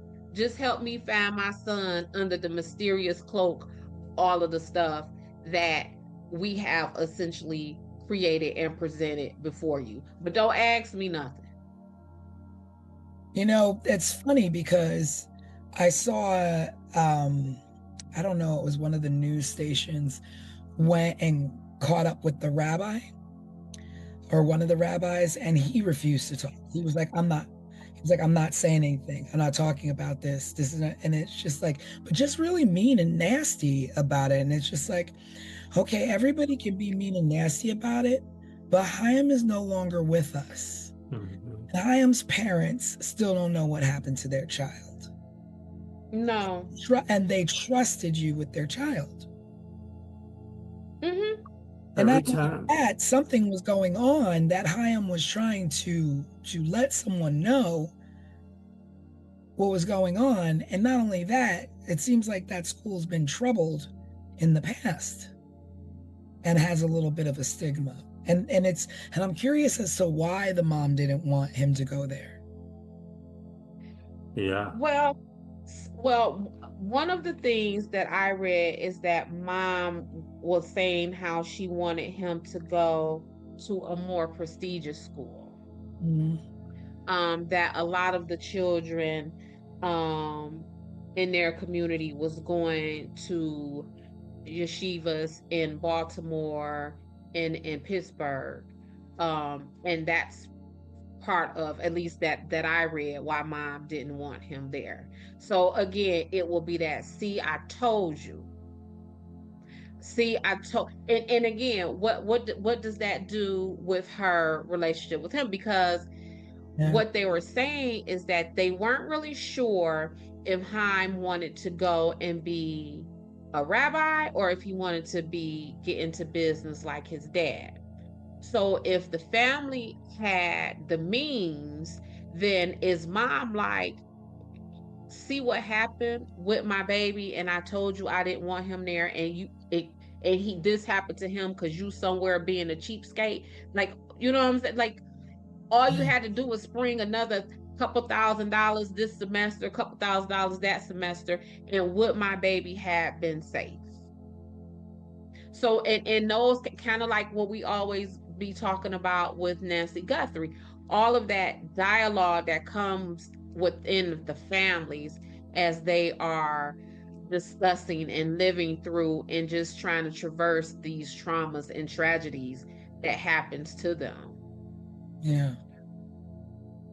Yeah, it's hard. It's hard when you're pointing fingers at your own family members, right? Mm-hmm. Or the people who was supposed to take care of your baby is pointing the fingers at you, talking about some. Well, check your own karma, check your own behavior, and is this? Hey, that is just, my mind is blown from that. Mm-hmm. Like, You know, as I was researching this, and my mind went to Haim, but maybe he was being molested. Like maybe this is why this happened to him. And then I hear tonight we're talking about how much it seemed he was trying to reach out, but was probably yeah, being shut down by his father and people that he trusted, or feeling, shame because of it, like maybe guilt because of it. Who knows how he Yeah. was feeling? But at the end of the day, he was murdered. He was murdered for it. And when we get to this point in all of our cases that we've covered, I almost feel like crying at this point for Haim. yeah, For Haim. Yeah. For Haim and his entire family. I read an article, y'all, that stated that his grandparents were Holocaust survivors, that his father was born in a displacement camp, and that Haim died before all of them in that dormitory. Yeah. Wow. That his grandparents survived the Holocaust. Yeah. That's something that, the whole that a parent should never have to bury a child. But when your parents and your parents' parents have survived such evil in the world. Such evil. And then the people who were paid to take care of you say, your own people, your own community, not the enemy, not the outsider, own community where you're supposed to protect one another and feel safe. And even if it was an outsider, which I highly doubt it was, your goal is to protect. You all stick together. You all protect one another. What you've been through, you shield one another from the evils of this world when you can, especially when it's someone else's child. And you say something. But then to think the unthinkable of him being taken advantage of in a situation like that, and potentially covered up through murder is just heinous. And you touched on something to me, T, that's very personal to me. I was an education major for one day. I spent the day, going to all of my, oh, you finna be a teacher classes. And what you just said was you are entrusted with other people's children. That responsibility, just from that one day of classes, was so enormous to me Mm. that at the end of the day, I was already down at the academic advisor changing my major because I could not grasp Mm. the enormity of me being responsible for, just in one class period, 27 children that belongs to somebody else. Mm. Yeah. That's a I lot of couldn't. lives. That's a lot of lives. And like I said, if you are a middle school teacher or any school teacher where these kids are changing classes during the day, and that's 27 kids. If you are lucky enough to only have 27 children in your classroom, that's 27 sets of kids, 6, 7, 8 times a day. I'd be And wanting to throw up, hoping that they'd all show up at the next class. yes. And also, like, that really made me wonder too, like when you have kids that go to school and they go on field trips, and now you have one teacher at the front, one teacher at the back. Mhm. These kids, they want to run here and run there and run off and hide here and what have you. And then not only did they entrust Chaim at the school, but also at an overnight camp. Like, what happened in that overnight camp? He What ca- happened in that overnight he camp? called home crying. Mhm. So and it's not certain whether the overnight camp was attached to the yeshiva or if it had anything to do with it, but it was still an overnight camp in which he was told, you know, sorry, deal with it, whether it was a kid who was bullying him or maybe it was something worse. Yeah.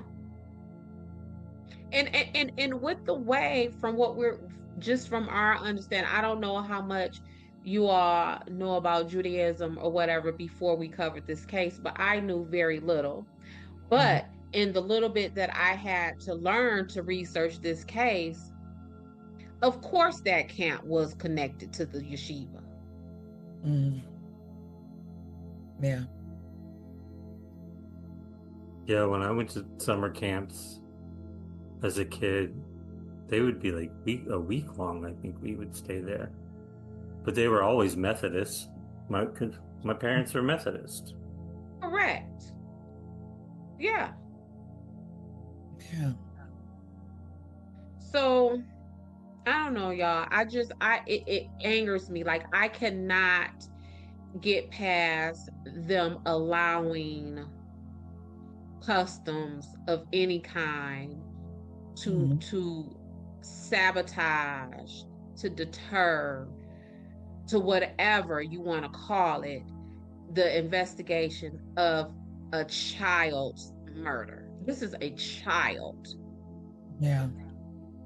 And not only do we not not only do we prevent the investigation going, y'all, I will die on this hill. Y'all waited a day and a half to tell these people their son was dead. Like, what are y'all doing? I really feel like this case, and I'm hoping that this is what happens, will open up a dialogue with our viewers and our community, Yeah. so they can chime in to try to help us make a little bit more sense out of what happened and why. Yeah. I mean, I was reading, and I don't know if you guys had saw it. I was just trying to look it up again, that they did reopen the case in 2013, Mm-hmm. asking anyone to come forward. And I mean, they kind of like were just like, I guess let's just go at this again. It's been enough time, 25 something years. Mm-hmm. Maybe somebody will be willing to say something, but as here we are today with no answers. So apparently someone's still sitting on information. Well, that time frame that you're talking about where they reopened the case, that is also the time frame that Craig and I are talking about where the former students came out and said that someone had committed suicide and that there were stories of abuse. Like I believe, at least from what I was reading, that those accounts started coming in when the case was reopened. Mhm.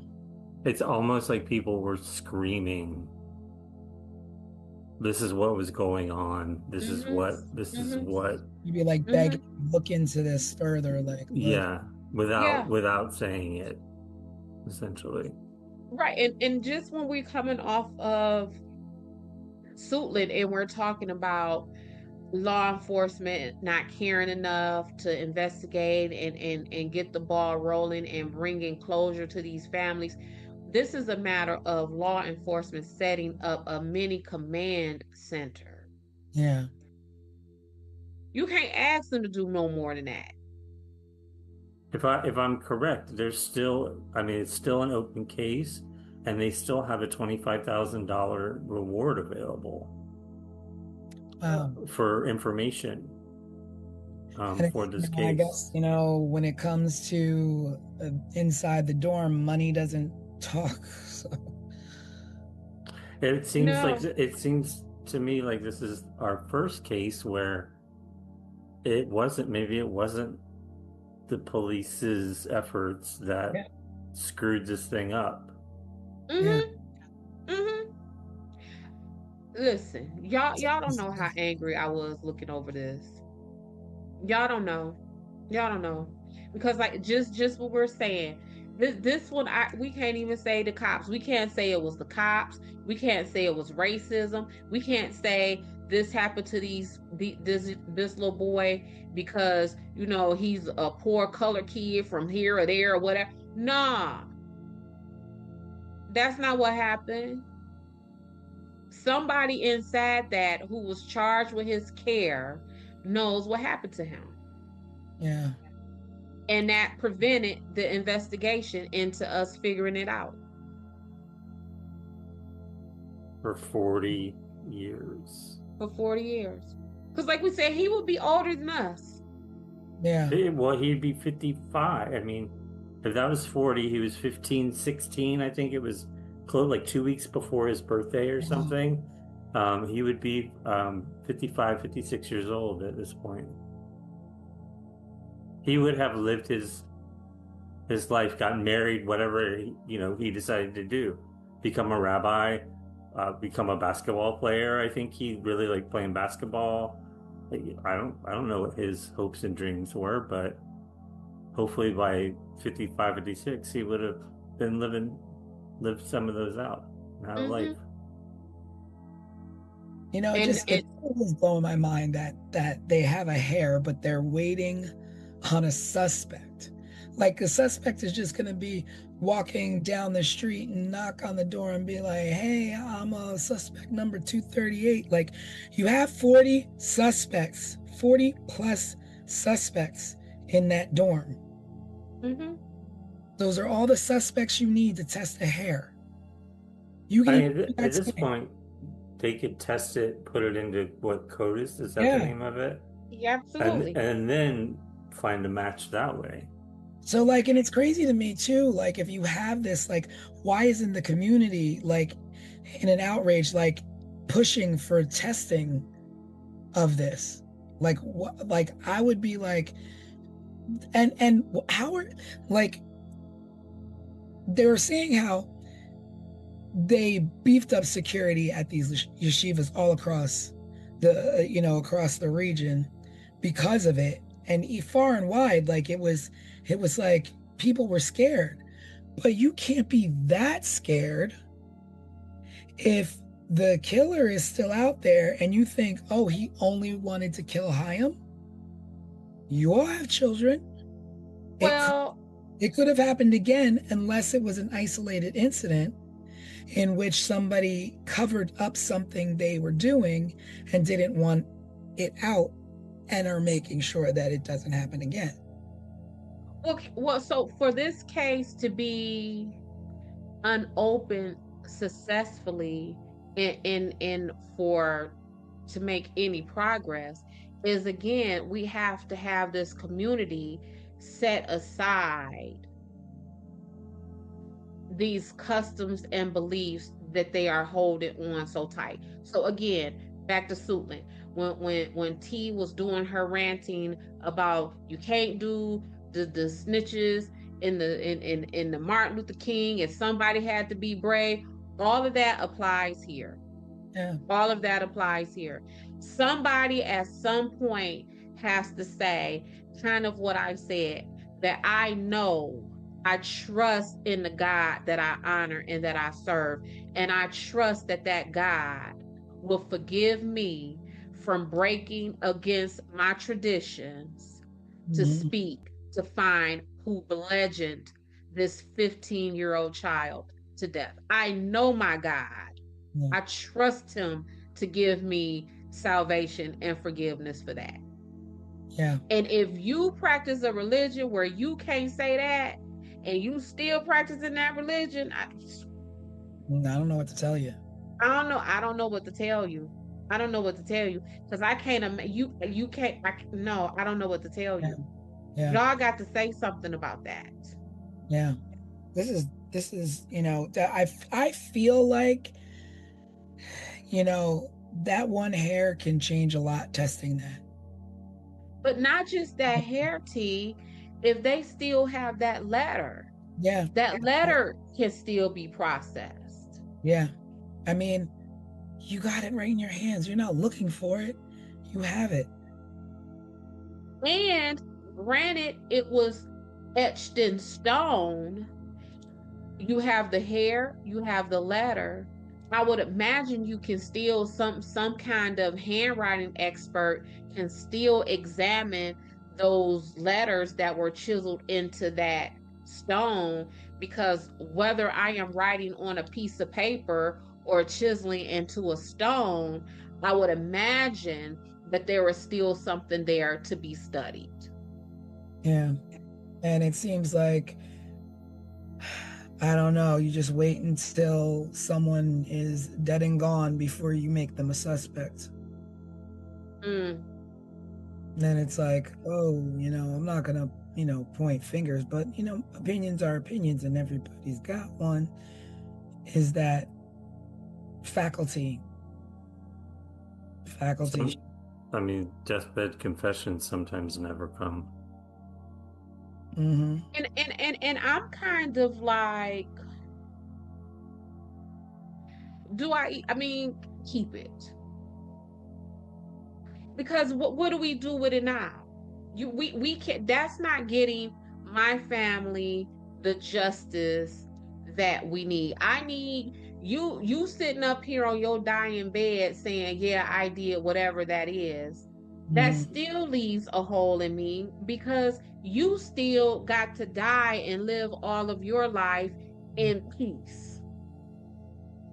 And the only reason why in that moment you decided to say you did whatever it is that you did, even that's selfish, because you did that in that moment because you chose not to take that with you when you go stand before your maker. So that's a guilt. If that's the case, if it comes down to you confessing something on your deathbed, I would rather you rot with that on your soul than for you to have the release of that. There's also this thing where you can feel convicted enough to do what Des said, is that, the God you serve, there's some penance that you can do, or some, prayer that you can say for forgiveness. But there's also something called anonymity, where no one has to know that it was you who knows what happened. You can give your account, you can send a letter, you could send clues, you could do whatever you want, but get the information to who needs this information to find out what happened to him. Mm-hmm. Yeah, they have maybe you don't want that $25,000 because you don't want nobody knowing that you said anything. Anonymously drop a tip anonymously make a phone call. Because I don't know what it's called anywhere else, but here in the Detroit area, we have the 1-800 number for Crime Stoppers. You Mhm. call Crime Stoppers and you say XYZ did ABC. Mm, No one will know about that. Attorneys always say, well, Des, they said the tip came in from a Crime Stopper. But I can't access that. yeah. I mean, And I don't know, maybe that makes me a crappy investigator, but when I tell you they don't release that information, like someone knows something, so it's, it's time to let someone know what happened to this young boy. time to let someone happen. And again, I don't want to come down on other folks' customs and their beliefs, but I'm telling you, ain't no way I could carry that. Ain't no way. I would feel as guilty carrying information about what happened to that child as Mm. if I did that to that child myself. That is how I would internalize that. Also, it's like, if it is like a matter of faculty and you want to protect faculty, maybe because they're at a level that you feel um, are untouchable or have a certain sanctity about them, but they were doing wrong, the right thing to do is come forward. Because And not only that, it wasn't just Hyam, it's another kid, a kid before him, kids after him. Because It's that kid that hung not himself in the saying anything, shower. exactly, or like harmed himself. When you don't say something, things don't change, and other victims are tagged on to the last victim. yes, yes. hmm and the person who has the clue or the tip, they don't even necessarily have to be the rabbi or the student. They could be the rabbi, the person who the rabbi or that student confided in. It Mhm. might be the sister of the rabbi who watched her rabbi brother come in the house with blood all up his blood spurts and splatter all up his arm and across his clothing. It didn't that tip does not necessarily have to come out of that dormitory, at least the physical dormitory. And how meticulous do you have to be to not leave a trail? Well, you don't have to be very meticulous to not leave a trail when you are strategic enough to commit this murder during the Sabbath, when that gives you Can't. a day and a half to get away. You could be clumsy and all kind of mess. You got a day and a half to get away. Yeah, and who knows what was moved in that day and a half. Correct. That was a day Especially and a when half they of a murder weapon getting further and further away. right, because they can't even account for how the candle ended up lit. The second candle ended up lit. Yeah. So where does that leave us with the case of Chaim Weiss?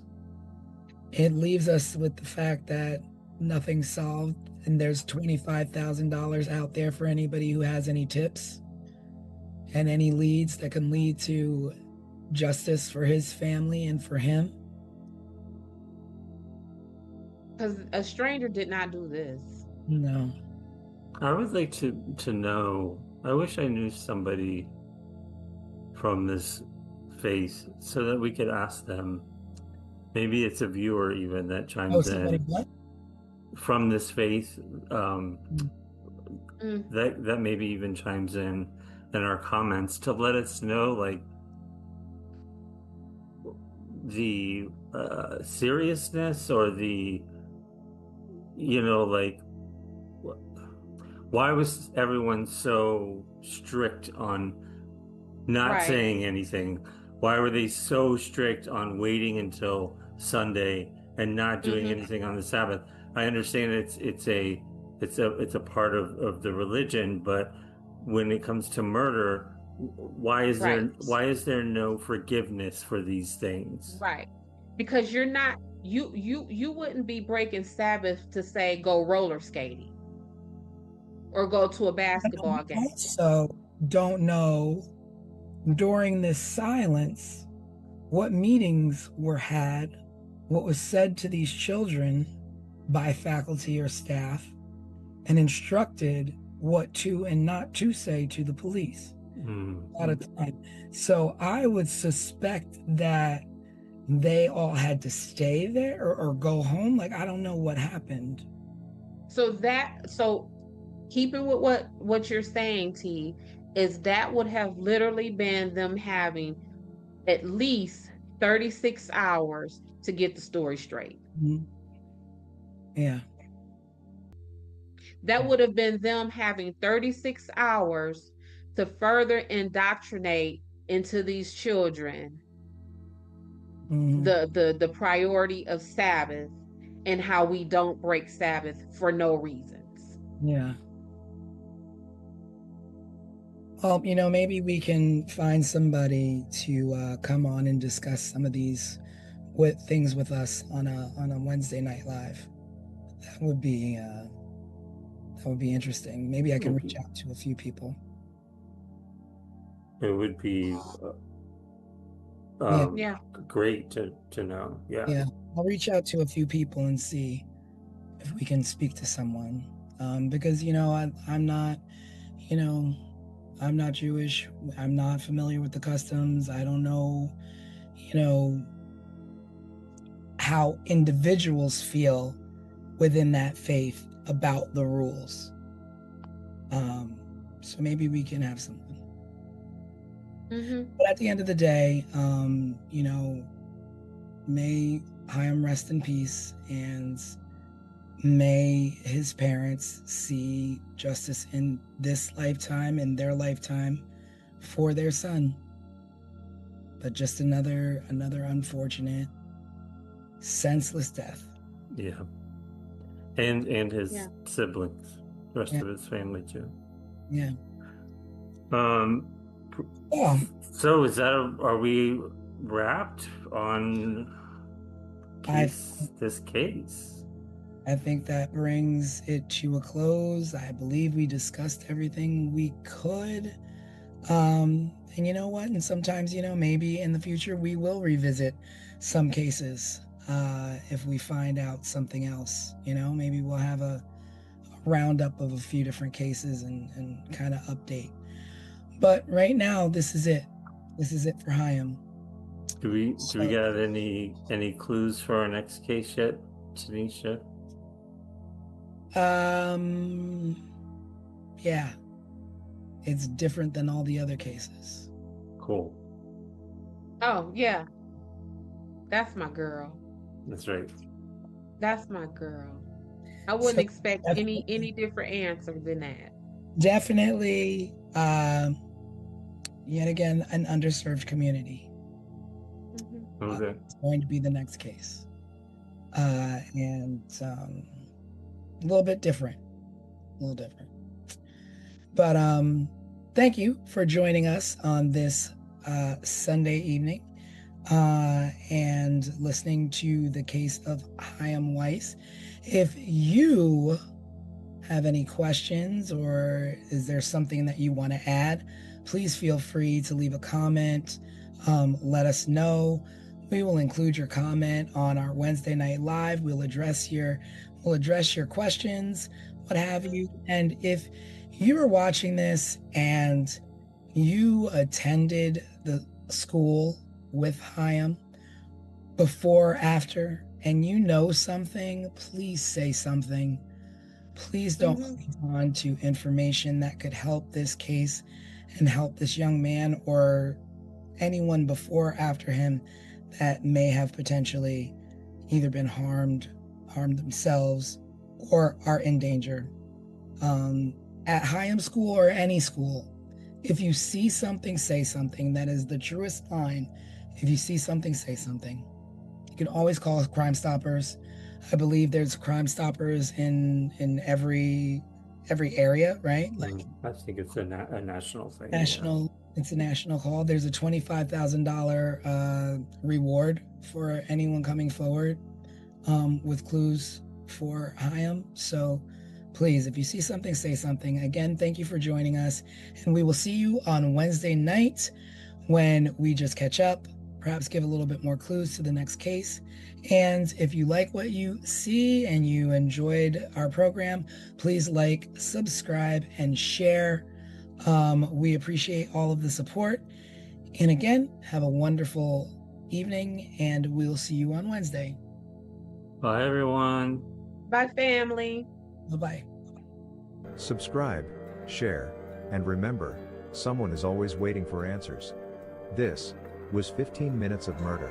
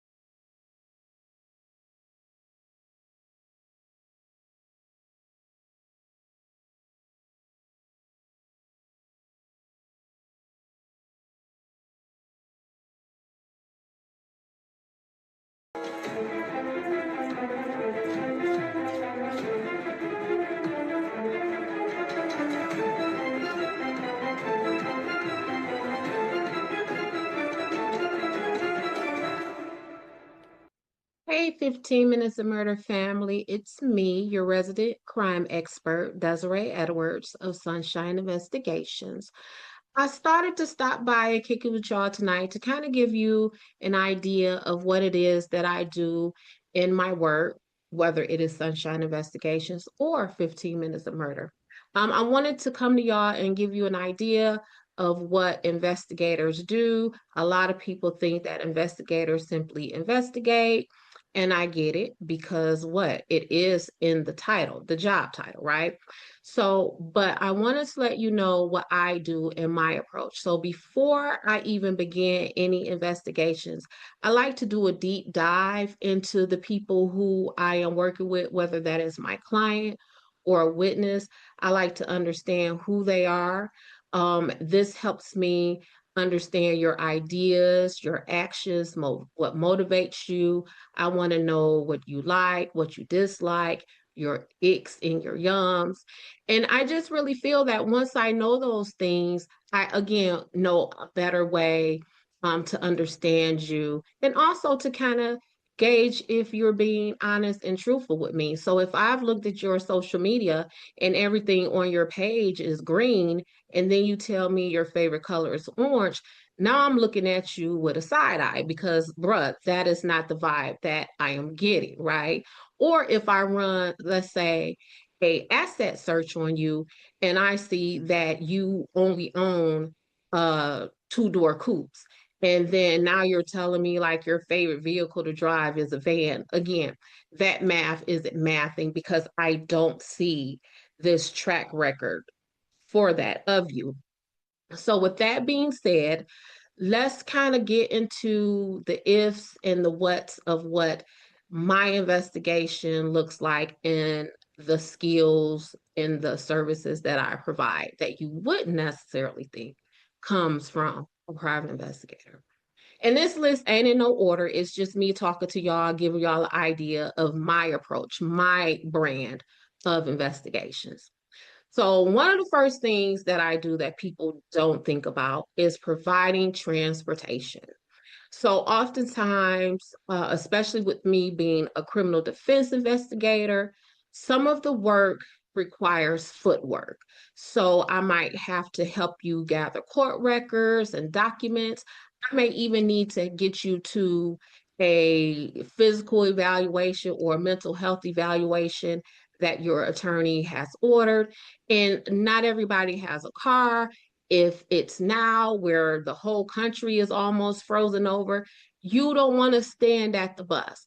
And so, as your investigator, I'm going to pick you up. What time is the appointment? I'm on my way. Let me get you there. Because if I am your investigator, if I am on the work, I am trying to make sure that all of our tasks are handled and taken care of with no excuses. And in a similar vein to that, one of the things that I do is babysit. Now, babysit as a private investigator. Yep. So let me tell you about this one time. So at this time, my youngest kid was like 17, 16 years old. So obviously taking care of small children was definitely part of my past. But this witness had a 2-year-old child. So I was like, okay, I meet y'all at the court. So while mom is testifying, I had the baby with me. We were in the hallway coloring. I even think that we went in a judge's chambers where the judge's support staff was loving all over this baby, right? Now, granted, when I got home, I was exhausted because, like I said, childcare was long into my past, and that little 2-year-old kid wore me into the ground. Do you hear me? But the baby's mom got to testify in peace and didn't have to worry about if her baby was safe and sound, right? Now, this other one that I do takes a lot more human skill and a lot more finesse, and this is family crisis management. A lot of investigators may look at it as if that ain't my job. I don't care what you got going on in your life. That ain't got nothing to do with me. But in fact, I believe that it does because if my client is distracted by family issues, I feel that my client is not in their best condition to help me help them. And one time in particular, I had a client who had an extremely close relationship with their mother, and their mother was ill. Actually, their mother may have not survived this medical condition. And so, one of the things that I did is I fought with the legal team to have a grief counselor on standby so that if something happened with this client's mother, if the mom's medical condition deteriorated, or sadly, if the mom died, we would have some kind of care and professional services in place to help this client. Because if their mom died, how is this client going to be in a position to help us help them? How is this client going to be able to sit in any defense team meetings with us and answer any questions when they are feeling sad and depressed about the condition or even death of their mother? And those are some of the things that I do that don't necessarily um, involve investigation, but for me and my approach, they definitely apply because, again, it is my job to make sure that all impediments are overcome when I am trying to service my clients.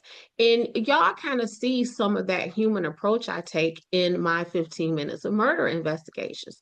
So that is why I refer to Dorothy Jane Scott as my homegirl Dot. That is why when we were talking about Caddy, where I referred to or described Sue Sharp as a hot girl, or even why I took total offense to Alan Wilmer being declared a suspect in the Colonial Parkway murders 7 years after his death, and even more years after he passed the FBI polygraph test. Because again, I took the time to research these people to get an idea of who they are. And again, once I do that, what am I in a better position to do? Serve you, to understand you, to see where you fit in my suspect list. So that is it for now. I just wanted to drop by and talk to y'all. Tell you what, how about if y'all drop critiques, compliments, insight, whatever you have in the comments below. I'll be there to chat with you, to talk to you, so we can go through all of this process. Because yeah, I keep telling y'all part of this investigation team too. I want to hear from y'all. I don't want to just be talking to myself and no, I'm not always right. So, yep, I'm an investigator, but y'all know some stuff too. So drop that stuff in the comments. That's it for now. I will see y'all in the next 15. Talk to you then. Bye.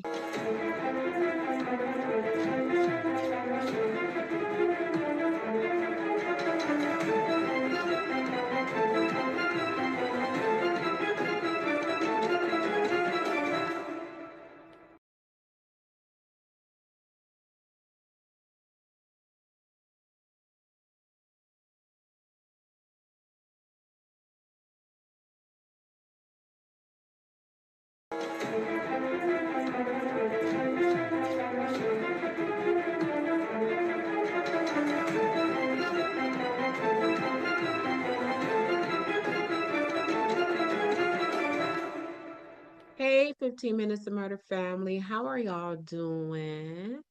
Is it cold where y'all at? Y'all snowed in? Because, baby, I'm in Detroit and it's both of those. I'm cold and snowed in. So, anyway, I wanted to come to y'all and give y'all a little quick list I made of things that crack me up about this work whenever I approach someone. So, let me tell you, when I first started as a private investigator, I had no idea that being a private investigator was a thing. I thought that was just like Magnum PI or just some stuff that you see on television. So I had no idea that this was a real full-time 9 to 5 job.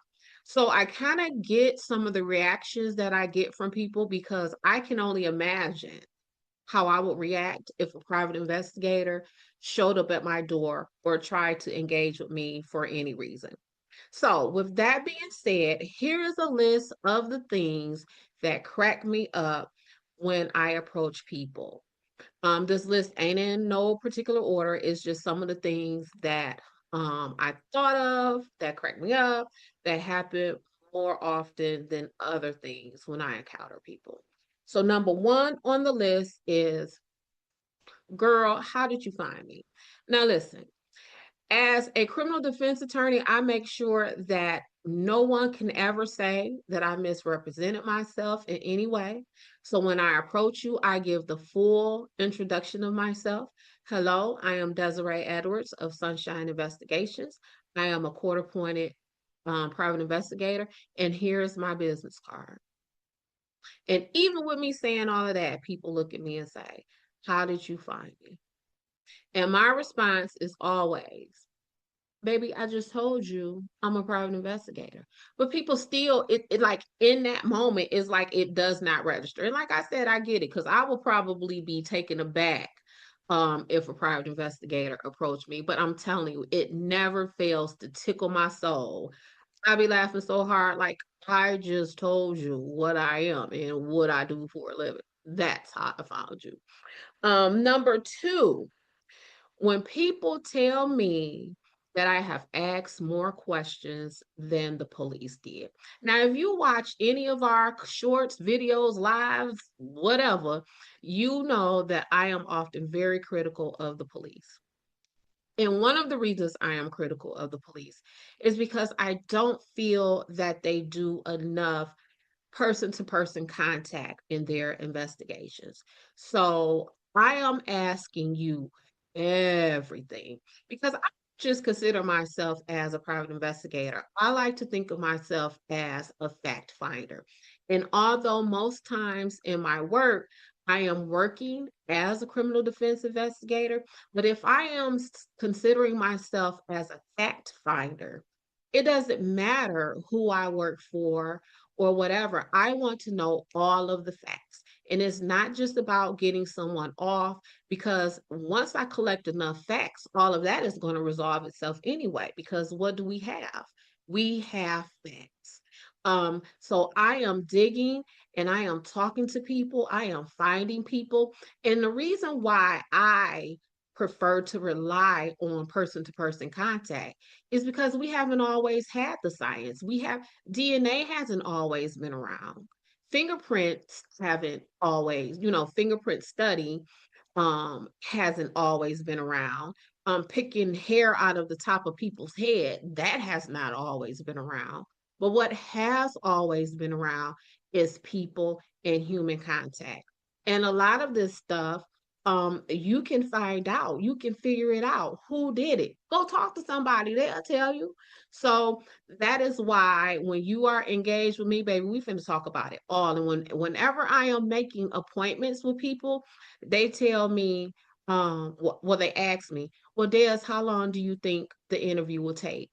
And I always tell them, "Look, I'm not trying to be, a smart aleck or a smarty pants, but the answer to how long it is going to take to be interviewed by me is it's going to take however long it takes." Number three, this one really cracks me up because what do you mean? So, one of the things that tickles me pink in my work is when people refuse to tell me their names.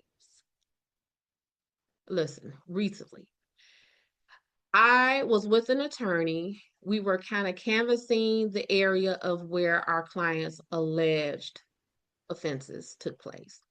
So we were standing outside of the home of the backyard where the alleged offenses took place. And it just so happens that I guess the homeowner or resident was sitting in their vehicle parked in the driveway of this home. So we approached the vehicle and we talked to the woman. She denied us access to her property, which I don't blame her. But then I asked her her name, and she told me she wouldn't give me her name. Now, mind you, I am standing in front of her home. She is sitting parked in her vehicle in her driveway of this home. So she drove off, and then the attorney and myself kind of looked at each other and I giggled. And he said, Des, what's funny? I said, this woman just said she's not giving me her name. He said, what's funny about that? I said, because I'm a private investigator. Here's her address. And I just peeped out her driver's license. I mean, what you call that thing? The license plate on her car. He said, well, Des, people don't know that. I said, well, I just told her I'm a private investigator. How did she not know that? But anyway, y'all, those are the three things that crack me up when I am out here working and being a private investigator out here in these streets of Detroit, or even working 15 minutes of murder. So look, this is what I need for you to do.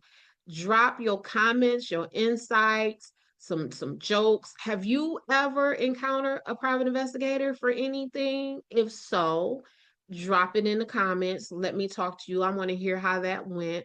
That is it for right now. My 15 minutes of murder family. I will catch y'all later in the next 15. Bye.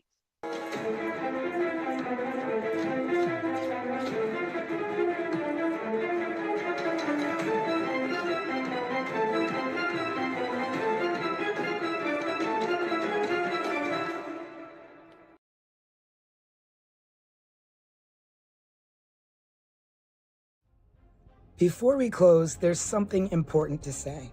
In recent years, conversations around missing and murdered victims have brought attention to a painful truth: that not every story receives the same urgency, the same coverage, or the same resources.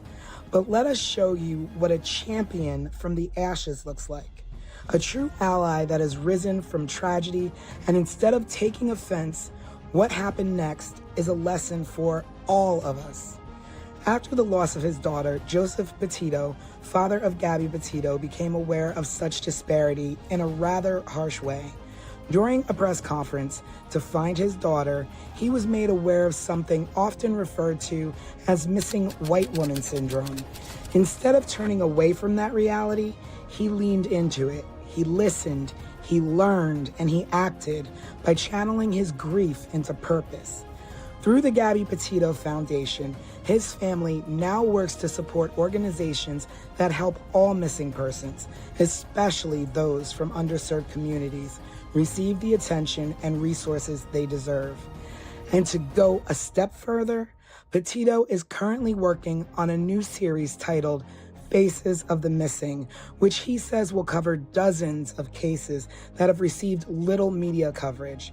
This will bring such hope to families that don't often receive the national or even local coverage deserved to bring their loved one home or to find answers. Joseph Petito, thank you for being the change we wish to see. Your daughter is proud. Rest in peace, Gabby.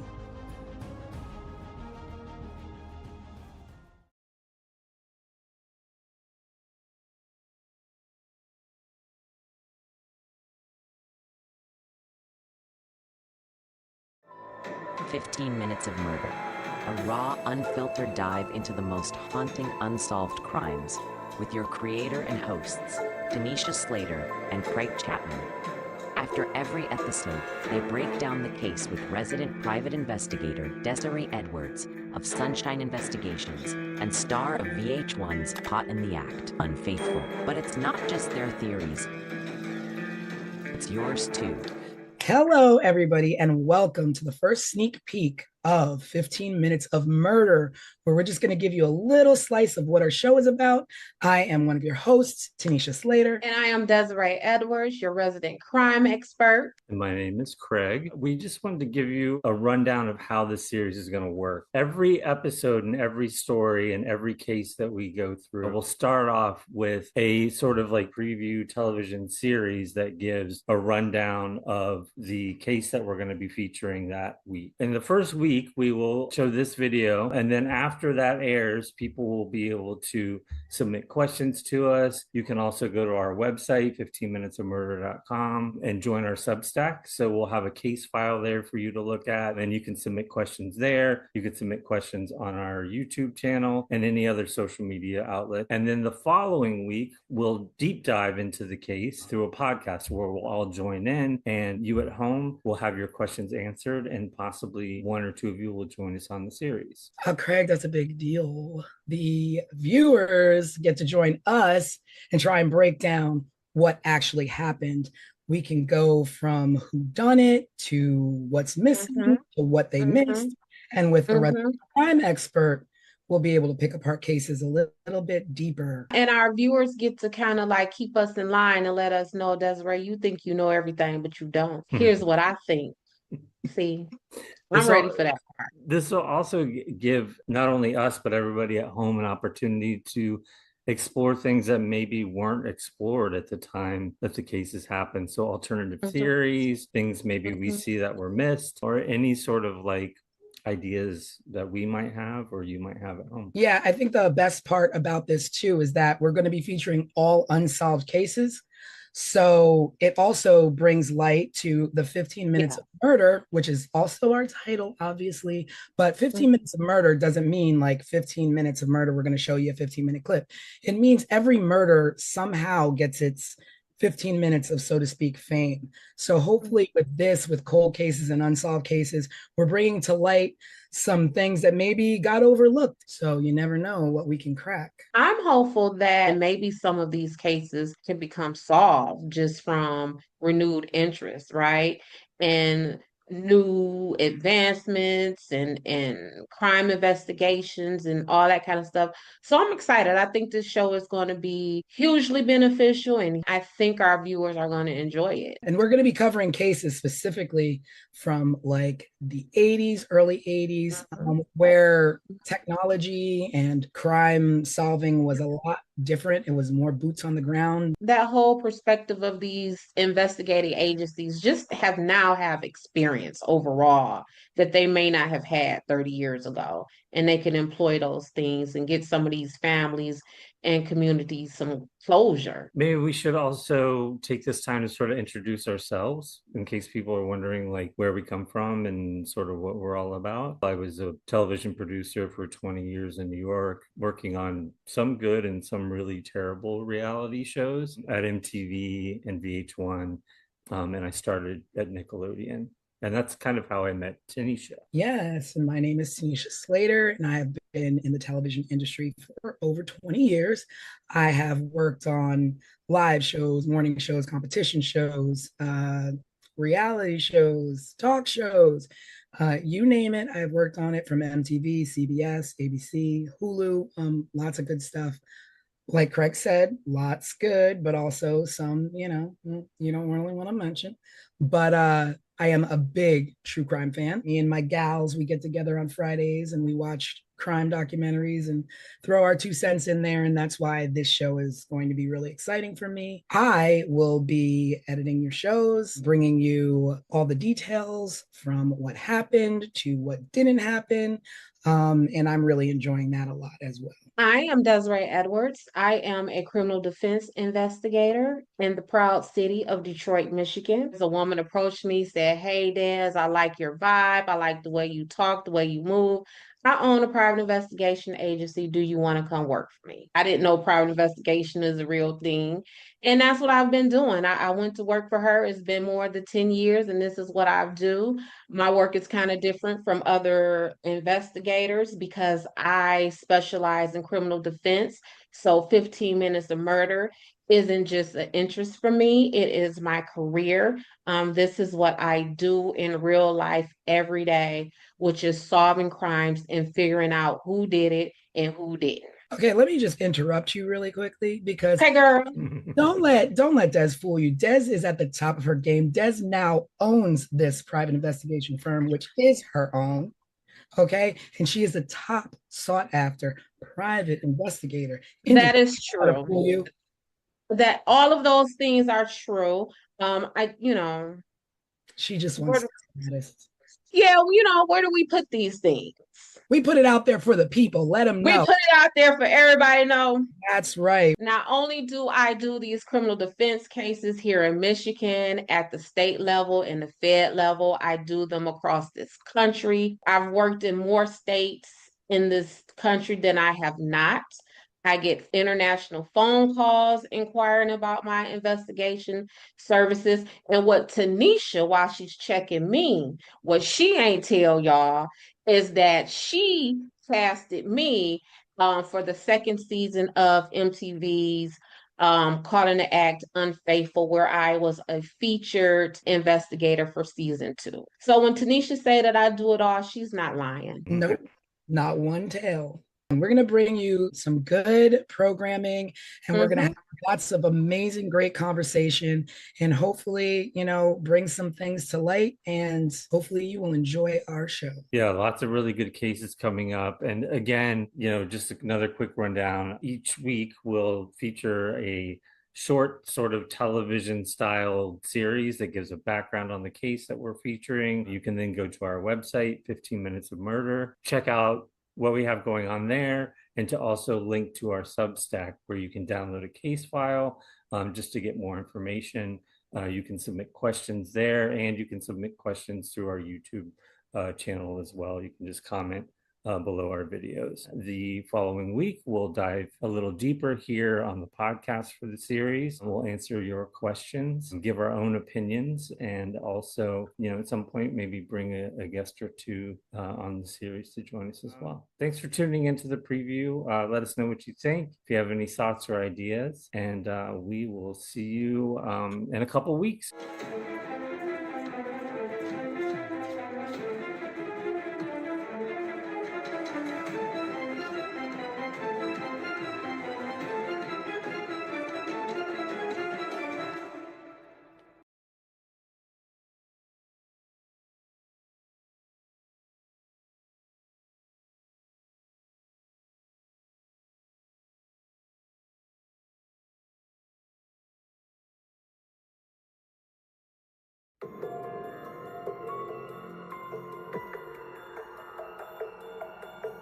April 11, 1981. A quiet mountain town in Plumas County, California. A cabin in the woods, and one of the most brutal, unsolved mass murders in American history. This is 15 Minutes of Murder.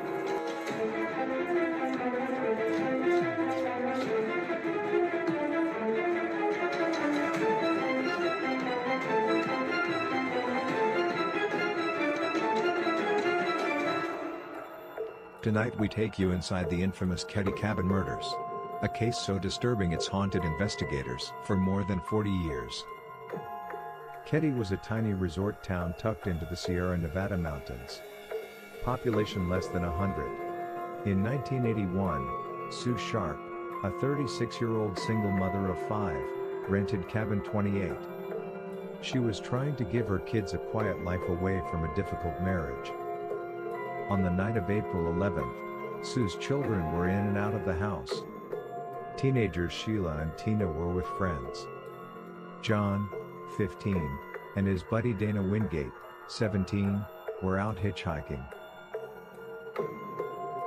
The two youngest, Rick and Greg, were inside, watching TV with a friend named Justin. By dawn the next day, the peace of Cabin 28 was shattered.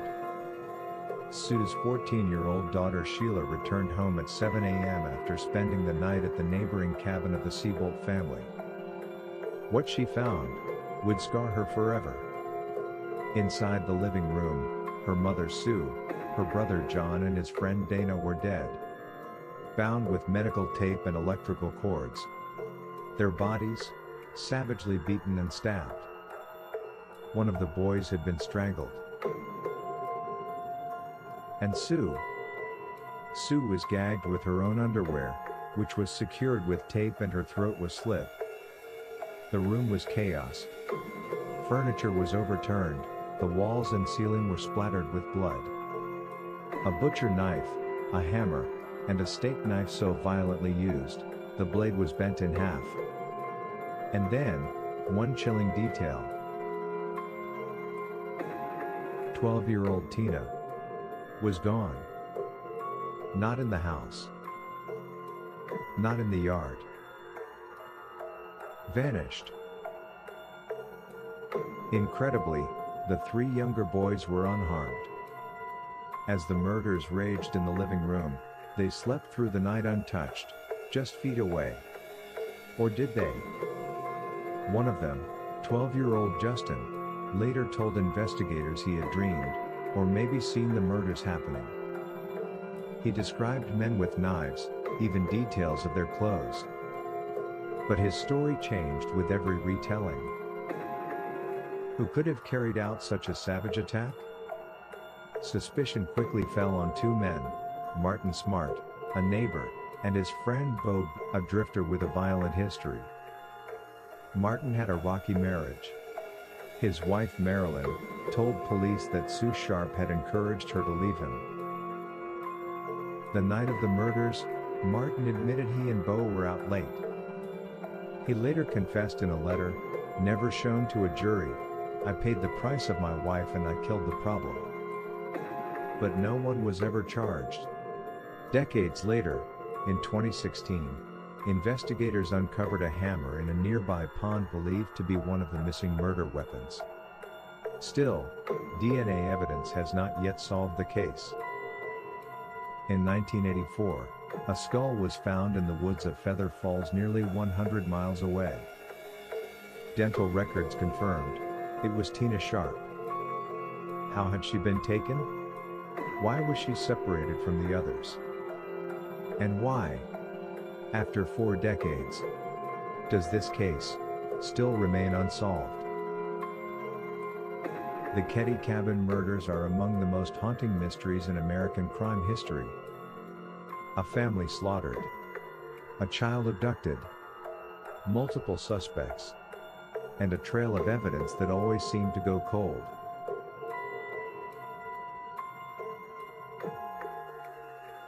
Was this the work of men fueled by rage and revenge? A botched home invasion? Or a conspiracy covered up by corruption in a small town? We may never know. But tonight, we ask you, what do you believe really happened inside Cabin 28?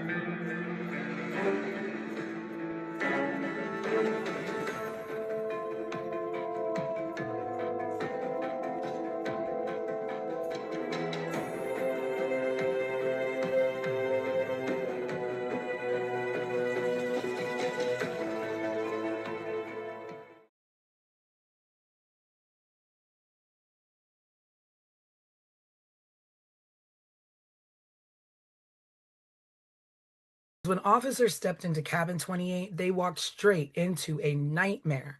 Blood smeared across the walls, bodies brutally attacked, 3 victims murdered, a child missing, and a crime scene so chaotic even seasoned investigators froze in place. And the horror that unfolded inside that cabin still leaves more questions than answers. Welcome to 15 Minutes of Murder, case file, the Ketty Cabin Murders.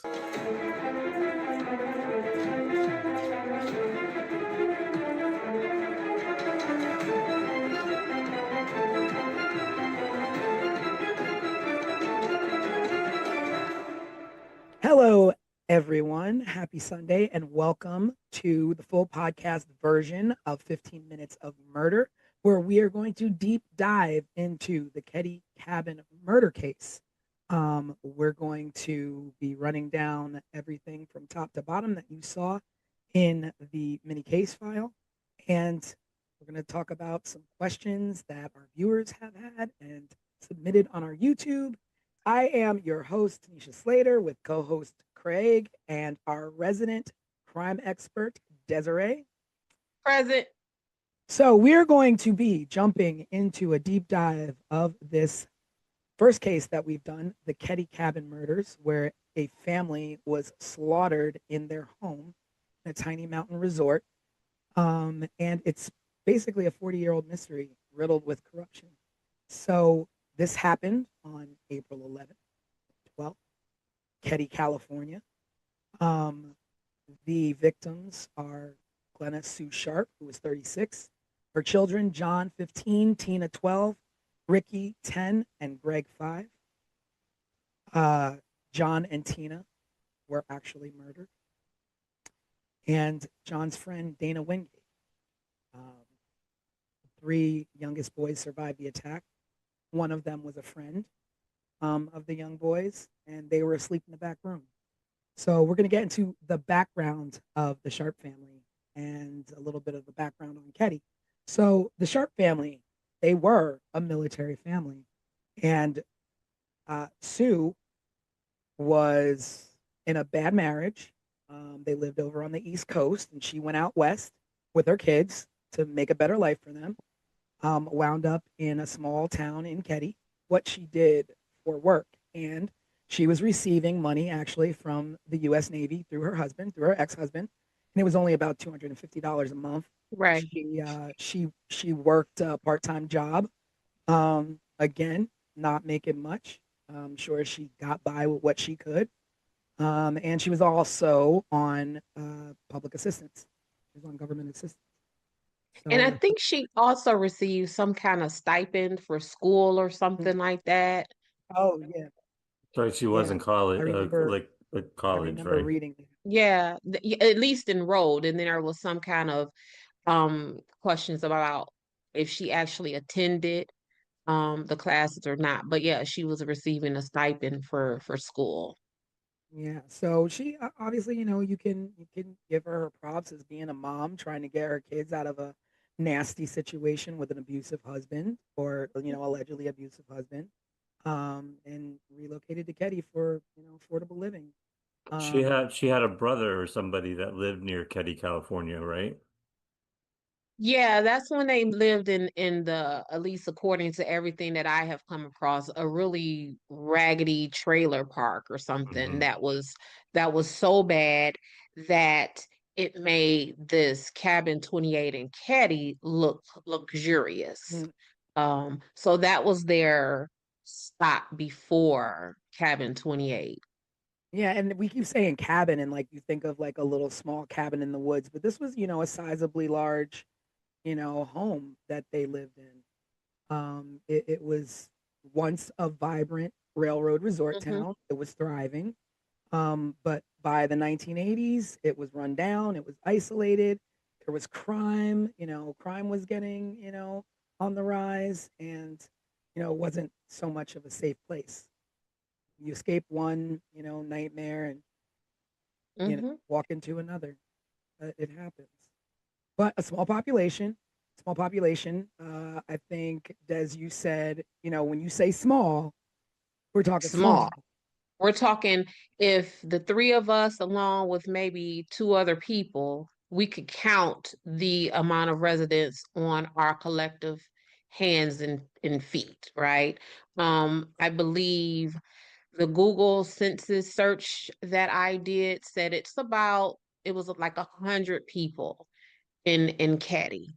I have worked dozens of cases where there have been more than 100 witnesses. So we're not talking a lot of people. Like if we were to probably to count up the people who lived on any of the blocks that either of us live on, we would probably come to 100 folks easily.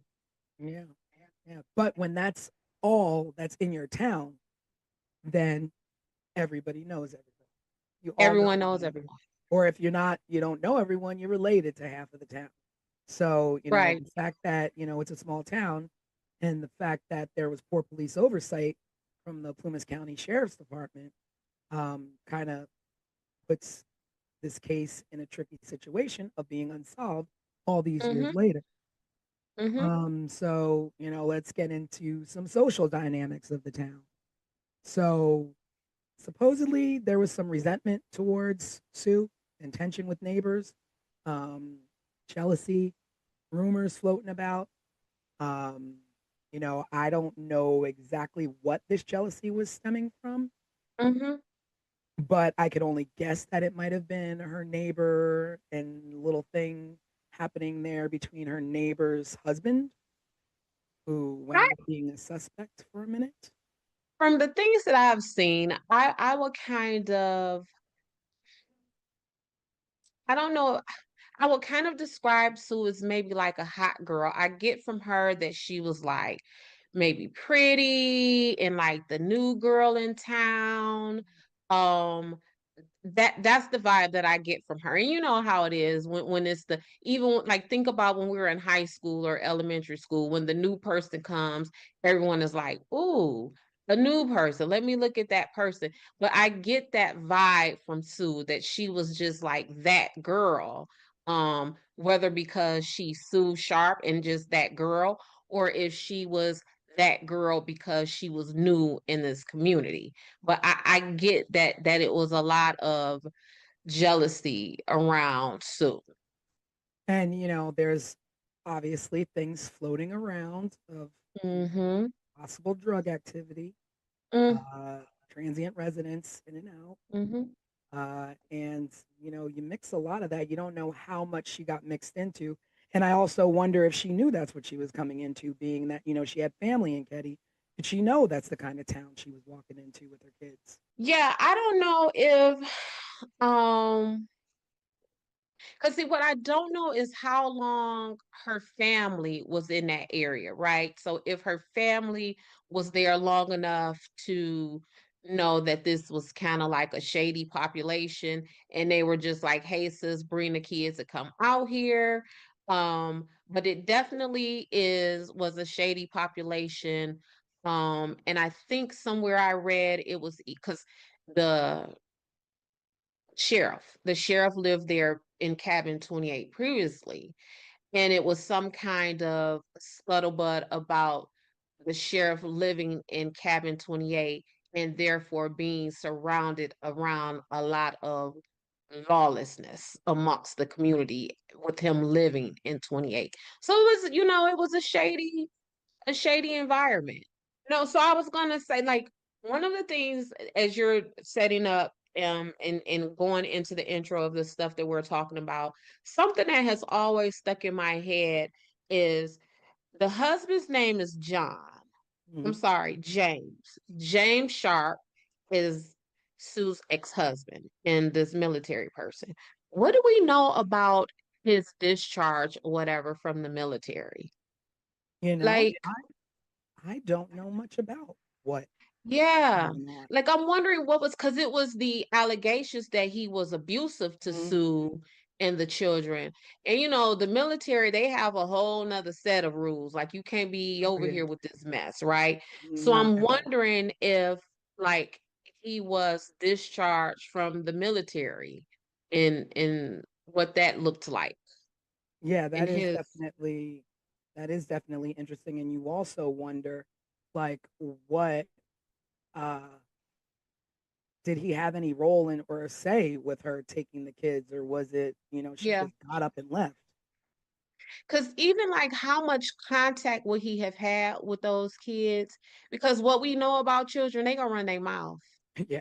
and they gonna tell everything. And if he was on the phone with any of those kids at any time and Sue had some mess going on in and out that house, Dad, mommy was hanging out with so and so and so and Mhm. so, and mommy was, you know what I'm Well, saying? but we have to remember too, it's 1981 or It in the is. early 80s, and we didn't Yep. have like quick, call up dad on FaceTime and tell him all Yeah, about what but mom did on the even weekend.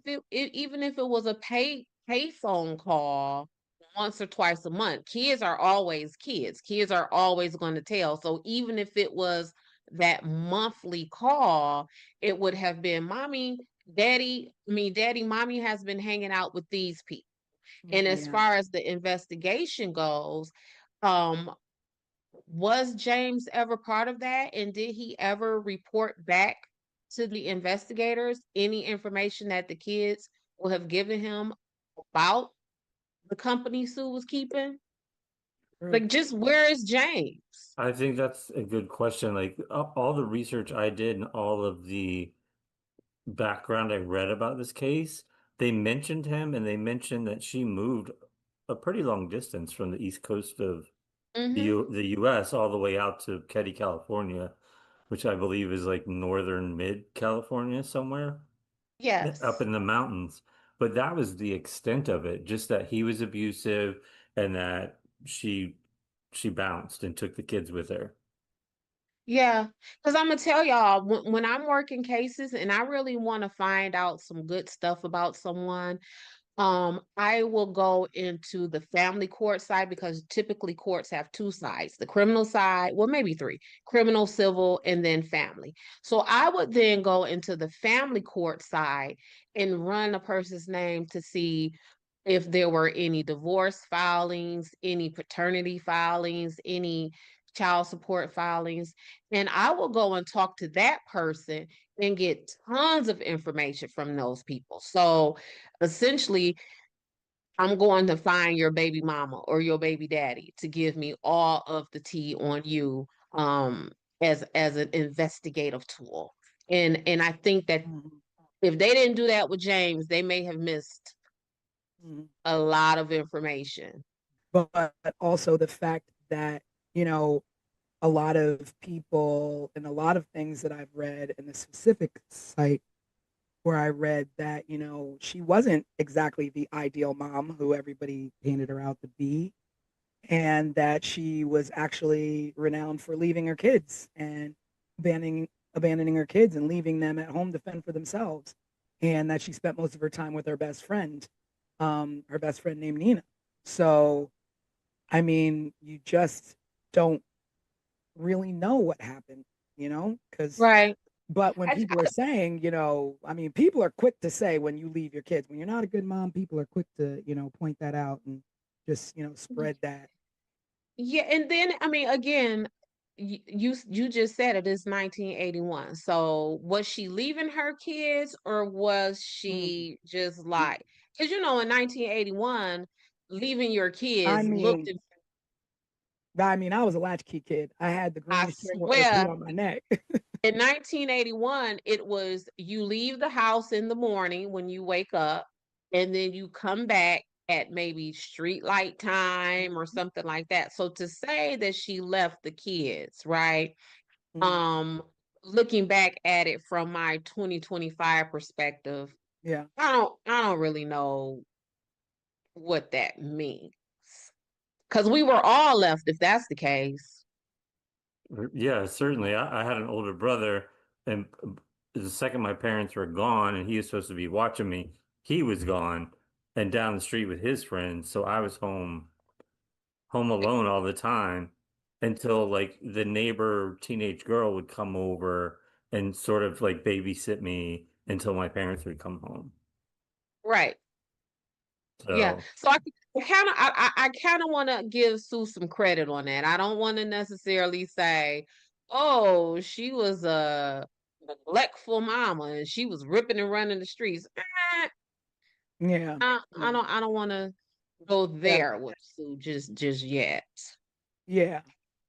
I mean, I it's was just looking for a little more information on the husband, and yeah, no. the only thing I could find is what we already talked about.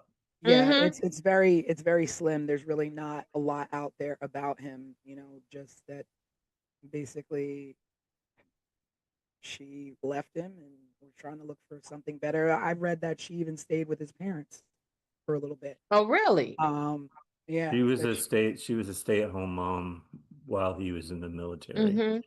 Like, So yeah, there's just a lot about like her mothering, and sad to say, like when you have a lot of, it makes me wonder if people were talking bad about her being a mom, be, are they recalling her being a bad mom because of what happened, or if they really thought that.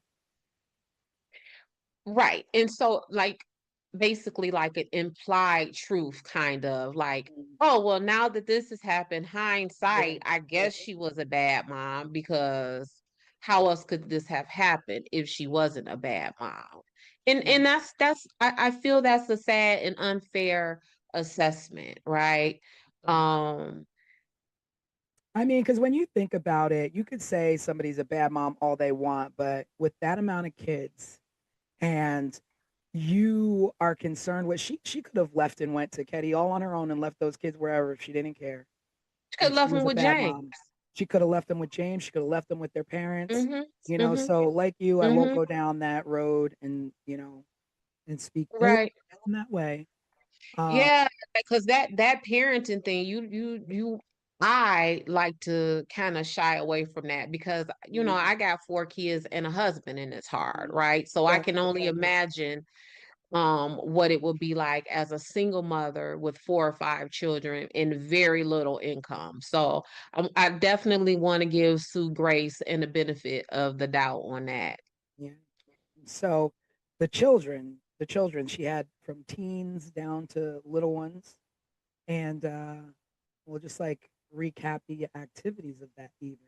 So what we do know is that on that evening, John and Dana went to hitchhike to hang out in Quincy, where I think that's where her brother had lived. They had a Mm-hmm. small place out there. And they went to go hang out with some friends. And there were friends that claimed that there was possible encounters with drug involved teens. I don't know a lot about that, and that the friend Dana was seen with some sketchy individuals, some street locals. So Yeah, in this side of town where this activity where the kids were hitchhiking to and going to party to, that's the side of the town that everyone alleges that Sue would, when she was abandoning the kids, that's where she would go, mm, on this side of town. Um, and it was some like conflicting information about how the boys got back home and who took them back home and mm, was that those sketchy people they were with in yeah, this were they sketchy part of followed? town. I mean, that's true too. If the kids Yeah, were like involved in something that mom didn't know about, did the kids owe money? Did the kids, yeah, get too cocky out there? Like we don't know. And yeah, and how, and who exactly was Dana Wingate? Like, like they couldn't have been, lifelong friends. These are new. This has to be a new friend. You don't know who he was or what he was into or what he got John into. Because I mean, you could go off on any angle and be like, oh, it was the kids hanging out with the wrong people. Oh, it was right. Sheila hanging out with the wrong people. It was the neighbors who were jealous. There's just Yeah, so and that's what has frustrated me from the top to the bottom about this case because it has just been left with so many possibilities, right? So at some point, so if we start off with 10 theories or 10 possibilities, at some point a thorough investigation will narrow that down. So now we went from 10 to now we're at 6. But with this case, all of these possibilities and all of these theories have been just left to fester and survive 40 years later. so we've got John and Dana who went off and they were out hitchhiking, doing whatever, young fellas do in the 80s. And Mm-hmm. then, you got Sue and the younger kids at home watching TV. Now it's Sue, her two younger boys, and their friend Justin. And, I guess they're all watching, TV, just sitting at home. Um, and I guess Sheila uh, was over at a friend's house. Now the thing with Sheila being at the friend's house is that I had read that Tina Tina the young daughter, the youngest daughter, usually Mm-hmm. slept over at the neighbor's house, and Sheila never had anything to do with them. And that's because Sheila was new into Caddy. Mm-hmm. So Sheila was away, depending on if this is a theory that you believe, Sheila was away in another state having her baby. And she visited Oh, the Caddy wait a cabin minute. one time. So Sheila has a baby? Mm-hmm. So here, girl, here go the tea. So Sue's friends, Uh-huh. the Meeks had a boy in the family. I want to say Richard, don't quote me on that, but there was a son in the Meeks family that is allegedly the baby's dad of Sheila, got Sheila pregnant. Sue sent Sheila to Oregon to stay with relatives there and had the baby. So by the Oh. time, so by the time Sue and the rest of the family moved into Caddy, Sheila was away in Oregon. So she came to visit them like December, maybe the Christmas, because the murders happened in April. So then Sheila would have went to visit them around Christmas. So that would have been Christmas of 1980. Then April of 1981 is when the murders happened.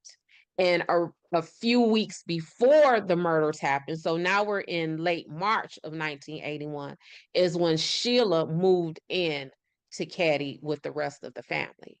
So then that makes it even stranger that she Even would be at the stranger. neighbors and no baby. And no baby. So that's a whole nother theory, right? Where supposedly the Meek family was pissed off at Sue for putting this baby up for adoption because the Meek family wanted the baby. And the Meek family saw this baby as the first grandbaby of the family. Oh wow. And So where did the Meek family live? they lived on the best way for me to describe it is that they would have lived on that sketchier side of town. Not to Yeah. say that the Caddy cabin ain't the sketchy, because obviously it is, Yeah. but they live on that other side of the town. Yeah, Okay. because that now that you say that, it makes it even stranger to me because my mind started going to like what Sheila into. And so I was reading that, it was typically Tina because the neighbors had younger kids that Tina would go over and Mm-hmm. always spend the night there and, hang out there. But that night, while Tina was there, Sheila went over and sent Tina home and Sheila stayed there.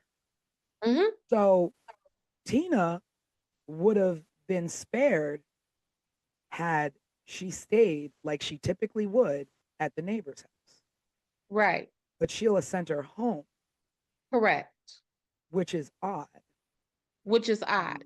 Sheila sent Tina home from the cabin that was right next Directly door next door. to them. And no one in that home allegedly heard any noise, any bumping up against the wall, anything coming out of that house. And what was also